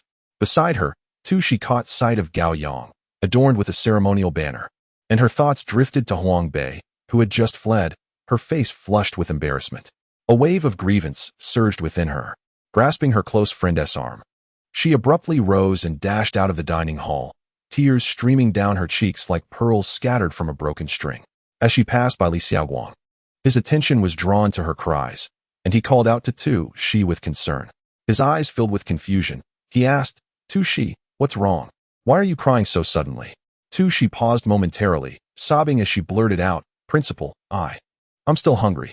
After uttering those words, she covered her face and hurriedly made her way back to the classroom. Li, the principal, stood rooted to the spot, his expression akin to that of someone witnessing an extraterrestrial, watching Tu Shi's frantic retreat. He scratched his head and muttered to himself, "Is the food in the cafeteria truly that unpalatable?" Chapter 60. Are you in a relationship with Huang Bei? In the classroom, sunlight streamed through the windows, illuminating the desks. Huang Bei rested her head on her desk, her face flushed with shyness, unable to lift her gaze. Meanwhile, Tu Shi lay on the adjacent desk, tears brimming in her eyes, weeping incessantly due to her hunger. Gao Yang, however, seemed unfazed, directing Hao Debao and Wang Wen on how to display the gleaming banner in the most prominent spot on the wall. Their homeroom teacher, Old Lu, entered with a smile, announcing, "Gao Yang, the school leadership has decided to commend you at the flag-raising ceremony next Monday. Please prepare your speech thoroughly." Gao Yang shrugged his shoulders in resignation, indicating his acceptance. Hao Debao leaned closer to Gao Yang and whispered, "Two pure-hearted girls. One is crying uncontrollably, while the other is too shy to function. And you, against all odds, received a banner." Gao Yang feigned a deep sigh, replying, "What can be done? Excellence cannot be concealed." "Goodness!" Hao Debao exclaimed, grabbing a Chinese textbook and slamming it onto the desk, lamenting, "This is simply outrageous." During the evening study break, an elusive atmosphere enveloped the classroom. Gao Yang sat at his desk, wholly engrossed in memorizing English vocabulary. Simultaneously, he sipped the milk too she had brought him that morning, savoring each small mouthful. Huang Bei occupied the empty seat beside him, sharing a box of Oreos with Bing Bing. The boys, unusually subdued that day, remained clustered together, casting sidelong glances in their direction, eager for entertainment. Huang Bei twisted apart an Oreo, licked the cream, and casually lifted another piece, asking Gao Yang, "Would you like some?" Without lifting his gaze from his English book, Gao Yang replied absent-mindedly, "My hands are occupied. You feed me."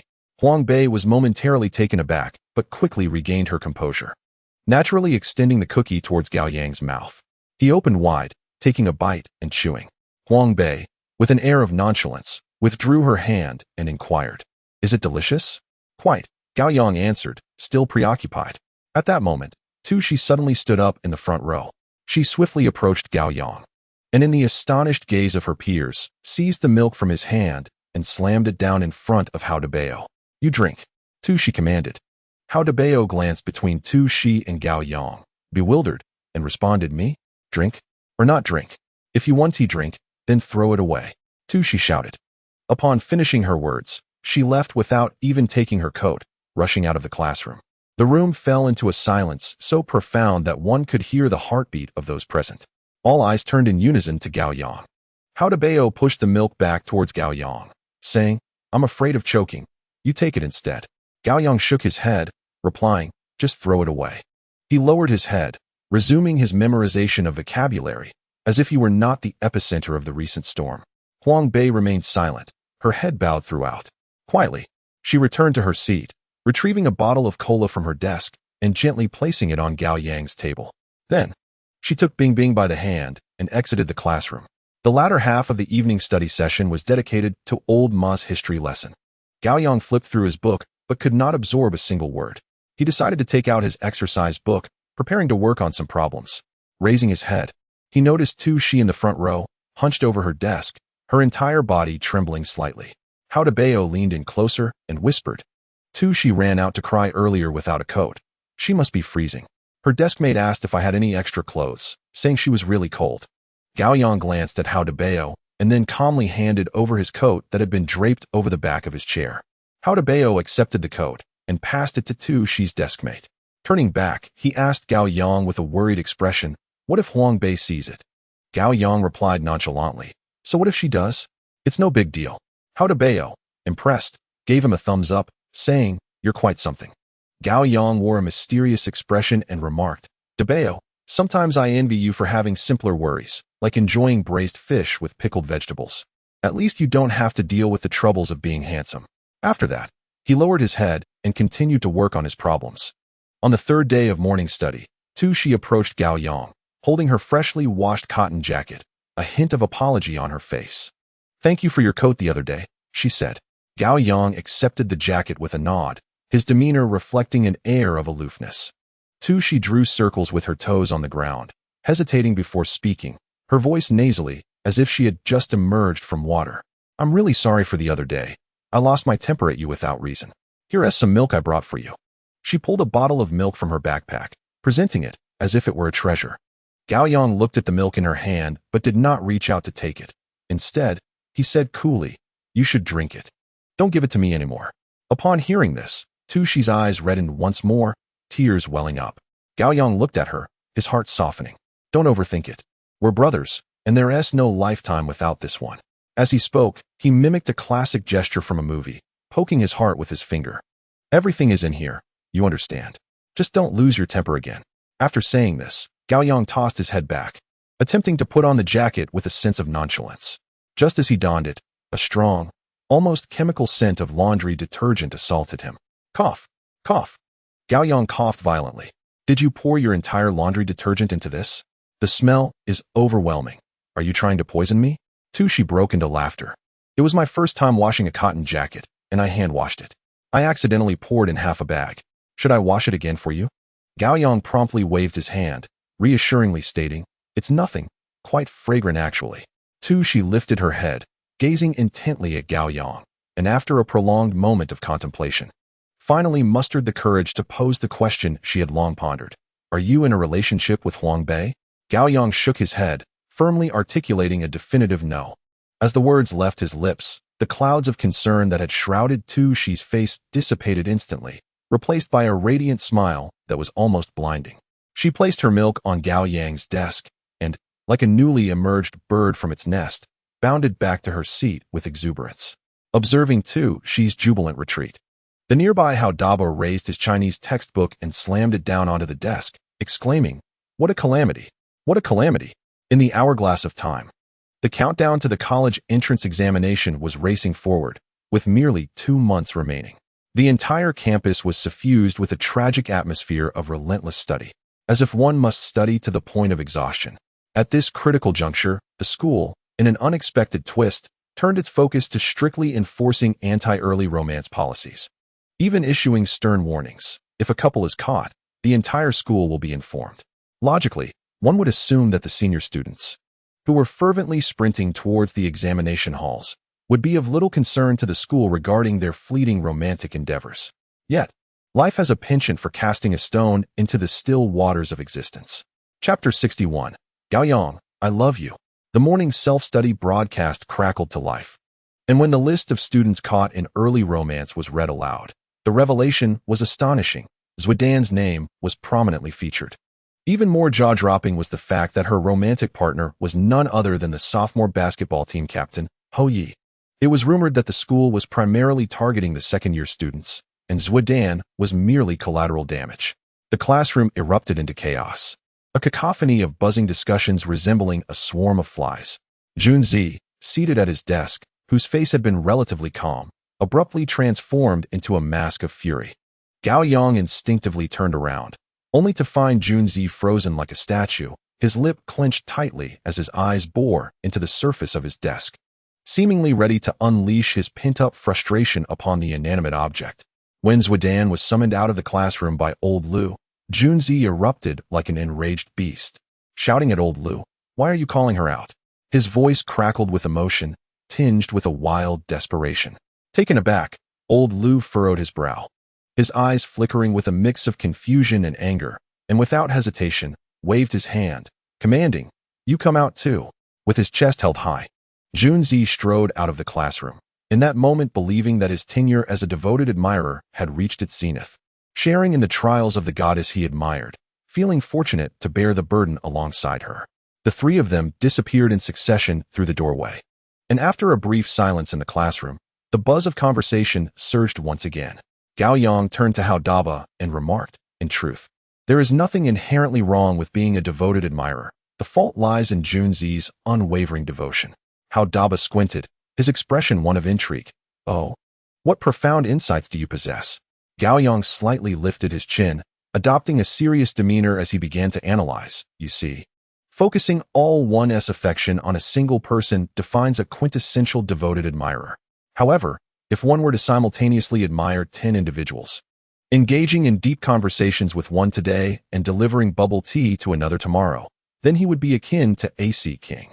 Gao Yang glanced towards the doorway and continued. "He revolves around Zhudan, his demeanor lowered to the dust. Should he indulge in the affections of 10 at once, occasionally neglecting Zhudan, allowing her to experience the sting of being overlooked, only then might the reins of love shift into his hands." Hao Daba, taken aback, blinked in contemplation for quite some time. "Are you suggesting he should perish immediately? One alone demands half his vitality, and 10? Will he still possess a tongue to savor his meals?" Upon uttering this, the two exchanged a knowing glance, erupting into harmonious laughter. Meanwhile, outside the classroom, Zhudan and Junzi stood side by side before old Lu. His face was as dark as the bottom of a pot, and with a heavy heart, he admonished Zhudan, "Do you not perceive the gravity of the college entrance examination?"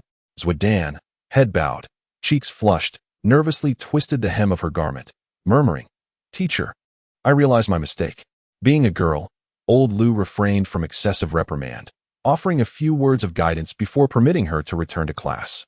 Turning away, he faced Junzi, who still held his chin high, a look of defiance etched upon his face.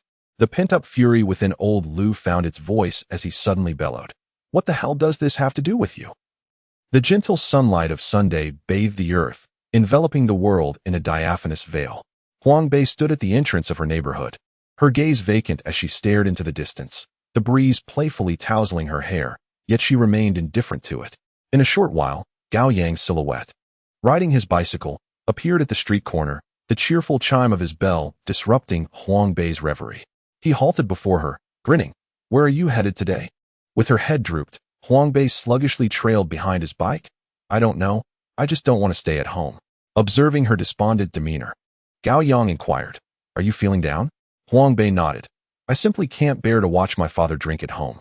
So I came out for some fresh air to feel a bit better. By the way, how is your studying going?" Mentioning the college entrance examination transformed Gao Yang entirely. Radiating the aura of a top student. "The second-tier university is mine. The first tier belongs to the world. Whether the world is mine depends on my math exam. Lately, I have been reverently worshipping the coins Gui Fen has given me, feeling as though we are destined to become one with the currency."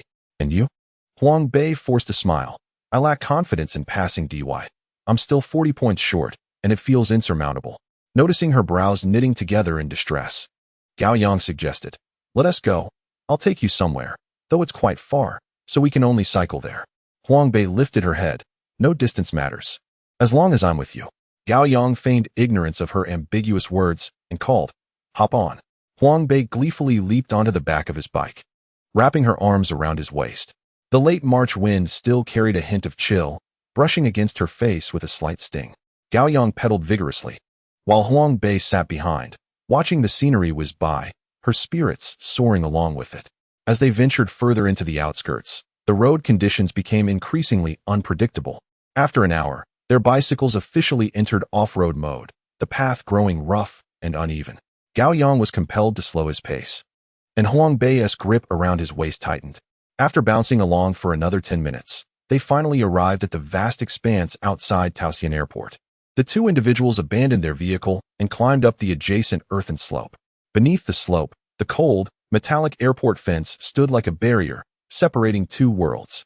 Beyond the fence lay an endless runway, where aircraft rested quietly on the tarmac, gleaming with a chilling metallic luster under the sun. Huang Bei and Gao Yang sat side by side on the slope, wrapping their cotton jackets tightly around themselves, patiently awaiting the departure of a plane. Before long, a deep, rumbling sound approached, shattering the surrounding silence. Huang Bei's eyes sparkled with excitement as she fixated on the direction of the runway. Gao Yang turned his head and shouted to Huang Bei, "If you have any unhappiness, shout it out when the plane flies over your head. Your troubles will be whisked away." "I've tried it. It works wonders." Huang Bei responded with a shout. "Really?" "Absolutely." The airplane began its ferocious acceleration, its nose lifting sharply as the front wheels left the ground, the entire fuselage soaring toward the clouds. Huang Bei suddenly sprang to her feet, facing the fierce wind.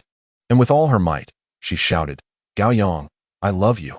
Her voice was engulfed by the deafening roar, instantly obliterated and whisked into the sky. The plane soon became a mere black dot, and the world returned to tranquility. Gao Yang nudged Huang Bei's arm, curiously inquiring, "What did you just shout?" Huang Bei's cheeks flushed slightly as she mischievously blinked and turned her head away, a delightful smile gracing her lips. "I won't tell you." Gao Yang lit a cigarette, refraining from pressing further, casually remarking, "I have no time to guess the whims of a young girl." As soon as he finished speaking, Huang Bei playfully punched his back. A few minutes later, the second plane appeared on schedule, and the familiar roar enveloped the space once more. Huang Bei gazed at the departing aircraft and began to shout again, "Gao Yang, you're such a fool. Why haven't you confessed your feelings to me?" One plane after another soared overhead, and Huang Bei shouted with glee. Meanwhile, Gao Yang sneezed several times, wiping his nose with a tissue, grumbling, "Damn it. Why do I always feel like someone is cursing me?" In another note, this book urgently requires 5-star reviews. If it is convenient, please turn the page and leave a 5-star review. Thank you. Chapter 62. Who dares to stop me? I shall strike them. In early April, the northern winter quietly retreated, and the weather gradually warmed. Gao Yang entered the classroom with his usual pace. However, an inexplicable sense of unease suddenly enveloped him. The air in the classroom seemed drained of vitality, permeated by a stifling atmosphere. Junzi sat rigidly at his desk like a puppet, his once passionate gaze now blankly fixed on Luo Dan's seat, as if in deep meditation. The student beside him, Bing Bing, buried her face in her arms, her slender shoulders trembling slightly, with muffled sobs intermittently escaping from beneath the desk. Gao Yang, filled with confusion, set down his backpack and sat next to Hao Dabo. What is going on? He asked. Hao Dabo shrugged and shook his head. Who knows? These two have looked like this since morning. Gao Yang's unease deepened, but he refrained from probing further. He withdrew his English book from his backpack, his gaze falling upon the densely packed words. The early morning study period crawled by in a profound silence. At last, the class bell rang. Mr. Liu entered the classroom with a heavy and slightly unsteady gait. He cleared his throat. Every hand ceased writing, and all eyes turned towards the podium. Mr. Liu's face was etched with sorrow and seriousness, his voice low. Students, I must convey a tragic message. Classmates Wadan left us forever at 3 o'clock this morning. The classroom seemed to be sucked into a vacuum. Each face bore the frozen expression of disbelief. After a moment, Mr. Liu silently exited the classroom. The bell for the end of the first period rang. Hao Dabo shot out like an arrow, heading straight for Junzi. Their gazes collided in midair. No words were necessary. Hao Dabo pulled a cigarette from his pocket and handed it over. Junzi numbly accepted it, and together, they walked in tacit understanding toward the restroom. Meanwhile, Wang Wen leaned closer to Bing Bing, inquiring softly about the cause of Zhudan's death. On Sunday, Zhudan's family of 3 had driven back to their hometown. Before returning, her father had consumed some alcohol with relatives. A horrific car accident occurred on the highway. Of the family, only her mother was rescued. Both Zhudan and her father perished on the spot. Early this morning, as Zhudan's close friend Bing Bing learned the news, she was the first to inform Junzi. Thus, Junzi has been staring blankly at that empty seat ever since. When Junzi and Hao Dabo returned from smoking, Hao Dabo plopped back down beside Gao Yang. What should we do? It seems Junzi's intelligence is about to drop another dimension, he mused. Did you try to talk to him? No use. Hao Dabo gestured towards Junzi's back. I'm afraid he might follow Zhudan in a tragic end. Gao Yang fully understood Junzi's state. For Junzi, Zhudan's very existence painted the world with color, warmth, and meaning worth cherishing. Without her, he would wander aimlessly like a lost soul. Zhudan's and her father's funeral arrangements were solely managed by her aunt. Junzi took 2 days off, bustling about Zhudan's home, seemingly taking on the responsibilities of a husband. Watching Junzi arrive at school in a flurry and then rush off to Zhudan's house again, Gao Yang felt a mix of heartache and amusement. Lovers may part, and though it is painful, they at least shared moments of mutual warmth, leaving behind the comforting remnants of their past. But what about the lovesick? Most often, their devotion is unreciprocated, their efforts sinking into the abyss, unnoticed. During the break before evening study, under the dim light of Wang Dafa's grocery store, a group gathered, their faces bearing a gravity beyond their years. Bing Bing's eyes were red and brimming with tears, her voice quivering through sobs. Zhudan's funeral is on Wednesday. Our entire class should attend to bid her farewell. As her words fell, the nearby girls, Huang Bei and Zhu Fanghua among them, could no longer contain themselves and bowed their heads, wiping away their tears. In the corner, Hao Dabo furrowed his brow. Though the reasoning was sound, the entire class would be absent on Wednesday morning. Wouldn't the school go mad? So shall we not go? Bing Bing suddenly looked up, tears streaming down her cheeks, her words piercing toward Hao Dabo like icicles. That's not what Dabo meant. Wang Wen, feeling vexed, extinguished his cigarette and rummaged through his pocket for the pack, distributing cigarettes to everyone present.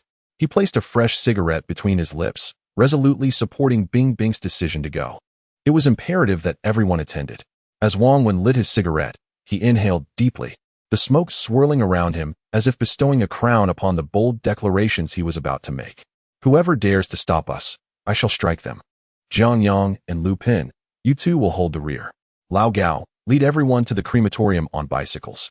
Hao Yang, upon hearing this, was rendered both angry and amused. He accepted the cigarette but did not light it, merely holding it between his fingers. His gaze swept calmly across the faces of the crowd, as if assessing pieces on a chessboard. First, this matter must be conducted in secrecy within the class. No word must leak out. Second, we must secure funding. His voice was not loud, yet it instantly overshadowed all the sobs and arguments.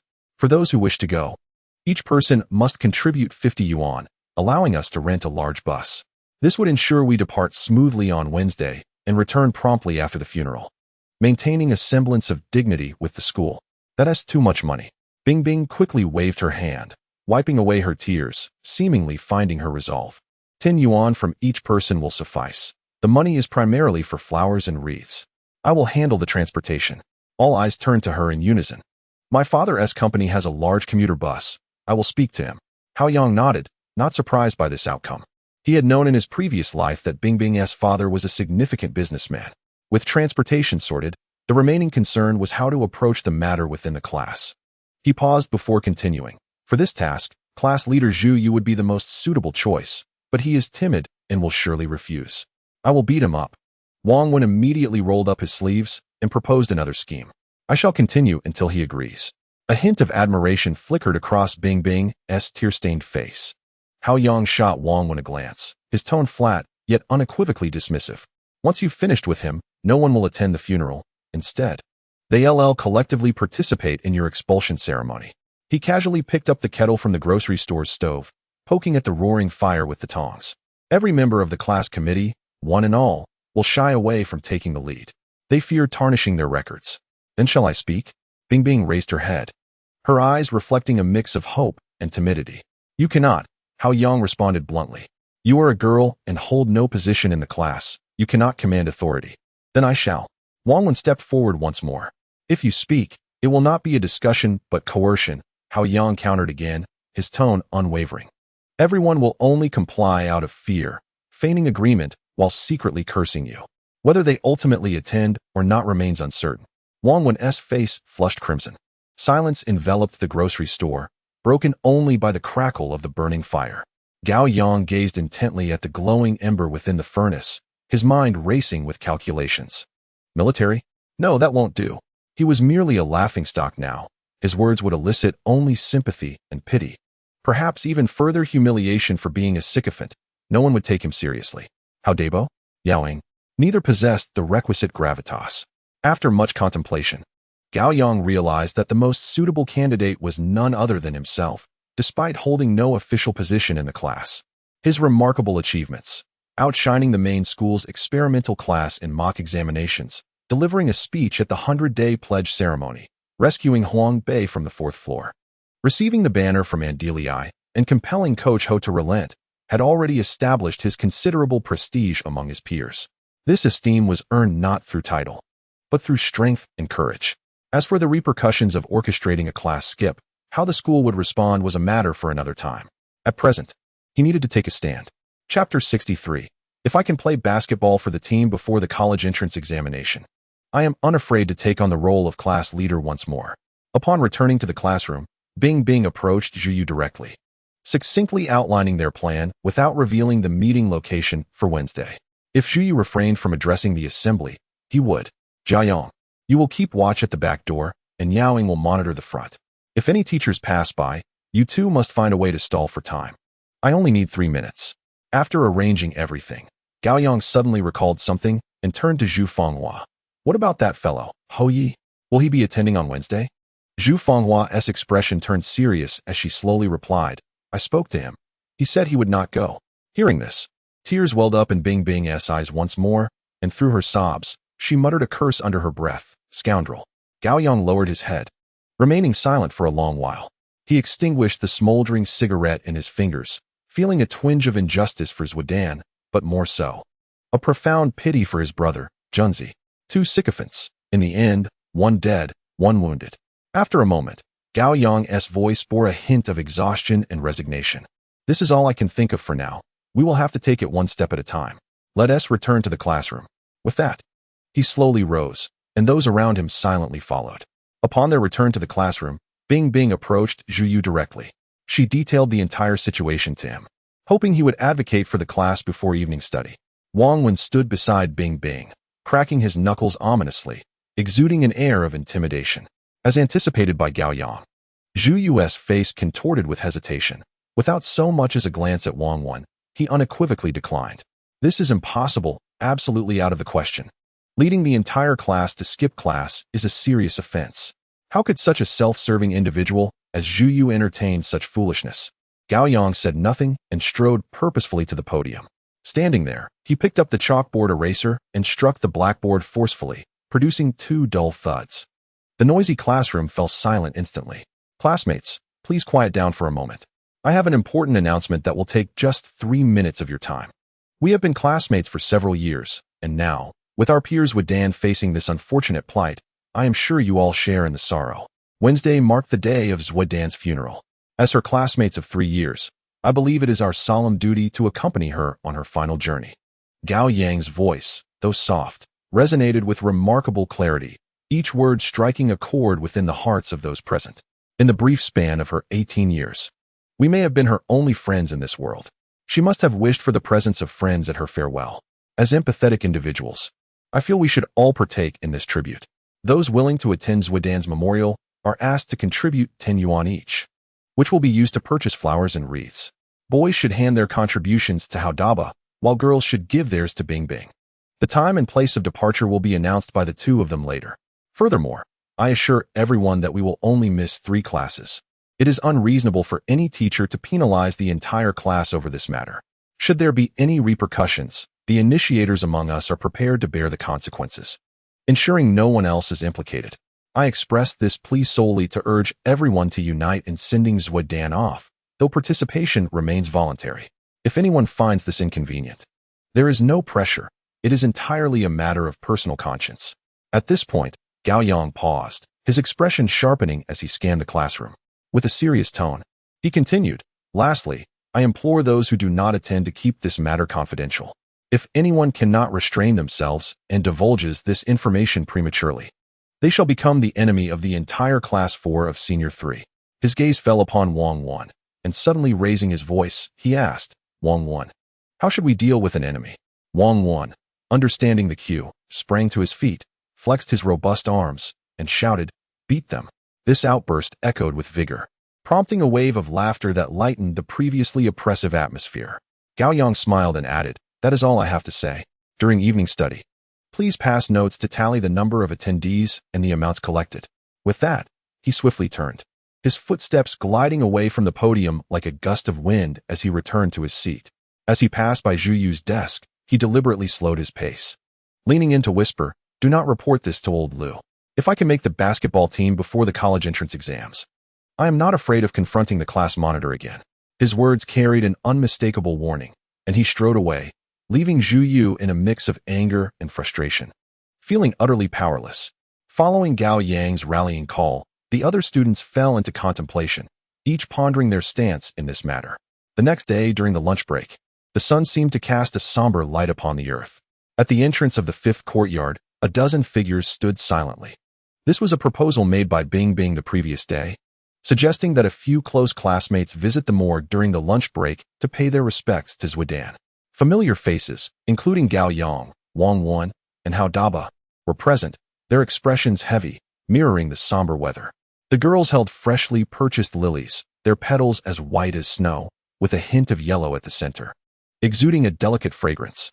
As the crowd slowly gathered in front of the morgue, the heavy door stood ominously closed, exuding a chilling aura that sent shivers down their spines. The surrounding silence was eerie, punctuated only by the occasional soft hum of machinery, reminiscent of the whispers of death. Dan's uncle had been waiting there for some time, his eyes swollen and red as he greeted the attending staff. The personnel gradually opened the morgue door, and a wave of penetrating cold mixed with the scent of disinfectant rushed out, causing everyone to tremble involuntarily. The staff, clad in masks and gloves, approached a stainless steel cabinet with an impassive expression. He pulled open one of the cabinet doors, revealing a stretcher draped with a white cloth, which he gently extracted.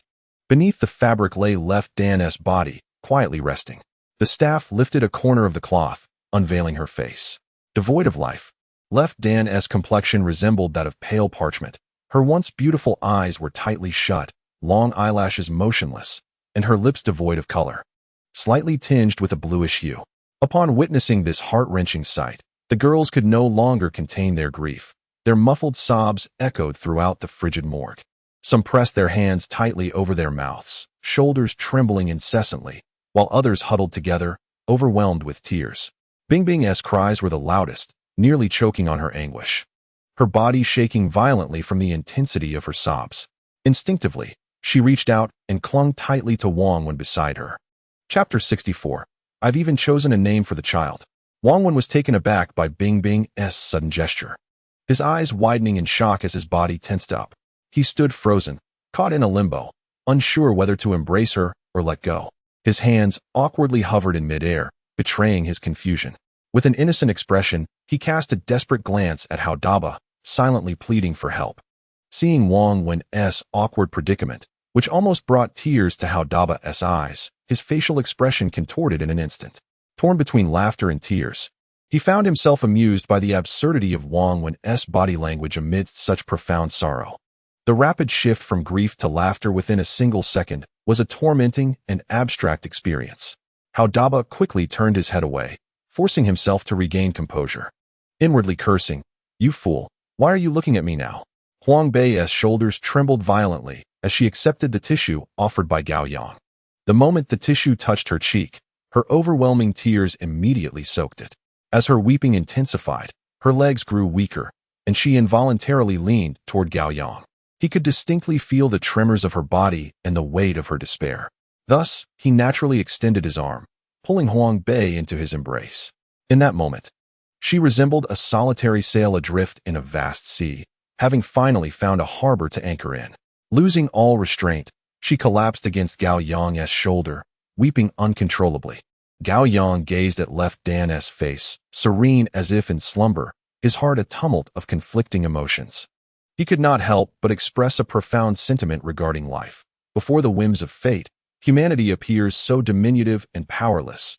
All dreams, hopes, and aspirations become utterly insignificant in the face of death.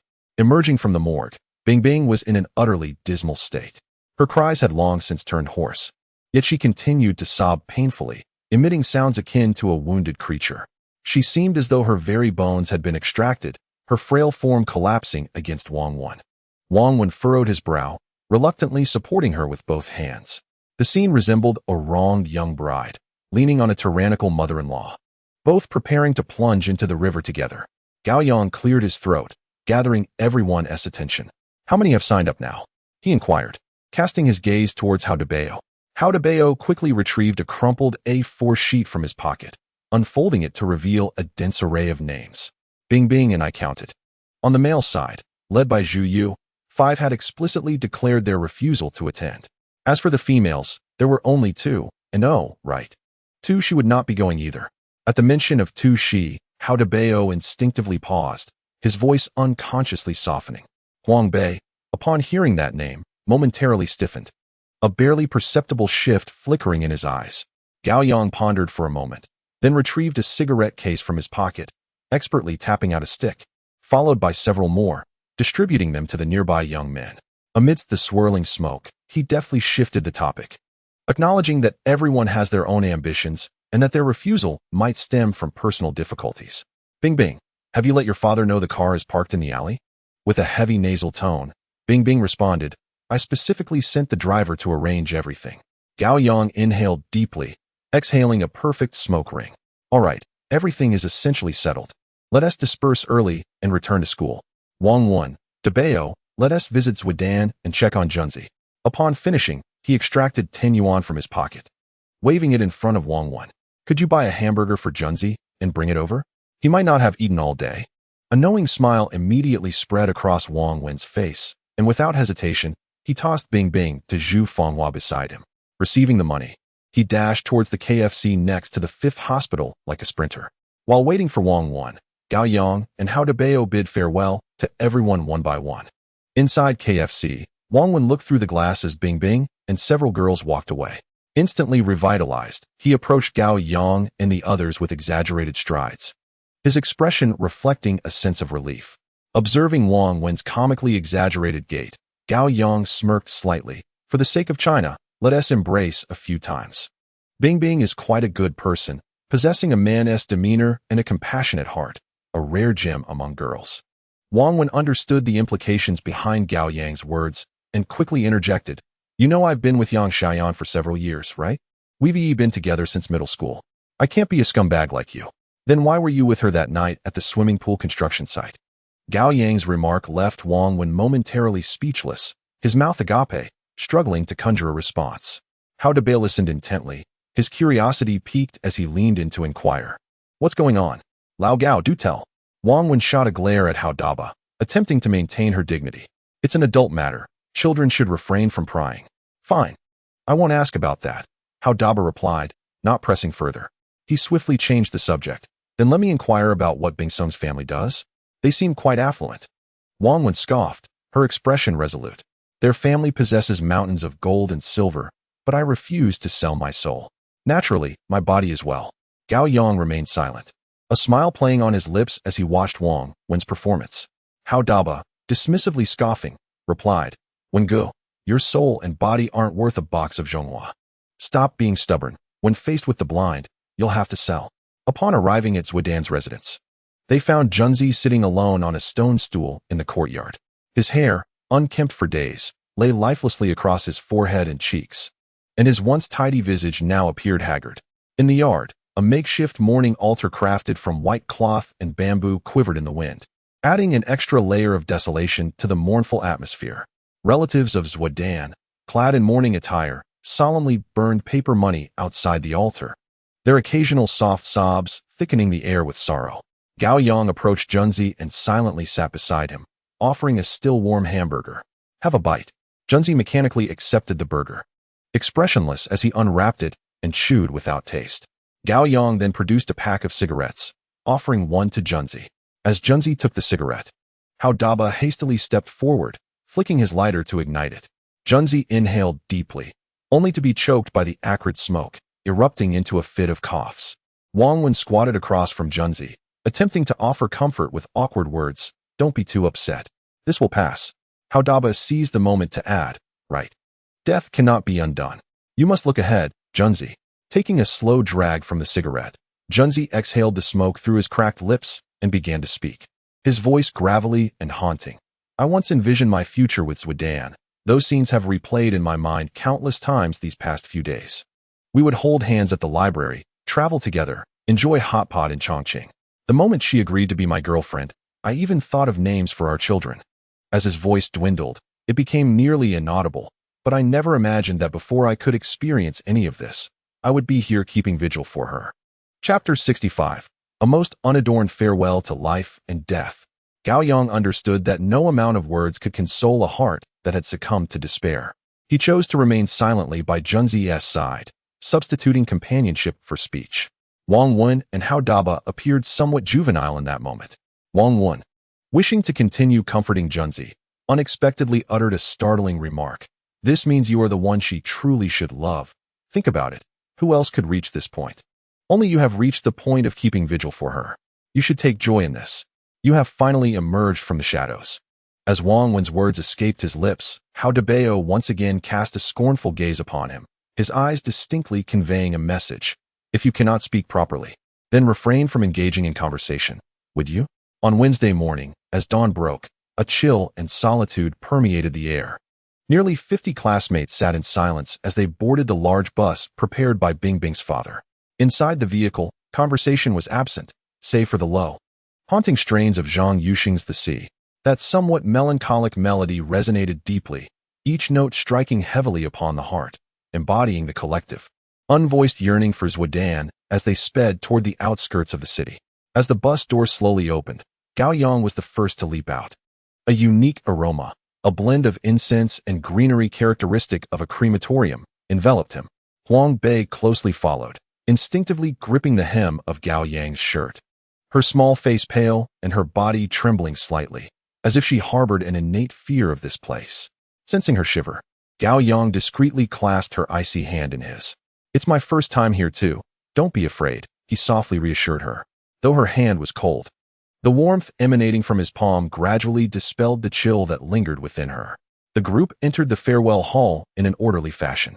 Inside, the dim yellow light cast a somber atmosphere, surrounded by wreaths of flowers.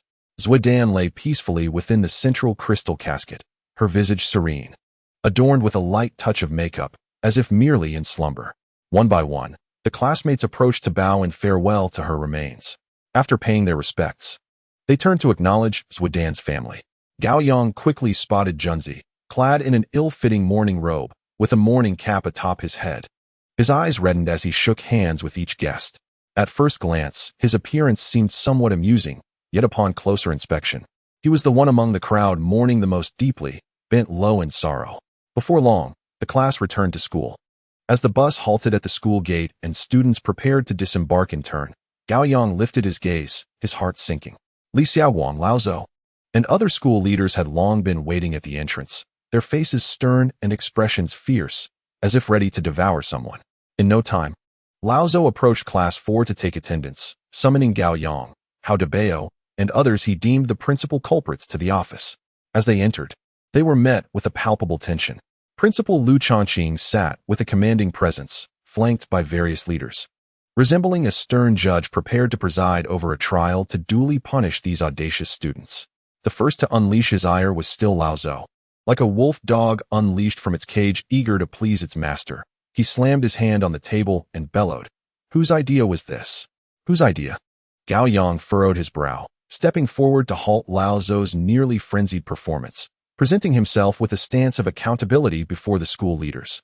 "This was my idea." His voice was not loud, yet it was remarkably clear, imbued with sincerity and conviction. "Principal, esteemed teachers, you may perceive this as mere childish folly, yet in my eyes, it is perhaps the most sincere farewell among friends that we shall ever encounter in our lives. This farewell is untainted by any ulterior motives or the superficialities of social niceties. It is solely an earnest farewell to life and death, born from the depths of our hearts. Should the school deem it necessary to administer punishment for this matter, I, Gao Yang, shall bear full responsibility alone, and it shall not implicate them. I am prepared to accept any penalty the school may impose." Old Zhou was momentarily taken aback, his mouth agape, unable to utter a single word. The scene before him was starkly different from the script he had envisioned. He had anticipated that the students would shift blame in a panic, but to his astonishment, Gao Yang shouldered the entirety of the burden. Li Xiaowang sat nearby, his gaze coldly fixated on Gao Yang, while Lu Chongqing watched impassively, attempting to glean further insight from his expression. In that moment, Huang Bei stepped forward without hesitation, standing resolutely beside Gao Yang, his eyes unwavering and dignified. "If punishment is to be meted out, I too shall accept it." One after another, Bing Bing, Huang Bei, and Wang Wen joined Gao Yang, standing shoulder to shoulder, as if constructing an impregnable barrier. Even more unexpectedly, a commotion erupted in the corridor as a throng of attendees from the funeral surged in. They filled the doorway of the office, silent yet resolute. Dozens of eyes fixed intently on the leaders within. An atmosphere of unspoken defiance and stubbornness enveloped the room. It was only later that Gao Yang learned they had been spurred on by old Lu, who had simply stated from the podium, "Who says there are no clothes? I share my robe with you." This resonated deeply with Li Yong and the others, prompting them to rally their classmates to collectively seek forgiveness at the office door. Seeing this, Lu Chongqing furrowed his brow in concern. He understood all too well the principle that the law does not punish the multitude. Frustrated, he waved his hand dismissively. "What are you all doing? Do you wish to revolt? Return to class. Gao Yang, you all return as well." Before departing, he cast a lingering glance at Gao Yang, his eyes betraying a complex mix of emotions, surprise, scrutiny, and even a hint of subtle admiration. Thus, this tempest, which seemed on the brink of escalation, was swiftly resolved. In the afternoon, Junzi returned to school reeking of alcohol. Upon hearing that Gao Yang might face punishment, he stormed towards the principal's office. During lunch, he had received no invitations, yet he had not considered himself an outsider, attending the thank-you banquet hosted by Zhudan. At the banquet, he took it upon himself to raise his glass and drink with 2 tables of people, drowning his sorrows in alcohol, until he was retching and sobbing uncontrollably. At this moment, fueled by drunkenness, Junzi, with bloodshot eyes, pushed past old Zhou, who was blocking the door to the principal's office. With a forceful kick, he burst through the door. It was not until Lu Chongqing bellowed at him, "Who told you to punish Gao Yang? Get out. You're acting like a fool," that Junzi swallowed the tirade he had prepared. Subsequently, he suddenly knelt before the major and bowed 3 times towards Lu Chongqing with a resounding thud. This unexpected act left everyone present utterly bewildered, evoking a mixture of laughter and tears. Chapter 66. In truth, I do not wish to be your brother. In the afternoon, the scorching sun poured down upon the rooftop of the teaching building. Gao Yang sat alone at the edge of the roof, holding a piece of white paper, his slender fingers deftly folding and manipulating it until a delicate paper airplane began to take shape. His gaze traversed the playground, reaching the distant skyline of towering buildings. where the azure sky and white clouds were reflected in his eyes, though his thoughts seemed to drift far away. Unbeknownst to him, too, she had silently approached his side. "Did you think less of me for not attending Zhudan's funeral?" Her voice was soft, yet trembled with barely concealed emotion. Gao Yang turned at the sound, a faint smile gracing his lips, reminiscent of the warm, yet gentle afternoon sun. "Not at all. You must have your reasons for not going." Too, she lifted her gaze, meeting his clear eyes. After a pause, she inquired softly, "Aren't you curious about my reasons?" Gao Yang rose, brushing off the remnants of paper from his hands. "You need not ask. When you wish to share, you will naturally tell me. If you prefer silence, then let it be." With that, he raised his right hand gently, and the paper airplane soared into the sky like a dove freed from its confines. "Gao Yang, do you possess no curiosity about anything?" Too, she gazed at the paper airplane as it ascended, unable to suppress her question. "Not entirely," Gao Yang replied, turning his head with a mischievous grin. "I have always been quite curious about ample bosoms." Too, she was momentarily taken aback, her cheeks instantly flushed with two blossoms of crimson, and she promptly swung her small fist at Gao Yang, exclaiming, "You scoundrel!" Gao Yang laughed heartily and dashed away, calling back over his shoulder, "To she, as brothers.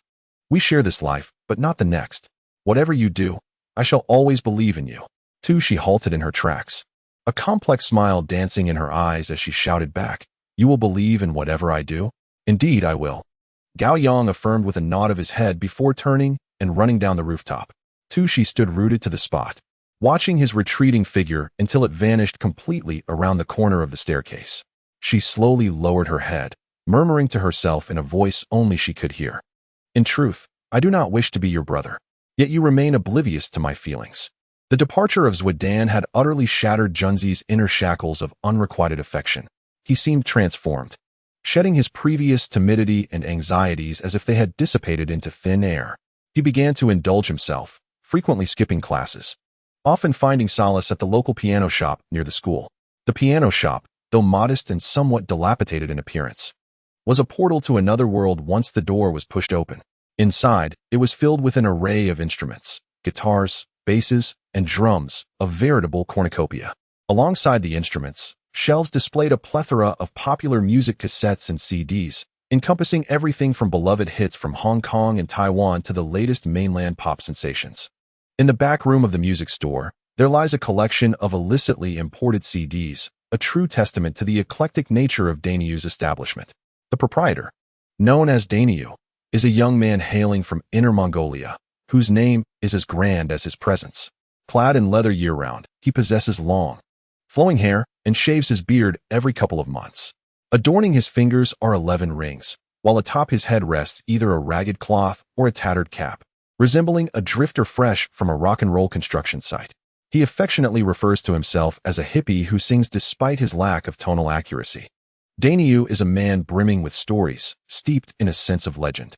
The summer of 1999 witnessed him endure the trials of 2 college entrance examinations, ultimately finding himself disheartened and without success. In a moment of despair, he connected with a girl from Shenyang on OICQ. Throughout that summer, they engaged in heartfelt conversations online, weaving a digital romance filled with Tinder exchanges. This online relationship intoxicated Dainiyu, and his bold actions further enamored the girl. After a month of emotional exchanges, he found his intellect dulled, evading his father's belt and ignoring his mother's tearful gaze. He set forth to Shenyang with 10,000 yuan, saved since childhood from his New Year's gifts. Upon meeting the girl he had long yearned for, they embarked on an unabashed cohabitation. However, the fervor of love ultimately gave way to the mundane realities of life. Dainiyu began to contemplate his next steps. Despite his fervent passion for music, his lack of vocal talent rendered a singing career unfeasible. Selling his body or resorting to less noble endeavors was not an option, so he resolved to forge a new path by selling art. Dainiyu pooled his resources to rent a small storefront near the 4th middle school, establishing a music and video shop. Initially, he sold cassettes and CDs while also renting out pirated DVDs. During that era, the film Young and Dangerous was immensely popular, and many young men received their introduction to the underworld through Dainiyu's shop. Each afternoon during their breaks, a group of adolescents would cram into the back room, cheering for the passionate camaraderie of Chun Haonan and Shanji on a minuscule television screen. Dainiyu played a significant role in guiding Wang went down the path of bravado and aggression. As business flourished, Daniu expanded his offerings to include musical instruments, officially transforming his shop into a music store. A devoted rock enthusiast, he harbors a particular fondness for the Gothic genre, venerating Marilyn Manson as a deity. For those unfamiliar with Manson, consider the eccentricity of Captain Jack Sparrow, portrayed by Johnny Depp, whose quirks may well be attributed to Manson's influence. In Daniu's eyes, the so-called new wave of rock in the country is utterly unremarkable. By his standards, only 2.5 figures in the domestic rock scene are worth acknowledging: Cui Jian, the pioneering ancestor, and Do Wei, who is truly ethereal. The brilliance of Do Wei lies in the sheer mystery of his inspirations. As for the half, Daniu unabashedly pounds his chest with his ring-adorned hand, proclaiming his own significance. "Halfway there, it's me," he boasted, spitting words with fervor. "If only the heavens bestowed upon me a splendid voice, Chinese rock music would soar to unprecedented heights. I would have already brought home an Emmy Award for our nation. Let's rid those sons of bitches of their East Asian bizarre hats." Although Wang Wen often muttered behind his back, calling him a colossal fool, one could not deny that Daniu's rock rhetoric was grounded in solid theoretical knowledge. Throughout an afternoon, he could regale you with tales of over 100 domestic and international bands without repeating himself. Punk, metal, pop, gothic, death, psychedelic, rap. He dissected various styles with remarkable clarity, effortlessly drawing upon their cultural histories and representative bands. When he spoke of iconic moments from international rock festivals, his enthusiasm was palpable, as if he had personally experienced the exhilaration of the crowd. Chapter 67. Daniu's rock baptism finally revealed Daniu possessed a collection of rare music festival DVDs. The first time Gao Yang watched the footage from the 1991 Moscow Music Festival, he was utterly captivated. The spectacle left a lasting impression on him for an entire year, particularly the performances by Metallica and Pantera. On stage, a few long-haired behemoths were thrashing their heads, their hair swirling like the blades of a fan, a sight forever etched in his memory. Below, hundreds of thousands of spectators erupted in a frenzy, roaring and losing themselves in the moment. For Gao Yang, who had never ventured beyond Xinjiang, this experience was nothing short of explosive.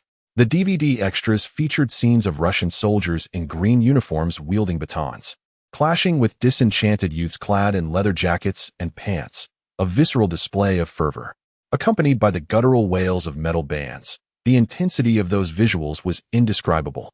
Gao Yang felt that this was far more artistically valuable than any violent escapade of Chun Haonan in Causeway Bay.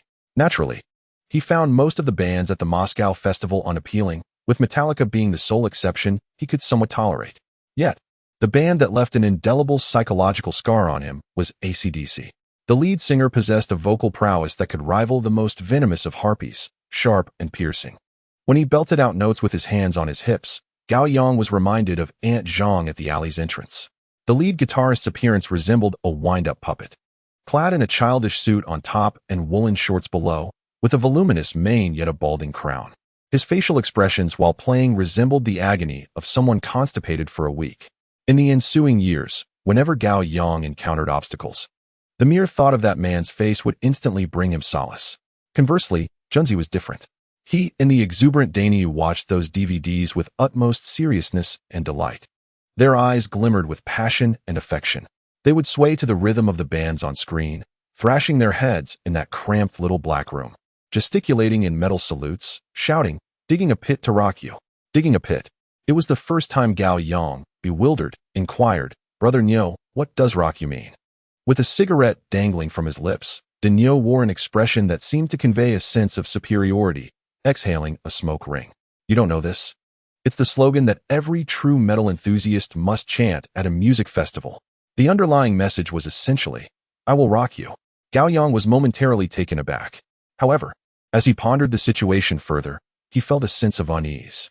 He secretly ventured to the Xinhua bookstore and rummaged through several English dictionaries, eventually discovering the phrase "rock you" in a corner. Its true meaning, he realized, was "I will astonish you." Gao Yang cursed Nyo 1,000 times in his mind. He mused to himself, a lack of education is truly frightening, especially when a young person from a small town falls in love with rock music. It is but a step away from becoming a rogue. Nonetheless, Gao Yang was deeply grateful to Nyo. It was this brash, self-absorbed, and wildly eccentric individual who opened a door for him and for Junzi at that moment, a door leading to liberation, where one could exuberantly sing without restraint.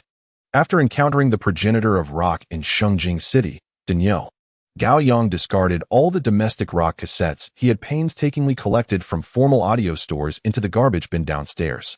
Upon careful listening, he discovered that the original chords created by the domestic rock veterans were predominantly plagiarized, exuding a distinct secondhand flavor. The performances of these veterans often resembled circus acts, merely replicating the shows of Western bands. Due to various cultural and institutional constraints, their imitation lacked thoroughness. For instance, during the Woodstock Music Festival, the bassist of the Red Hot Chili Peppers, with vibrant green hair, danced wildly on stage in the nude. If this scene were to be staged in China, it would transform into a guitarist donning a snug tank top on the upper half and a pair of tiny red shorts on the lower half, exposing his long white legs while shaking his mane of hair in the center of the stage. It would be impossible to discern whether this individual was male, female, or a transgender person. At a fan club event, the live band interacted with the audience by throwing feces. In China, this evolved into the band concluding their performance on stage, uniformly shedding their trousers, and saying farewell to the fans with their behinds. There was also the so-called king of live performances, who replicated Nirvana's frenzy to a T at concerts. 5 individuals would finish a song and, wielding hammers, would smash their instruments with more vigor than laborers hired from the job market. Gao Yang once speculated that the unhealed patients from Chinese mental hospitals had ultimately infiltrated the rock scene. Daniel once succinctly summarized this group with a single phrase: first-rate tunes, second-rate lyrics, third-rate vocal skills, and a vulgar live performance. Ever since being introduced to this realm by Daniel, Gao Yang immersed himself in a deeper musical world. He did not share Daniel's admiration for heavy metal, gothic, or death metal genres, finding them distressing. Instead, he favored psychedelic and punk styles. More often than not, Gao Yang would retreat to the back room of a music store, sifting through a pile of bootleg records. That feeling was akin to unboxing a mystery package. Whenever he stumbled upon something he liked, he would purchase the CD and return home to piece together the complete image of the band, using the lyrics and rudimentary information. This process captivated him. With only 2 months remaining until the college entrance examination, he was fully engrossed in his musical exploration. In the classroom of the senior class 4, the atmosphere was as taut as a drawn bowstring. The numbers on the countdown to the college entrance examination diminished with each passing day. Every student had buried their head in their desks, wishing they could devour their textbooks whole. However, there were always exceptions. Junzi and Li Yong resembled 2 wild stallions unleashed. Each morning, they would rush into the classroom at the sound of the preparatory bell, hurl their backpacks onto their desks, and plunge headfirst into the Daeunyo Music School. This place was their Jerusalem, and Daeunyo, akin to a prophet preaching, began to indoctrinate them. Li Yong, an art student, had already secured his grades in his major. For him, the cultural subjects were merely a formality. Pressure? It was an alien concept. Junzi, on the other hand, was more enigmatic. He pounded his chest, fervently boasting of possessing a mysterious power that had already placed one foot at the threshold of university. What this power entailed, he never divulged. Yet every mention of it would elicit an inscrutable smile at the corners of his mouth. Observing his carefree demeanor, others dismissed his claims as mere folly and refrained from probing further. After a few days, the rock and roll baptism at Daeunyo revealed its true colors. That afternoon, the back room was shrouded in a haze of smoke. Daeunyo, reclining with his legs crossed, leisurely lit a cigarette, inhaled deeply, and then exhaled slowly. He gazed at the 2 devoted acolytes before him, his voice gravelly like an old hand, and began to speak. I see that you 2 genuinely love this endeavor. Junzi and Li Yong nodded vigorously. If you aspire to form a band at university, merely listening is insufficient. Daeunyo flicked the ash from his cigarette and continued. You must master an instrument. Why not start with the guitar? I have a 41-inch D-shaped plywood guitar here, reasonably priced and suitable for beginners. This revelation struck them like a bolt of enlightenment. Indeed, what was the use of merely listening? They needed to immerse themselves in the music. Seizing the moment, Daeunyo extinguished his cigarette, rose, and retrieved a brand new wooden guitar from the wall, presenting it to the 2. The sound quality is decent, and the feel is quite good. Dowei and Nicholas Say have both used it. Junzi and Li Yong exchanged glances, igniting a fervent flame in each other's eyes. Let's buy it. From that moment on, the back room of the Daeunyo Music School became their exclusive sanctuary for practice. Whenever they could escape from classes, they would dive into the music school, one diligently dissecting C chords, while the other repeatedly explored G chords.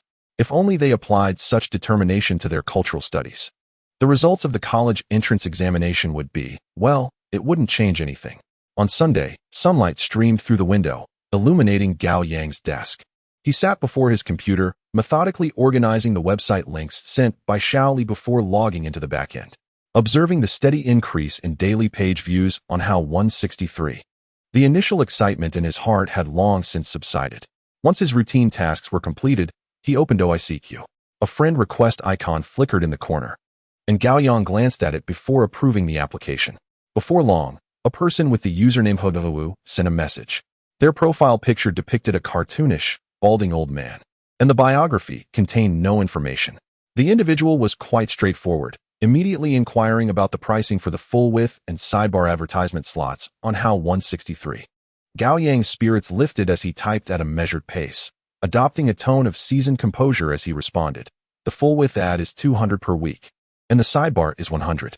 The content of the link requires review by the technical team. After sending the message, he leaned back in his chair, choosing to say nothing further. In such moments, maintaining a demeanor of calm assertiveness is paramount.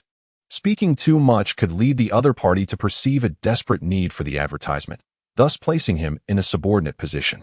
Nevertheless, it appeared that his counterpart was also quite adept. The response on the screen consisted of a single word, "Oh." Subsequently, the old man's avatar faded away. Had he gone offline? Gao Yang stared at the solitary O for quite some time, attempting to extract meaning from it. Was this the conclusion? A sense of emptiness washed over him, akin to delivering a powerful punch only to strike soft cotton. Was the price of 200 per week excessive? That seemed unlikely. In this day and age, for a website with traffic, such a fee was quite reasonable. Irritated, he shut his computer, a surge of unnameable frustration building within him. On Monday, the atmosphere in the classroom was as lively as a bustling market. Moments earlier, Hao Daba was animatedly conversing with those seated behind him, only to suddenly be drawn to something that caught his attention. He swiftly darted to the front row, leaving the seat beside Gao Yang vacant, though Gao remained oblivious. Engrossed in a pile of test papers, Gao Yang found himself stymied by a particularly challenging geography question. As per his usual habit, he instinctively reached his left hand towards the robust thigh of Hao Daba, seeking inspiration from its ample warmth. The development of this habit was quite dramatic. Whenever Gao Yang encountered a difficult problem, he would unconsciously fixate on the question while extending his left hand towards Hao Daba's right leg. A thorough exploration of that area seemed to spark the necessary insight for solving the problem. Initially, Hao Daba was extremely resistant to this intrusion. Whenever Gao Yang's hand approached, he would mercilessly swat it away, much like a widow fiercely guarding the plaque bestowed upon her by the village chief. Gao Yang, unfazed, would repeat the gesture whenever faced with a challenging question. Over time, however, Hao Daba resigned himself to the situation, transforming from a protective figure into one more permissive, allowing Gao Yang to explore his thigh freely. At times, he would even extend his leg towards Gao Yang, inviting him, "Come on, give it a try." Yet today, as Gao Yang placed his hand upon it, he sensed something was amiss. The texture felt different. The familiar roughness and plumpness that he could discern through the fabric of their school trousers had vanished. In its stead was a smooth, delicate material and the soft contours beneath it. As he continued to explore, an uneasy feeling grew within him. Why did this leg seem overly slender today? Gao Yang pondered to himself. Could it be that Daba had removed his thermal underwear? He was lost in thought over the problem at hand. Yet his eyes instinctively wandered along his arm. In his line of sight was a leg, long and slender, encased in blue denim. Gao Yang's eyes widened in surprise, and his mind momentarily went blank for 3 seconds. His fingers moved almost involuntarily, as if possessed, gently pinching that alluring limb with his thumb and forefinger. A suppressed gasp, tinged with pain yet laced with a hint of flirtation, reached Gao Yang's ears. Abruptly jolted back to reality, he lifted his gaze, only to meet She's expression, a blend of indignation and shyness. She raised her hand and playfully slapped the back of his hand, her eyes sparkling with a subtle, ambiguous glimmer as she teased. "You can touch, but why pinch?" Flustered, Gao Yang quickly withdrew his hand, exclaiming, "How is it you? Where's my pig leg?" As he spoke, his eyes continued to search desperately around, hoping to locate the owner of that pig leg, wishing to prove that the entire encounter was merely a ludicrous illusion. Yet, she clearly had no intention of letting him off the hook. With a mischievous glint in her eye, she leaned closer. Her breath carrying the scent of shampoo mingled with the warmth that only a girl could exude, brushing against his ear. Is it nice to touch? My legs are quite smooth. In a month, when the weather warms and I wear a skirt, would you like to try again? Gao Yang forced himself to refocus on the exam paper before him, keeping his eyes downcast, his voice as flat as a glass of plain water. Is there a fee? If it's too expensive, then forget it. She burst into a light laugh, her voice ringing clear. For you it's free. There was a hint of benevolence in her words, mingled with a playful challenge typical of youth. Gao Yang curled his lip, adopting a tone laced with feigned aloofness. I wouldn't touch something cheap, it would diminish my stature. How ungrateful, she retorted, her brows arching defiantly as she raised her hand to give his thigh a firm pinch. At that moment, it was as if she had discovered a new world.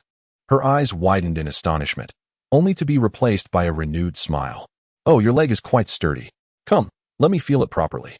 Don't move. Gao Yang was taken aback by her sudden advance, a mix of laughter and disbelief tugging at his lips, yet he maintained a serious facade. I charge for that.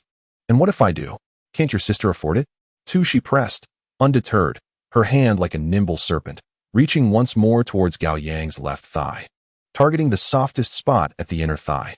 She knew that pinching there could evoke an overwhelming response. However, Gao Yang would not sit idly by.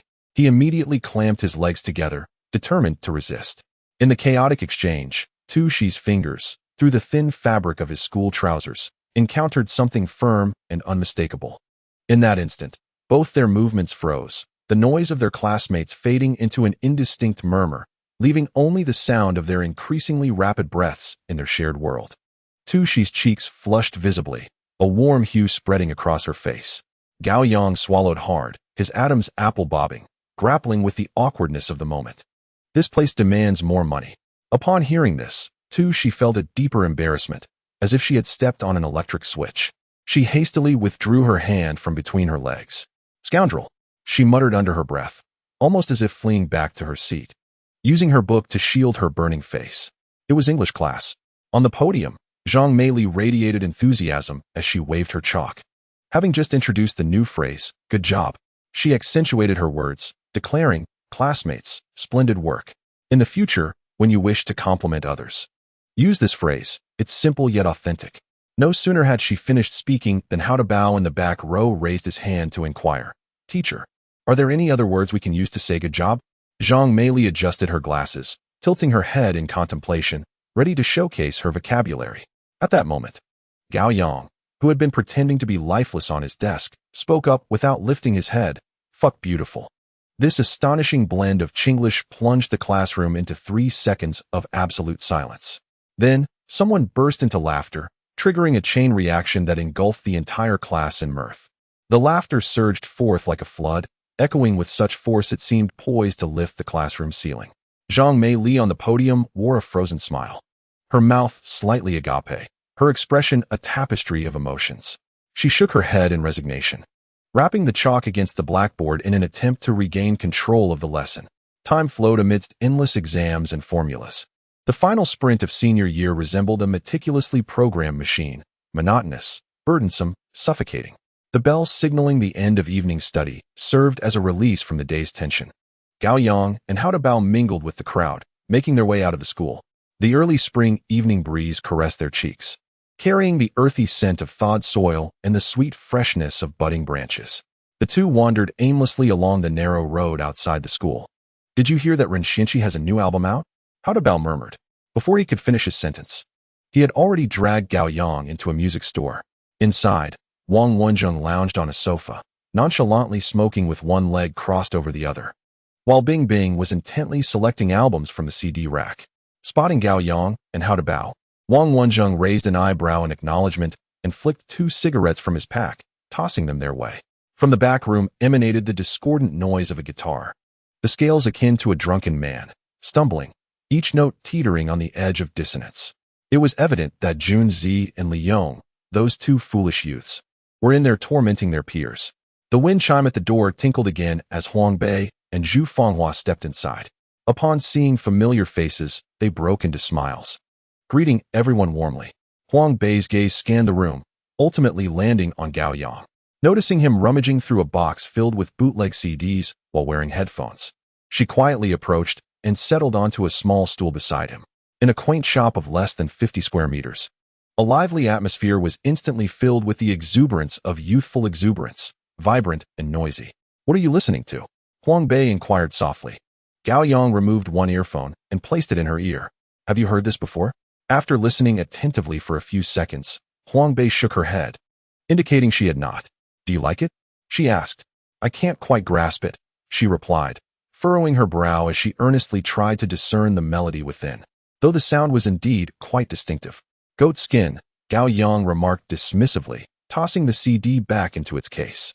"It's just noise, not worth spending money on." "Oh," Huang Bei responded, then asked, "What songs do you like?" "Nothing specific." Gao Yang continued rummaging through the box without looking up. "I listen to everything, but nothing for long." Meanwhile, Bing Bing finally found her favorite, holding up a CD of Nicholas Tsay's "Thank You for Your Love 1999, gazing dreamily at Wang Wen and exclaiming, "Isn't Nicholas Tsay just too handsome?" How Daba quickly pointed at Wang Wen, grinning mischievously as he asked Bing Bing, "Is he more handsome than him?" All eyes turned to Bing Bing. "Certainly not," she replied candidly, then added, "But he's better looking than a pig." How Daba was momentarily taken aback. Gao Yang lifted her gaze from the pile of CDs, seizing the opportunity to tease Wang Wen. "Beauty is in the eye of the beholder. I can't even fathom a day when you could be deemed more handsome than Nicholas Tsay." Laughter erupted among the group. At that moment, Junzi and Li Yong emerged from the back room, guitars slung over their shoulders, exuding an air of arrogance as they plopped onto the sofa, grumbling that the ruckus was disrupting their artistic journey. Gao Yang couldn't help but chuckle at their pretentious demeanor. "Still scribbling away, are you? You probably can't even grasp the basics yet, right?" "Oh, you've studied?" Junzi turned curiously. "A bit," Gao Yang replied, inwardly smirking, recalling that before his rebirth, he had spent 3 years at university, 2 of which were spent in a band, barely scraping by. If his guitar skills were still at the same level as Junzi's now, it would be better to throw himself against a wall. "When did you learn? What's your level? Should I have Master Song give you some pointers?" Junzi, having strummed for a few days, was already feeling quite self-important, ready to give a live demonstration and impart knowledge to the novice Gao Yang. At that moment, Daniel also approached, his face brimming with the shrewdness and curiosity of a businessman, eyeing Gao Yang to gauge what he was up to. His mind raced with calculations, pondering whether he could coax Gao Yang into purchasing another guitar. Gao Yang, however, was not one to hold back. He reached for Junzi's prized guitar. Strumming casually, he adjusted the strings, listening intently to the sound until he was satisfied with the tuning, then said, "Let me perform Birch Forest. Master, please offer your guidance." "What? You can play Birch Forest?" Junzi expressed disbelief. "If you fear I might outshine you and embarrass you, I can switch to another piece," Gao Yang teased. "How about Two Tigers? It's simple and suitable for your current level. You play Birch Forest." Huang Bei abruptly interrupted Gao Yang's playful banter, grasping his arm with eager anticipation. Chapter 70. Huang Bei gazed at Gao Yang with a glimmer of admiration in her eyes. Gao Yang stowed away his jesting demeanor, extinguishing the cigarette between his fingers. He cradled the guitar, adjusting his posture slightly to the side, with his left leg gracefully bent and resting atop his right knee. His fingers caressed the instrument, the left hand pressing the strings while the right hand deftly plucked them, the entire motion fluid and unencumbered by hesitation. When he began to sing, his voice resonated with richness and magnetism, instantly captivating all who listened. In the tranquil village, white snow fell gently, and under the overcast sky, doves soared. The white birch trees bore the inscriptions of 2 names, a testament to their vow of love throughout this lifetime. The melody flowed with poignant elegance, imbued with a sense of timelessness that transported everyone from the clamor of the music store into the serene, snow-laden birch forest. All were enraptured by the bittersweet strains of the song. 2 sophomore girls perusing tapes in front of the shelves were similarly drawn in, halting their actions and turning their heads, their gazes fixated on the boy serenading from the sofa. As the final notes lingered in the air, a stunned silence enveloped the room. Huang Bei's mouth fell agape, her face alight with adoration. Gao Yang, feeling the weight of their collective gaze, awkwardly retrieved a cigarette from his pocket and took a deep drag. What with all the stares? Junzi, care to offer some advice? Wow. Incredible. Dainyu was the first to recover from his astonishment, slapping his thigh and exclaiming, "That was amazing, Gao Yang. Your playing is exceptional, and your voice is superb. How come I never knew you had this talent? What else can you play? Do another one." The crowd eagerly echoed his request for another song. Without pretension, Gao Yang inhaled deeply from his cigarette, then casually passed the half-finished stick to Hao Daba. He adjusted his seating once more, and his entire aura transformed. With a decisive strum, a flurry of notes erupted, each note crisp and clear, resonating with fullness and devoid of any extraneous noise. As the prelude concluded, Gao Yang shrugged his shoulders sharply, his expression twisting into one reminiscent of Cui Jian as he sang, "I walk past you alone, with no words to share. Too timid to lift my gaze. Oh, your face. You ask me where I'm headed? I point toward the sea." At this moment, Huang Bei was utterly entranced. She rested her chin on her hands, gazing dreamily at Gao Yang, who exuded an air of indifference. In that expression, in that essence, no other man could hope to capture her attention. The two sophomore girls by the CD rack had crouched down, hugging their knees, utterly smitten, their eyes nearly shimmering with infatuation. Beside them, Dainyu watched with envy, his eyes glistening with admiration. He nudged the now statuesque Junzi and Li Yong, then gestured towards the two girls. The meaning in his gaze was unmistakable. Have you seen the expressions on those girls? Now you understand the importance of owning a guitar, don't you? As Gao Yang concluded his rendition of Flower House Girl, he wrapped up with effortless finesse. With one hand resting on the guitar, he struck a pose reminiscent of a proud artist grasping the stars, his chin slightly raised, eyes radiating an air of arrogance. Hao Daba, ever the spirited companion, immediately rose to applaud. Clapping enthusiastically, he bellowed in his raspy voice, "Bravo! Brother Gao, truly impressive. One must admit, his playing was superb, his singing exceptional, and his swagger utterly boundless." The crowd, initially lost in the lingering echoes of the performance, was abruptly jolted back to reality by Hao Dabao's earthy cheer. Junzi stood nearby, his eyes wide as saucers, fixated on Gao Yang. His mouth hung agape, struggling to close for what felt like an eternity before he finally regained his composure. "When on earth did you learn to do that? We're together every day, and I had no idea." Gao Yang remained unfazed, exuding an air of tranquility. He gently set the guitar aside on a nearby stand and leisurely began to explain, "This tale is rather lengthy." Casually, he reached for the half-drunk cola from Huang Bei's hand and gulped down a generous mouthful to soothe his throat. Back on the second day of the new year, a man with a two-string violin set up shop at our school gate. Every day after school, he would sit across from us, playing his instrument with an empty bowl before him, hoping for some spare change from passers-by. One day, I happened to walk by with a few coins in my pocket, and I tossed them all into his bowl. He looked up, thanked me, and asked what I wanted to hear. At that time, I knew nothing about the two-string violin, but I recalled a piece called Butterfly Lovers and casually asked to hear it. To my astonishment, the man immediately began to play it. My goodness, he played beautifully, and I was utterly mesmerized. In my excitement, I pulled out all the money I had, around 10 yuan, and stuffed it into his bowl, saying, "How about you teach me to play this instrument? I'll pay you for lessons." At this point in the story, Gao Yang couldn't help but chuckle. The look on that man's face, as well as the expressions of my classmates, was priceless. They stared at me as if I were a creature from another world. The audience was captivated, sharing in the light laughter that followed. Gao Yang paused for a moment, gauging the eager expressions around him, then continued, "From that day on, whenever the man set up his stall at the school gate, I would boldly sit in his place and play his two-string violin while he sipped on his drink and offered me guidance."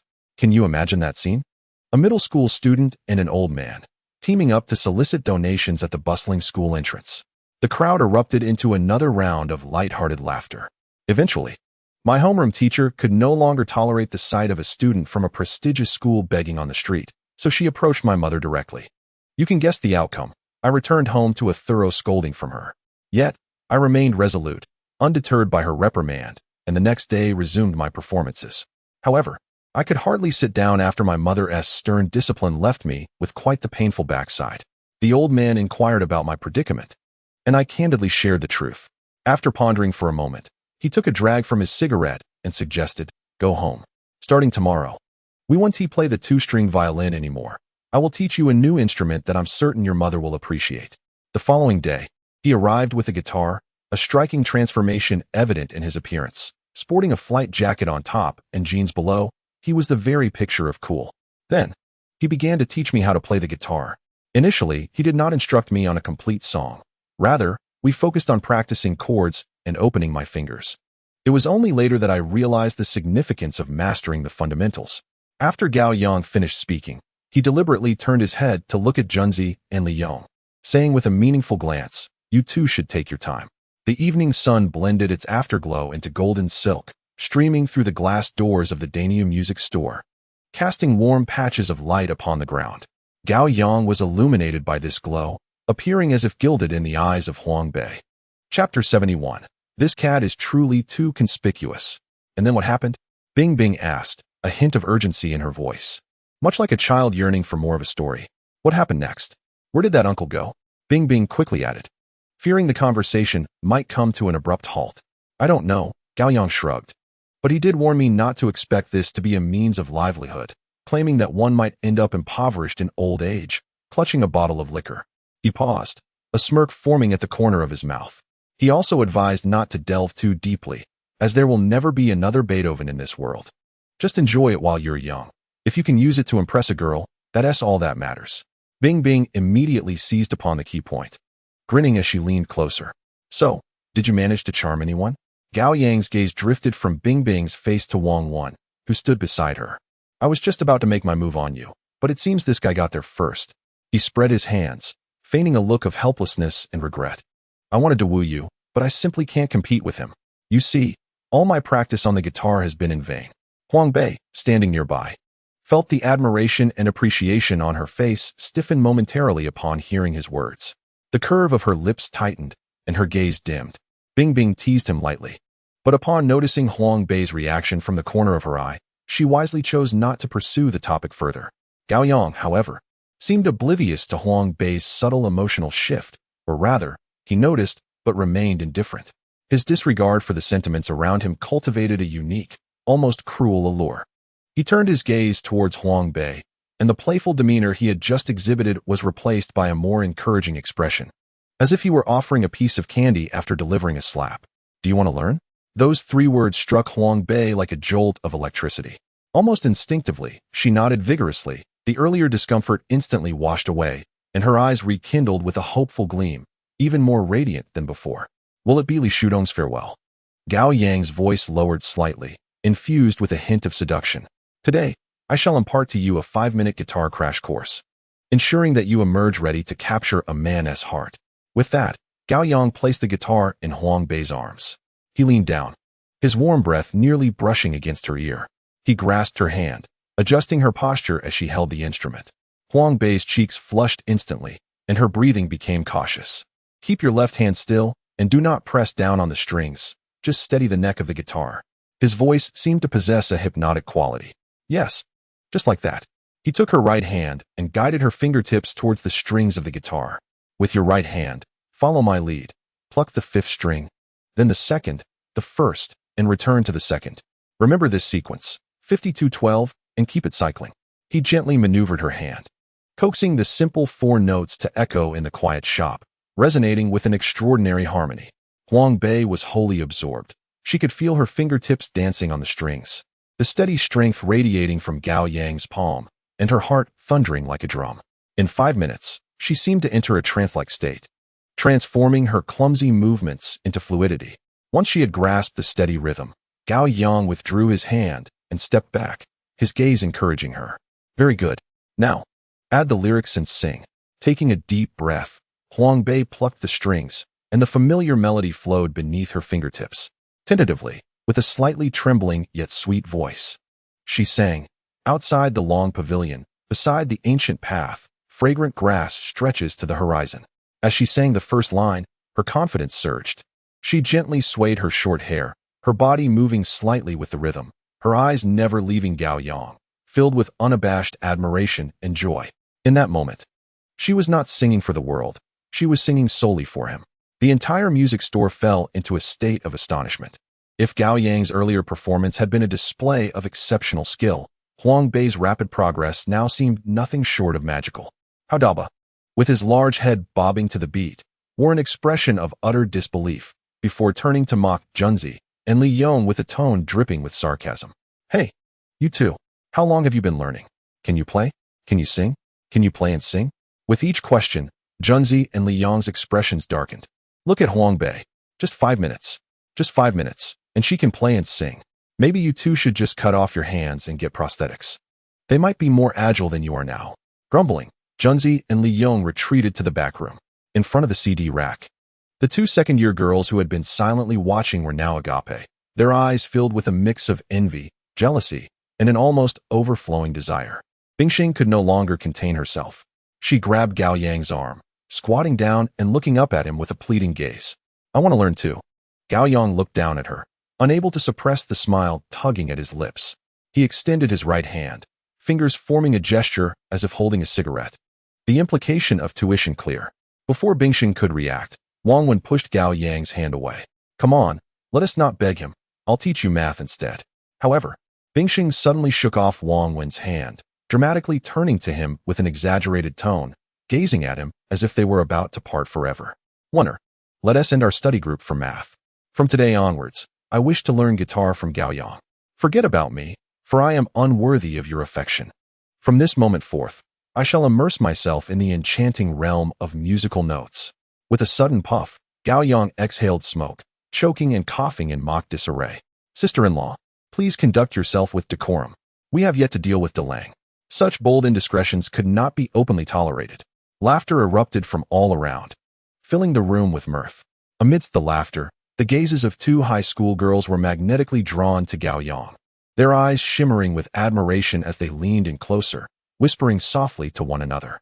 On several occasions, one girl, summoning all her courage, rose slightly on her toes, leaning forward as if on the brink of stepping towards Gao Yang. Huang Bei observed this entire scene. Her earlier joy from learning to play and sing now dulled by the unabashed glances of envy directed at him, stirring a bittersweet pang within her heart. She instinctively bit her lip, a flicker of unrecognized worry flashing in her eyes. This cat certainly attracted attention.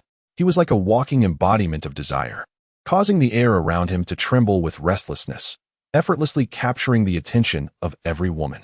Huang Bei understood well that Gao Yang was the kind of flame that, though one knows it would scorch them, one could not help but be drawn to. And she was but a moth, recklessly flinging herself towards the flame, sinking deeper into the abyss. Chapter 72. The little rascal is quite audacious. Today, I shall put you in your place. After evening classes, the night breeze carried a hint of coolness. Gao Yang sat on the back seat of Hao Debo's bicycle, the chain producing a rhythmic creak as they traversed familiar streets. The day's academic exertions had left Gao Yang feeling somewhat fatigued. Upon returning home, the night sky was as dark as ink. He hastily consumed a few bites of dinner before heading straight to his desk.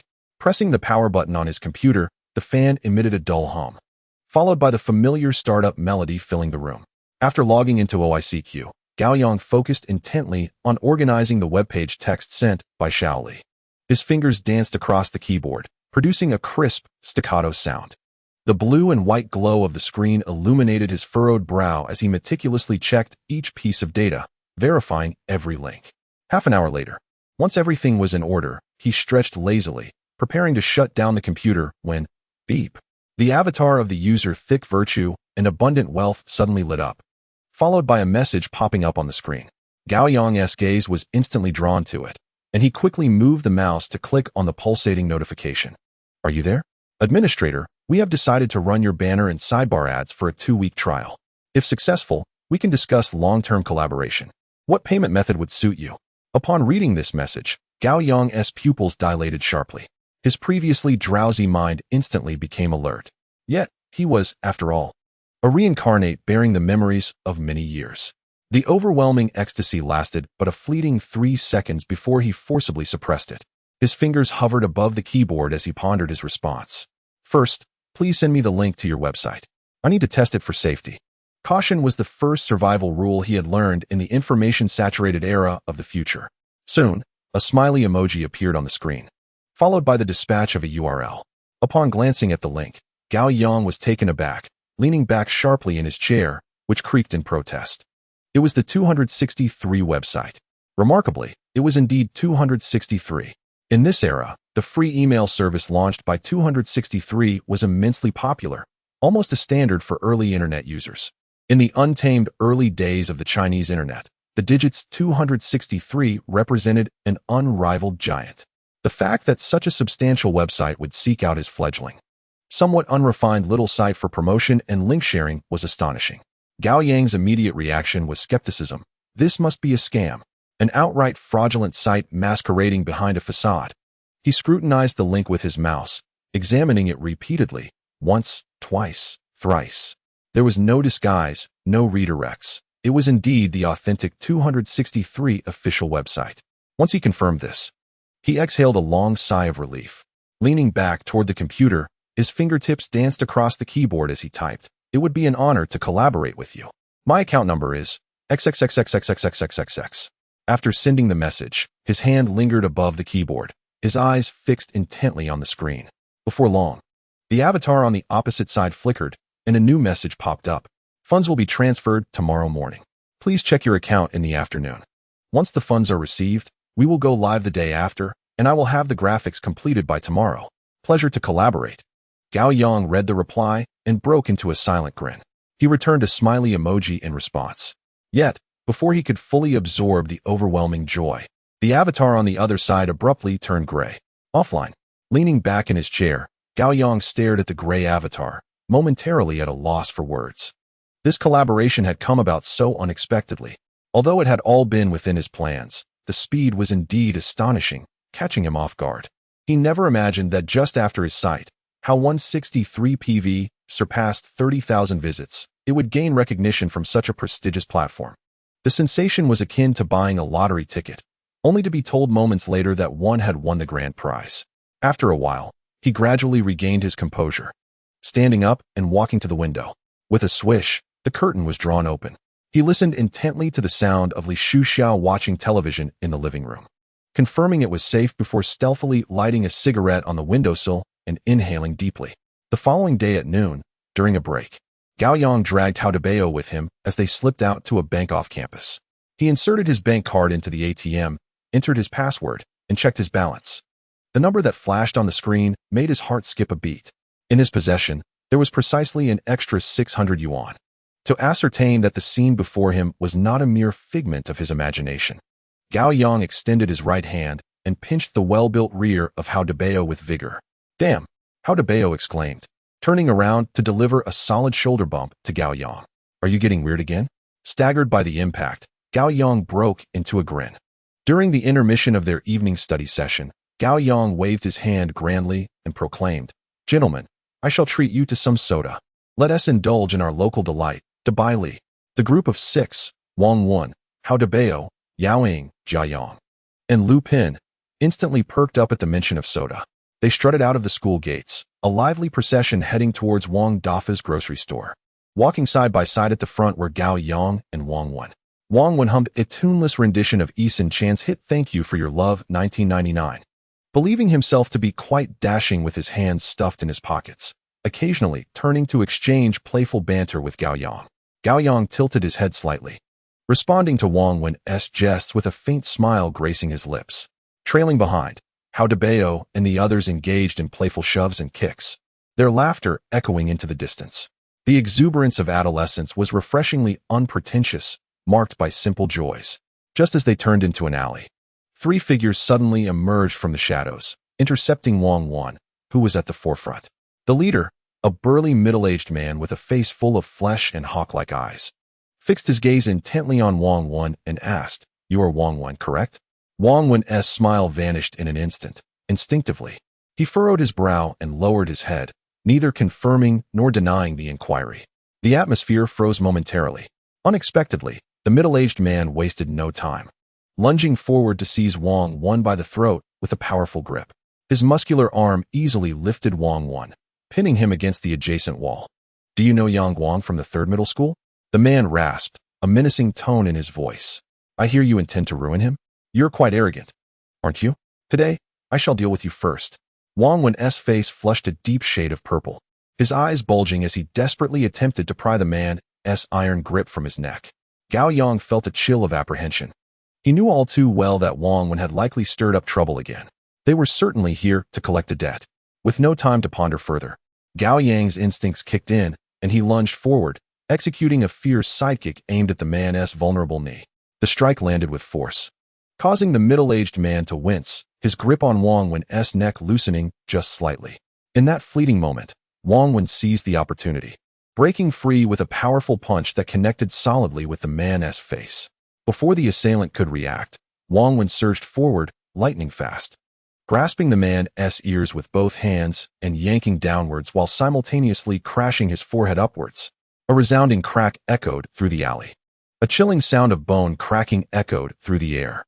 In an instant, the middle-aged man erupted in a torrent of blood from his nose and mouth, letting out a scream that was far from human, before collapsing to the ground. This fierce and sudden retaliation left the other two middle-aged men utterly stunned. In their perception, these high school students were merely brash youths who could only utter harsh words. They never anticipated that they would dare to strike first, and with such brutality. Amidst the moment of shock, Gao Yang caught a glimpse from the corner of his eye as the other two men each drew a gleaming knife from their waists. The blades glinted with an icy, piercing light under the dim street lamp. A wave of dread washed over Gao Yang, and he urgently shouted at his comrades, Hao Daba, Lu Pin, and others rushing from behind. Don't go near them. They have knives, be careful. However, his warning came too late. Lu Pin, fueled by adrenaline, charged forward without a moment's hesitation, only to be struck by one of the shorter middle-aged men, who swung the knife fiercely against his arm. The fabric of his school uniform was instantly torn open, blood trickling down Lu Pin's arm. The gruesome sight left everyone momentarily paralyzed. Yet, in just a second, a tempest of fear mingled with rage ignited within each heart. At 18, a time of youthful vigor, one could endure the first blow. The rest would be surrendered to adrenaline. Filled with fury, Hao Daba's eyes flared crimson. He turned and seized 2 bricks from the roadside, his expression hardened with determination. And without a second thought, he hurled them at the heads of the 2 knife-wielding men. The others swiftly picked up anything that could serve as a weapon, bricks, stones, and frantically launched them at the assailants.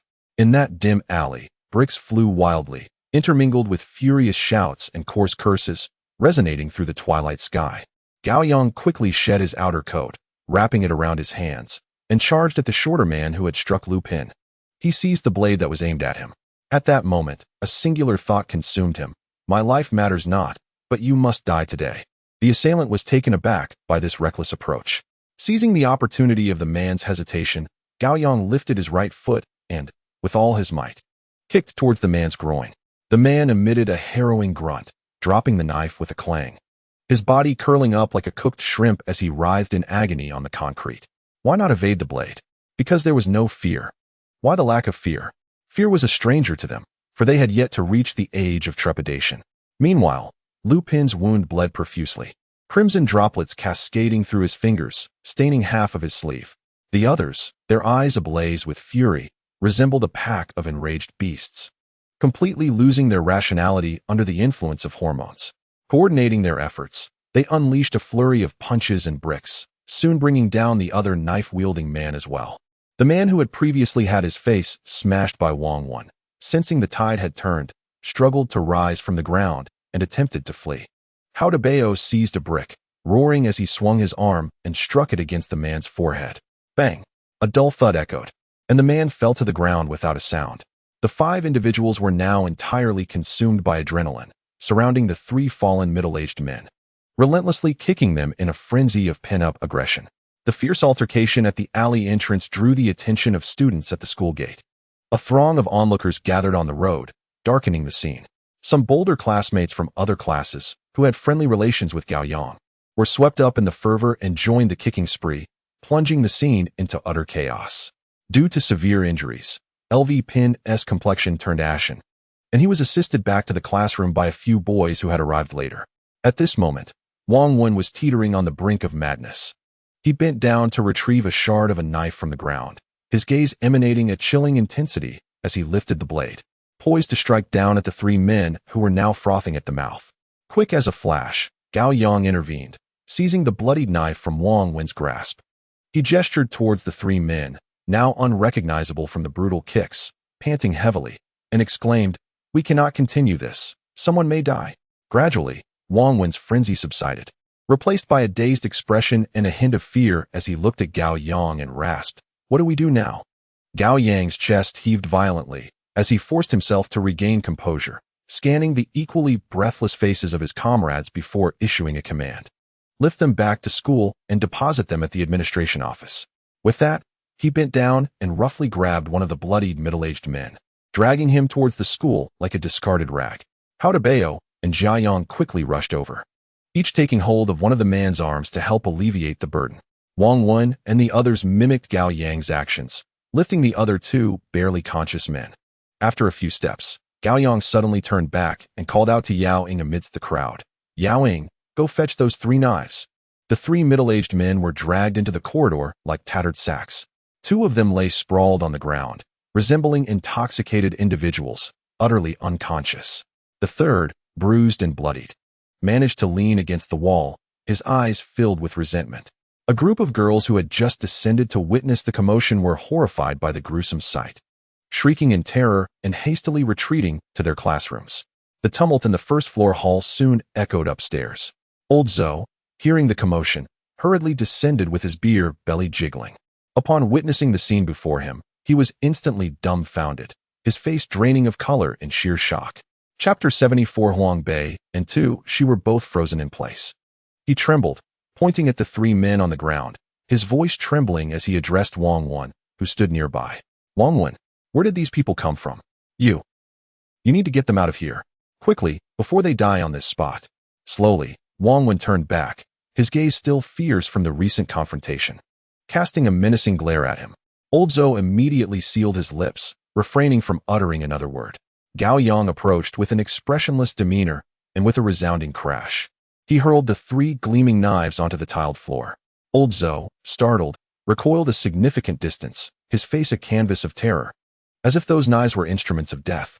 At that moment, the principal of the branch school, Li Xiaowang, hurried over upon hearing the commotion.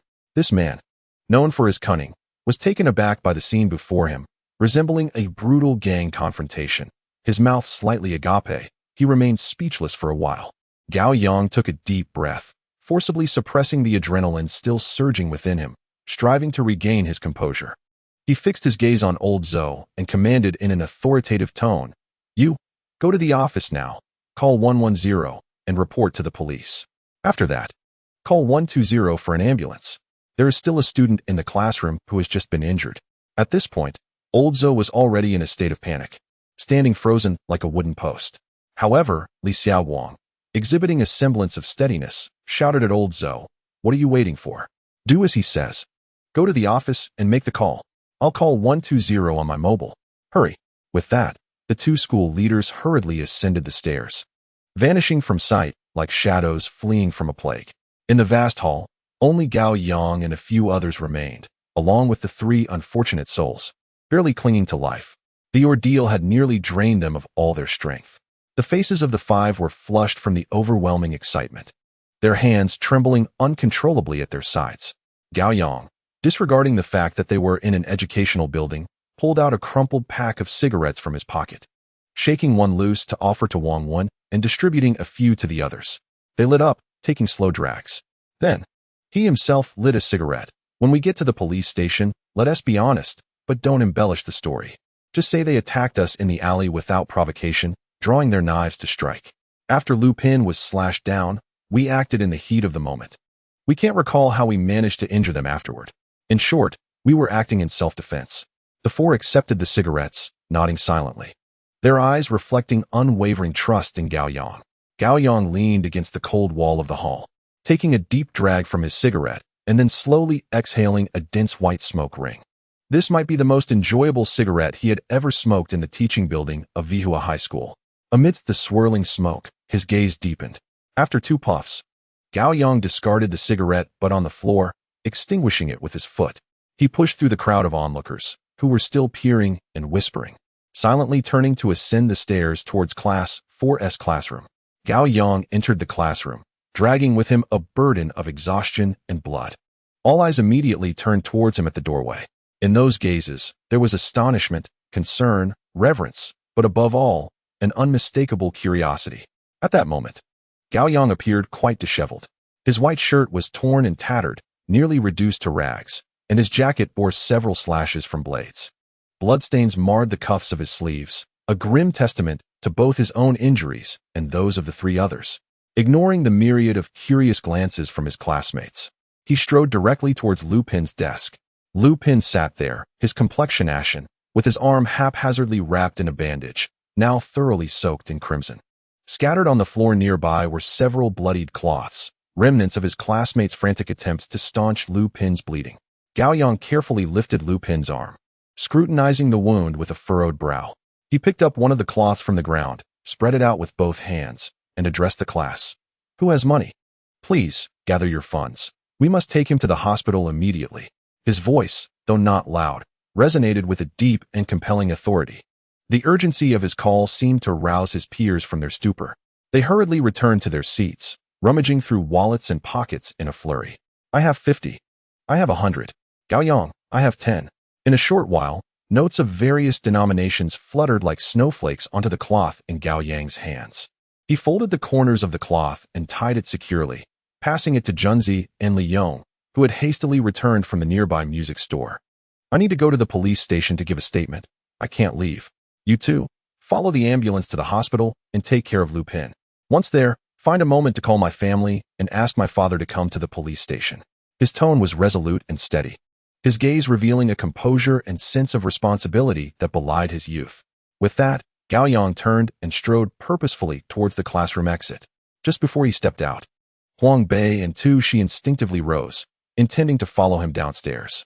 Sensing their presence, Gao Yang pivoted sharply, his eyes flashing with an icy intensity as he commanded, "Return. Do not follow me." His gaze carried an undeniable finality. Both Huang Bei and she stood frozen, helplessly watching Gao Yang's retreating figure, their hearts heavy with worry and powerlessness. Upon descending the staircase and entering the hall, Gao Yang was met with the sound of a sobbing tirade. The individual leaning against the wall, still able to sit, was weeping as he berated Li Xiaoguang. "I've been in Tieshi for years. This is the first time I've been beaten to a pulp by a bunch of rookies." Blood streamed from his nose and mouth, his hair disheveled, rendering him a pitiful sight. "This isn't over. You all wait for me." His voice was laced with tears, yet he spat the harshest of threats. This was perhaps the last vestige of the old rogue's misplaced, pitiable dignity. Gao Yang's gaze shifted to the other two individuals sprawled on the ground.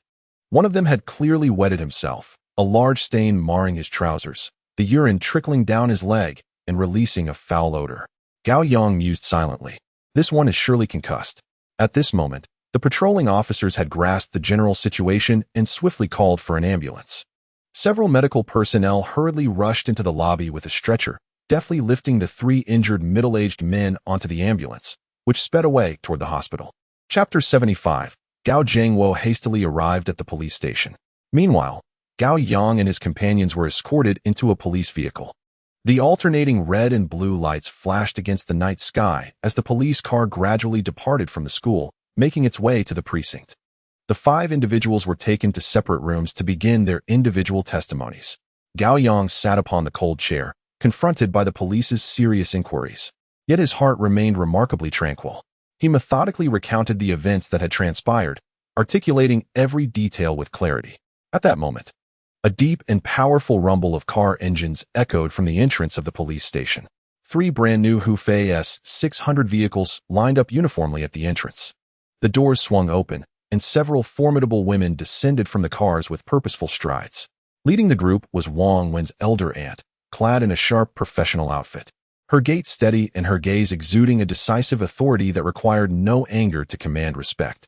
Following closely behind were Wang Wen's second, third, and fourth aunts. Inside the police station, Li Xiaoguang, who had been anxiously fidgeting, brightened upon seeing Wang Wen's elder aunt, hastening to greet her. "Ah, Director Wang. What brings you here in person? This trivial matter hardly warrants your esteemed presence." His face was adorned with a broad smile, his posture bending slightly in deference, as he extended his hands to grasp Wang Wen's elder aunts with fervent sincerity. He then promptly turned to introduce her to the chief officer, saying, "Chief Chun, allow me to introduce you to Director Wang, the Deputy Director of the Municipal People's Congress." Chief Chen's face immediately blossomed into a warm smile. "Please, Come in and take a seat. Wang Wen, the sole descendant of 3 generations of the Wang family, was regarded as the cherished jewel of his family. Particularly, his grandmother treated him with such care that she feared he would dissolve if held too tightly, yet was equally concerned that he might be dropped if held too loosely. Although Wang Wen's father was an honest and unremarkable man, he was fortunate to have 4 formidable aunts. Elder Aunt Wang Siwan navigated the political arena with ease and possessed extensive connections. The second and third aunts were powerful businesswomen, thriving in their ventures, and their affection for Wang Wen manifested in the latest sneakers, gaming consoles, and an abundance of pocket money. As for the fourth aunt, she was a force to be reckoned with, managing KTVs, arcades, dance halls, and bathing centers, exerting considerable influence in the gray areas of society. Amidst such all-encompassing adoration, Wang Wen's temper was as volatile as fireworks, igniting at the slightest provocation, with his only creed being the might of his fists. Once the door to the chief's office closed, the remaining young lads exchanged glances, awaiting the arrival of other parents.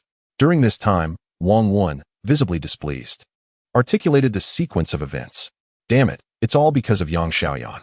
Although he cursed, a flicker of a different emotion crossed his eyes at the mention of her name. Yang Xiaoyan was Wang Wen's girlfriend during middle school. After graduating, she transferred to the 3rd middle school. Trouble arose from her deskmate, a fellow named Yang Guang. This fellow's incessant, vulgar remarks were utterly repugnant to Xiaoyan. Wang Wen spat in disdain when she confided in him about the matter last month. Having been cherished by Wang Wen since childhood, Xiaoyan had never endured such indignities. On Tuesday of last week, Wang Wen enlisted the help of Lu Pin and Jia Yang. The trio hopped into a rickety 3-wheeled vehicle, determined to confront Yang Guang and teach him a lesson. Fortuitously, Yang Guang was skipping class that day, leaving the school, and their efforts resulted in naught. Defeated, Wang Wen and his companions returned to school, vowing to return another day for retribution. Upon hearing of the plan, Yang Guang was gripped by fear. Aware of Wang Wen's notorious reputation, he resolved to strike first. He sought out a distant relative who fancied himself a big shot in the underworld. Recently released from incarceration, this relative was reputed to have once been formidable. Upon learning of the situation, he eagerly rallied 2 former cellmates to impart a lesson to Wang Wen. However, they could scarcely fathom that 3 seasoned men, with a combined age of over 100 years, would ultimately be bested by a group of young rascals. Gao Yang, upon hearing the tale, finally understood why that older brother in the corner had boisterously claimed the matter was far from settled. Their downfall had been an embarrassing miscalculation. Shortly after, Gao Yang and Hao Debo's parents arrived at the police station. Upon entering, they beheld their children and were poised to unleash their fury. At that moment, Wang Wen's aunts exhibited remarkable social finesse. Having already provided the children with warm burgers and cola, they approached the parents with sincerity that disarmed their anger. "Ah, big brother, you must be Gao Yang's father. We are so grateful to your child. If it weren't for Gao Yang, our little one would have been in grave danger today." One aunt clasped Gao Jiangwo's hand tightly, her expression earnest. "Rest assured, we shall take full responsibility for this matter." Another aunt exclaimed, having heard Wang Wen praise Debo's mother's cooking. "It's such a pleasure to finally meet you. You look remarkably youthful." She grasped Hao Debo's mother's hand, boldly making such remarks. The aunts, with their heartfelt and sincere exchanges, not only conveyed their gratitude, but also willingly accepted all responsibility. Gao Yang's parents, who had initially been seething with anger, found their ire dissipating under this onslaught of sweet words. Debo's mother even offered to teach the second aunt a few cooking tips on the spot. Clearly, the success of Wang Wen's aunts was not without merit. An hour later, Yang Guang, hiding at home, was dragged from his bed by the police. After thorough questioning, the full story came to light. The 3 older gentlemen indeed sustained serious injuries. 2 of them suffered fractured ribs, and both bore lacerations upon their heads, with the eldest unfortunate enough to endure both afflictions. The local police station has dispatched personnel to oversee the situation, and once the injuries stabilize, they will promptly transfer the eldest into custody. The military personnel at the hospital reached out as well, informing that Lu Pin received 5 stitches and a tetanus shot, and he is now out of danger. Gao Yang, Hao Debao, and Yao Ying were inadvertently drawn into the entire incident. After providing their statements, they were escorted home by their parents. Wang Wen and Jia Yang were the principal participants, while Yang Guang served as the catalyst for the event. These three must remain at the station to assist with the ongoing investigation. Before departing, Wang Wen's aunt once again grasped Gao Yang's hand firmly, her gaze sincere and unwavering. "Thank you for your efforts today, Gao to go. Please take the children home and allow them a good night's rest. You need not concern yourselves with anything else. I shall handle it all." After uttering these words, she turned to pat Gao Yang on the shoulder, her face adorned with a gentle smile. "Good child. Once the college entrance examinations are over, your aunt will treat you to a grand feast. As for the school, I will personally visit tomorrow to extend my regards. For now, set aside all thoughts and focus on your mindset. The college entrance examination is of utmost importance. Do not allow this incident to affect you." Chapter 76. I wish to remember your visage, for I fear I may not see you again. Gao Yang bid farewell to Wang Wen and Jia Yang. Following Gao Yang out of the police station, the night breeze brushed against his face, carrying a chill. Throughout their journey home, the father and son exchanged no words. Gao Yang rode in silence, occasionally casting complex glances at his son. Upon arriving home, Gao Yang headed straight for the bathroom, twisting the faucet to release a cascade of warm water. He closed his eyes, allowing the water to envelop him, his mind a tumultuous swirl of fists, blood, and shouts. Suddenly, the bathroom door creaked open. His mother, Li Shuxia, stood at the threshold, her face pale with worry. Upon hearing the water cease, she rushed in, her hands anxiously searching over her son's body, her eyes brimming with tears. "How are you? Are you hurt? Let me see." Gazing into his mother's nearly shattered expression, Gao Yang managed a reassuring smile. "I'm fine, truly." After his shower, he tended to the minor wounds on his hands. Then, as per his routine, he opened his computer, preparing to log onto the HOW 163 website. Around 9 o'clock in the evening, the phone on the desk rang. It was Tu Shi. Gao Yang picked up the receiver, and her anxious voice immediately came through. "Gao Yang, how are you? Are you all right?" Leaning back in his chair, he listened to her voice, feeling an inexplicable sense of calm wash over him. He offered a soft smile. "I'm fine, don't worry." Their conversation was brief, and he hung up the phone. Just as he set the receiver down, the phone rang again. This time it was Huang Bei. "Gao Yang, are you hurt? You really scared me today." Her voice trembled with evident distress. A warm sensation surged within him, and his tone softened unconsciously. "I'm really fine, see? I'm doing well now. Please don't cry." He did not converse with Huang Bei for long, wishing to shield her from his own emotions. He ended the call. He logged into his email and downloaded the compressed image package sent by Hodazai Wu.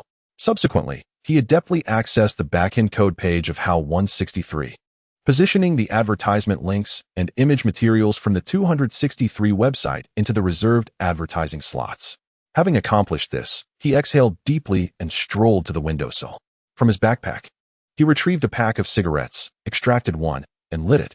Outside the window, the night was profound, with the city's neon lights flickering in the distance, casting a kaleidoscope of shadows into the small room.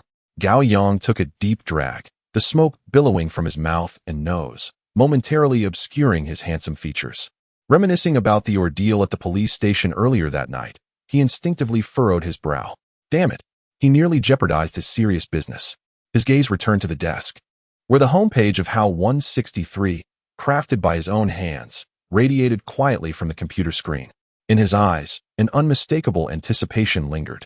The website's operation had firmly established itself on the right track. He possessed unwavering confidence that 2 weeks hence, upon the conclusion of the trial period, the counterpart would undoubtedly extend a long-term contract with him. According to the current offer from 263, he could net a profit of 1,200 yuan per month.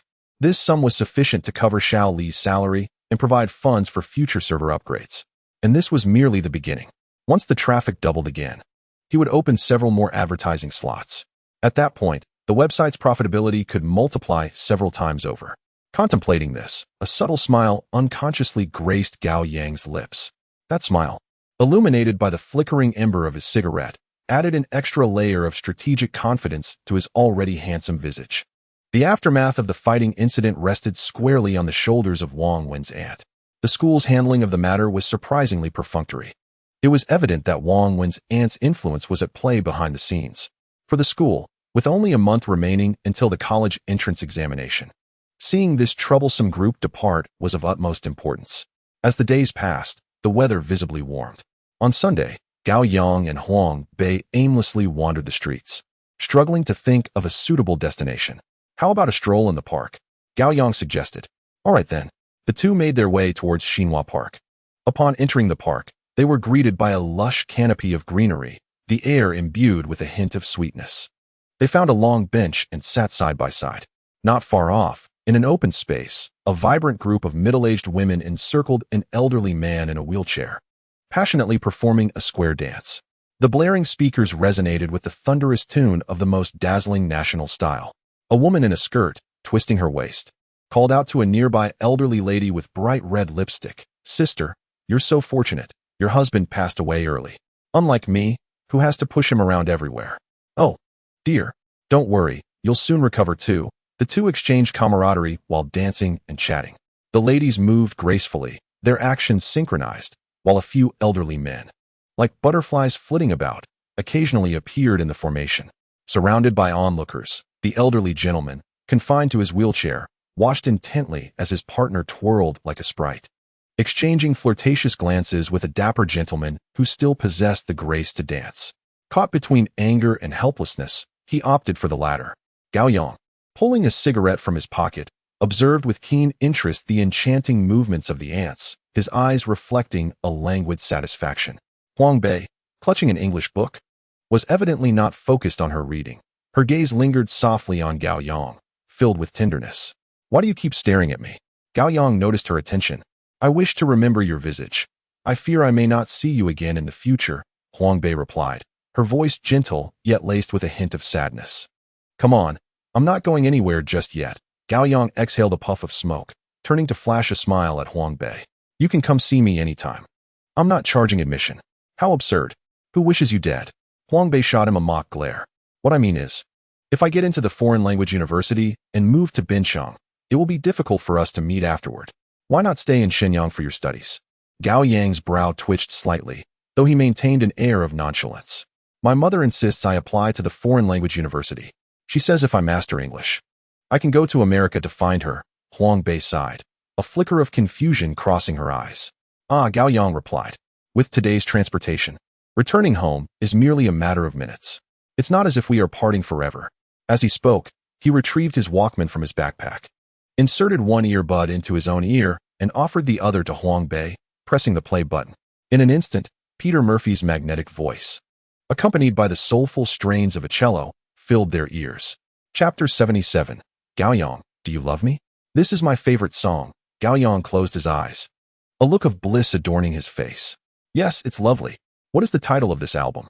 Huang Bei's eyes sparkled with curiosity, eager to discover more about him.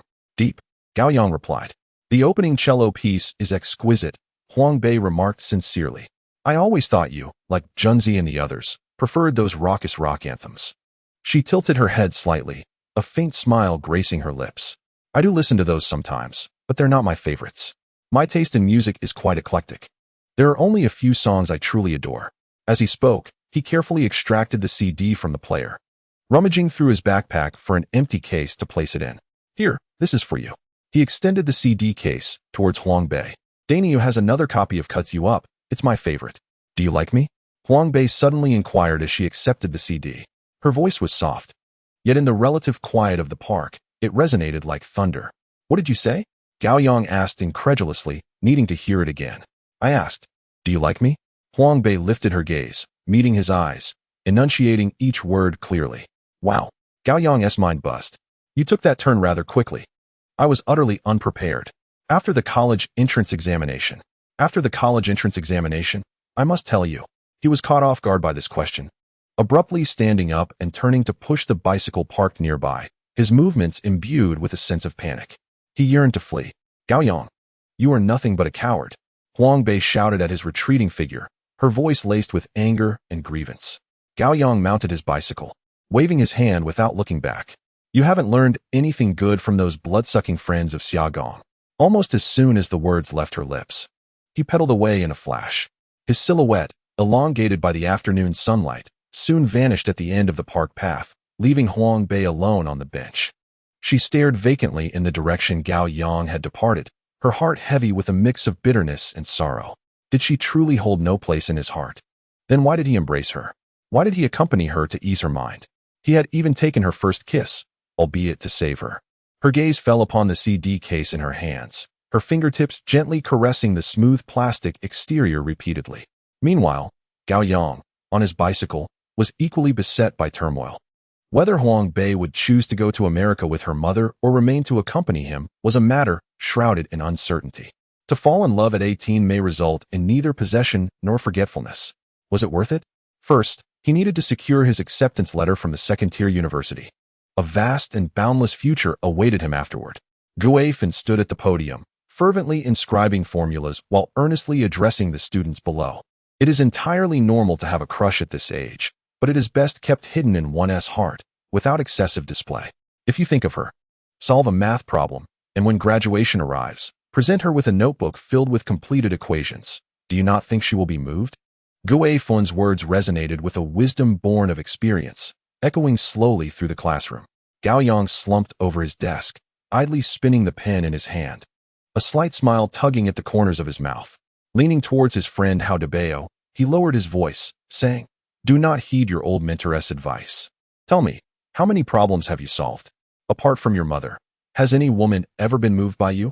Nearby, some sharp-eared classmates overheard and stifled their laughter, their shoulders shaking. Huang Bei, unwilling to back down, retorted promptly, "The girls who fancy me are still in elementary school. They cannot comprehend the problems I tackled just yet. When they grow up, I shall present my solved problems to them and make them fall head over heels for me." He spoke with utmost seriousness, a hint of pride gracing his features. This back-and-forth exchange, though whispered, stirred some commotion in the quiet classroom. Gao Yang, perceptive to the unusual sounds from the back row, inquired, "Gao Yang, what are you saying?" Gao Yang sprang to his feet, unhesitatingly throwing Huang Bei under the bus. "Teacher, Huang Bei has challenged your previous remarks.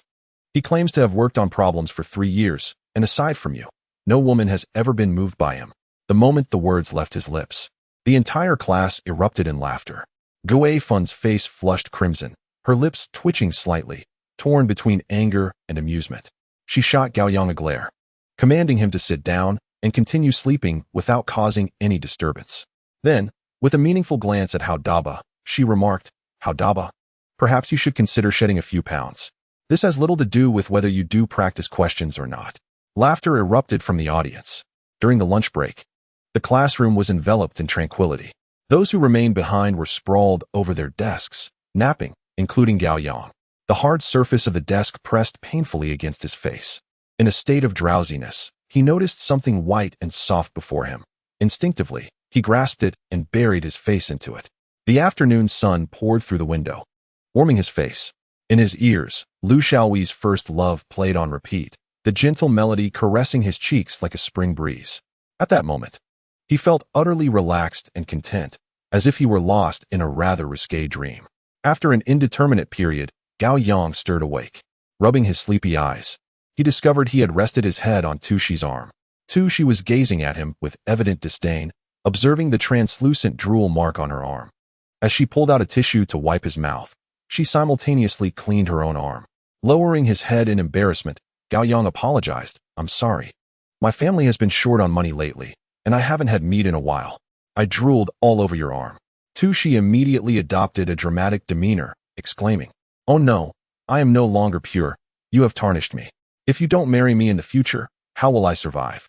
This is extortion."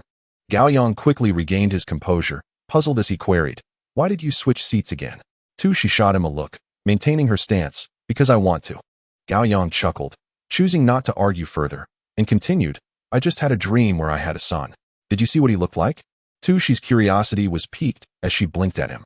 Gao Yang stretched, replying, "He was quite obedient, and he could make his own formula milk right from birth. Did he not prepare you a couple of dishes? What an unfilial son you have." Tushi's lips curled into a playful smile. Gao Yang laughed along, saying, "When you have children in the future, after we both pass away, I hope our children will bury us close to one another. If I can't sleep at night, I could still crawl out to find you. I certainly don't wish to be your neighbor. You would just come over to feast on my offerings." Tushi scoffed. "How selfish. Even in death, you guard your food so fiercely. What's yours and mine? If our children bring offerings, who cares who eats? It's better for wild cats and dogs than for you. You rascal."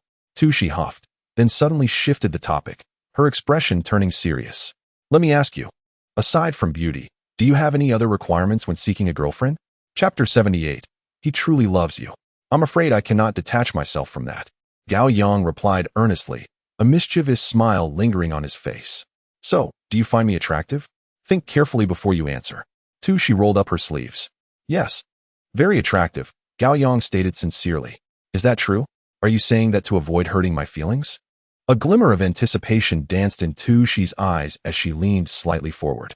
How could that be? I fear you may hurt me, which is why I say this. Damn you, Gao Yang. She playfully struck Gao Yang twice, her face adorned with an uncontainable smile. I believe we could spend a lifetime together. Gao Yang suddenly declared, his expression turning serious. What are you up to now? She looked at him with suspicion. Sometimes, the longevity of a relationship does not necessarily stem from love. Gao Yang paused. Observing her puzzled expression, it could also be due to illness. Get lost. She teased, laughing as she picked up her book and returned to her seat. I need to study. I've been struggling to focus lately. Do you know why you're having such difficulty? Gao Yang winked. Why? Consider the 3 factors at play. First, there's a fool in your heart. Second, there's a clown beside you. Third, your intellect is truly out of service. It seems I embody all 3. She chuckled, waving goodbye to him. Since Bai Bing learned that Wang Wen had a childhood sweetheart outside of school, their relationship had rapidly deteriorated, plunging into a cold war. Ever since, whenever they went to the cafeteria for meals, although Bai Bing and Wang Wen still sat at the same table as Gao Yang and others, an invisible chasm seemed to separate them, compelling them to sit at a considerable distance. Each time her peripheral vision caught sight of Wang Wen, a flicker of flames ignited in her gaze, clearly conveying the sentiment, I'll get you, you bastard. On Wednesday afternoon, the school cafeteria buzzed with energy. Chaotic like a pot of porridge. The broadcast repeatedly announced an urgent notification. Due to a power outage, the cafeteria was without water and electricity. Today's lunch would consist of instant noodles, with limited hot water available. As Gao Yang, Wang Wen, and Hao Debao squeezed into the cafeteria, a medley of instant noodle aromas assaulted their senses. The sight was a sea of heads, every food counter crowded with students clutching their noodle cups, awaiting their meager share of hot water. Wow, I've never seen so many people scrambling for instant noodles. Hao Debao exclaimed, tiptoeing to catch a glimpse of the situation. Don't bother, hot water is out of the question, Wang Wen said calmly, his tone laced with a hint of despair. Gao Yang furrowed his brow, uncertain of what to do. Gao Yang, over here. A familiar voice called out from the crowd. I knew you'd be late and miss out on food. Here, I saved an extra bowl for you. She emerged from the throng, balancing 2 bowls of noodles, one of which she handed to Gao Yang. Her voice was sweet, cutting through the cacophony with clarity. Just make do with a bite. There are so many people in there. Gao Yang reached out to accept the noodles. Thank you. He began to express his gratitude, but she had already turned, pulling her friend along with a charming smile as they navigated back into the crowd in search of a seat. Before he could gather his thoughts, another voice rang out. Make way, please. The crowd parted once more, revealing Huang Bei and Bai Bing, each holding 2 bowls of instant noodles. Upon seeing Gao Yang, Huang Bei wordlessly thrust one of her bowls into his empty hand. Here, I got you some noodles. Upon finishing her words, her gaze fell upon the other hand of Gao Yang, which held the bowl of noodles that she had just handed him. Gao Yang's mind raced with thoughts. In a flash, he shoved the bowl of noodles directly into Hao Debao's embrace. You glutton, take your own noodles. He bellowed, his tone laced with disdain and impatience, delivering a performance that was utterly convincing. Hao Debao, taken aback by the sudden onslaught of noodles, nearly dropped them. He glanced at the bowl in his hands, then at Gao Yang, and finally at the inquisitive Huang Bei, thinking, why are you so reluctant to help me? Are you envious that I have noodles? These were prepared for me by the chubby girl from class 3, unlike my meager offerings. Gao Yang gestured towards Hao Debao as an explanation. Huang Bei scrutinized Gao Yang for a couple of seconds, her tense lips suddenly curling into a charming smile. Let us depart, she said, pulling on Bai Bing's arm. Ready to leave. Bai Bing. Gao Yang called out urgently. Are there any noodles left? My Wen Ge hasn't had any yet. He pointed to Wang Wen beside him. Who cares if he lives or dies? There are none, she snapped, turning her back and dragging Huang Bei away in a huff, merging into the throngs of people. Hao Debao held the bowl of noodles, wide-eyed, staring fixedly in the direction where Bai Bing had vanished, muttering under his breath, "Damn it. It's always the scoundrels who flourish while the honest ones suffer." Before he could finish his thought, a loud thud resounded as both Gao Yang and Wang Wen simultaneously kicked Huang Bei in the backside. "Ouch!" he yelped in pain. Gao Yang withdrew his foot, contemplating the bowl of noodles in his hand and the one in Huang Bei's grasp. "Now there are only 2 bowls of noodles for the 3 of us. How shall we divide them?" Huang Bei puffed out his considerable belly, appearing nonchalant. "What is there to divide? You 2 eat first. I have a hearty appetite and require 2 bowls." With that, he thrust the noodles at Wang Wen, giving them no chance to react, and turned to push his way toward the bustling noodle counter. Shortly after, he returned, proudly clutching 2 unopened cups of braised beef noodles. Gao Yang and Wang Wen exchanged glances at the dry instant noodles in Huang Bei's hands, then at the 2 bowls on the table, now fragrant and ready to be devoured, feeling a pang of guilt.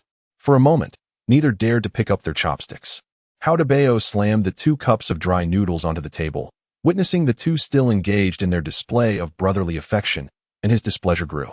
"What are you dawdling for? Hurry up and eat, or the soup will go cold." Wang Wen gave Huang Bei a thumbs up, admiration etched across his face. "You're a true pal, noble and generous. In that case, I shall honor you by eating first." With that, he seized his chopsticks and dove into the meal with fervor. Gao Yang, no longer holding back, quickly devoured the noodles until the bowl was spotless. Just as Gao Yang finished and lifted the bowl, ready to savor a comforting sip of hot broth, a small chubby hand reached out from the side and snatched the soup bowl away from him. "Have you no shame? Drinking soup? What about my 2 bowls of noodles? Should I just chew them dry? You possess not a shred of moral decency." Huang Bei, grumbling incessantly, poured the precious remnants of broth from Gao Yang's bowl into his own meager bucket of dry noodles without a trace of hesitation. Witnessing this series of actions, Gao Yang was momentarily rendered speechless, feeling a tumultuous churn within his stomach. Observing the scene, Wang Wen, quick to grasp the situation, promptly offered his bowl of instant noodle soup to Huang Bei with both hands. With the combined leftover broth from 2 bowls, Huang Bei soon prepared himself 2 servings of noodles. He reclined contentedly, crossing his legs and shaking them nonchalantly while voraciously devouring his meal with gusto. After finishing 1 bowl in a whirlwind of consumption, he let out a burp and turned to the still-stunned Gao Yang, surprisingly polite as he inquired, "Would you like some soup? I can save you half a bowl." Gao Yang hurriedly waved his hands, forcing a smile that resembled a grimace more than anything else. "Master Bao, I appreciate the sentiment, but I feel unworthy of the broth. Please, enjoy it yourself without hesitation." At that moment, Yao Ying, her face adorned with a mischievous grin, leaned in. "I believe Beo's affection for you is genuine. The girl from class 3 may merely be a decoy." Upon hearing this, Gao Yang disdainfully shook his head. "Please, spare me from such talk. I'm feeling a bit queasy now." Chapter 79. The dilemma of choosing between Peking University and Renmin University torments my life at this stage. In the classroom during the late self-study session in June, the only sound was the rustling of pens against exam papers. With the college entrance examination looming next month, the atmosphere was thick with tension, and everyone felt the weight of anxiety. Amidst this oppressive environment, the school broadcast suddenly blared. "All senior students, please proceed immediately to the school playground for assembly." The students collectively paused, then set down their pens, their faces betraying a mix of confusion and curiosity. After a brief stir of excitement, they rose in unison and streamed out of the classroom towards the playground. On the playground, students from various classes quickly formed orderly lines. Whispers filled the air as they speculated about what the school had in store. What was happening? Were they really going to hold a flag-raising ceremony at this hour? Huang Bei, shaking his head beside Gao Yang, made his own comments. Just then, Principal Lu Chongqing strode confidently onto the stage. Clearing his throat, he grasped the microphone and announced, "Students, tonight, the school has organized a fireworks display specially for you, who are about to embark on the battlefield of the college entrance examination." As soon as he finished, the entire playground erupted in a cacophony of cheers and applause, akin to a tidal wave. Everyone was ecstatic, jumping with joy, their youthful faces glowing with uncontainable delight. Gao Yang, amidst the crowd, couldn't he help but think, this principal, who would have thought he had such a romantic side? With a commanding gesture from Lu Chongqing, a blinding light shot upwards, piercing the night sky. Moments later, a resounding boom echoed as a magnificent golden chrysanthemum unfurled defiantly against the dark canvas of the sky. The petals shimmered with radiant light, like shards of diamonds cascading to the earth, instantly illuminating the entire playground and every upturned face. Beneath the resplendent interplay of light and shadow, Tu Shi and Huang Bei gracefully maneuvered their way from opposite ends of the crowd to stand beside Gao Yang. A sweet smile adorned Tu Shi's visage, her large eyes reflecting the dazzling fireworks that filled the sky. Huang Bei playfully winked and leaned closer to Gao Yang, whispering, "The fireworks are truly magnificent." Observing the two young ladies beside him, Gao Yang chuckled, "Indeed, they are quite beautiful. Make a wish." Standing adjacent to Gao Yang, Hao Dabo watched in dismay as his position was usurped by the two girls. With a huff, he retreated to the back, joining Wang Wen. Wang Wen's gaze, however, was fixated on Bing Bing, who, oblivious to his attention, clung to Zhu Fenghua's arm, animatedly pointing at the ever-changing fireworks above, chattering joyfully. In that moment, Wang Wen's expression dimmed. At the rear of the group, Jia Yang, Li Yong, Lu Lei, Junzi, and Yao Ying were the most boisterous, their camaraderie palpable. "Wow. Incredible. Explode. Give it all you've got." Their faces radiated the exuberance of singlehood, as if the entire world lay at their feet. Their homeroom teacher, old Lu, stood beside the line, hands clasped behind his back, a nostalgic smile gracing his features as he watched the fireworks illuminate the night sky. One firework after another burst forth, competing for brilliance. Under the moonlight, every individual seemed to glow. 2 weeks later, the gray avatar representing He Desai Wu on OICQ finally flickered back to life. Much to Gao Yang's anticipation. Ding dong, a message promptly appeared. After 2 weeks of testing, your website traffic has proven remarkably stable, and the advertising outcomes are quite favorable. Our company has decided to contract these 2 advertising slots on a monthly basis. What do you think? Upon reading this message, a confident smile curled at the corners of Gao Yang's mouth. Leaning back in his chair, he leisurely typed a response. "That sounds agreeable. However, as you are aware, my website is currently in a phase of rapid growth, and the price cannot remain low indefinitely." He paused briefly before continuing. "My daily average page views have now reached 37,000. At this rate, achieving 50,000 daily views within 2 months is certainly feasible. Therefore, I can only commit to a 2-month advertising collaboration for the time being." After sending the message, Gao Yang comfortably reclined, rhythmically tapping his fingers on the desk as he awaited a response. After a considerable interval, He Desai Wu finally replied, "How about this? I can agree to a 2-month collaboration agreement. If your projections hold true, after 2 months, I will contract with you for a year at a rate that increases by 20% each month." Gao Yang's eyes sparkled with excitement. This was precisely the outcome he had desired. He quickly replied, "That works. But I will need to raise the price for these 2 months. An increase of 100 yuan per advertising slot seems a reasonable request." The response from He Desai Wu was prompt. "Agreed. So it will be 2,000 yuan per month, totaling 4,000 yuan over 2 months. I will transfer the funds to you tomorrow afternoon." Gao Yang gazed at the figures on his screen, his smile broadening, and with a light-hearted touch, he typed, "Thank you for your generosity." He playfully added a smiling emoji at the end. "I had initially perceived you as a composed elder, yet your sudden display of a smile caught me off guard." Another message from the other party popped up. Gao Yang raised an eyebrow and replied, "What? Does my tone of voice sound reminiscent of your father's? Are you attempting to take advantage of me?" "Well, you certainly give off the impression of being rather mature." It was merely a feigned sorrow to craft new phrases. Youngsters, after all, are inclined to feign depth, and I am no exception. Gao Yang intentionally quoted a line of poetry to showcase his solid foundation in high school literature. He appeared to be a young man of some culture. "I am Zhang Lin. Let us consider ourselves formally acquainted."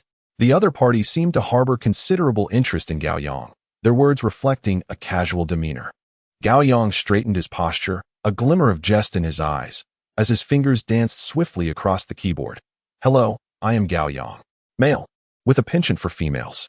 Haha. Should I address you as brother or uncle?" Zhang Lin's response was tinged with clear teasing. "It depends on your mood. I am 17 years and 10 months old. You may call me as you please," Gao Yang replied casually, his tone nonchalant. A silence enveloped the other side. After a considerable pause, Zhang Lin's message emerged, laden with incredulity. "What? You have already stopped attending school? I am still in school. My college entrance examination is next month. You are managing a website before your exams? Zhang Lin's questions followed in quick succession, each word imbued with astonishment. What of it? From your tone, I gather you find it quite unfathomable? Gao Yang countered. It certainly has shattered my preconceptions. Your academic performance must be rather poor, I presume? However, for you, the significance of attending university is moot. If you manage to develop your website well, it might serve as a commendable job for yourself. The response from the other side bore an undertone of judgment, tinged with a hint of envy from someone who had been through it. Gao Yang gazed at the screen, a slight frown creasing his brow. His fingers hovered over the keyboard before he typed a statement that would surely disrupt the other's understanding. Chapter 80. A box of 12 directs. Is that enough love? The website was merely a spur-of-the-moment endeavor. The true torment of my life lies in whether to apply to Peking University or Renmin University. Well, I must take my leave now. I need to study. We shall meet by the Weiming Lake in September. After sending this message, a flurry of exclamation marks instantly appeared from the other side. Having successfully crafted a high-quality persona, Gao Yang felt a sense of satisfaction as he promptly closed the chat window, denying the other party any chance for questions or challenges.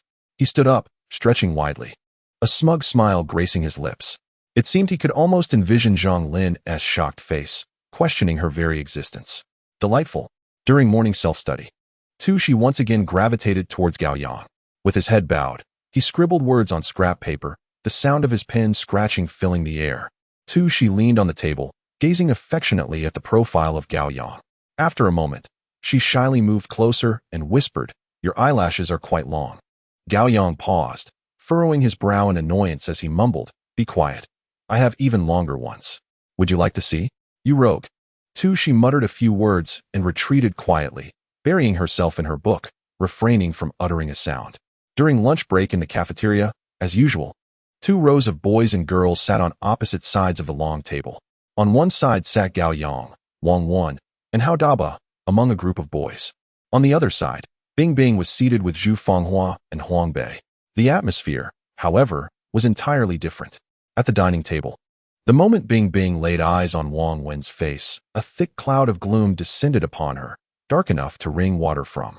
In recent days, Wang Wen had contemplated various strategies. Those once foolproof sweet nothings now ricocheted off her like bullets against steel, producing only insignificant sparks. It seemed Bing Bing had developed an immunity to all his tactics. Her heart had hardened, no longer allowing Wang Wen to steal her affection. After finishing lunch, Bing Bing, feeling utterly bored, picked up a magazine beside her and flipped through it absent-mindedly. Her gaze was unfocused, yet she softly uttered a thought. What should a man truly be like when he loves a woman? In an instant, all eyes subtly converged on Wang Wen. He scratched his head awkwardly, attempting to salvage his dignity with the tone of an incorrigible rogue. Bing Bing, my relationship with Yang Xiaoyan is akin to that of family. There is no longer any passion between us, as we are too familiar with each other. Before he could finish, a cold reprimand interrupted him. Shut up. Bing Bing's face was a mask of unabashed disdain, and she couldn't even spare Wang Wen a glance. I do not wish to hear your words. She turned, her gaze piercing directly at Gao Yang, even casting a flirtatious glance his way. Gao Yang, you say, I would love to hear what you have to say. What should I say? Gao Yang was reluctant to engage with this hot potato. He had no desire to wade into their murky waters. Bing Bing, with great patience, reiterated. What should a man truly be like when he loves a woman? Seeing no way to evade, Gao Yang steeled himself. A box of 12 directs, is that enough love? If not, I can go downstairs and buy more. Uft. As soon as he finished speaking, Hao Daba sprayed a mouthful of Sprite and chicken wings all over the floor. The dining table fell into silence for a moment before bursting into uproarious laughter. Bing Bing was momentarily taken aback, her cheeks flushing crimson, and she playfully scolded, rogue. However, the smile at the corner of her lips was impossible to conceal, and she joined in the laughter with everyone else. Gao Yang, witnessing that rare radiant smile on Bing Bing's face, turned and patted Wang Wen on the shoulder with the tone of a seasoned veteran. The issues between you two are not insurmountable. The key lies in providing Bing Bing with emotional value, appropriately instilling ideas in her mind, and diminishing her ability to discern right from wrong. Only then might she refrain from being angry, forgive you, and return to your side. Of course, we still have our moments. Emotional value? Huang Bei was taken aback, unable to suppress her curiosity. What on earth is that? Come, allow me to demonstrate live. Gao Yang's lips curled into a mysterious smile, inviting you to experience firsthand the art of elevating a person to the heavens, to the point of indistinguishability between good and bad. He aimed to charm her into a state of delight. As he spoke, he turned to Wang Wen with an expression of utmost seriousness. Pay close attention. I will teach you this only once. Immediately, Gao Yang transformed into a playful spirit, addressing Bing Bing with exuberance. My dear, what did you just eat? I just had an enormous crab. Bing Bing gazed at Gao Yang with eager anticipation, awaiting his delivery of emotional value. A crab? Gao Yang seemed electrified, leaping from his seat. His hands animatedly mimicked the large claws of a crab as he began to elaborate. You mean you consumed a crab? The creature with 8 legs that scuttles sideways? I have heard that it is green before steaming, turning red when cooked, with a hard shell but soft, tender meat inside? My heavens, you must have an exquisite palate. No wonder you are so beautiful. At this moment, those at the table were in fits of laughter, nearly collapsing with mirth. Gao Yang pressed on, Bing Bing. Would you mind if we became closer? I wish to have a long-term connection with you and your father's legacy. Get lost. Bing Bing resolutely rejected him. Wow, how bold you are. Your insults are delivered with such flair. Just one word, yet I can feel your fiery passion. It warms me thoroughly. Would you mind berating me a bit more? Gao Yang's playful banter finally broke Bing Bing's composure, and she burst into laughter. He turned his gaze to Wang Wen and inquired, Did you learn it? A scoundrel. When conversing with women, no matter what they say, you must offer them affirmation and praise. Keep their spirits high. Even if you stray, you must patiently explain that you were compelled by circumstances. You merely succumbed to a flaw inherent in all men. This flaw resides not within you, but is a sin passed down through your genes. If she ignores you, that is of no consequence. As long as you are sufficiently persistent, victory will ultimately be yours. Wang Wen feigned a foolish smile and shook his head, indicating that he was too inexperienced to learn. I also had. Bing Bing continued, eager for more of Gao Yang's attention. Stop. Gao Yang abruptly interrupted her. He snatched his coat from the back of the chair, donning it while grumbling as he made his way towards the cafeteria. You and Wang Wen should reconcile. Wouldn't it be better to enjoy some crab and tackle a few math problems? Chapter 81. 4 women wished to have a graduation photo with Gao Yang as dawn broke. The soft and abundant sunlight poured like threads across the familiar playground of the 4th high school. In the classroom of senior class 4, old Lu arrived early. Clearing his throat, he proclaimed, Students, today we will take our graduation photos, so listen closely. Ladies, absolutely no makeup. Do you hear me? We want your natural faces. That is the most meaningful representation of true beauty. However, adolescent girls always harbor their own little schemes. As old Lu's words faded, a gentle murmur of chatter arose among the crowd. Bing Bing discreetly retrieved a small round mirror from beneath the table, quickly glancing at the podium before. Shielded by the classmate in front, meticulously applying a vibrant, eye-catching lip gloss. Beside her, Huang Bei's movements were even more surreptitious. She carefully dabbed her face with a cushion puff. She, an adept in the art of subtlety, merely dipped her fingertips into a neutral eyeshadow and lightly swept it across the outer corners of her eyes, finishing with a stroke of mascara, instantly transforming her gaze into one that was enchanting and profound, epitomizing the pinnacle of understated makeup. As for the boys, old Lu did not spare them either. Boys, steer clear of those flamboyant hairstyles. Keep it fresh and tidy, do you understand? Yet, the restless surge of hormones could not be quelled by mere words. In the back row, Wang Wen suddenly extracted a large bottle of hairspray from his backpack, spraying it into the air, the familiar cheap scent wafting around. Come on, brothers. Let us get our styles sorted. When the students marched onto the playground, the sight before the teaching building astounded everyone.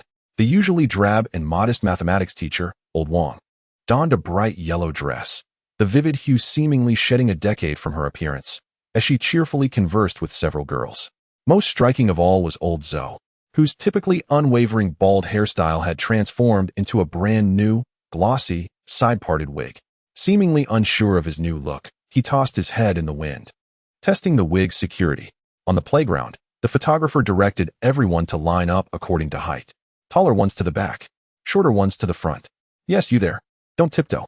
A ripple of excitement coursed through the line as each student sought their most photogenic angle, striving to present their best selves. Some boys, in a bid to appear taller in the photograph, stealthily elevated their heels to their utmost limit, necks stretched like giraffes. Meanwhile, some girls discreetly released their tightly tied ponytails, allowing their luscious locks to cascade over their shoulders, hoping to add a touch of softness. At that moment, the sun shone perfectly, its golden rays evenly enveloping everyone, delineating the clear outlines of these 17 and 18-year-olds. Gao Yang stood centrally in the last row, surrounded by his close friends Huang Bei, Wang Liang, Lu Pin, and Yao Yang. They stood shoulder to shoulder, playfully teasing one another, exchanging inside jokes only they could comprehend. 3 years of camaraderie coalesced tightly in this instant. "Come on, look at the camera. Is the watermelon sweet?" the photographer called out. "Eggplant." The students responded in unison. Click. The crisp sound of the shutter reverberated across the playground, eternally capturing this moment. After the group photo, Gao Yang leaped down from the last row's desk. Before he could regain his balance, he heard the photographer bellow, "Private group photos. Anyone want to take one? 5 yuan each." Gao Yang muttered under his breath, "What a rip-off, not doing it." Before he could finish his sentence, Wang Wen beside him abruptly seized him, exclaiming with enthusiasm, "Wait, we must take a group photo. I'll cover the cost." Without giving him a chance to refuse, Wang Wen tugged at Gao Yang and Huang Bei, calling out loudly to Jia Yang and the others as they made their way toward the photographer. "Sir, please take a picture of us." As the camera clicked once more, the joyful faces of the youths were immortalized on that sun-drenched morning. Just after the photo was taken, Tushi approached. "Gao Yang, let's take a picture together." Before Gao Yang could react, Huang Bei squeezed in, wrapping an arm around Gao Yang's neck, shouting, "I want a solo shot with my good buddy too." Huang Bei followed eagerly. "Gao Yang, I want one as well." With a wave of his hand, Gao Yang replied, "Sure, but you all need to pay." After a flurry of activity, Gao Yang spent not a single coin, yet ended up with a handful of photos featuring himself. Just then, the school bell rang. 2 girls, clad in their second-year uniforms, hurried over. They were the underclassmen who had seen Gao Yang perform at the music shop. One of the girls, her chest rising and falling slightly, clearly gathering immense courage, timidly asked, "Senior, may we take a photo with you?" Her eyes sparkled with anticipation and shyness, her fingers gripping her clothing tightly, turning pale. Gao Yang paused, momentarily taken aback, evidently unprepared for this request from younger students. However, he quickly flashed a mischievous grin and replied, "Of course, but you'll have to pay." The 2 girls were instantly overjoyed and nodded vigorously. They lined up beside Gao Yang, posing for 2 pictures. At that moment, the ever-enthusiastic Wang Wen shouted from the sidelines, "Old Gao, just standing there is too dull. You should embrace one on each side for the photo. That's how we can showcase your charming nature." The surrounding boys immediately caught the joke and erupted in laughter. The 2 underclassmen seemed to be inspired by Wang Wen's words. They exchanged glances, and one of them boldly suggested, "Senior, can we take one together, the 3 of us?" Gao Yang could only nod in agreement. Just as the 3 positioned themselves for the shot, and the photographer called for them to look at the camera, he caught sight of Huang Bei. She was staring intently at him, her previously joyful eyes now filled with grievance and melancholy, her lips pressed tightly together. Gao Yang turned his head away, only to meet Tushi's gaze. Her eyes were even more direct and intense, filled with suppressed fury. Her fists clenched so tightly that her knuckles turned white, her gaze sharp as a knife. Gao Yang's smile froze on his face. After the photo shoot, everyone returned to the classroom, preparing for their final lesson in high school. The homeroom teacher, Mr. Liu, stood at the podium, first delivering his usual, unflagging reminders about the college entrance examination. Do not be nervous, maintain a relaxed mindset, and perform to the best of your abilities. Finally, his voice grew hoarse, and with heartfelt sincerity, he said, "Students, high school marks the end of your academic journey, but it also signifies a new beginning in your lives. The road ahead is still long, and I hope each of you will bravely pursue your dreams and become the person you aspire to be." Chapter 82. Stop Pretending. Mom knows you smoke. On the eve of the college entrance examination, warm light softly illuminated the dining room of the Gao family. The family gathered around the table, enjoying dinner together. After the meal, Gao Yang returned to his room to call Tu Shi, engaging in light-hearted banter about the examination tips. "Don't dwell on the difficult questions. Skip them if you can't solve them, understood?" I got it. You're more nagging than my mom. And you, don't just gawk at the pretty invigilators. Remember to check your answers. After exchanging casual jests, they ended the call. Gao Yang then indulged in a refreshing hot shower, the steam alleviating the fatigue accumulated over the past few days. After drying off, he emerged from the bathroom feeling rejuvenated. In the living room, Li Shuxia was skillfully slicing a piece of juicy watermelon from the fruit platter into evenly sized pieces, removing the seeds, and placing them on a delicate white porcelain dish before gently pushing it towards Gao Yang. The family of three sank into the soft sofa, the familiar sound of the evening news providing a comforting backdrop, the most punctual soundtrack of the nation every night. Gao Zhengwo pulled out a cigarette from his pocket, expertly tapping it before bringing it to his lips to light. However, his gaze inadvertently fell upon Gao Yang. After a moment's hesitation, he tucked the cigarette back into the pack. This scene did not escape Li Shuxia's notice. With a teasing smile, she spoke up. If you want to smoke, just do it. What are you hiding for? Offer one to your son as well. Gao Yang was taken aback, looking at his mother in surprise before quickly adopting a serious expression. Mom, what are you talking about? I don't smoke. Li Shuxia's smile remained. Stop pretending. I know you smoke. In truth, every parent hopes for the best for their children, wishing they refrain from swearing, fighting, or smoking. But how many bad habits do children learn from their parents? Society will teach you. I just hope you can exercise moderation. Do not indulge excessively. Maintain a light-hearted demeanor in life.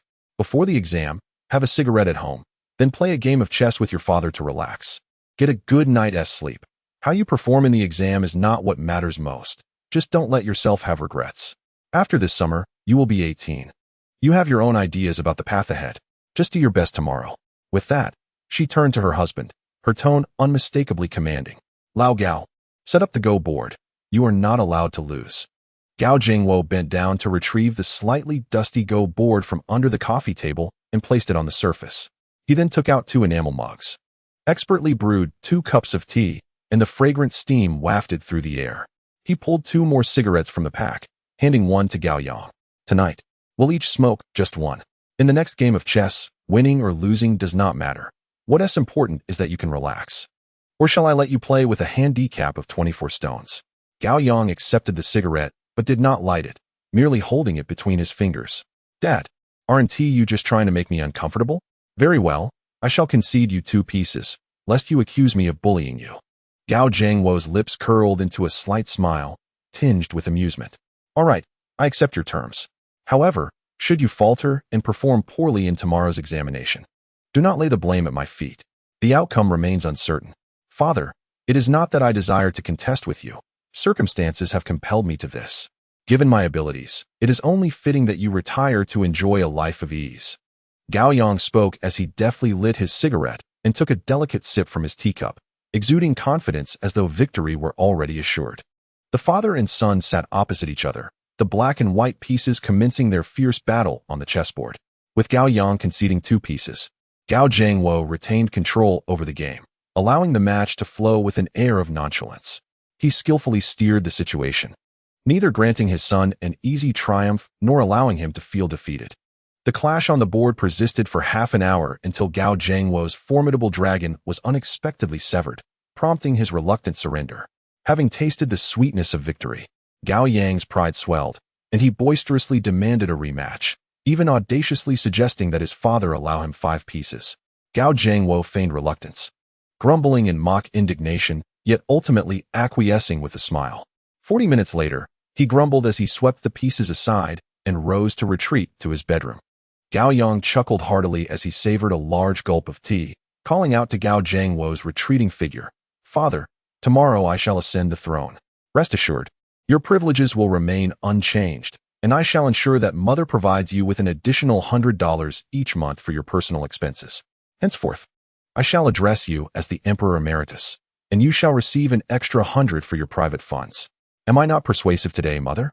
Li Shuxia pretended to be angry, though a smile betrayed her amusement. Go back to sleep.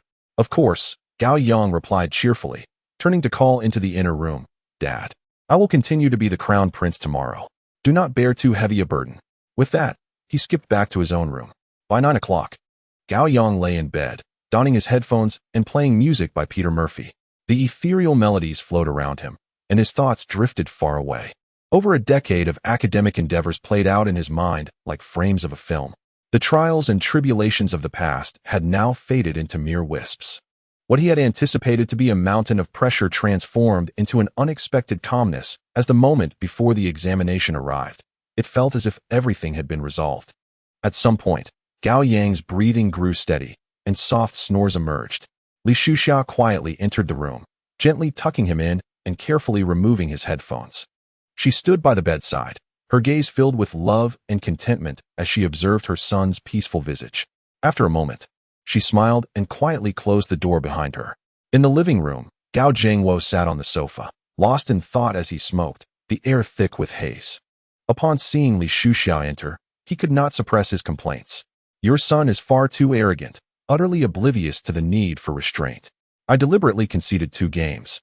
And look at him, reveling in his fleeting success. Once the college entrance examination is over, I shall have my reckoning with him. He crushed the cigarette, but forcefully, into the ashtray, and he dared to suggest that I allow him 5 pieces. Ridiculous. Li Shuxia was so amused by him that she couldn't help but laugh as she approached and gently patted him on the shoulder. Oh, come now. Don't let a child get under your skin. Are you really getting yourself worked up while trying to coax a little one? What is it?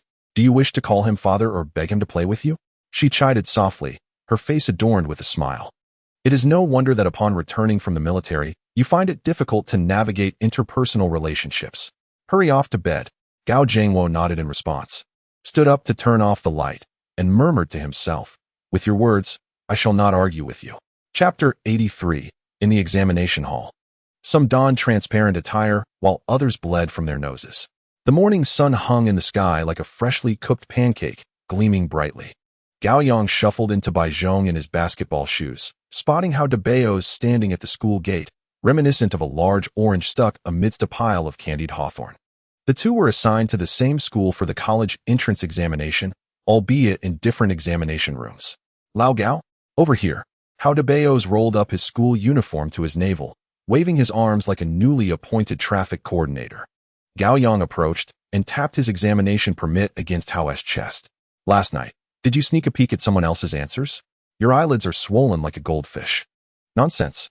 I'm now writing my own adult novels and no longer need to peek at others' work. One cannot always rely on crutches.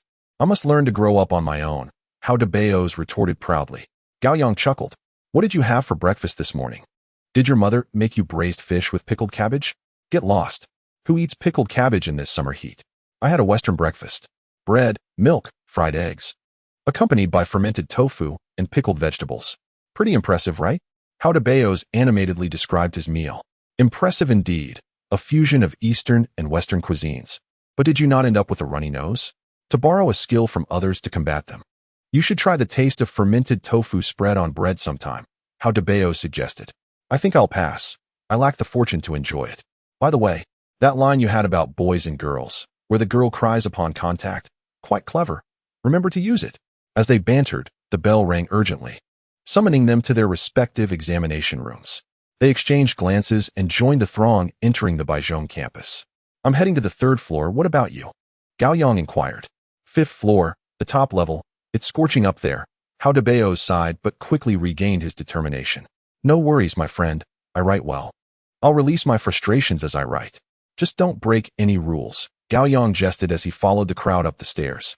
At the 3rd floor landing, a few drooping pothose plants sat in the corner, resembling the last defiant strands of hair on an aging Mediterranean man. The first exam was Chinese, and before the papers were distributed, Gao Yang found it impossible to concentrate. His gaze wandered restlessly around the classroom, his heart racing, unable to calm down. Just as his anxiety reached its peak, and sweat began to form in his palms, a sudden cacophony of desks and chairs crashing to the ground erupted from the back of the room. A boy had collapsed backward, blood gushing from his nose. Damn it! The invigilator nearly dropped the thermos in his hand. Is this a test or a blood donation? The classroom erupted in chaos. Yet the students displayed a commendable level of composure amidst the turmoil. In an instant, everyone exhibited a spirit of camaraderie.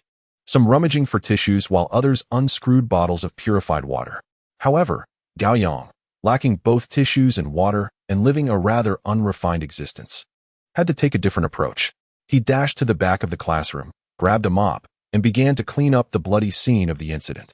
To his surprise, this endeavor led him to uncover the true cause of the unfortunate fellow's dramatic nosebleed. It was midsummer, and the air was stifling. In front of the unfortunate soul sat a girl clad in a white t-shirt, made of a delicate, sheer fabric that was nearly translucent. Through the thin layer, the outline of her soft pink undergarments was distinctly visible. This tantalizing glimpse was more alluring than the absence of clothing itself, reminiscent of two freshly steamed pink shrimp dumplings. Gao Yang glanced at the unfortunate victim still bleeding on the floor, and then at the shrimp dumpling girl. Unable to contain himself, he burst into laughter. He swiftly finished mopping, returned the mop to its place, and strode back to his seat. As he passed by the girl, he casually removed his school uniform jacket and tossed it onto her desk, saying, "Dear lady, if your ensemble continues to sway like that, the remaining boys in this room might collectively faint. Consider this alone. Remember to return it after the exam." The girl glanced down at herself, then at the jacket on her desk, her face flushing crimson to the tips of her ears. The unfortunate lad with the nosebleed had already been assisted back into his seat by several classmates, with tissues stuffed into both nostrils, soaked in blood and resembling two red sausages. When the exam papers were distributed, Gao Yang inexplicably felt a wave of relaxation wash over him. Fragments of memories from a previous life flickered before his eyes like a revolving lantern. As he gazed at the essay prompt, which was both unexpected and yet predictable, the absurdity of the morning's events resurfaced in his mind. He licked his parched lips, picked up his pen, and began to write the introduction on the essay paper. When we discussed the color of undergarments, some perceive desire, others fashion. Yet the headmaster always claims to see moral decline. Behold, even a piece of cloth can reflect the myriad facets of human existence. With a divine inspiration, Gao Yang wrote fervently. As he described the tumult of adolescence akin to a sudden summer thunderstorm, he deliberately glanced toward the shrimp dumpling girl, who was chewing on her pen cap, her gaze unfocused, clearly still in a daze. As he penned the final period of his essay, a sigh of relief escaped him. Upon exiting the school gates, he encountered Huang Bei squatting by the flower bed, noisily gnawing on an old popsicle. "What is up, Huang Bei?" With his mouth full of ice shards, asked indistinctly. "I heard there was a dramatic scene during your exam today." "Indeed." Gao Yang casually draped his school uniform jacket over his shoulder. "The spectacle was far more thrilling than your sneaky antics. Thankfully, this jacket saved the day for all the boys present. Otherwise, there would have been a line of blood donation vehicles outside the school today." "Wow. Tell me what happened." Huang Bei's interest peaked. Forgetting about his popsicle, his eyes wide with anticipation, Gao Yang recounted the entire sequence of events with embellishments, while Huang Bei laughed heartily, lamenting the loss of witnessing such a magnificent spectacle.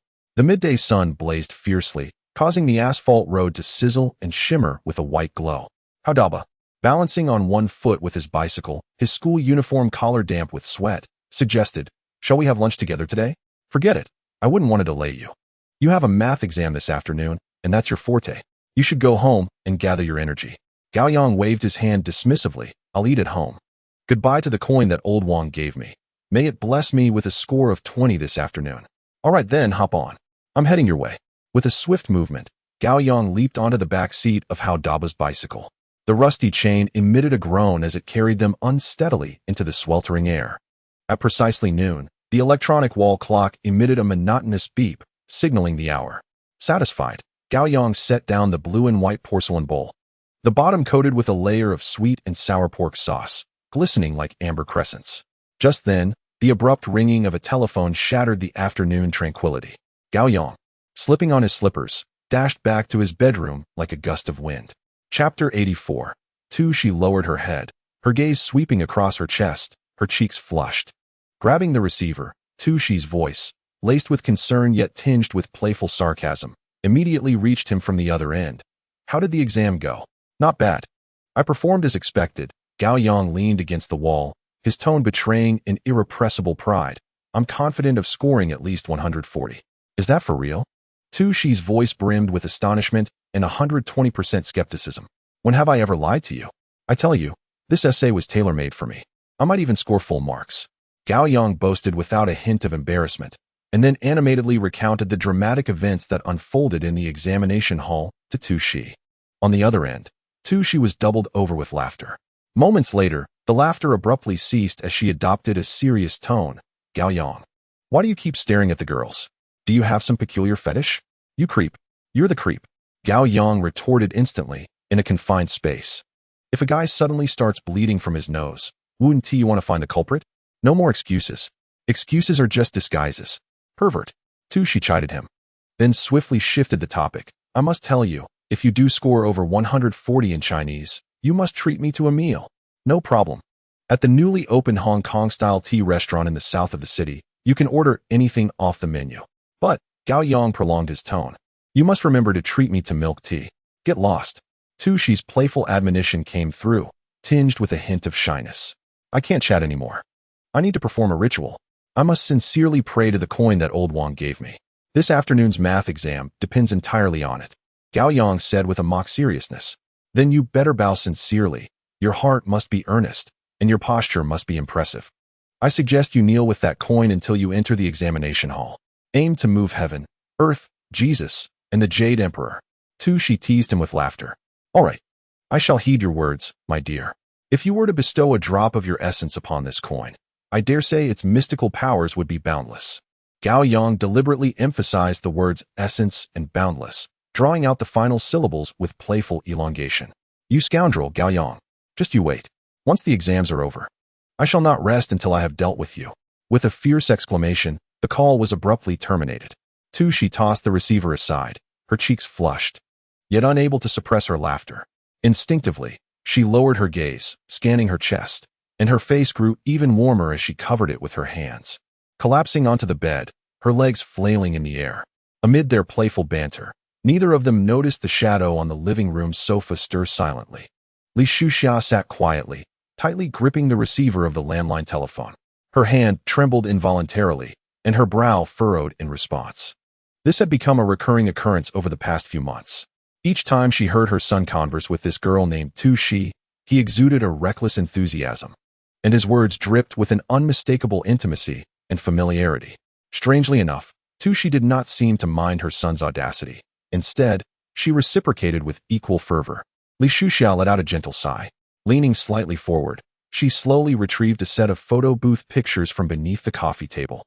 The backdrop depicted the Summer Palace water park, where her son, Gao Yang, stood side by side with a lovely girl in swimsuits, both beaming with carefree smiles before the small camera. Li Shuxia's gaze lingered on the photograph for quite some time. Her seasoned eyes, sharpened by the passage of time, keenly observed that the girl in the picture seemed to be striking some rather suggestive poses, her eyes conveying a unique sentiment. Reflecting upon the vibrant photographs and recalling the bold flirtation from the earlier call, Li Shuxia was filled with a myriad of emotions. Initially, she had worried about her son finding a partner upon entering university. However, it now appeared that he had no need for concern on that front. Yet, the emergence of two potential love interests presented a conundrum more vexing than having none at all. This troublesome boy was truly a source of constant worry. Weary, she shook her head, attempting to cast aside these tumultuous thoughts, silently reminding herself, let us not dwell on these matters for now. The immediate priority is for him to successfully secure a spot at a second-tier university. Everything else can be addressed later.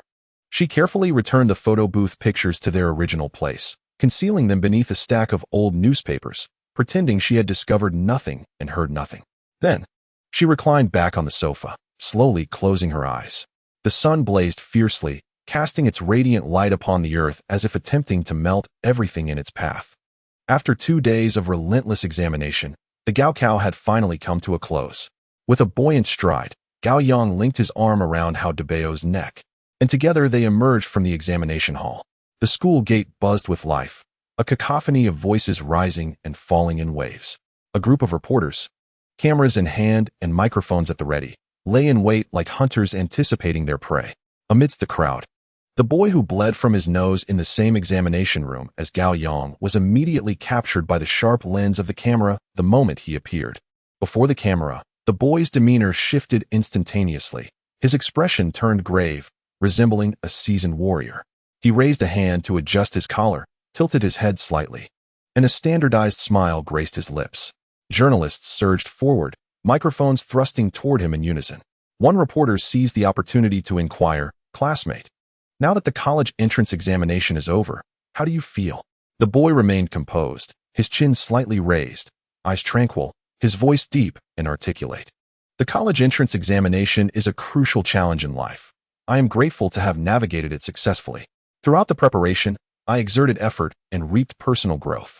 Reflecting on the past, I take comfort in my dedication. Looking forward, I harbor aspirations and anticipation. As he spoke, his hands were elegantly clasped before him, body erect like a pine tree. Nearby, Hao Daba watched this scene with a flicker of disdain in his eyes, leaning closer to Gao Yang's ear. Is this what they call hypocrisy? This guy was gushing blood over a bra just moments ago, yet speaks so grandly before others. Gao Yang raised an eyebrow, intrigued. What's the matter? Are you unconvinced? Let me tell you, the more one embodies such a persona, the better they fare in society. Sometimes, one needs a touch of cunning to ascend to leadership positions. So are you saying that those of us with integrity will never have our moment to shine? Hao Daba retorted. Oh, spare me your naivety. What integrity do you possess? You merely manage to control your nosebleed. Aren't you the one engrossed in those salacious novels? Gao Yang bluntly exposed him. Come on, let us join the fray. The spotlight cannot be monopolized by that boy with the nosebleed.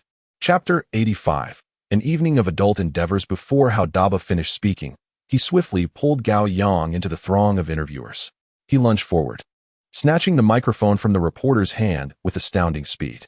A roguish grin adorned his face, his eyes twinkling with mischief. May I have a word, dear reporter? This sudden action left the gathered journalists momentarily stunned.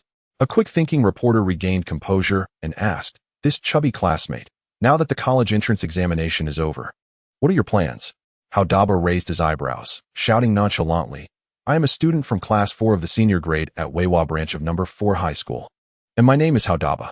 Next, I intend to head to Xinyang Railway Station with my classmates to purchase a train ticket to the southern city of Pengcheng. I firmly believe that with my excellent high school education, I will secure a suitable position on the production line in an electronics factory there. As he spoke, he exaggeratedly mimicked the action of tightening screws, his rotund body moving rhythmically, prompting peals of laughter from the surrounding classmates. The atmosphere was instantly transformed into a lively spectacle. The reporter, visibly exasperated, swiftly reclaimed the microphone and handed it to Gao Yang, who was also eager to contribute. And you, dear classmate, what do you plan to do after the college entrance examination? Gao Yang confidently took over the conversation. I traveled to Pengcheng with my classmate, Hao Daba, on the same vehicle to tighten screws. Once we commenced our work in the factory, we also aspired to engage in a fervent romance with the factory's belle, leaving our love in Guangdong while bringing back prosperity to Xinjiang to contribute to our hometown, ensuring we do not bring shame to our alma mater. Before Gao Yang could finish his words, a reporter gestured frantically to the cameraman behind him, urging, cut this part quickly, don't leave it in. Cut it. The surrounding crowd erupted in even louder laughter. Seizing the opportunity, Gao Yang linked his arm around Hao Daba's neck and slipped away from the throng. Amidst the incessant cacophony of cicadas in the trees, they mounted Hao Daba's mountain bike, which emitted a symphony of sounds except for the bell, as they rode away. The setting sun bathed the teaching building of Baizhong in a hue of rusty red. Gao Yang sat backward on the rear seat, making a gun gesture towards the gradually receding school gate. Hao Daba, perspiration streaming down his forehead, turned his head while pedaling and asked, what are you up to tonight? Gao Yang retrieved a crumpled pack of Huangshan cigarettes from his pocket, skillfully rolled one out, lit it, and passed it to the cyclist in front. Before lighting one for himself and inhaling deeply, exhaling faint smoke rings. Perhaps a family dinner to celebrate. After that, not much else. What about you? Likewise, after I get home, let us keep in touch via phone. How about going out for some billiards tonight? Or we could hit the arcade for a few rounds of King of Fighters. If all else fails, we could just spend the night at an internet cafe playing Red Alert. Hao Daba eagerly proposed, a stream of plans spilling forth. Gao Yang grimaced, displaying clear disdain. Boring. All of that is utterly uninspired. Daba, can you not come up with activities more befitting of adults? What should adults do? Hao Daba retorted, bewildered. How the hell should I know? Gao Yang flicked the ash from his cigarette. You might as well stay home and continue writing your risque novels. By the way, we're returning to school tomorrow morning, right? Yes, at 9. In the afternoon, the whole class is gathering to sing, spending the remaining class funds. We absolutely must attend this spending spree. Hao Daba pedaled vigorously, the bike screeching forward. Today marks the conclusion of the college entrance examination. This pivotal moment serves as a watershed, distinctly dividing Gao Yang's youth into two contrasting segments. At noon, Gao Jiangwo and Li Shuxiao returned home in quick succession, diving straight into the kitchen without changing clothes. The clattering of pots and pans filled the air. The couple showcased their culinary expertise, meticulously preparing a feast of delectable dishes to reward their son after days of arduous examination. Upon entering, Gao Yang was immediately enveloped by the rich aroma of the meal. "Son, hurry and wash your hands, then come eat." Li Shuxiao's gentle voice was like a spring breeze. Gao Jiangwo, peering out from the kitchen, wore a broad smile as he retrieved 2 bottles of chilled beer from the refrigerator, popping one open with his teeth, the foam bubbling forth. He handed 1 bottle to Gao Yang. "How about a whole bottle?" Gao Yang's gaze fell upon the bottle, revealing a sheepish smile. "I want tea drink. I'm still young, not of drinking age. Just have a bottle with your dad. Let us celebrate. Now that the exams are over, you don't have to think about anything else. It's time to relax completely." Li Shuxiao emerged from the kitchen holding a plate of sweet and sour ribs, smiling as she encouraged him. "Mother, I truly cannot drink. However, if you insist on me accompanying father, I shall bravely plunge into the depths of it. After all, among the 3 great acts of filial piety, not drinking with one's father holds the highest significance," Gao Yang stated with utmost seriousness. "Whose mouth have you inherited? You certainly have a penchant for idle chatter." Gao Jiangwo jested, chuckling. The 3 of them gathered around the dining table, the atmosphere vibrant and filled with laughter. To Gao Yang, a bottle of beer felt akin to sipping on cool water. As a few drinks were consumed, the conversation between father and son flowed freely, the ambience growing ever more animated. Gao Yang's confidence swelled. Unconsciously, he reached out and effortlessly took a cigarette from the pack that Gao Jiangwo had left on the table, placing it between his lips. With a crisp sound, the lighter ignited, echoing sharply in the living room. He expertly lit the cigarette, inhaling deeply and then slowly exhaling delicate rings of smoke, the faint aroma of tobacco enveloping his senses, causing him to squint in pleasure. At that moment, Gao Yang felt he had finally established his presence in this household. Yet, just as he was savoring the thought of indulging in a second cigarette, Li Shuxiao's chopsticks, swift as lightning, struck precisely against the back of his hand, reaching for the cigarette box. "Gao Yang, you are not permitted to smoke in the house henceforth." Gao Yang pouted, quickly resuming his role as the son. He pondered, why has my once compliant mother transformed so swiftly?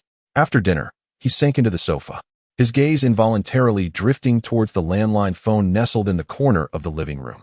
For 3 consecutive days now, Huang Bei had been silent, without a single call.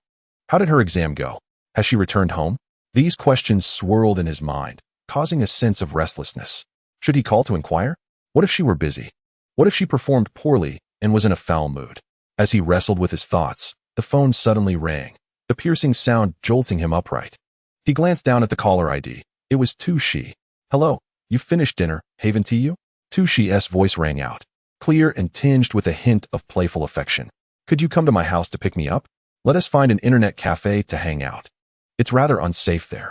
My mother would only allow me to go out if you accompany me." Chapter 86. Perhaps that old lecher is me. Gao Yang shifted into a more comfortable position, lazily responding, "I'm not going. It sounds dull." In the year 2000, the internet was just beginning to make its mark in the country, and the games available in internet cafes were woefully limited. Aside from titles like Red Alert, Four Kingdoms Chess, and Half-Life, there was little to entice him. The only truly addictive aspect was a chatting software known as OICQ. Countless young men and women sought to open the hearts of strangers through the blinking penguin icon, searching for cheap solace and attempting to script melodramatic tales of youth. In Gao Yang's eyes, this platform offered abundant social interaction but was nearly devoid of entertainment value. "You absolutely must go." Tu Shi's tone turned resolute, even carrying a hint of an unyielding command. "And be sure to copy those manuscripts you usually write onto a floppy disk to bring along. I have a significant secret to share with you." "Fine, I shall go." With a sense of resignation, Gao Yang stretched lazily. "You head downstairs at 7:30, and I shall arrive half an hour later." After hanging up the phone, he rose from the sofa and made his way to the bathroom. 10 minutes later, having completed his morning routines, Gao Yang donned a refreshing outfit of shorts and a t-shirt before walking into the living room to inform Li Shuxia, who was engrossed in her television show. "Mom, Tu Shi invited me to the internet cafe." Without turning her head, Li Shuxia waved him off. "Go ahead, but don't be too late coming back." The night breeze was slightly cool as Gao Yang mounted his bicycle, racing towards Tu Shi's house like a gust of wind. From a distance, he spotted her familiar and striking silhouette beneath the street lamp. Tu Shi stood bathed in a warm glow, resembling a picturesque painting. She wore a pair of tight denim shorts, her long, straight legs gleaming under the streetlight, unabashedly showcasing the assets of youth. On her upper body was the simplest white t-shirt, and her high ponytail danced lively with every movement of her head, radiating vitality. Most strikingly, the t-shirt did little to conceal her alluring curves. The rounded contours of her chest resembled two freshly steamed buns, prominent and upright. Wow, exposing so much. Aren't you afraid of attracting some old lecher? Gao Yang parked his bike in front of her, squinting playfully as he appraised her from head to toe. Feigning a roguish demeanor, Tu Shi blinked, a sweet smile curving her lips. It's fine, you're here, right? Tilting her head, her voice was both sweet and alluring. Aren't you quite adept at defending yourself? You're not worried about protecting a little lady like me? Gao Yang raised an eyebrow, a mischievous grin spreading across his face as he leaned closer. What I mean is, perhaps that old lecher is actually me? Upon hearing this, Tu Shi not only did not take offense, but laughed even more joyfully, inching closer to him, almost pressing against him. Then I suppose I must accept my fate. But remember to have your mother prepare the bride price afterward. I'm planning to become part of your family, eating, living with you, and being your child bride. I appreciate your high regard for me. Gao Yang was left speechless by her playful banter. He pulled out a small floppy disk from his pocket, waving it in front of her. Now, what is the secretive purpose of this contraption? Tu Shi snatched the disk from him, pulling on his arm as she urged. Oh, don't ask. Let us hurry, find an internet cafe, and I'll tell you everything. Get on, hold tight, and keep those two buns of yours steady. I wouldn't want them bumping against my back, Gao Yang teasingly reminded her. In response, Tu Shi delivered a playful barrage of punches to his back. Gao Yang hopped onto his bicycle, pushing off with force as it wobbled slightly before gaining speed. Tu Shi gracefully positioned herself on the rear seat, instinctively wrapping her arms around his waist. The evening breeze playfully tousled her hair, brushing gently against Gao Yang's neck, sending a tickling sensation through him. They cycled towards the direction of the Chemical University, where internet cafes abounded, a popular gathering spot for the youth.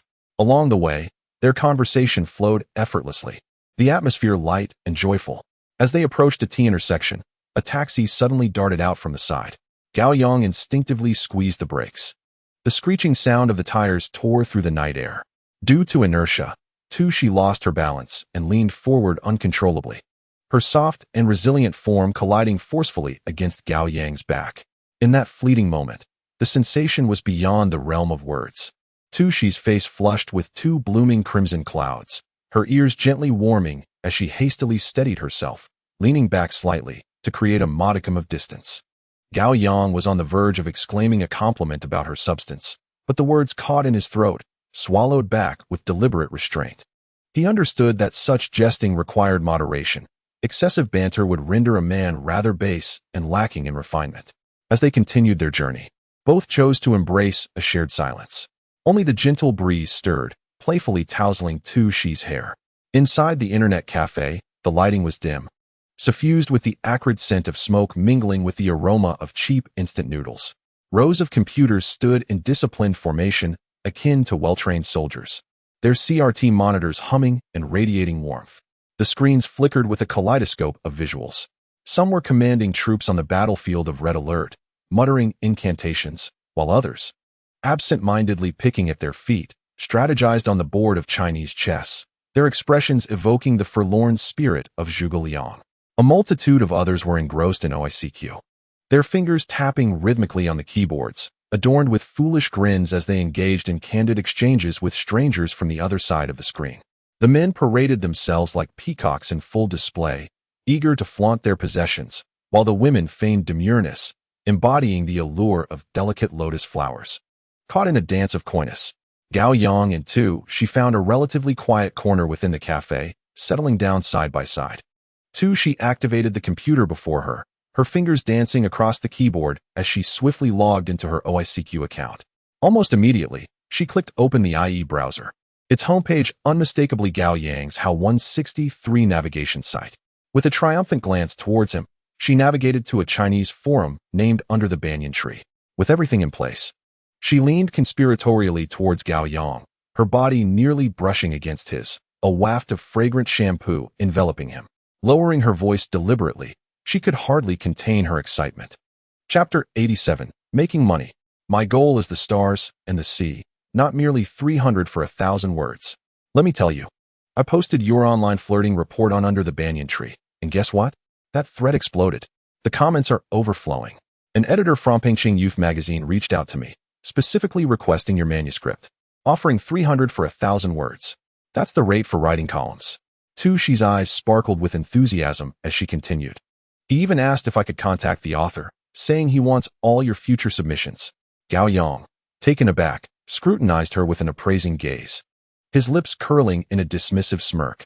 You haven't fallen for a scam again, have you? He didn't ask for any compromising photos, did he? Am I a fool? Do you think I would let myself be duped again? Tushi, fully aware of Gao Yang's insinuations, playfully delivered a couple of light punches to him. I'm discussing serious matters here, she retorted with a mock glare, pressing him for a response. So, will you sell it? Just one word. Of course I will sell it. Gao Yang responded without hesitation, resolutely declaring that a price of 300 for 1,000 words was a deal only an imbecile would refuse. It was a necessity to sell. As he spoke, he gestured toward the 35-inch floppy disk on Tushi's desk, which contained 15 essays, all for him, ready to be packaged and sold.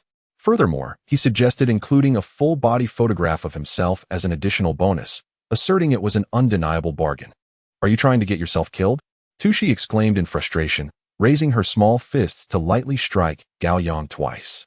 Subsequently, she opened her OICQ list and pointed to a cartoon avatar, saying, Here, this is his OICQ.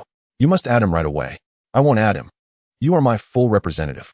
You handle the negotiations. Gao Yang waved his hand dismissively, the gesture crisp and decisive, akin to shooing away a bothersome fly. To him, conversing with an unfamiliar man was a sheer waste of existence. He would rather spend that time enjoying Tushi's company. You absolutely must add him. The editor needs to confirm that you are indeed the original author. It's protocol. Tushi maintained her stance firmly, allowing no room for argument. Unable to withstand her insistence, Gao Yang reluctantly opened his OICQ, entered the number, and added the editor's account. Thus, the two sat idly, their eyes fixed on the screen as they awaited mutual approval of their friend requests. To be frank, the paltry sum of the manuscript fee no longer stirred any significant emotions within Gao Yang. His HOW 163 navigation site was currently experiencing remarkable growth. It was all but certain that next month, the website's page views would surpass 50,000. At that point, simply adding 4 more ad slots would effortlessly propel his monthly income beyond 10,000. In contrast, even if the Pingqing Youth magazine signed him as a columnist, offering the generous rate of 300 per 1,000 words, he would barely earn more than 1,000 in a month. Compared to the future earnings from HOW 163, that amount was hardly worth considering. Yet, Gao Yang understood that life was not solely about monetary gain. One must also pursue spiritual fulfillment. Otherwise, what difference was there between oneself and a dried fish? In this era, having one's words published in a nationally recognized magazine like Pingqing Youth provided a sense of affirmation and satisfaction that no amount of money could buy. Reflecting on this, Gao Yang cast a meaningful glance at Tushi beside him. He recognized that she genuinely cared for him, attending to his needs with meticulous devotion, placing him above all else in her world. He was certain that if she were to choose between love and sustenance, this foolish girl would undoubtedly starve herself to be with him. At that moment, thoughts of Huang Bei crossed his mind. When he first encountered her in this new life, he believed it was divine favor, leading him, Gao Yang, through mountains and rivers to stand before her, destined for their reunion. This was not merely a meeting. It was a return. Tushi and Huang Bei represented two halves of his existence, one who saw only him and the other who captivated his heart. If forced to choose, his inclinations would undoubtedly tip toward Huang Bei. In a previous life, surrounded by countless charming companions, Gao Yang's heart resembled a desolate isle, barren and unyielding. In this current existence, upon encountering the vibrant Huang Bei, he yearned to elevate his life, resolutely declaring that amidst the tumultuous waters, he would partake of his own chosen cup. As Gao Yang delved into his musings, he casually opened the chat rooms of various universities on NetEase, selecting a random room to enter. The screen erupted with a torrent of chat messages, akin to a flood unleashed. Within the chat room, A cacophony of voices filled the air. Men and women exchanged flirtatious banter, each striving to showcase their allure with audacious words. Starved for connection. University students mingled with the idle from society, all eagerly seeking companionship, whether of the mind or flesh. The entire chat room resembled a vast online breeding ground for desire. Curious, too, she leaned in closer, her wide eyes fixated on the screen, inquiring, "Are you familiar with this place?" Observing the familiar exchanges, Gao Yang's thoughts drifted back to his past life. During his university days, he had squandered countless youthful hours in this very chat room, boasting to strangers with whimsical tales. Yet now, in this lifetime, the flirtations on the public screen struck him as both juvenile and absurd. Turning to Tushi, he suddenly asked, "What are your plans after university?" "Me?" Tushi furrowed her brow slightly, a hint of confusion in her gaze. "I suppose I'll decide once the results are out. My mother, however, is quite ambitious and wishes for me to pursue further studies. Can you secure a spot at a top-tier university?" Gao Yang pressed further. "It's hard to say. I'll likely be hovering around the threshold of one," she replied. "Tomorrow, when we compare answers, we'll know for sure." She then reciprocated his inquiry. "What about you? Have you estimated your scores?" "I've done a rough calculation. I reckon I'll score around 140 in Chinese, approximately 100 in English, and perhaps 260 in comprehensive arts," Gao Yang replied half-jokingly, a smirk playing on his lips. "Mathematics is a mystery. If I manage to score 40, I'm secure in a top-tier school. If it's just 10, I'll settle for a second tier. And if I score 0, well, I'll have to accept whatever allocation they give me, even if it's to some obscure corner." "Are you planning to pursue further studies?" Tushi asked, her brow raised in curiosity. "Not anymore. The degree itself isn't significant," Gao Yang responded with unwavering conviction. "This vacation, I intend to make money. Throughout university, I aim to amass considerable wealth." As he spoke, his hands gestured in the air, outlining the shape of a grand mountain. "Why do you need so much money? Is it not enough for you?" Tushi questioned, looking perplexed. "Fool." Gao Yang lightly tapped her forehead. "You've yet to truly witness the complexities of this world, which is why you ask such naive questions. In time, you will understand that everything in life requires money. For instance, if a couple wishes to be intimate, they need money for a hotel. Should they decide to marry, they require funds for a house. When a child arrives, expenses for the hospital are necessary. Raising a child demands money. Formula, diapers, what doesn't require funds? During holidays, if one wishes to please a partner, honor parents, or surprise a child with gifts, it all necessitates financial resources." As Haiyang spoke incessantly, a weariness and worldliness belied his youth, casting a shadow of a life marred by toil upon his youthful visage. Chapter 88. The night breeze and Tushi were both enjoyed without cost. "Haiyang, though your discourse may seem disjointed, it oddly possesses a semblance of wisdom," Tushi remarked, leaning slightly forward, her hand resting on the armrest of the internet cafe chair. In the dim light, her eyes sparkled brilliantly, akin to a clear spring, as they fixated intently upon Haiyang. "However, I do not require you to earn money for my sustenance, nor do I need gifts to elevate my spirits. For your mere presence brings me joy." Her voice, though soft, resonated like a stone cast into a tranquil lake, striking directly at the heart of Haiyang. He paused momentarily, then diverted his gaze from her expressive face to his computer screen, indicating that he had succeeded. Feigning calmness, he spoke with an even tone, deftly shifting the topic. He had added the editor of Peng Chung Youth as a friend. "The manuscript is commendable, quite thought-provoking." "Thank you, Editor Huang," he replied. "We shall feature your online flirting report in this issue and arrange for payment tomorrow. Please send over your other manuscripts as well. We shall consider them all." Haiyang promptly dispatched the prepared articles, including his payment details and contact number. Their conversation dwindled, and after exchanging goodnights, Huang's icon dimmed. Haiyang closed the chat window and turned to Tushi. He mentioned the payment will arrive tomorrow, in 5 days, a sum of 1,000 yuan. "If all goes well, we should celebrate at a nice noodle shop." Tushi softly acknowledged, yet the spark in her eyes dimmed, revealing an indefinable melancholy. As they exited the internet cafe, the night enveloped them in its inky embrace, studded with stars. A wave of warmth greeted them, dispelling the musty scent of smoke from within. It was already 10 o'clock. Approaching his bicycle, Haiyang patted the back seat, gesturing to Tushi. "Shall I escort you home?" She gently shook her head. "I do not wish to return home." "Then where would you like to go?" "I only have 100 yuan. which may limit our options. A hint of resignation appeared on Hai Yang's face as he spread his hands in honest admission. I have money. I brought 200. She produced a small wallet from her pocket, waving it before him, her lips curving into a sweet smile. Even together, 300 yuan won't allow for much adventure in this sleepless city.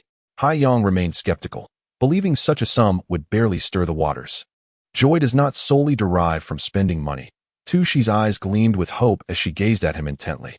If you ride and show me the night views, that alone would bring me immense happiness. Very well, Hai Yang chuckled. I shall take you to Zhongshan Square to admire the night scenery. And we shall see just how happy you can truly be. Delighted, she promptly leapt onto the back seat of Hai Yang's bicycle, her hands gripping his waist. Through the thin fabric of his t-shirt, he could feel the warmth of her palms.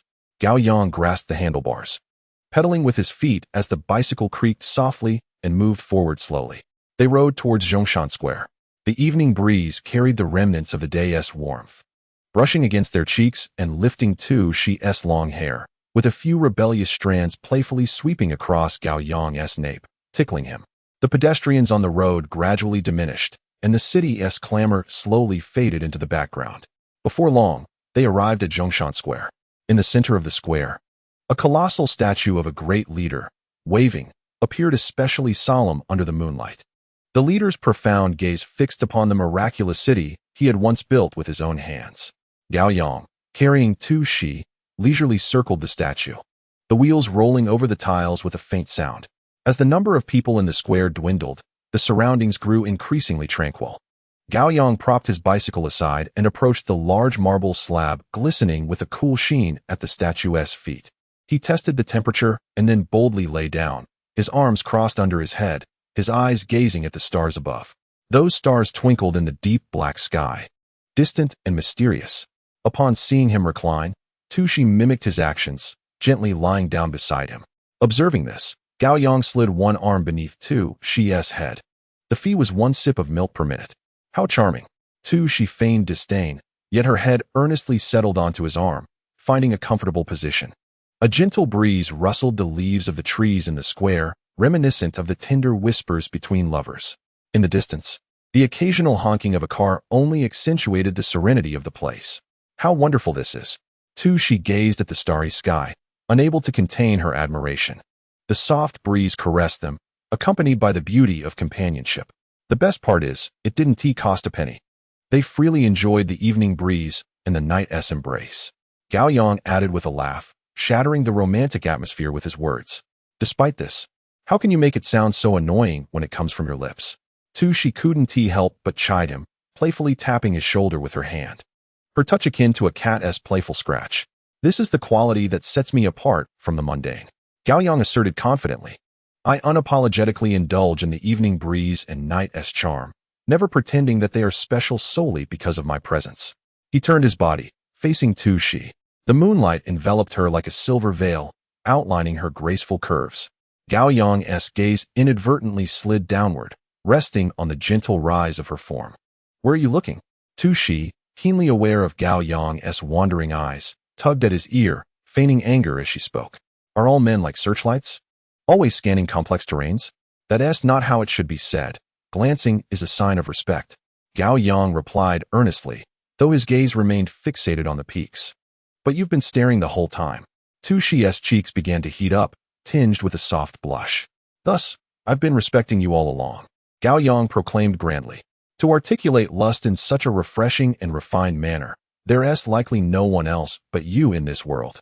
She scoffed at him, though her eyes shimmered with playful waves. Wrong, this is not lust. Gao Yang's nonsensical discourse was fully unleashed. I was engaged in a rational contemplation of the origins of life.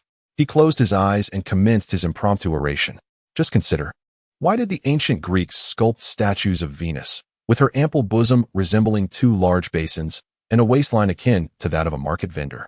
In Western philosophy, this is referred to as a return to simplicity, an artistic sublimation of the primal forces of life. What does this signify? It indicates that this is a spiritual pinnacle of human civilization. The female form can provide an immense imaginative space for humanity's spiritual realm. When I behold the female body, it is a pilgrimage for the spirit of human civilization. Do you understand?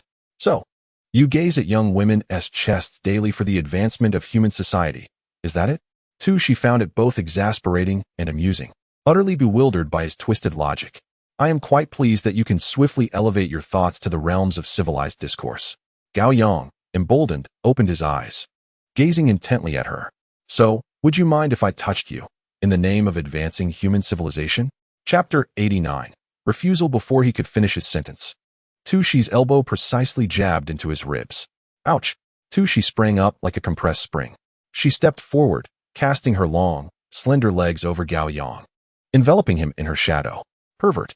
Since I cannot argue with you, let me act on behalf of the heavens and rid the world of your menace. As she spoke, she extended her hands, gripping Gao Yang's neck. With her movement, the hem of her white t-shirt slightly lifted, causing her two inverted peaks to sway gently. The rising contours dazzling Gao Yang's eyes with a blinding radiance. Goodness! Be mindful. This is a public place. Gao Yang flailed, desperately trying to ward off Tushi's advances.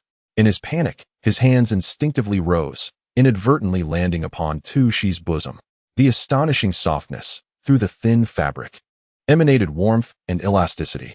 The sensation was akin to clouds that had slipped down from the heavens, delicately entwining him. Gao Yang's mind momentarily froze.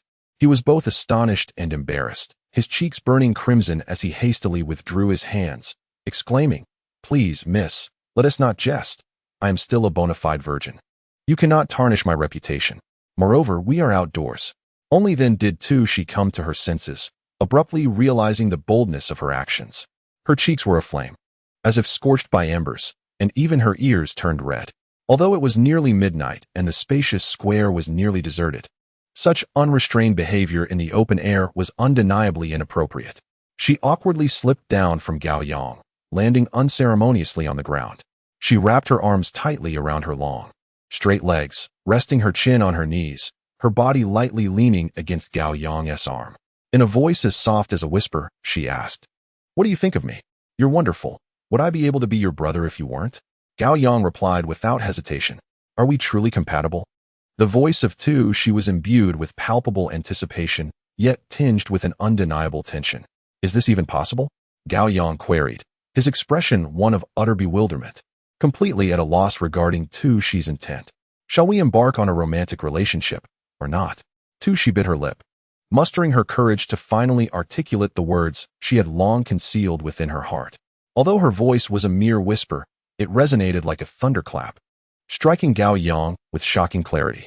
He turned to face her, momentarily speechless, his mouth agape as he struggled to find his voice. After a few seconds, he dramatically covered his face and, in a tone more mournful than a funeral dirge, exclaimed, "I considered you a brother. How could you possibly want to court me? Are you even human? You're a beast. How am I to face you from now on? How can I go on living? Please, stop this charade." Tushi interrupted his lamentations, her voice laced with fatigue. "I'm not joking with you. Is it that I am unworthy of you, or do you simply not harbor feelings for me?"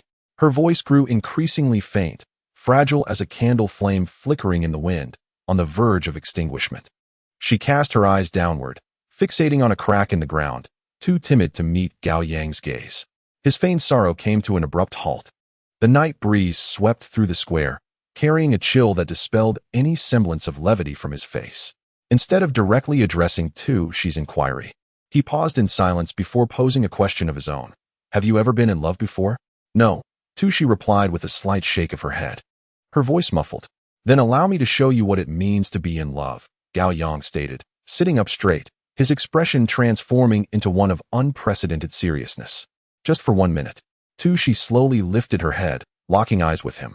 In that moment, the world around them fell silent, within the depths of his profound gaze. Her countenance, both defiant and imbued with anxiety, was vividly reflected. In turn, her eyes mirrored the transformation of his expression, which had shed all jest, now bearing a wild and untamed quality.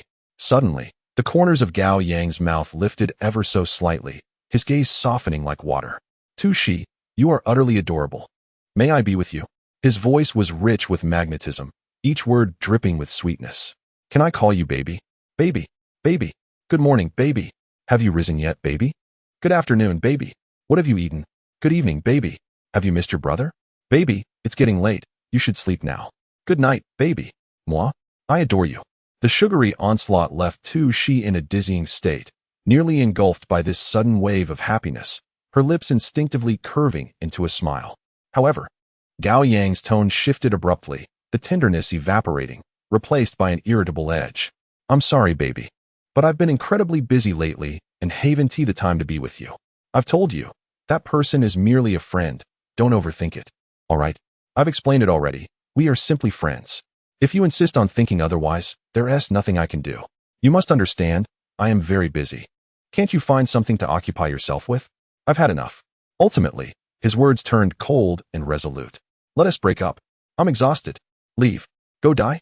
Gao Yang spoke in a single breath, his words flowing seamlessly at an astonishing speed, taking less than a minute to deliver. He clearly observed the transformation of Tu Shi's expression reflected in his pupils, from sweet shyness to bewildered terror, and then from terror to the anger of betrayal. Ultimately, all emotions faded, leaving only an endless sense of regret and desolation. Tu Shi stared at him blankly, and after a moment, managed to utter a question through clenched teeth. Did you apply to the Central Academy of Drama for your college entrance exam? Noticing this, Gao Yang pointed at Tu Shi, as if he had exhausted all his energy, and lay back down on the cold marble floor. He gazed seriously at the starry sky, contemplating how, in a mere 60 seconds, their relationship had shifted from sweet nothings to mutual disdain. It's not that I reject you, Tu Shi. Our romance might only sustain 6 months of passion. After that, we could very well become strangers who no longer interact. Consider this. Once a romantic relationship commences, and you declare this man to be yours, you begin to impose restrictions on him. He cannot do this. He cannot do that. He paused, his voice becoming somewhat ethereal. If this person is not your boyfriend, he can look at whomever he pleases, go wherever he wishes. But once he becomes your boyfriend, you start to think, how can he glance at other women on the street? How can he go out with someone else besides me? Why is he calling other women late at night? Chapter 90.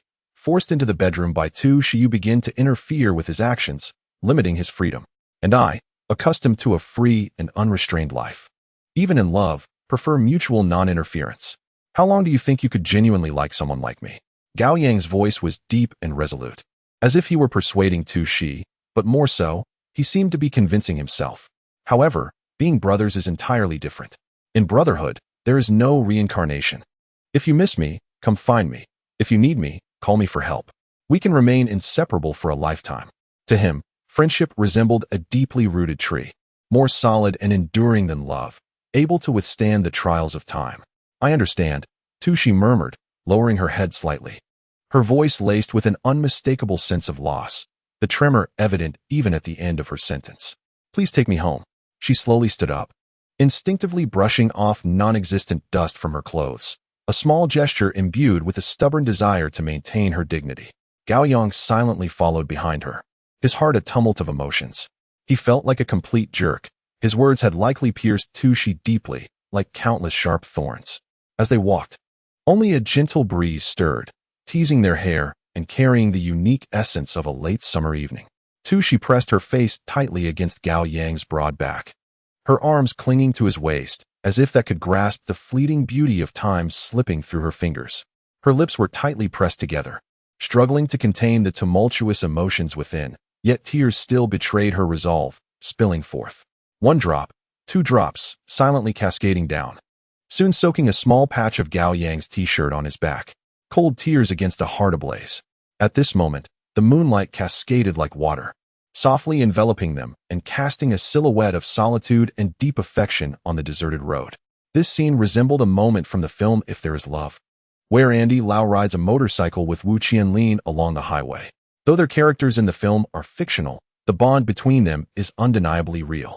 A profound silence accompanied their journey. Upon arriving at Tu Shi's residence, the aged apartment building stood quietly in the night. Gao Yang squeezed the brake, his feet touching the ground. We've arrived. You should go upstairs, he said. Tu Shi did not descend immediately. She slightly turned her face, raising her hand to gently brush away a tear from the corner of her eye. It's dark in the hallway. Please accompany me upstairs.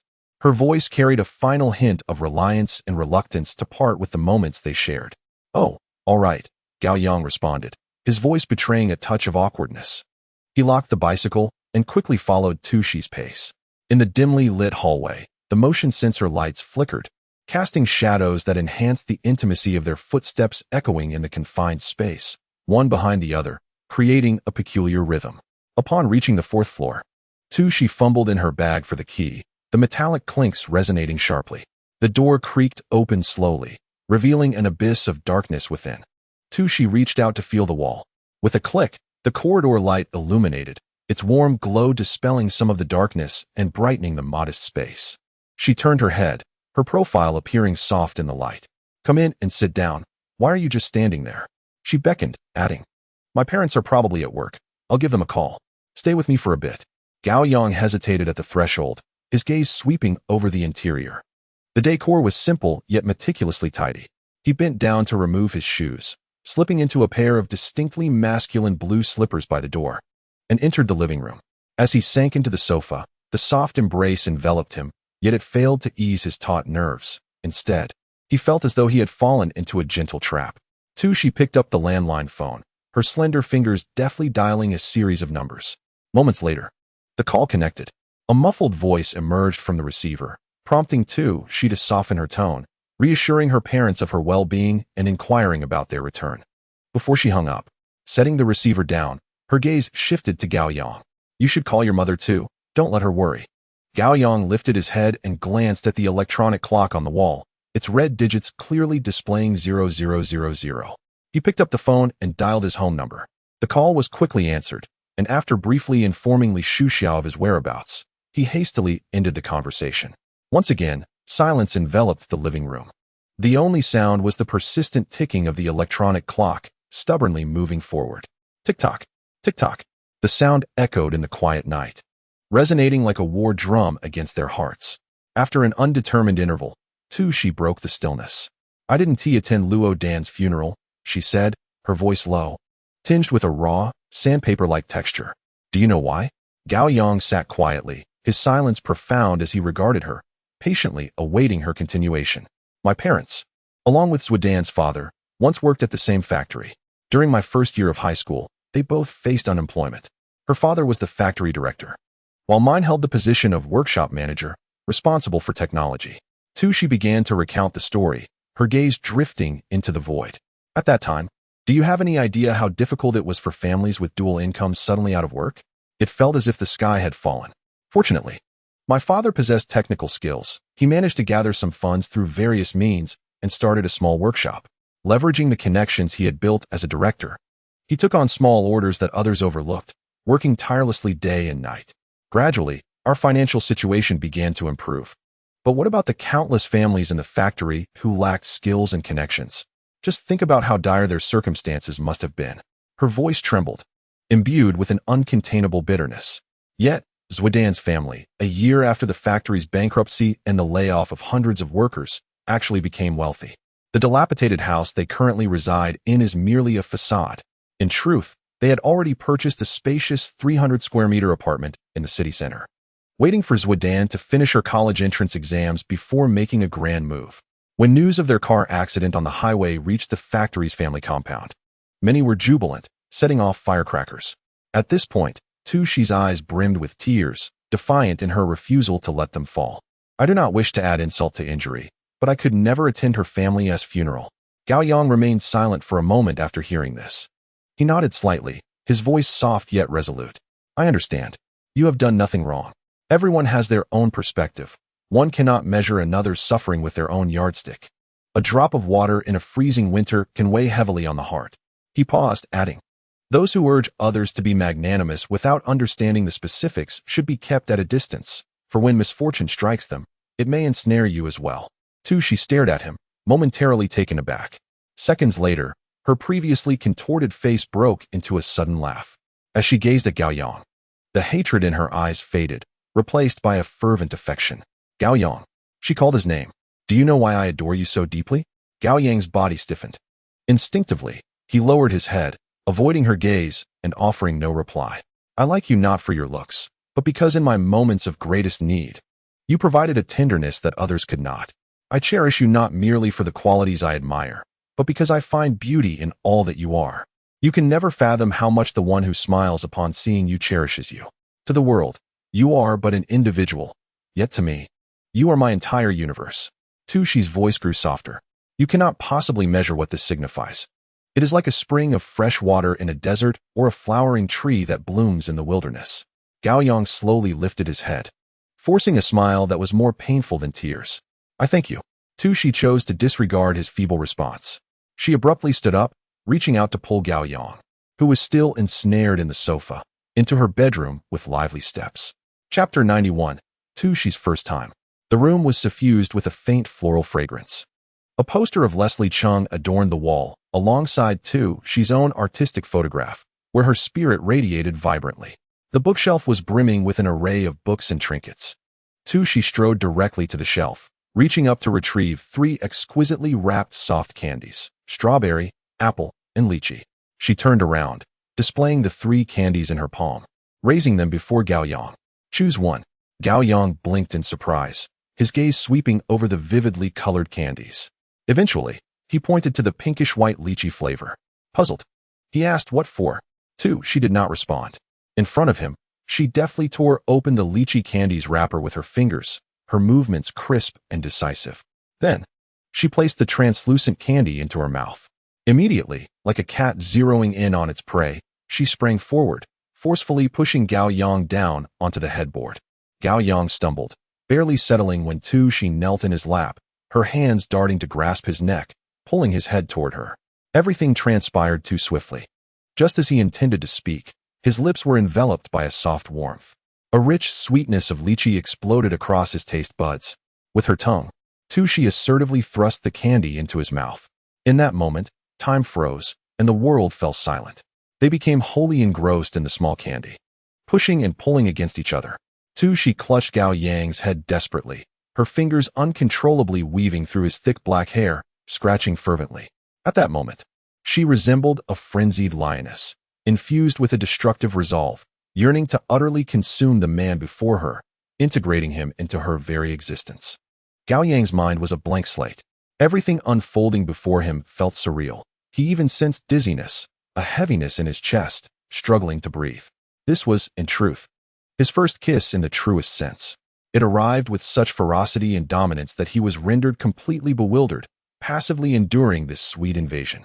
His hands flailed in confusion, and in a moment of desperation, he clutched the corner of the bedside table. His arms strained, veins bulging with exertion. The two of them engaged in a fierce and chaotic battle over the small candy in their mouths. Initially, they rebuffed each other's attempts to claim the candy, their tongues becoming instruments of offense and defense. Tu Shi was resolute in gaining the upper hand, and soon her soft lips joined the fray. Gao Yang found himself at a disadvantage. Tu Shi pressed her advantage, swiftly delivering the candy deep into the enemy's territory. Left with no choice, Gao Yang deployed his robust teeth in defense. However, it wasn't long before Tu Shi began to retreat, the tide shifting against her. In their back and forth, they began to rhythmically circle around the candy. Minutes slipped by. Gradually, the gummy candy began to melt, its rich sweetness spreading between the two, only to vanish without a trace. The entire duration of their battle was infused with a potent lychee flavor, a taste indelibly etched in their memories. Tu Shi and Gao Yang slowly separated, both taking deep breaths to calm their hurried gasps. Tu Shi gazed at Gao Yang with unwavering determination and deep affection, articulating each word. It matters not that you do not love me now. I shall wait until you do. Life is long. And while I lack the confidence to ensure you remember me, since you enjoy lychee-flavored gummy candy, I can only hope that you remember our first kiss was infused with that flavor. Thus, whenever you encounter the scent of lychee, you will recall me. With that, she seemed to resolve herself to a decision and pushed Gao Yang back onto the bed. In a swift motion, she discarded her white t-shirt, revealing a white bra beneath. She shed the last veil of modesty, her cheeks flushed with excitement, her breathing growing increasingly rapid. Grasping Gao Yang's hand, her voice trembled slightly, a mixture of shyness and resolve. Have you not always liked this place? Go ahead, touch. At that moment, Gao Yang's mind was beyond mere confusion. It was on the brink of collapse. His heart raced, threatening to burst from his chest and leap into his throat. Hey, don't do this, he rasped, attempting to free himself from Tu Shi's grip. Yet, she clung to him fiercely, their hands locked in a silent struggle, neither willing to yield. Have you ever been through withdrawal? How can you endure this? Tu Shi's eyes shimmered with unshed tears, her voice tinged with grievance. tears swirling in her eyes.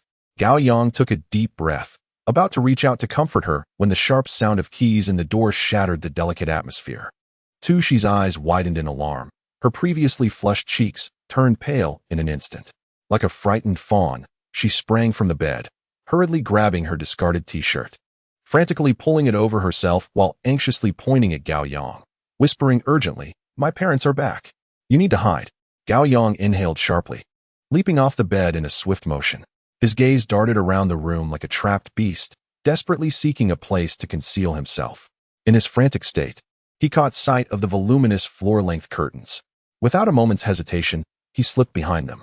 Meanwhile, Tu Shi rushed toward the door, attempting to maintain her composure while calling out loudly, "Who is it?" Outside, her parents' voices echoed. "It's us, Shi, open the door." In her haste, Tu Shi caught a glimpse of Gao Yang's shoes at the entrance. She dashed over, snatched them up, and like a gust of wind, raced back to the bedroom, shoving the shoes into Gao Yang's hands hidden behind the curtain. She then turned and sprinted to open the door for her parents. Chapter 92. Just a wall away from Tu Shi's parents. The thrill was indeed palpable. As soon as Tu Shi's parents stepped through the door, they frowned and began to complain. Shi, why did you take so long to open the door?" She mumbled a few vague responses, yet inside, her heart raced like a lively rabbit, filled with anxiety and unease. Once Tu Shi's parents changed their shoes, they headed straight to the bathroom to wash up. Gao Yang, barefoot and clutching a smelly shoe in one hand, stood like a statue behind the curtains. His body was rigid, and even his breathing became cautious, fearful of making the slightest sound that might betray his hiding place. Tu Shi returned to her bedroom and quickly changed into her pajamas, her movements frantic and hurried. She climbed into bed, feigning exhaustion and preparing to turn off the light to sleep. Her mother entered the bedroom midway, a look of confusion in her eyes as she scanned the room, saying, Shi, get ready. Your father and I are taking you on a trip the day after tomorrow, and your grades will be available when we return." Tu Shi pretended to be on the verge of sleep, responding weakly, before gently pushing her mother out of the room. As soon as the door clicked shut, Tu Shi let out a long sigh of relief. Meanwhile, Gao Yang, concealed behind the dark, cramped curtains, gripped his sweat-scented Nike shoes tightly, his body aching from standing still for so long. Outside, Tu Shi's parents busied themselves for about half an hour before the noise finally subsided. With a soft click of the master bedroom door, the world around them fell silent. Tu Shi crouched low, like a nimble hunter, stealthily slipping behind the curtains. The moonlight filtering through outlined her figure, and mischief sparkled in her bright eyes, erasing any trace of the earlier tension and chaos from her face. She reached out and playfully pinched Gao Yang's taut cheek, then, with a provocative glance, seemed to relish the joy of teasing him. Gao Yang stiffened, afraid to move a muscle lest he produce the faintest sound. Seeing his reluctance to retaliate emboldened Tu Shi, who let her hand slide down, pinching him again through his thin summer attire. Leaning closer, her warm breath brushed against his ear as she spoke in a soft, seductive tone. "Listen, you have two choices. One, you can stand here like a wooden stake for 2 hours until they fall asleep, and then you can sneak away. Or two," she deliberately elongated her words, a wicked smile spreading across her face. "Tonight, you sleep in my bed. Tomorrow morning, I'll tell my parents you're my boyfriend. But the consequence is that you must marry me. Which will you choose?" Gao Yang's body stiffened like a piece of iron. He slightly turned his head, his lips nearly touching Tu Shi's ear, and replied in a hushed tone, "I will never negotiate with the enemy under the butcher's knife. I choose to stand." "You're something." Tu Shi pouted, slightly displeased at not gaining the upper hand. She huffed, turning around and tiptoeing back to her bed, diving into the soft comforter. Yet, after a brief moment, she felt unsatisfied.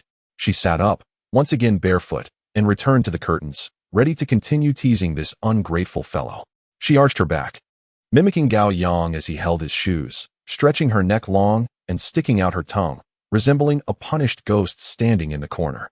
Out of the corner of his eye, Gao Yang caught sight of her playful demeanor, nearly bursting into laughter from the absurdity. Suddenly, Tu Shi turned her head, and before he could react, she pouted and planted a flurry of haphazard kisses on his face. Her eyes were wide open, sparkling with unabashed teasing and mischief. Gao Yang helplessly turned his head away, evading her relentless onslaught. He began to silently count the seconds as time slipped away, the space behind the curtains becoming stifling and warm. Observing the beads of sweat forming on his forehead, Tu Shi's heart softened. The pleasure derived from tormenting him could not ultimately outweigh her empathy. She quietly approached him again, bending down to place the sneakers on the floor beside him, then gestured for him to lie down on the bed. Gao Yang cautiously shook his head. Tu Shi, seeing through his thoughts, leaned in closer to his ear. Her voice softer this time. It's all right. They must have already fallen asleep. You should lie down for a bit. My dad is snoring. I'll help you sneak out. Gao Yang hesitated, yet the allure of the bed was too great. He followed Tu Shi, tiptoeing as if he were a thief, until he reached the edge of the bed, then slowly lay down. The moment his body made contact with the soft mattress, a moan of comfort nearly escaped his lips. He stretched his stiff limbs, relishing this long-awaited relaxation. Tu Shi took the opportunity to grasp his arm, leaning against him. The two lay side by side on the single bed, enveloped in silence. The room was utterly still, with only the occasional chirping of unknown insects drifting in from outside. The playful and ambiguous atmosphere dissipated, replaced by an unspeakable sadness that weighed heavily on their hearts, foreshadowing an impending separation. Time passed unnoticed until Gao Yang suddenly felt a cool dampness on his arm. Looking down, illuminated by the moonlight, he saw Tu Shi's tears, one drop, then another, silently falling onto his t-shirt. Tu Shi leaned in closer, her voice trembling with barely suppressed sobs, each word quaking. I think they must be asleep now. You should go. Tomorrow, I will disappear from your world, completely vanish, until one day you decide to find me. And I will always be here, waiting for you. If you wish, I will love you forever. If you do not, I will always yearn for you. After speaking, she could no longer hold herself together, collapsing against Gao Yang's shoulder, her body shaking violently. Scalding tears soaked his shirt once more. A sharp pain pierced Gao Yang's heart, as if a keen dagger had struck him fiercely. He reached out, awkwardly patting Tu Shi's trembling shoulder. He yearned to say something comforting, yet found that any words at that moment felt inadequate, even hollow. He slowly sat up, silently putting on his shoes, then groped his way toward the door in the dark. Tu Shi also rose, hastily wiping away the tears from the corners of her eyes with the back of her hand, silently and stubbornly watching his figure being swallowed by the shadows. A cool night breeze swept toward him, dissipating the heat and fatigue that clung to his body. He turned back for one last glance at the slightly ajar bedroom door, where Tu Shi's silhouette flickered in and out of view. Chapter 93. In this life, I shall not let you leave me again. The night breeze brushed against his face, carrying a hint of chill. Gao Yang rode his bicycle slowly along the deserted road. The streetlights on either side emitted a soft, yellow glow, casting a long, thin shadow on the asphalt, enhancing his profound solitude. His mind was filled with images of Tu Shi, her mischievous smile, her tears, her tenderness, and her unwavering stubbornness. Abruptly, he braked, halting under a streetlight, and turned to look back toward Tu Shi's home. His thoughts pulled him back to the previous life. On that similarly stifling summer night, he had refrained from uttering the cruel words he had just spoken. Faced with Tu Shi's remarkably bright eyes, brimming with love and anticipation, he had succumbed. Of course, Tu Shi's father had not noticed that Gao Yang, the grandson, had been stealing from under his very nose. Throughout their 4 years at university, one went south while the other remained in Beijing. The vast distance did not diminish Tu Shi's fervor, but became a breeding ground for Gao Yang's indulgence. Gao Yang was not unattractive, and he was eloquent. The girls surrounding him bloomed like the flowers of spring, one after another. He began to weave lies. She is merely a classmate, just an ordinary friend, don't think too much of it. I swear, you are the only one in my heart. The lies multiplied like a rolling snowball, growing larger until he himself began to believe them. He ensnared one lie with another, weaving an impenetrable web that ensnared Tu Shi far away and himself within it. He reveled in the thrill of dancing on the razor's edge, savoring the false sense of achievement that came from his duplicity. And what of Tu Shi? She repeatedly pressed him over the phone, time and again witnessing the panic in his eyes during her unexpected visits. Her disappointment accumulated like droplets of water, gradually filling a lake of despair. Yet her love for him was profound. She consistently chose to believe in him at the critical moment, conjuring excuse after excuse to persuade herself. Until the year 2008. That night, the fireworks at the bird's nest were so resplendent they seemed to ignite the entire night sky. Everyone was enveloped in immense national pride, rejoicing and celebrating. Tu Shi leaned against his shoulder, her eyes reflecting the dazzling display, softly discussing their future plans. Meanwhile, Gao Yang's mind was consumed with thoughts of how to extricate himself from her embrace to meet a long-lost female classmate. The next day, he concocted an excuse and headed straight to Macau. A night of infidelity ensued, and when he emerged from the revolving door of the new Lisboa hotel, elated, he spotted Tushi. She stood not far away, basking in the glaring sunlight. She did not weep, nor did she create a scene. Her face bore not even a trace of expression. She simply gazed at him in silence. Those eyes, once as radiant as stars, now appeared lifeless, akin to two desolate wells that could no longer reflect his image. In that moment, Gao Yang felt as though Tushi had perished, and he was the one who had delivered the fatal blow. The clamor of tourists and the cacophony of voices around him faded instantaneously into a silent black and white film. He could only recall the final glance she cast his way. In that fleeting moment, there was no love, no hatred, not even disappointment, only an expanse of barren stillness. Subsequently, after parting ways with Gao Yang, Tushi never remarried, a lingering source of guilt throughout his previous life. Upon returning home, Gao Yang collapsed onto his bed. Tossing and turning, he endured a night devoid of sleep. The first rays of morning sunlight timidly infiltrated the room. Exhausted, he blinked his eyes, which felt as heavy as lead, and propped himself up on the bed.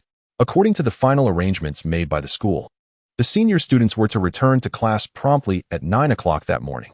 Struggling against his drowsiness, Gao Yang made his way to the classroom. By this time, the classroom was already a scene of chaos, with students gathered in groups, chatting and laughing. Everything around him felt utterly dissonant. He walked alone to his seat, and as he sat down, fatigue washed over him like an ebbing tide. His eyelids grew heavier, and his mind began to cloud. Just then, a figure even more lifeless than himself stumbled into the room. How Dabayat dragged his leaden legs into the classroom. His condition appeared worse than Gao Yang's. His eyes were bloodshot, vacant, and his entire demeanor exuded an aura of utter exhaustion. Squinting through his bleary eyes, Gao Yang observed how Dabayat's ghastly appearance and weakly inquired, "Did you not sleep at all last night?" How Dabayat slumped into his seat, letting out a yawn that could shake the heavens, tears streaming down his face. He replied helplessly, almost. He set down his backpack, stretched in a manner that seemed to make his bones groan, and continued, "Last night, my father, that old rascal, excitedly cooked a few dishes and even opened a fine bottle of wine, inviting me for a drink to celebrate my high school graduation. I was quite touched at first, thinking it was a heartwarming father-son gathering, but little did I expect he was intent on getting me thoroughly inebriated. I drank until the world spun, crawled to the bathroom, and was about to induce vomiting when I suddenly spotted my unwashed underwear in the basin. At that moment, my brain felt as if it had been kicked by a mule, compelling me to kneel down and start washing my underwear while simultaneously heaving into the basin. Had it not been for my mother stopping me, I might have perished right there by the sink. I really need to catch some sleep." With that, how Dabayat collapsed onto the table, instantly drifting off to slumber. After listening to this tale of paternal affection, a faint smile barely graced Gao Yang's lips. He too leaned over the table and quickly succumbed to a deep slumber. Uncertain of how much time had passed, old Lu, with a cheerful demeanor and slightly limping gait, entered the classroom. His gentle gaze swept across each youthful face, adorned with his ever-present amiable smile. The room fell silent in an instant. He ambled up to the podium and cleared his throat. During school hours, the institution explicitly prohibited romantic entanglements. Old Lu's voice was soft. "Now, it is time for you all to depart." The entire class erupted in laughter. I am no relic of the past. I am aware that there are a few couples in our class who have been clandestinely engaged in their secret affairs. A hint of amusement danced at the corners of old Lu's mouth. "Now that you have graduated, how many couples do we have? Stand up and let everyone see you." The once secretive lovers no longer felt the need to conceal their affection. At this moment, they sat sweetly together. Upon hearing their teacher's words, albeit with a touch of bashfulness, they gradually rose to their feet. A wave of teasing, whistling, and enthusiastic applause engulfed the classroom, and the air was thick with a delightful, flirtatious atmosphere. In a corner, Huang Bei kept her head down, her fingers gripping a pen, scribbling something on her desk, isolating herself from the commotion. Nearby, Tushi's seat was conspicuously empty, resembling a forgotten nook. Bing Bing, however, silently fixated on Wang Wan, her eyes brimming with resentment. Wang Wen, seemingly intent on ignoring her, evaded her gaze, unwilling to meet Bing Bing's eyes. To escape that piercing stare, Wang Wen reached out to shake the slumbering Gao Yang and how to bow in the back row. Hey, wake up. To bow. Gao Yang, stop sleeping. Teacher Lu wants you both to stand up. Still lost in the clutches of sleep, Gao Yang and How to Bao's minds were completely blank. They barely registered Wang Wen's shouts, only catching fragments of Teacher Lu and stand up. Groggily, they propped themselves up on the desks. One had hair tousled like a bird's nest, while the other had drool glistening at the corner of his mouth. In an instant, all eyes in the classroom converged upon the last row. After a brief silence, a cacophony of laughter erupted, threatening to lift the roof. What the heck? Those two, Gao Bao and Gao Yang, stood there with large question marks hovering above their heads, utterly bewildered. They observed their classmates convulsing with laughter and glanced at old Lu, whose mouth hung agape in astonishment. Suddenly realizing they had stumbled into a pitfall, they exchanged a knowing glance. In the next moment, they simultaneously lifted their feet and, with precision, kicked Wang Wen's chair. Ouch! Wang Wen, chair and all, was propelled forward. After this, Gao Yang, with a blank expression, returned to his seat, leaning on the desk to resume his slumber. Old Lu, amused, shook his head with a smile, waiting for the laughter to subside before resuming. The affection between you high school boys and girls is indeed pure beyond measure.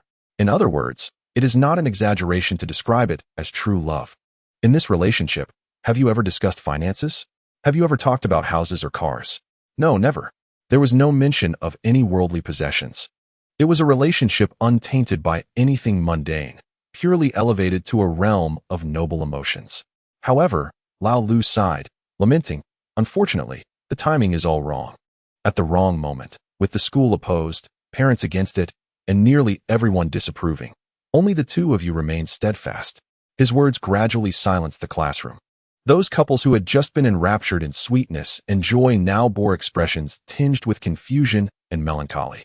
As the fervor of youth began to cool, as they wrestled with the mire of reality in their 20s, struggling to afford a designer handbag for their beloved, scurrying to meet the demands of mothers-in-law concerning houses, cars, and dowries, might they, during some sleepless midnight, suddenly recall that girl from their teenage years who required nothing but kindness? Time passed, and Gao Yang was jolted awake by a cacophony of noise. He slowly opened his eyes to find the classroom in disarray, resembling a boiling pot of porridge. Chapter 94. Huang Bei finally appears. Students clustered in groups, clutching colorful graduation yearbooks, exchanging final messages and contact information. Haodaba, somehow acquiring a brand new yearbook, buzzed around the classroom like an energized bee. Gao Yang rubbed his sleepy eyes, his gaze instinctively drifting toward the seat of 2She, which remained conspicuously empty. He stared at it for a long while, a wave of inexplicable melancholy washing over him. He rose and exited the classroom, his steps slow as he made his way toward the boys' restroom at the end of the corridor. The sound of cold water gushing from the faucet echoed. Gao Yang extended his hand under the stream, relishing the chill, then abruptly splashed a handful of water onto his face. Instantly, much of his drowsiness dissipated, and his mind became noticeably clearer. He fished a cigarette from his school uniform pocket, expertly lit it, and took a deep drag. The mild numbness brought by nicotine slid down his throat into his lungs. At that moment, the door of a stall creaked open behind him. The sound of flushing followed, and Lao Zhou emerged, adjusting his trousers. Gao Yang and Lao Zhou's gazes collided midair. Time seemed to freeze. In the atmosphere, beyond the unbearable odor, an awkward tension rapidly spread. Gao Yang, cigarette in mouth, stood frozen in place. Lao Zhou, also momentarily stunned, remained still. Silence. A deathly silence. It was Gao Yang who first regained his composure.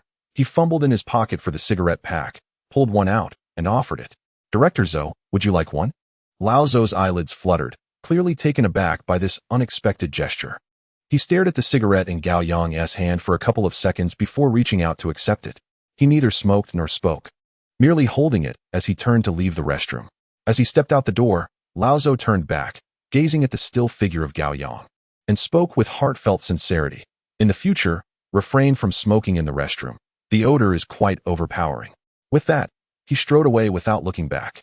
Gao Yang watched Lao Zhou's retreating silhouette, chuckling softly as he extinguished the cigarette in his hand and turned back towards the classroom. Upon his return, he found Huang Bei already seated in Hao Daba's spot, patiently awaiting him. A radiant smile immediately blossomed on Huang Bei's face upon seeing Gao Yang, who reciprocated with a slight grin, acknowledging her presence. Long time no see. 4 days and 5 hours. Huang Bei replied almost without hesitation. Gao Yang paused momentarily, then smiled again, choosing not to pursue that line of conversation. How did you fare on the exam? Huang Bei broke the silence first, her eyes reflecting concern. Not too bad, and you? Gao Yang countered. Not well. Huang Bei's tone was instantly filled with disappointment, her gaze dimming. She feared she might not even make it to undergraduate studies. The results haven't been released yet. Let's not jump to conclusions. Gao Yang offered a dry consolation. I know my own situation, Huang Bei replied, her voice tinged with a blend of stubbornness and resignation. I might not even get into Shengjing University. What are your plans? To retake the year. Huang Bei lowered her head, her voice barely audible. My mother is returning next month specifically to discuss my re-examination. Oh, Gao Yang responded softly. Uncertain of what else to say, the atmosphere fell into silence once more. Do you have any plans for tomorrow? Huang Bei suddenly lifted her gaze, looking directly at him. No, Gao Yang answered. Come to my house in the morning to pick me up, okay? I want to go hiking. I have something to tell you. She didn't give Gao Yang a chance to respond. With that, she swiftly stood up, grabbed her backpack, and hurried towards the classroom door. Gao Yang watched her disappear through the doorway, lost once again in contemplation. Just as he was enveloped in his thoughts, a figure abruptly crashed into the empty seat beside him, the chair scraping against the floor with a jarring sound. Hao Daba unexpectedly appeared from nowhere. He poked Gao Yang, who was deep in thought, with a mischievous glint in his eye, asking curiously, Hey, why didn't T2 come today? And why did Huang Bei leave? Aren't they both joining the class for the farewell dinner this afternoon? Hao Daba, once he began to speak, expertly plunged 2 metaphorical knives into Gao Yang's chest. Gao Yang's eyelids twitched, yet he managed a nonchalant smile, shaking his head. I'm not sure. He turned to scrutinize Hao Daba. What s with you? Flitting about the classroom like a butterfly, aren't you hot? Hao Daba proudly brandished a colorful yearbook in his hand. I'm writing in the yearbook. It's a graduation essential. Haven't you prepared one? Gao Yang's lips curled slightly in a faint expression of disdain, his tone laced with the wisdom of experience. Childish. I remember my classmates in my heart. You're something else, Hao Daba scoffed, clearly unfazed by Gao Yang's pretentious remarks. He slammed the yearbook in front of Gao Yang, exclaiming, Come on, everyone present in our class today must finish writing their farewell messages. You're the only one left. I saved the most important page for you. Aren't you touched? Gao Yang took the aesthetically questionable yearbook from Hao Daba, his gaze lingering for a moment on the blank pages adorned with cartoon patterns. After a brief contemplation, he uncapped his pen and inscribed, before parting, I offer you a heartfelt blessing. May you never grow thin until the end of your days. Hao Daba curiously leaned over to observe Gao Yang as he wrote each stroke, initially murmuring the words along with him. Halfway through, however, his brow furrowed, and after a moment of contemplation, his expression shifted from confusion to anger. What the heck? He snatched the yearbook back, exclaiming, Gao Yang, how cruel of you. Are you wishing for me to remain this fat forever? Rewrite it. With that, he unhesitatingly tore out the page Gao Yang had just written and crumpled it into a ball before returning the yearbook. Gao Yang refrained from teasing him further. He picked up the pen once more, his eyes slightly squinted as he pondered for a moment, the tip of his pen scratching across the paper. I wish Daba a future full of charm, with admirers aplenty, and may he soon find true love, soaring like phoenixes together, their fragrance filling the golden halls. Hao Daba received the yearbook, this time scrutinizing it word by word, wary of falling into another trap. After finishing, he finally managed to utter, Forget it. You can't expect anything refined from a dog's mouth. I'll make do with this. He tucked the yearbook away and added, By the way, there's a gathering this afternoon. They just counted, and about 20 people won't be attending. Isn't that just to your liking? Make sure to eat enough for me to recoup my costs. Gao Yang, stretching lazily, replied with a teasing tone, Just perfect. No sooner had he spoken than Junzi and Li Yong approached from the front row. Junzi slapped Gao Yang on the shoulder, saying, Hey Gao, let us head to Daniel's place and play some guitar. Gao Yang glanced at his watch and nodded. Let us go. There are still 3 hours until dinner. Perfect time for a stroll. With that, he stood up first, hands in his pockets, striding toward the classroom door. Hao Daba, Junzi, and Li Yong quickly followed. The four of them differing in height and build, linking arms as they sauntered out of the teaching building. As soon as they exited the school gates, the summer sunshine poured down generously. Junzi skillfully pulled out a pack of cigarettes from his pocket, shaking one out and passing it to Gao Yang, distributing them to the others in turn. Hao Daba accepted a cigarette, igniting it with a lighter, taking a deep puff before releasing a failed smoke ring. He then inquired, "How did you all do on the exams?" Junzi straightened up, a proud expression on his face. "My dad got me a sports qualification, so I reckon getting into a sports academy should be a piece of cake." Li Yong, standing nearby, sighed softly, smoke escaping from his nostrils, tinged with a hint of melancholy. "I fell short in English. I doubt I'll make it into Rumei, but I should be fine for the art department at a normal teacher's college." Gao Yang did not respond immediately. He raised his head, squinting at the distant, shimmering air distorted by the sun, and said lightly, "I'll check my answers. Aside from math, I should score just over 500 in the other subjects. Shenyang University should be within reach." Chapter 95, The Band of the Mentally Ill. How Debeos inhaled a puff of smoke, only to exhale it in a sudden burst upon hearing the words, "What? Could it be that I went to the same university as you?" Gao Yang's lips curled into a slight smile, his head tilting to the side, revealing an enigmatic grin. "It's not impossible." "What? Are you disdainful of me?" "Well, it's mainly because I've been looking at you for too long. I'm a bit fatigued aesthetically." Hao Debeos chuckled, his cheeks squishing together. "We've been like an old married couple, and you still say such hurtful things." Gao Yang playfully wrapped an arm around his neck, speaking in a teasing tone. "We'll continue our relationship in college. I haven't had enough of you yet. Once we're settled, I'll help your partner have a child, fulfilling our mother's wishes." With that, he extinguished his cigarette, deftly flicking the butt into a nearby trash can. "Can you please act like a decent person? You can't be serious about my brother's wife?" Hao Debeos exclaimed, seizing Gao Yang's neck from behind. Gao Yang skillfully broke free from Hao Debeos' grasp and dashed ahead, calling back, "Don't worry, Debeos. I will make you proud. I'll ensure your partner goes straight to having twins." The four of them laughed and teased each other, quickly entering the Denyo music store. The air conditioning in the store was pleasantly cool, providing a stark contrast to the sweltering heat outside. Denyo was leisurely sunk into the sofa, holding a steaming cup of tea. The store's sound system played a Pink Floyd CD, the psychedelic melodies flowing through the air, enveloping the place in a bohemian ambience. Upon seeing the four enter, Denyo promptly stood up, lowering the volume of the music. Gao Yang and Hao Debeos nonchalantly took their seats on the sofa, while Junzi and Li Yong skillfully retrieved their beloved guitars from the back room. Denyo turned and rummaged through a box on the shelf, soon producing a folded piece of paper, which he handed to Gao Yang. "Here, the girls from your high school always come here to buy CDs. You've seen them. Those two girls who kept staring at you while you were playing last month. They left you their OICQ number, wanting to add you." Gao Yang took the paper, merely glancing at the numbers before casually tossing it onto the coffee table. "Aren't they underage? I want to add them." Upon hearing this, Hao Debeo's eyes lit up instantly. He leaned closer to the coffee table and said to Gao Yang, "What are you doing? Don't waste a good girl. And don't overlook a bad one." As he spoke, he reached for the small piece of paper, silently memorizing the number. "You don't need to memorize it. Just take the paper. You add them." Gao Yang shot him a sidelong glance, seemingly aware of his intentions. "Oh, is that really okay?" Hao Debeos feigned reluctance. Yet his hands moved swiftly to tuck the paper into his pocket, a mischievous grin on his face. Denyo chuckled at the two. "I've passed on the message. Who adds whom is beyond my concern. So, what do you all plan to do after the exams? You have nearly 2 months of summer vacation ahead. Are you planning to go out and have some fun? Why not indulge in a passionate online romance, just like my brother and I?" Gao Yang stretched languidly, reclining against the plush sofa.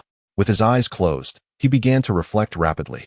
Although he had been reborn, he had not been granted any of the fortunate abilities often depicted in reincarnation novels. His sole asset in this new life was the advantage of memories and insights from a decade ahead of this era. Fortunately, his HAL 163 was on the verge of finding its footing. With proper management, financial stability was likely to follow. In the remaining time, he resolved to engage in pursuits that would bring him joy. With this thought, Gao Yang opened his eyes and turned to the other three, inquiring, "What are your thoughts?" Junzi scratched his head. "I haven't decided yet. Let's just have fun for a few days. After all, the holiday is long, and there's ample time." Hao Debeo leaned back against the sofa, his legs sprawled across the coffee table, exuding an air of nonchalance. I plan to get a driver's license, he announced, clearing his throat as if already seated in a driver's seat. Once I have a car, I can take a beautiful girl for a drive and enjoy a bowl of spicy hot pot together. Unlike you all, who eat on the roadside like dogs. With the air conditioning on in the car, which girl wouldn't be captivated by me? But isn't your girlfriend still in elementary school? Gao Yang interjected with a smirk, arms crossed over his chest. She might not be accustomed to spicy hot pot just yet. You would only be picking her up from school, and besides, she's still a minor. You're not even allowed to kiss her. DeBeo, there's something you've misunderstood. Gao Yang leaned forward, fixing his gaze on How DeBeo, and continued leisurely. You wish for the girl to accompany you on drives and enjoy spicy hot pot, but the prerequisite is that you must first possess a car. If you only learn to drive but have no vehicle, how can she join you for hot pot? You'll just have a driver's license in your pocket. Riding a bicycle to race with a beauty? Imagine her eating sand and clinging to your waist, saying, "Wow, your one-handed grip is so cool." That would be quite awkward. You're being ridiculous. Once I have my license, I'll just rent a car. How DeBeo retorted, visibly flustered. Sure, you have the license, but where's the car? Gao Yang spread his hands, his mockery intensifying. But you don't have a girlfriend, so it's all in vain. I'll kill you, Gao Yang. How DeBeo roared, springing from the sofa like an enraged boar, launching himself at Gao Yang. The two were instantly enmeshed in a struggle, fists and feet flying in a chaotic flurry of flesh and bone. Within moments, How DeBeo, leveraging his 200 pounds of weight, had Gao Yang pinned beneath him. Meanwhile, the previously silent Dainu slowly set down his steaming teacup. His deep gaze swept across the group, and he spoke calmly. If you all have no plans for the summer, why not consider forming a band? It could be a delightful diversion. If I happen to have a performance or similar engagement, you could also see some commercial shows, earning a bit of pocket money in the process. Forming a band. The mere mention of these three words instantly invigorated Junzi and Li Yong, who had just moments ago been listless, prompting them to set aside their guitars with newfound enthusiasm.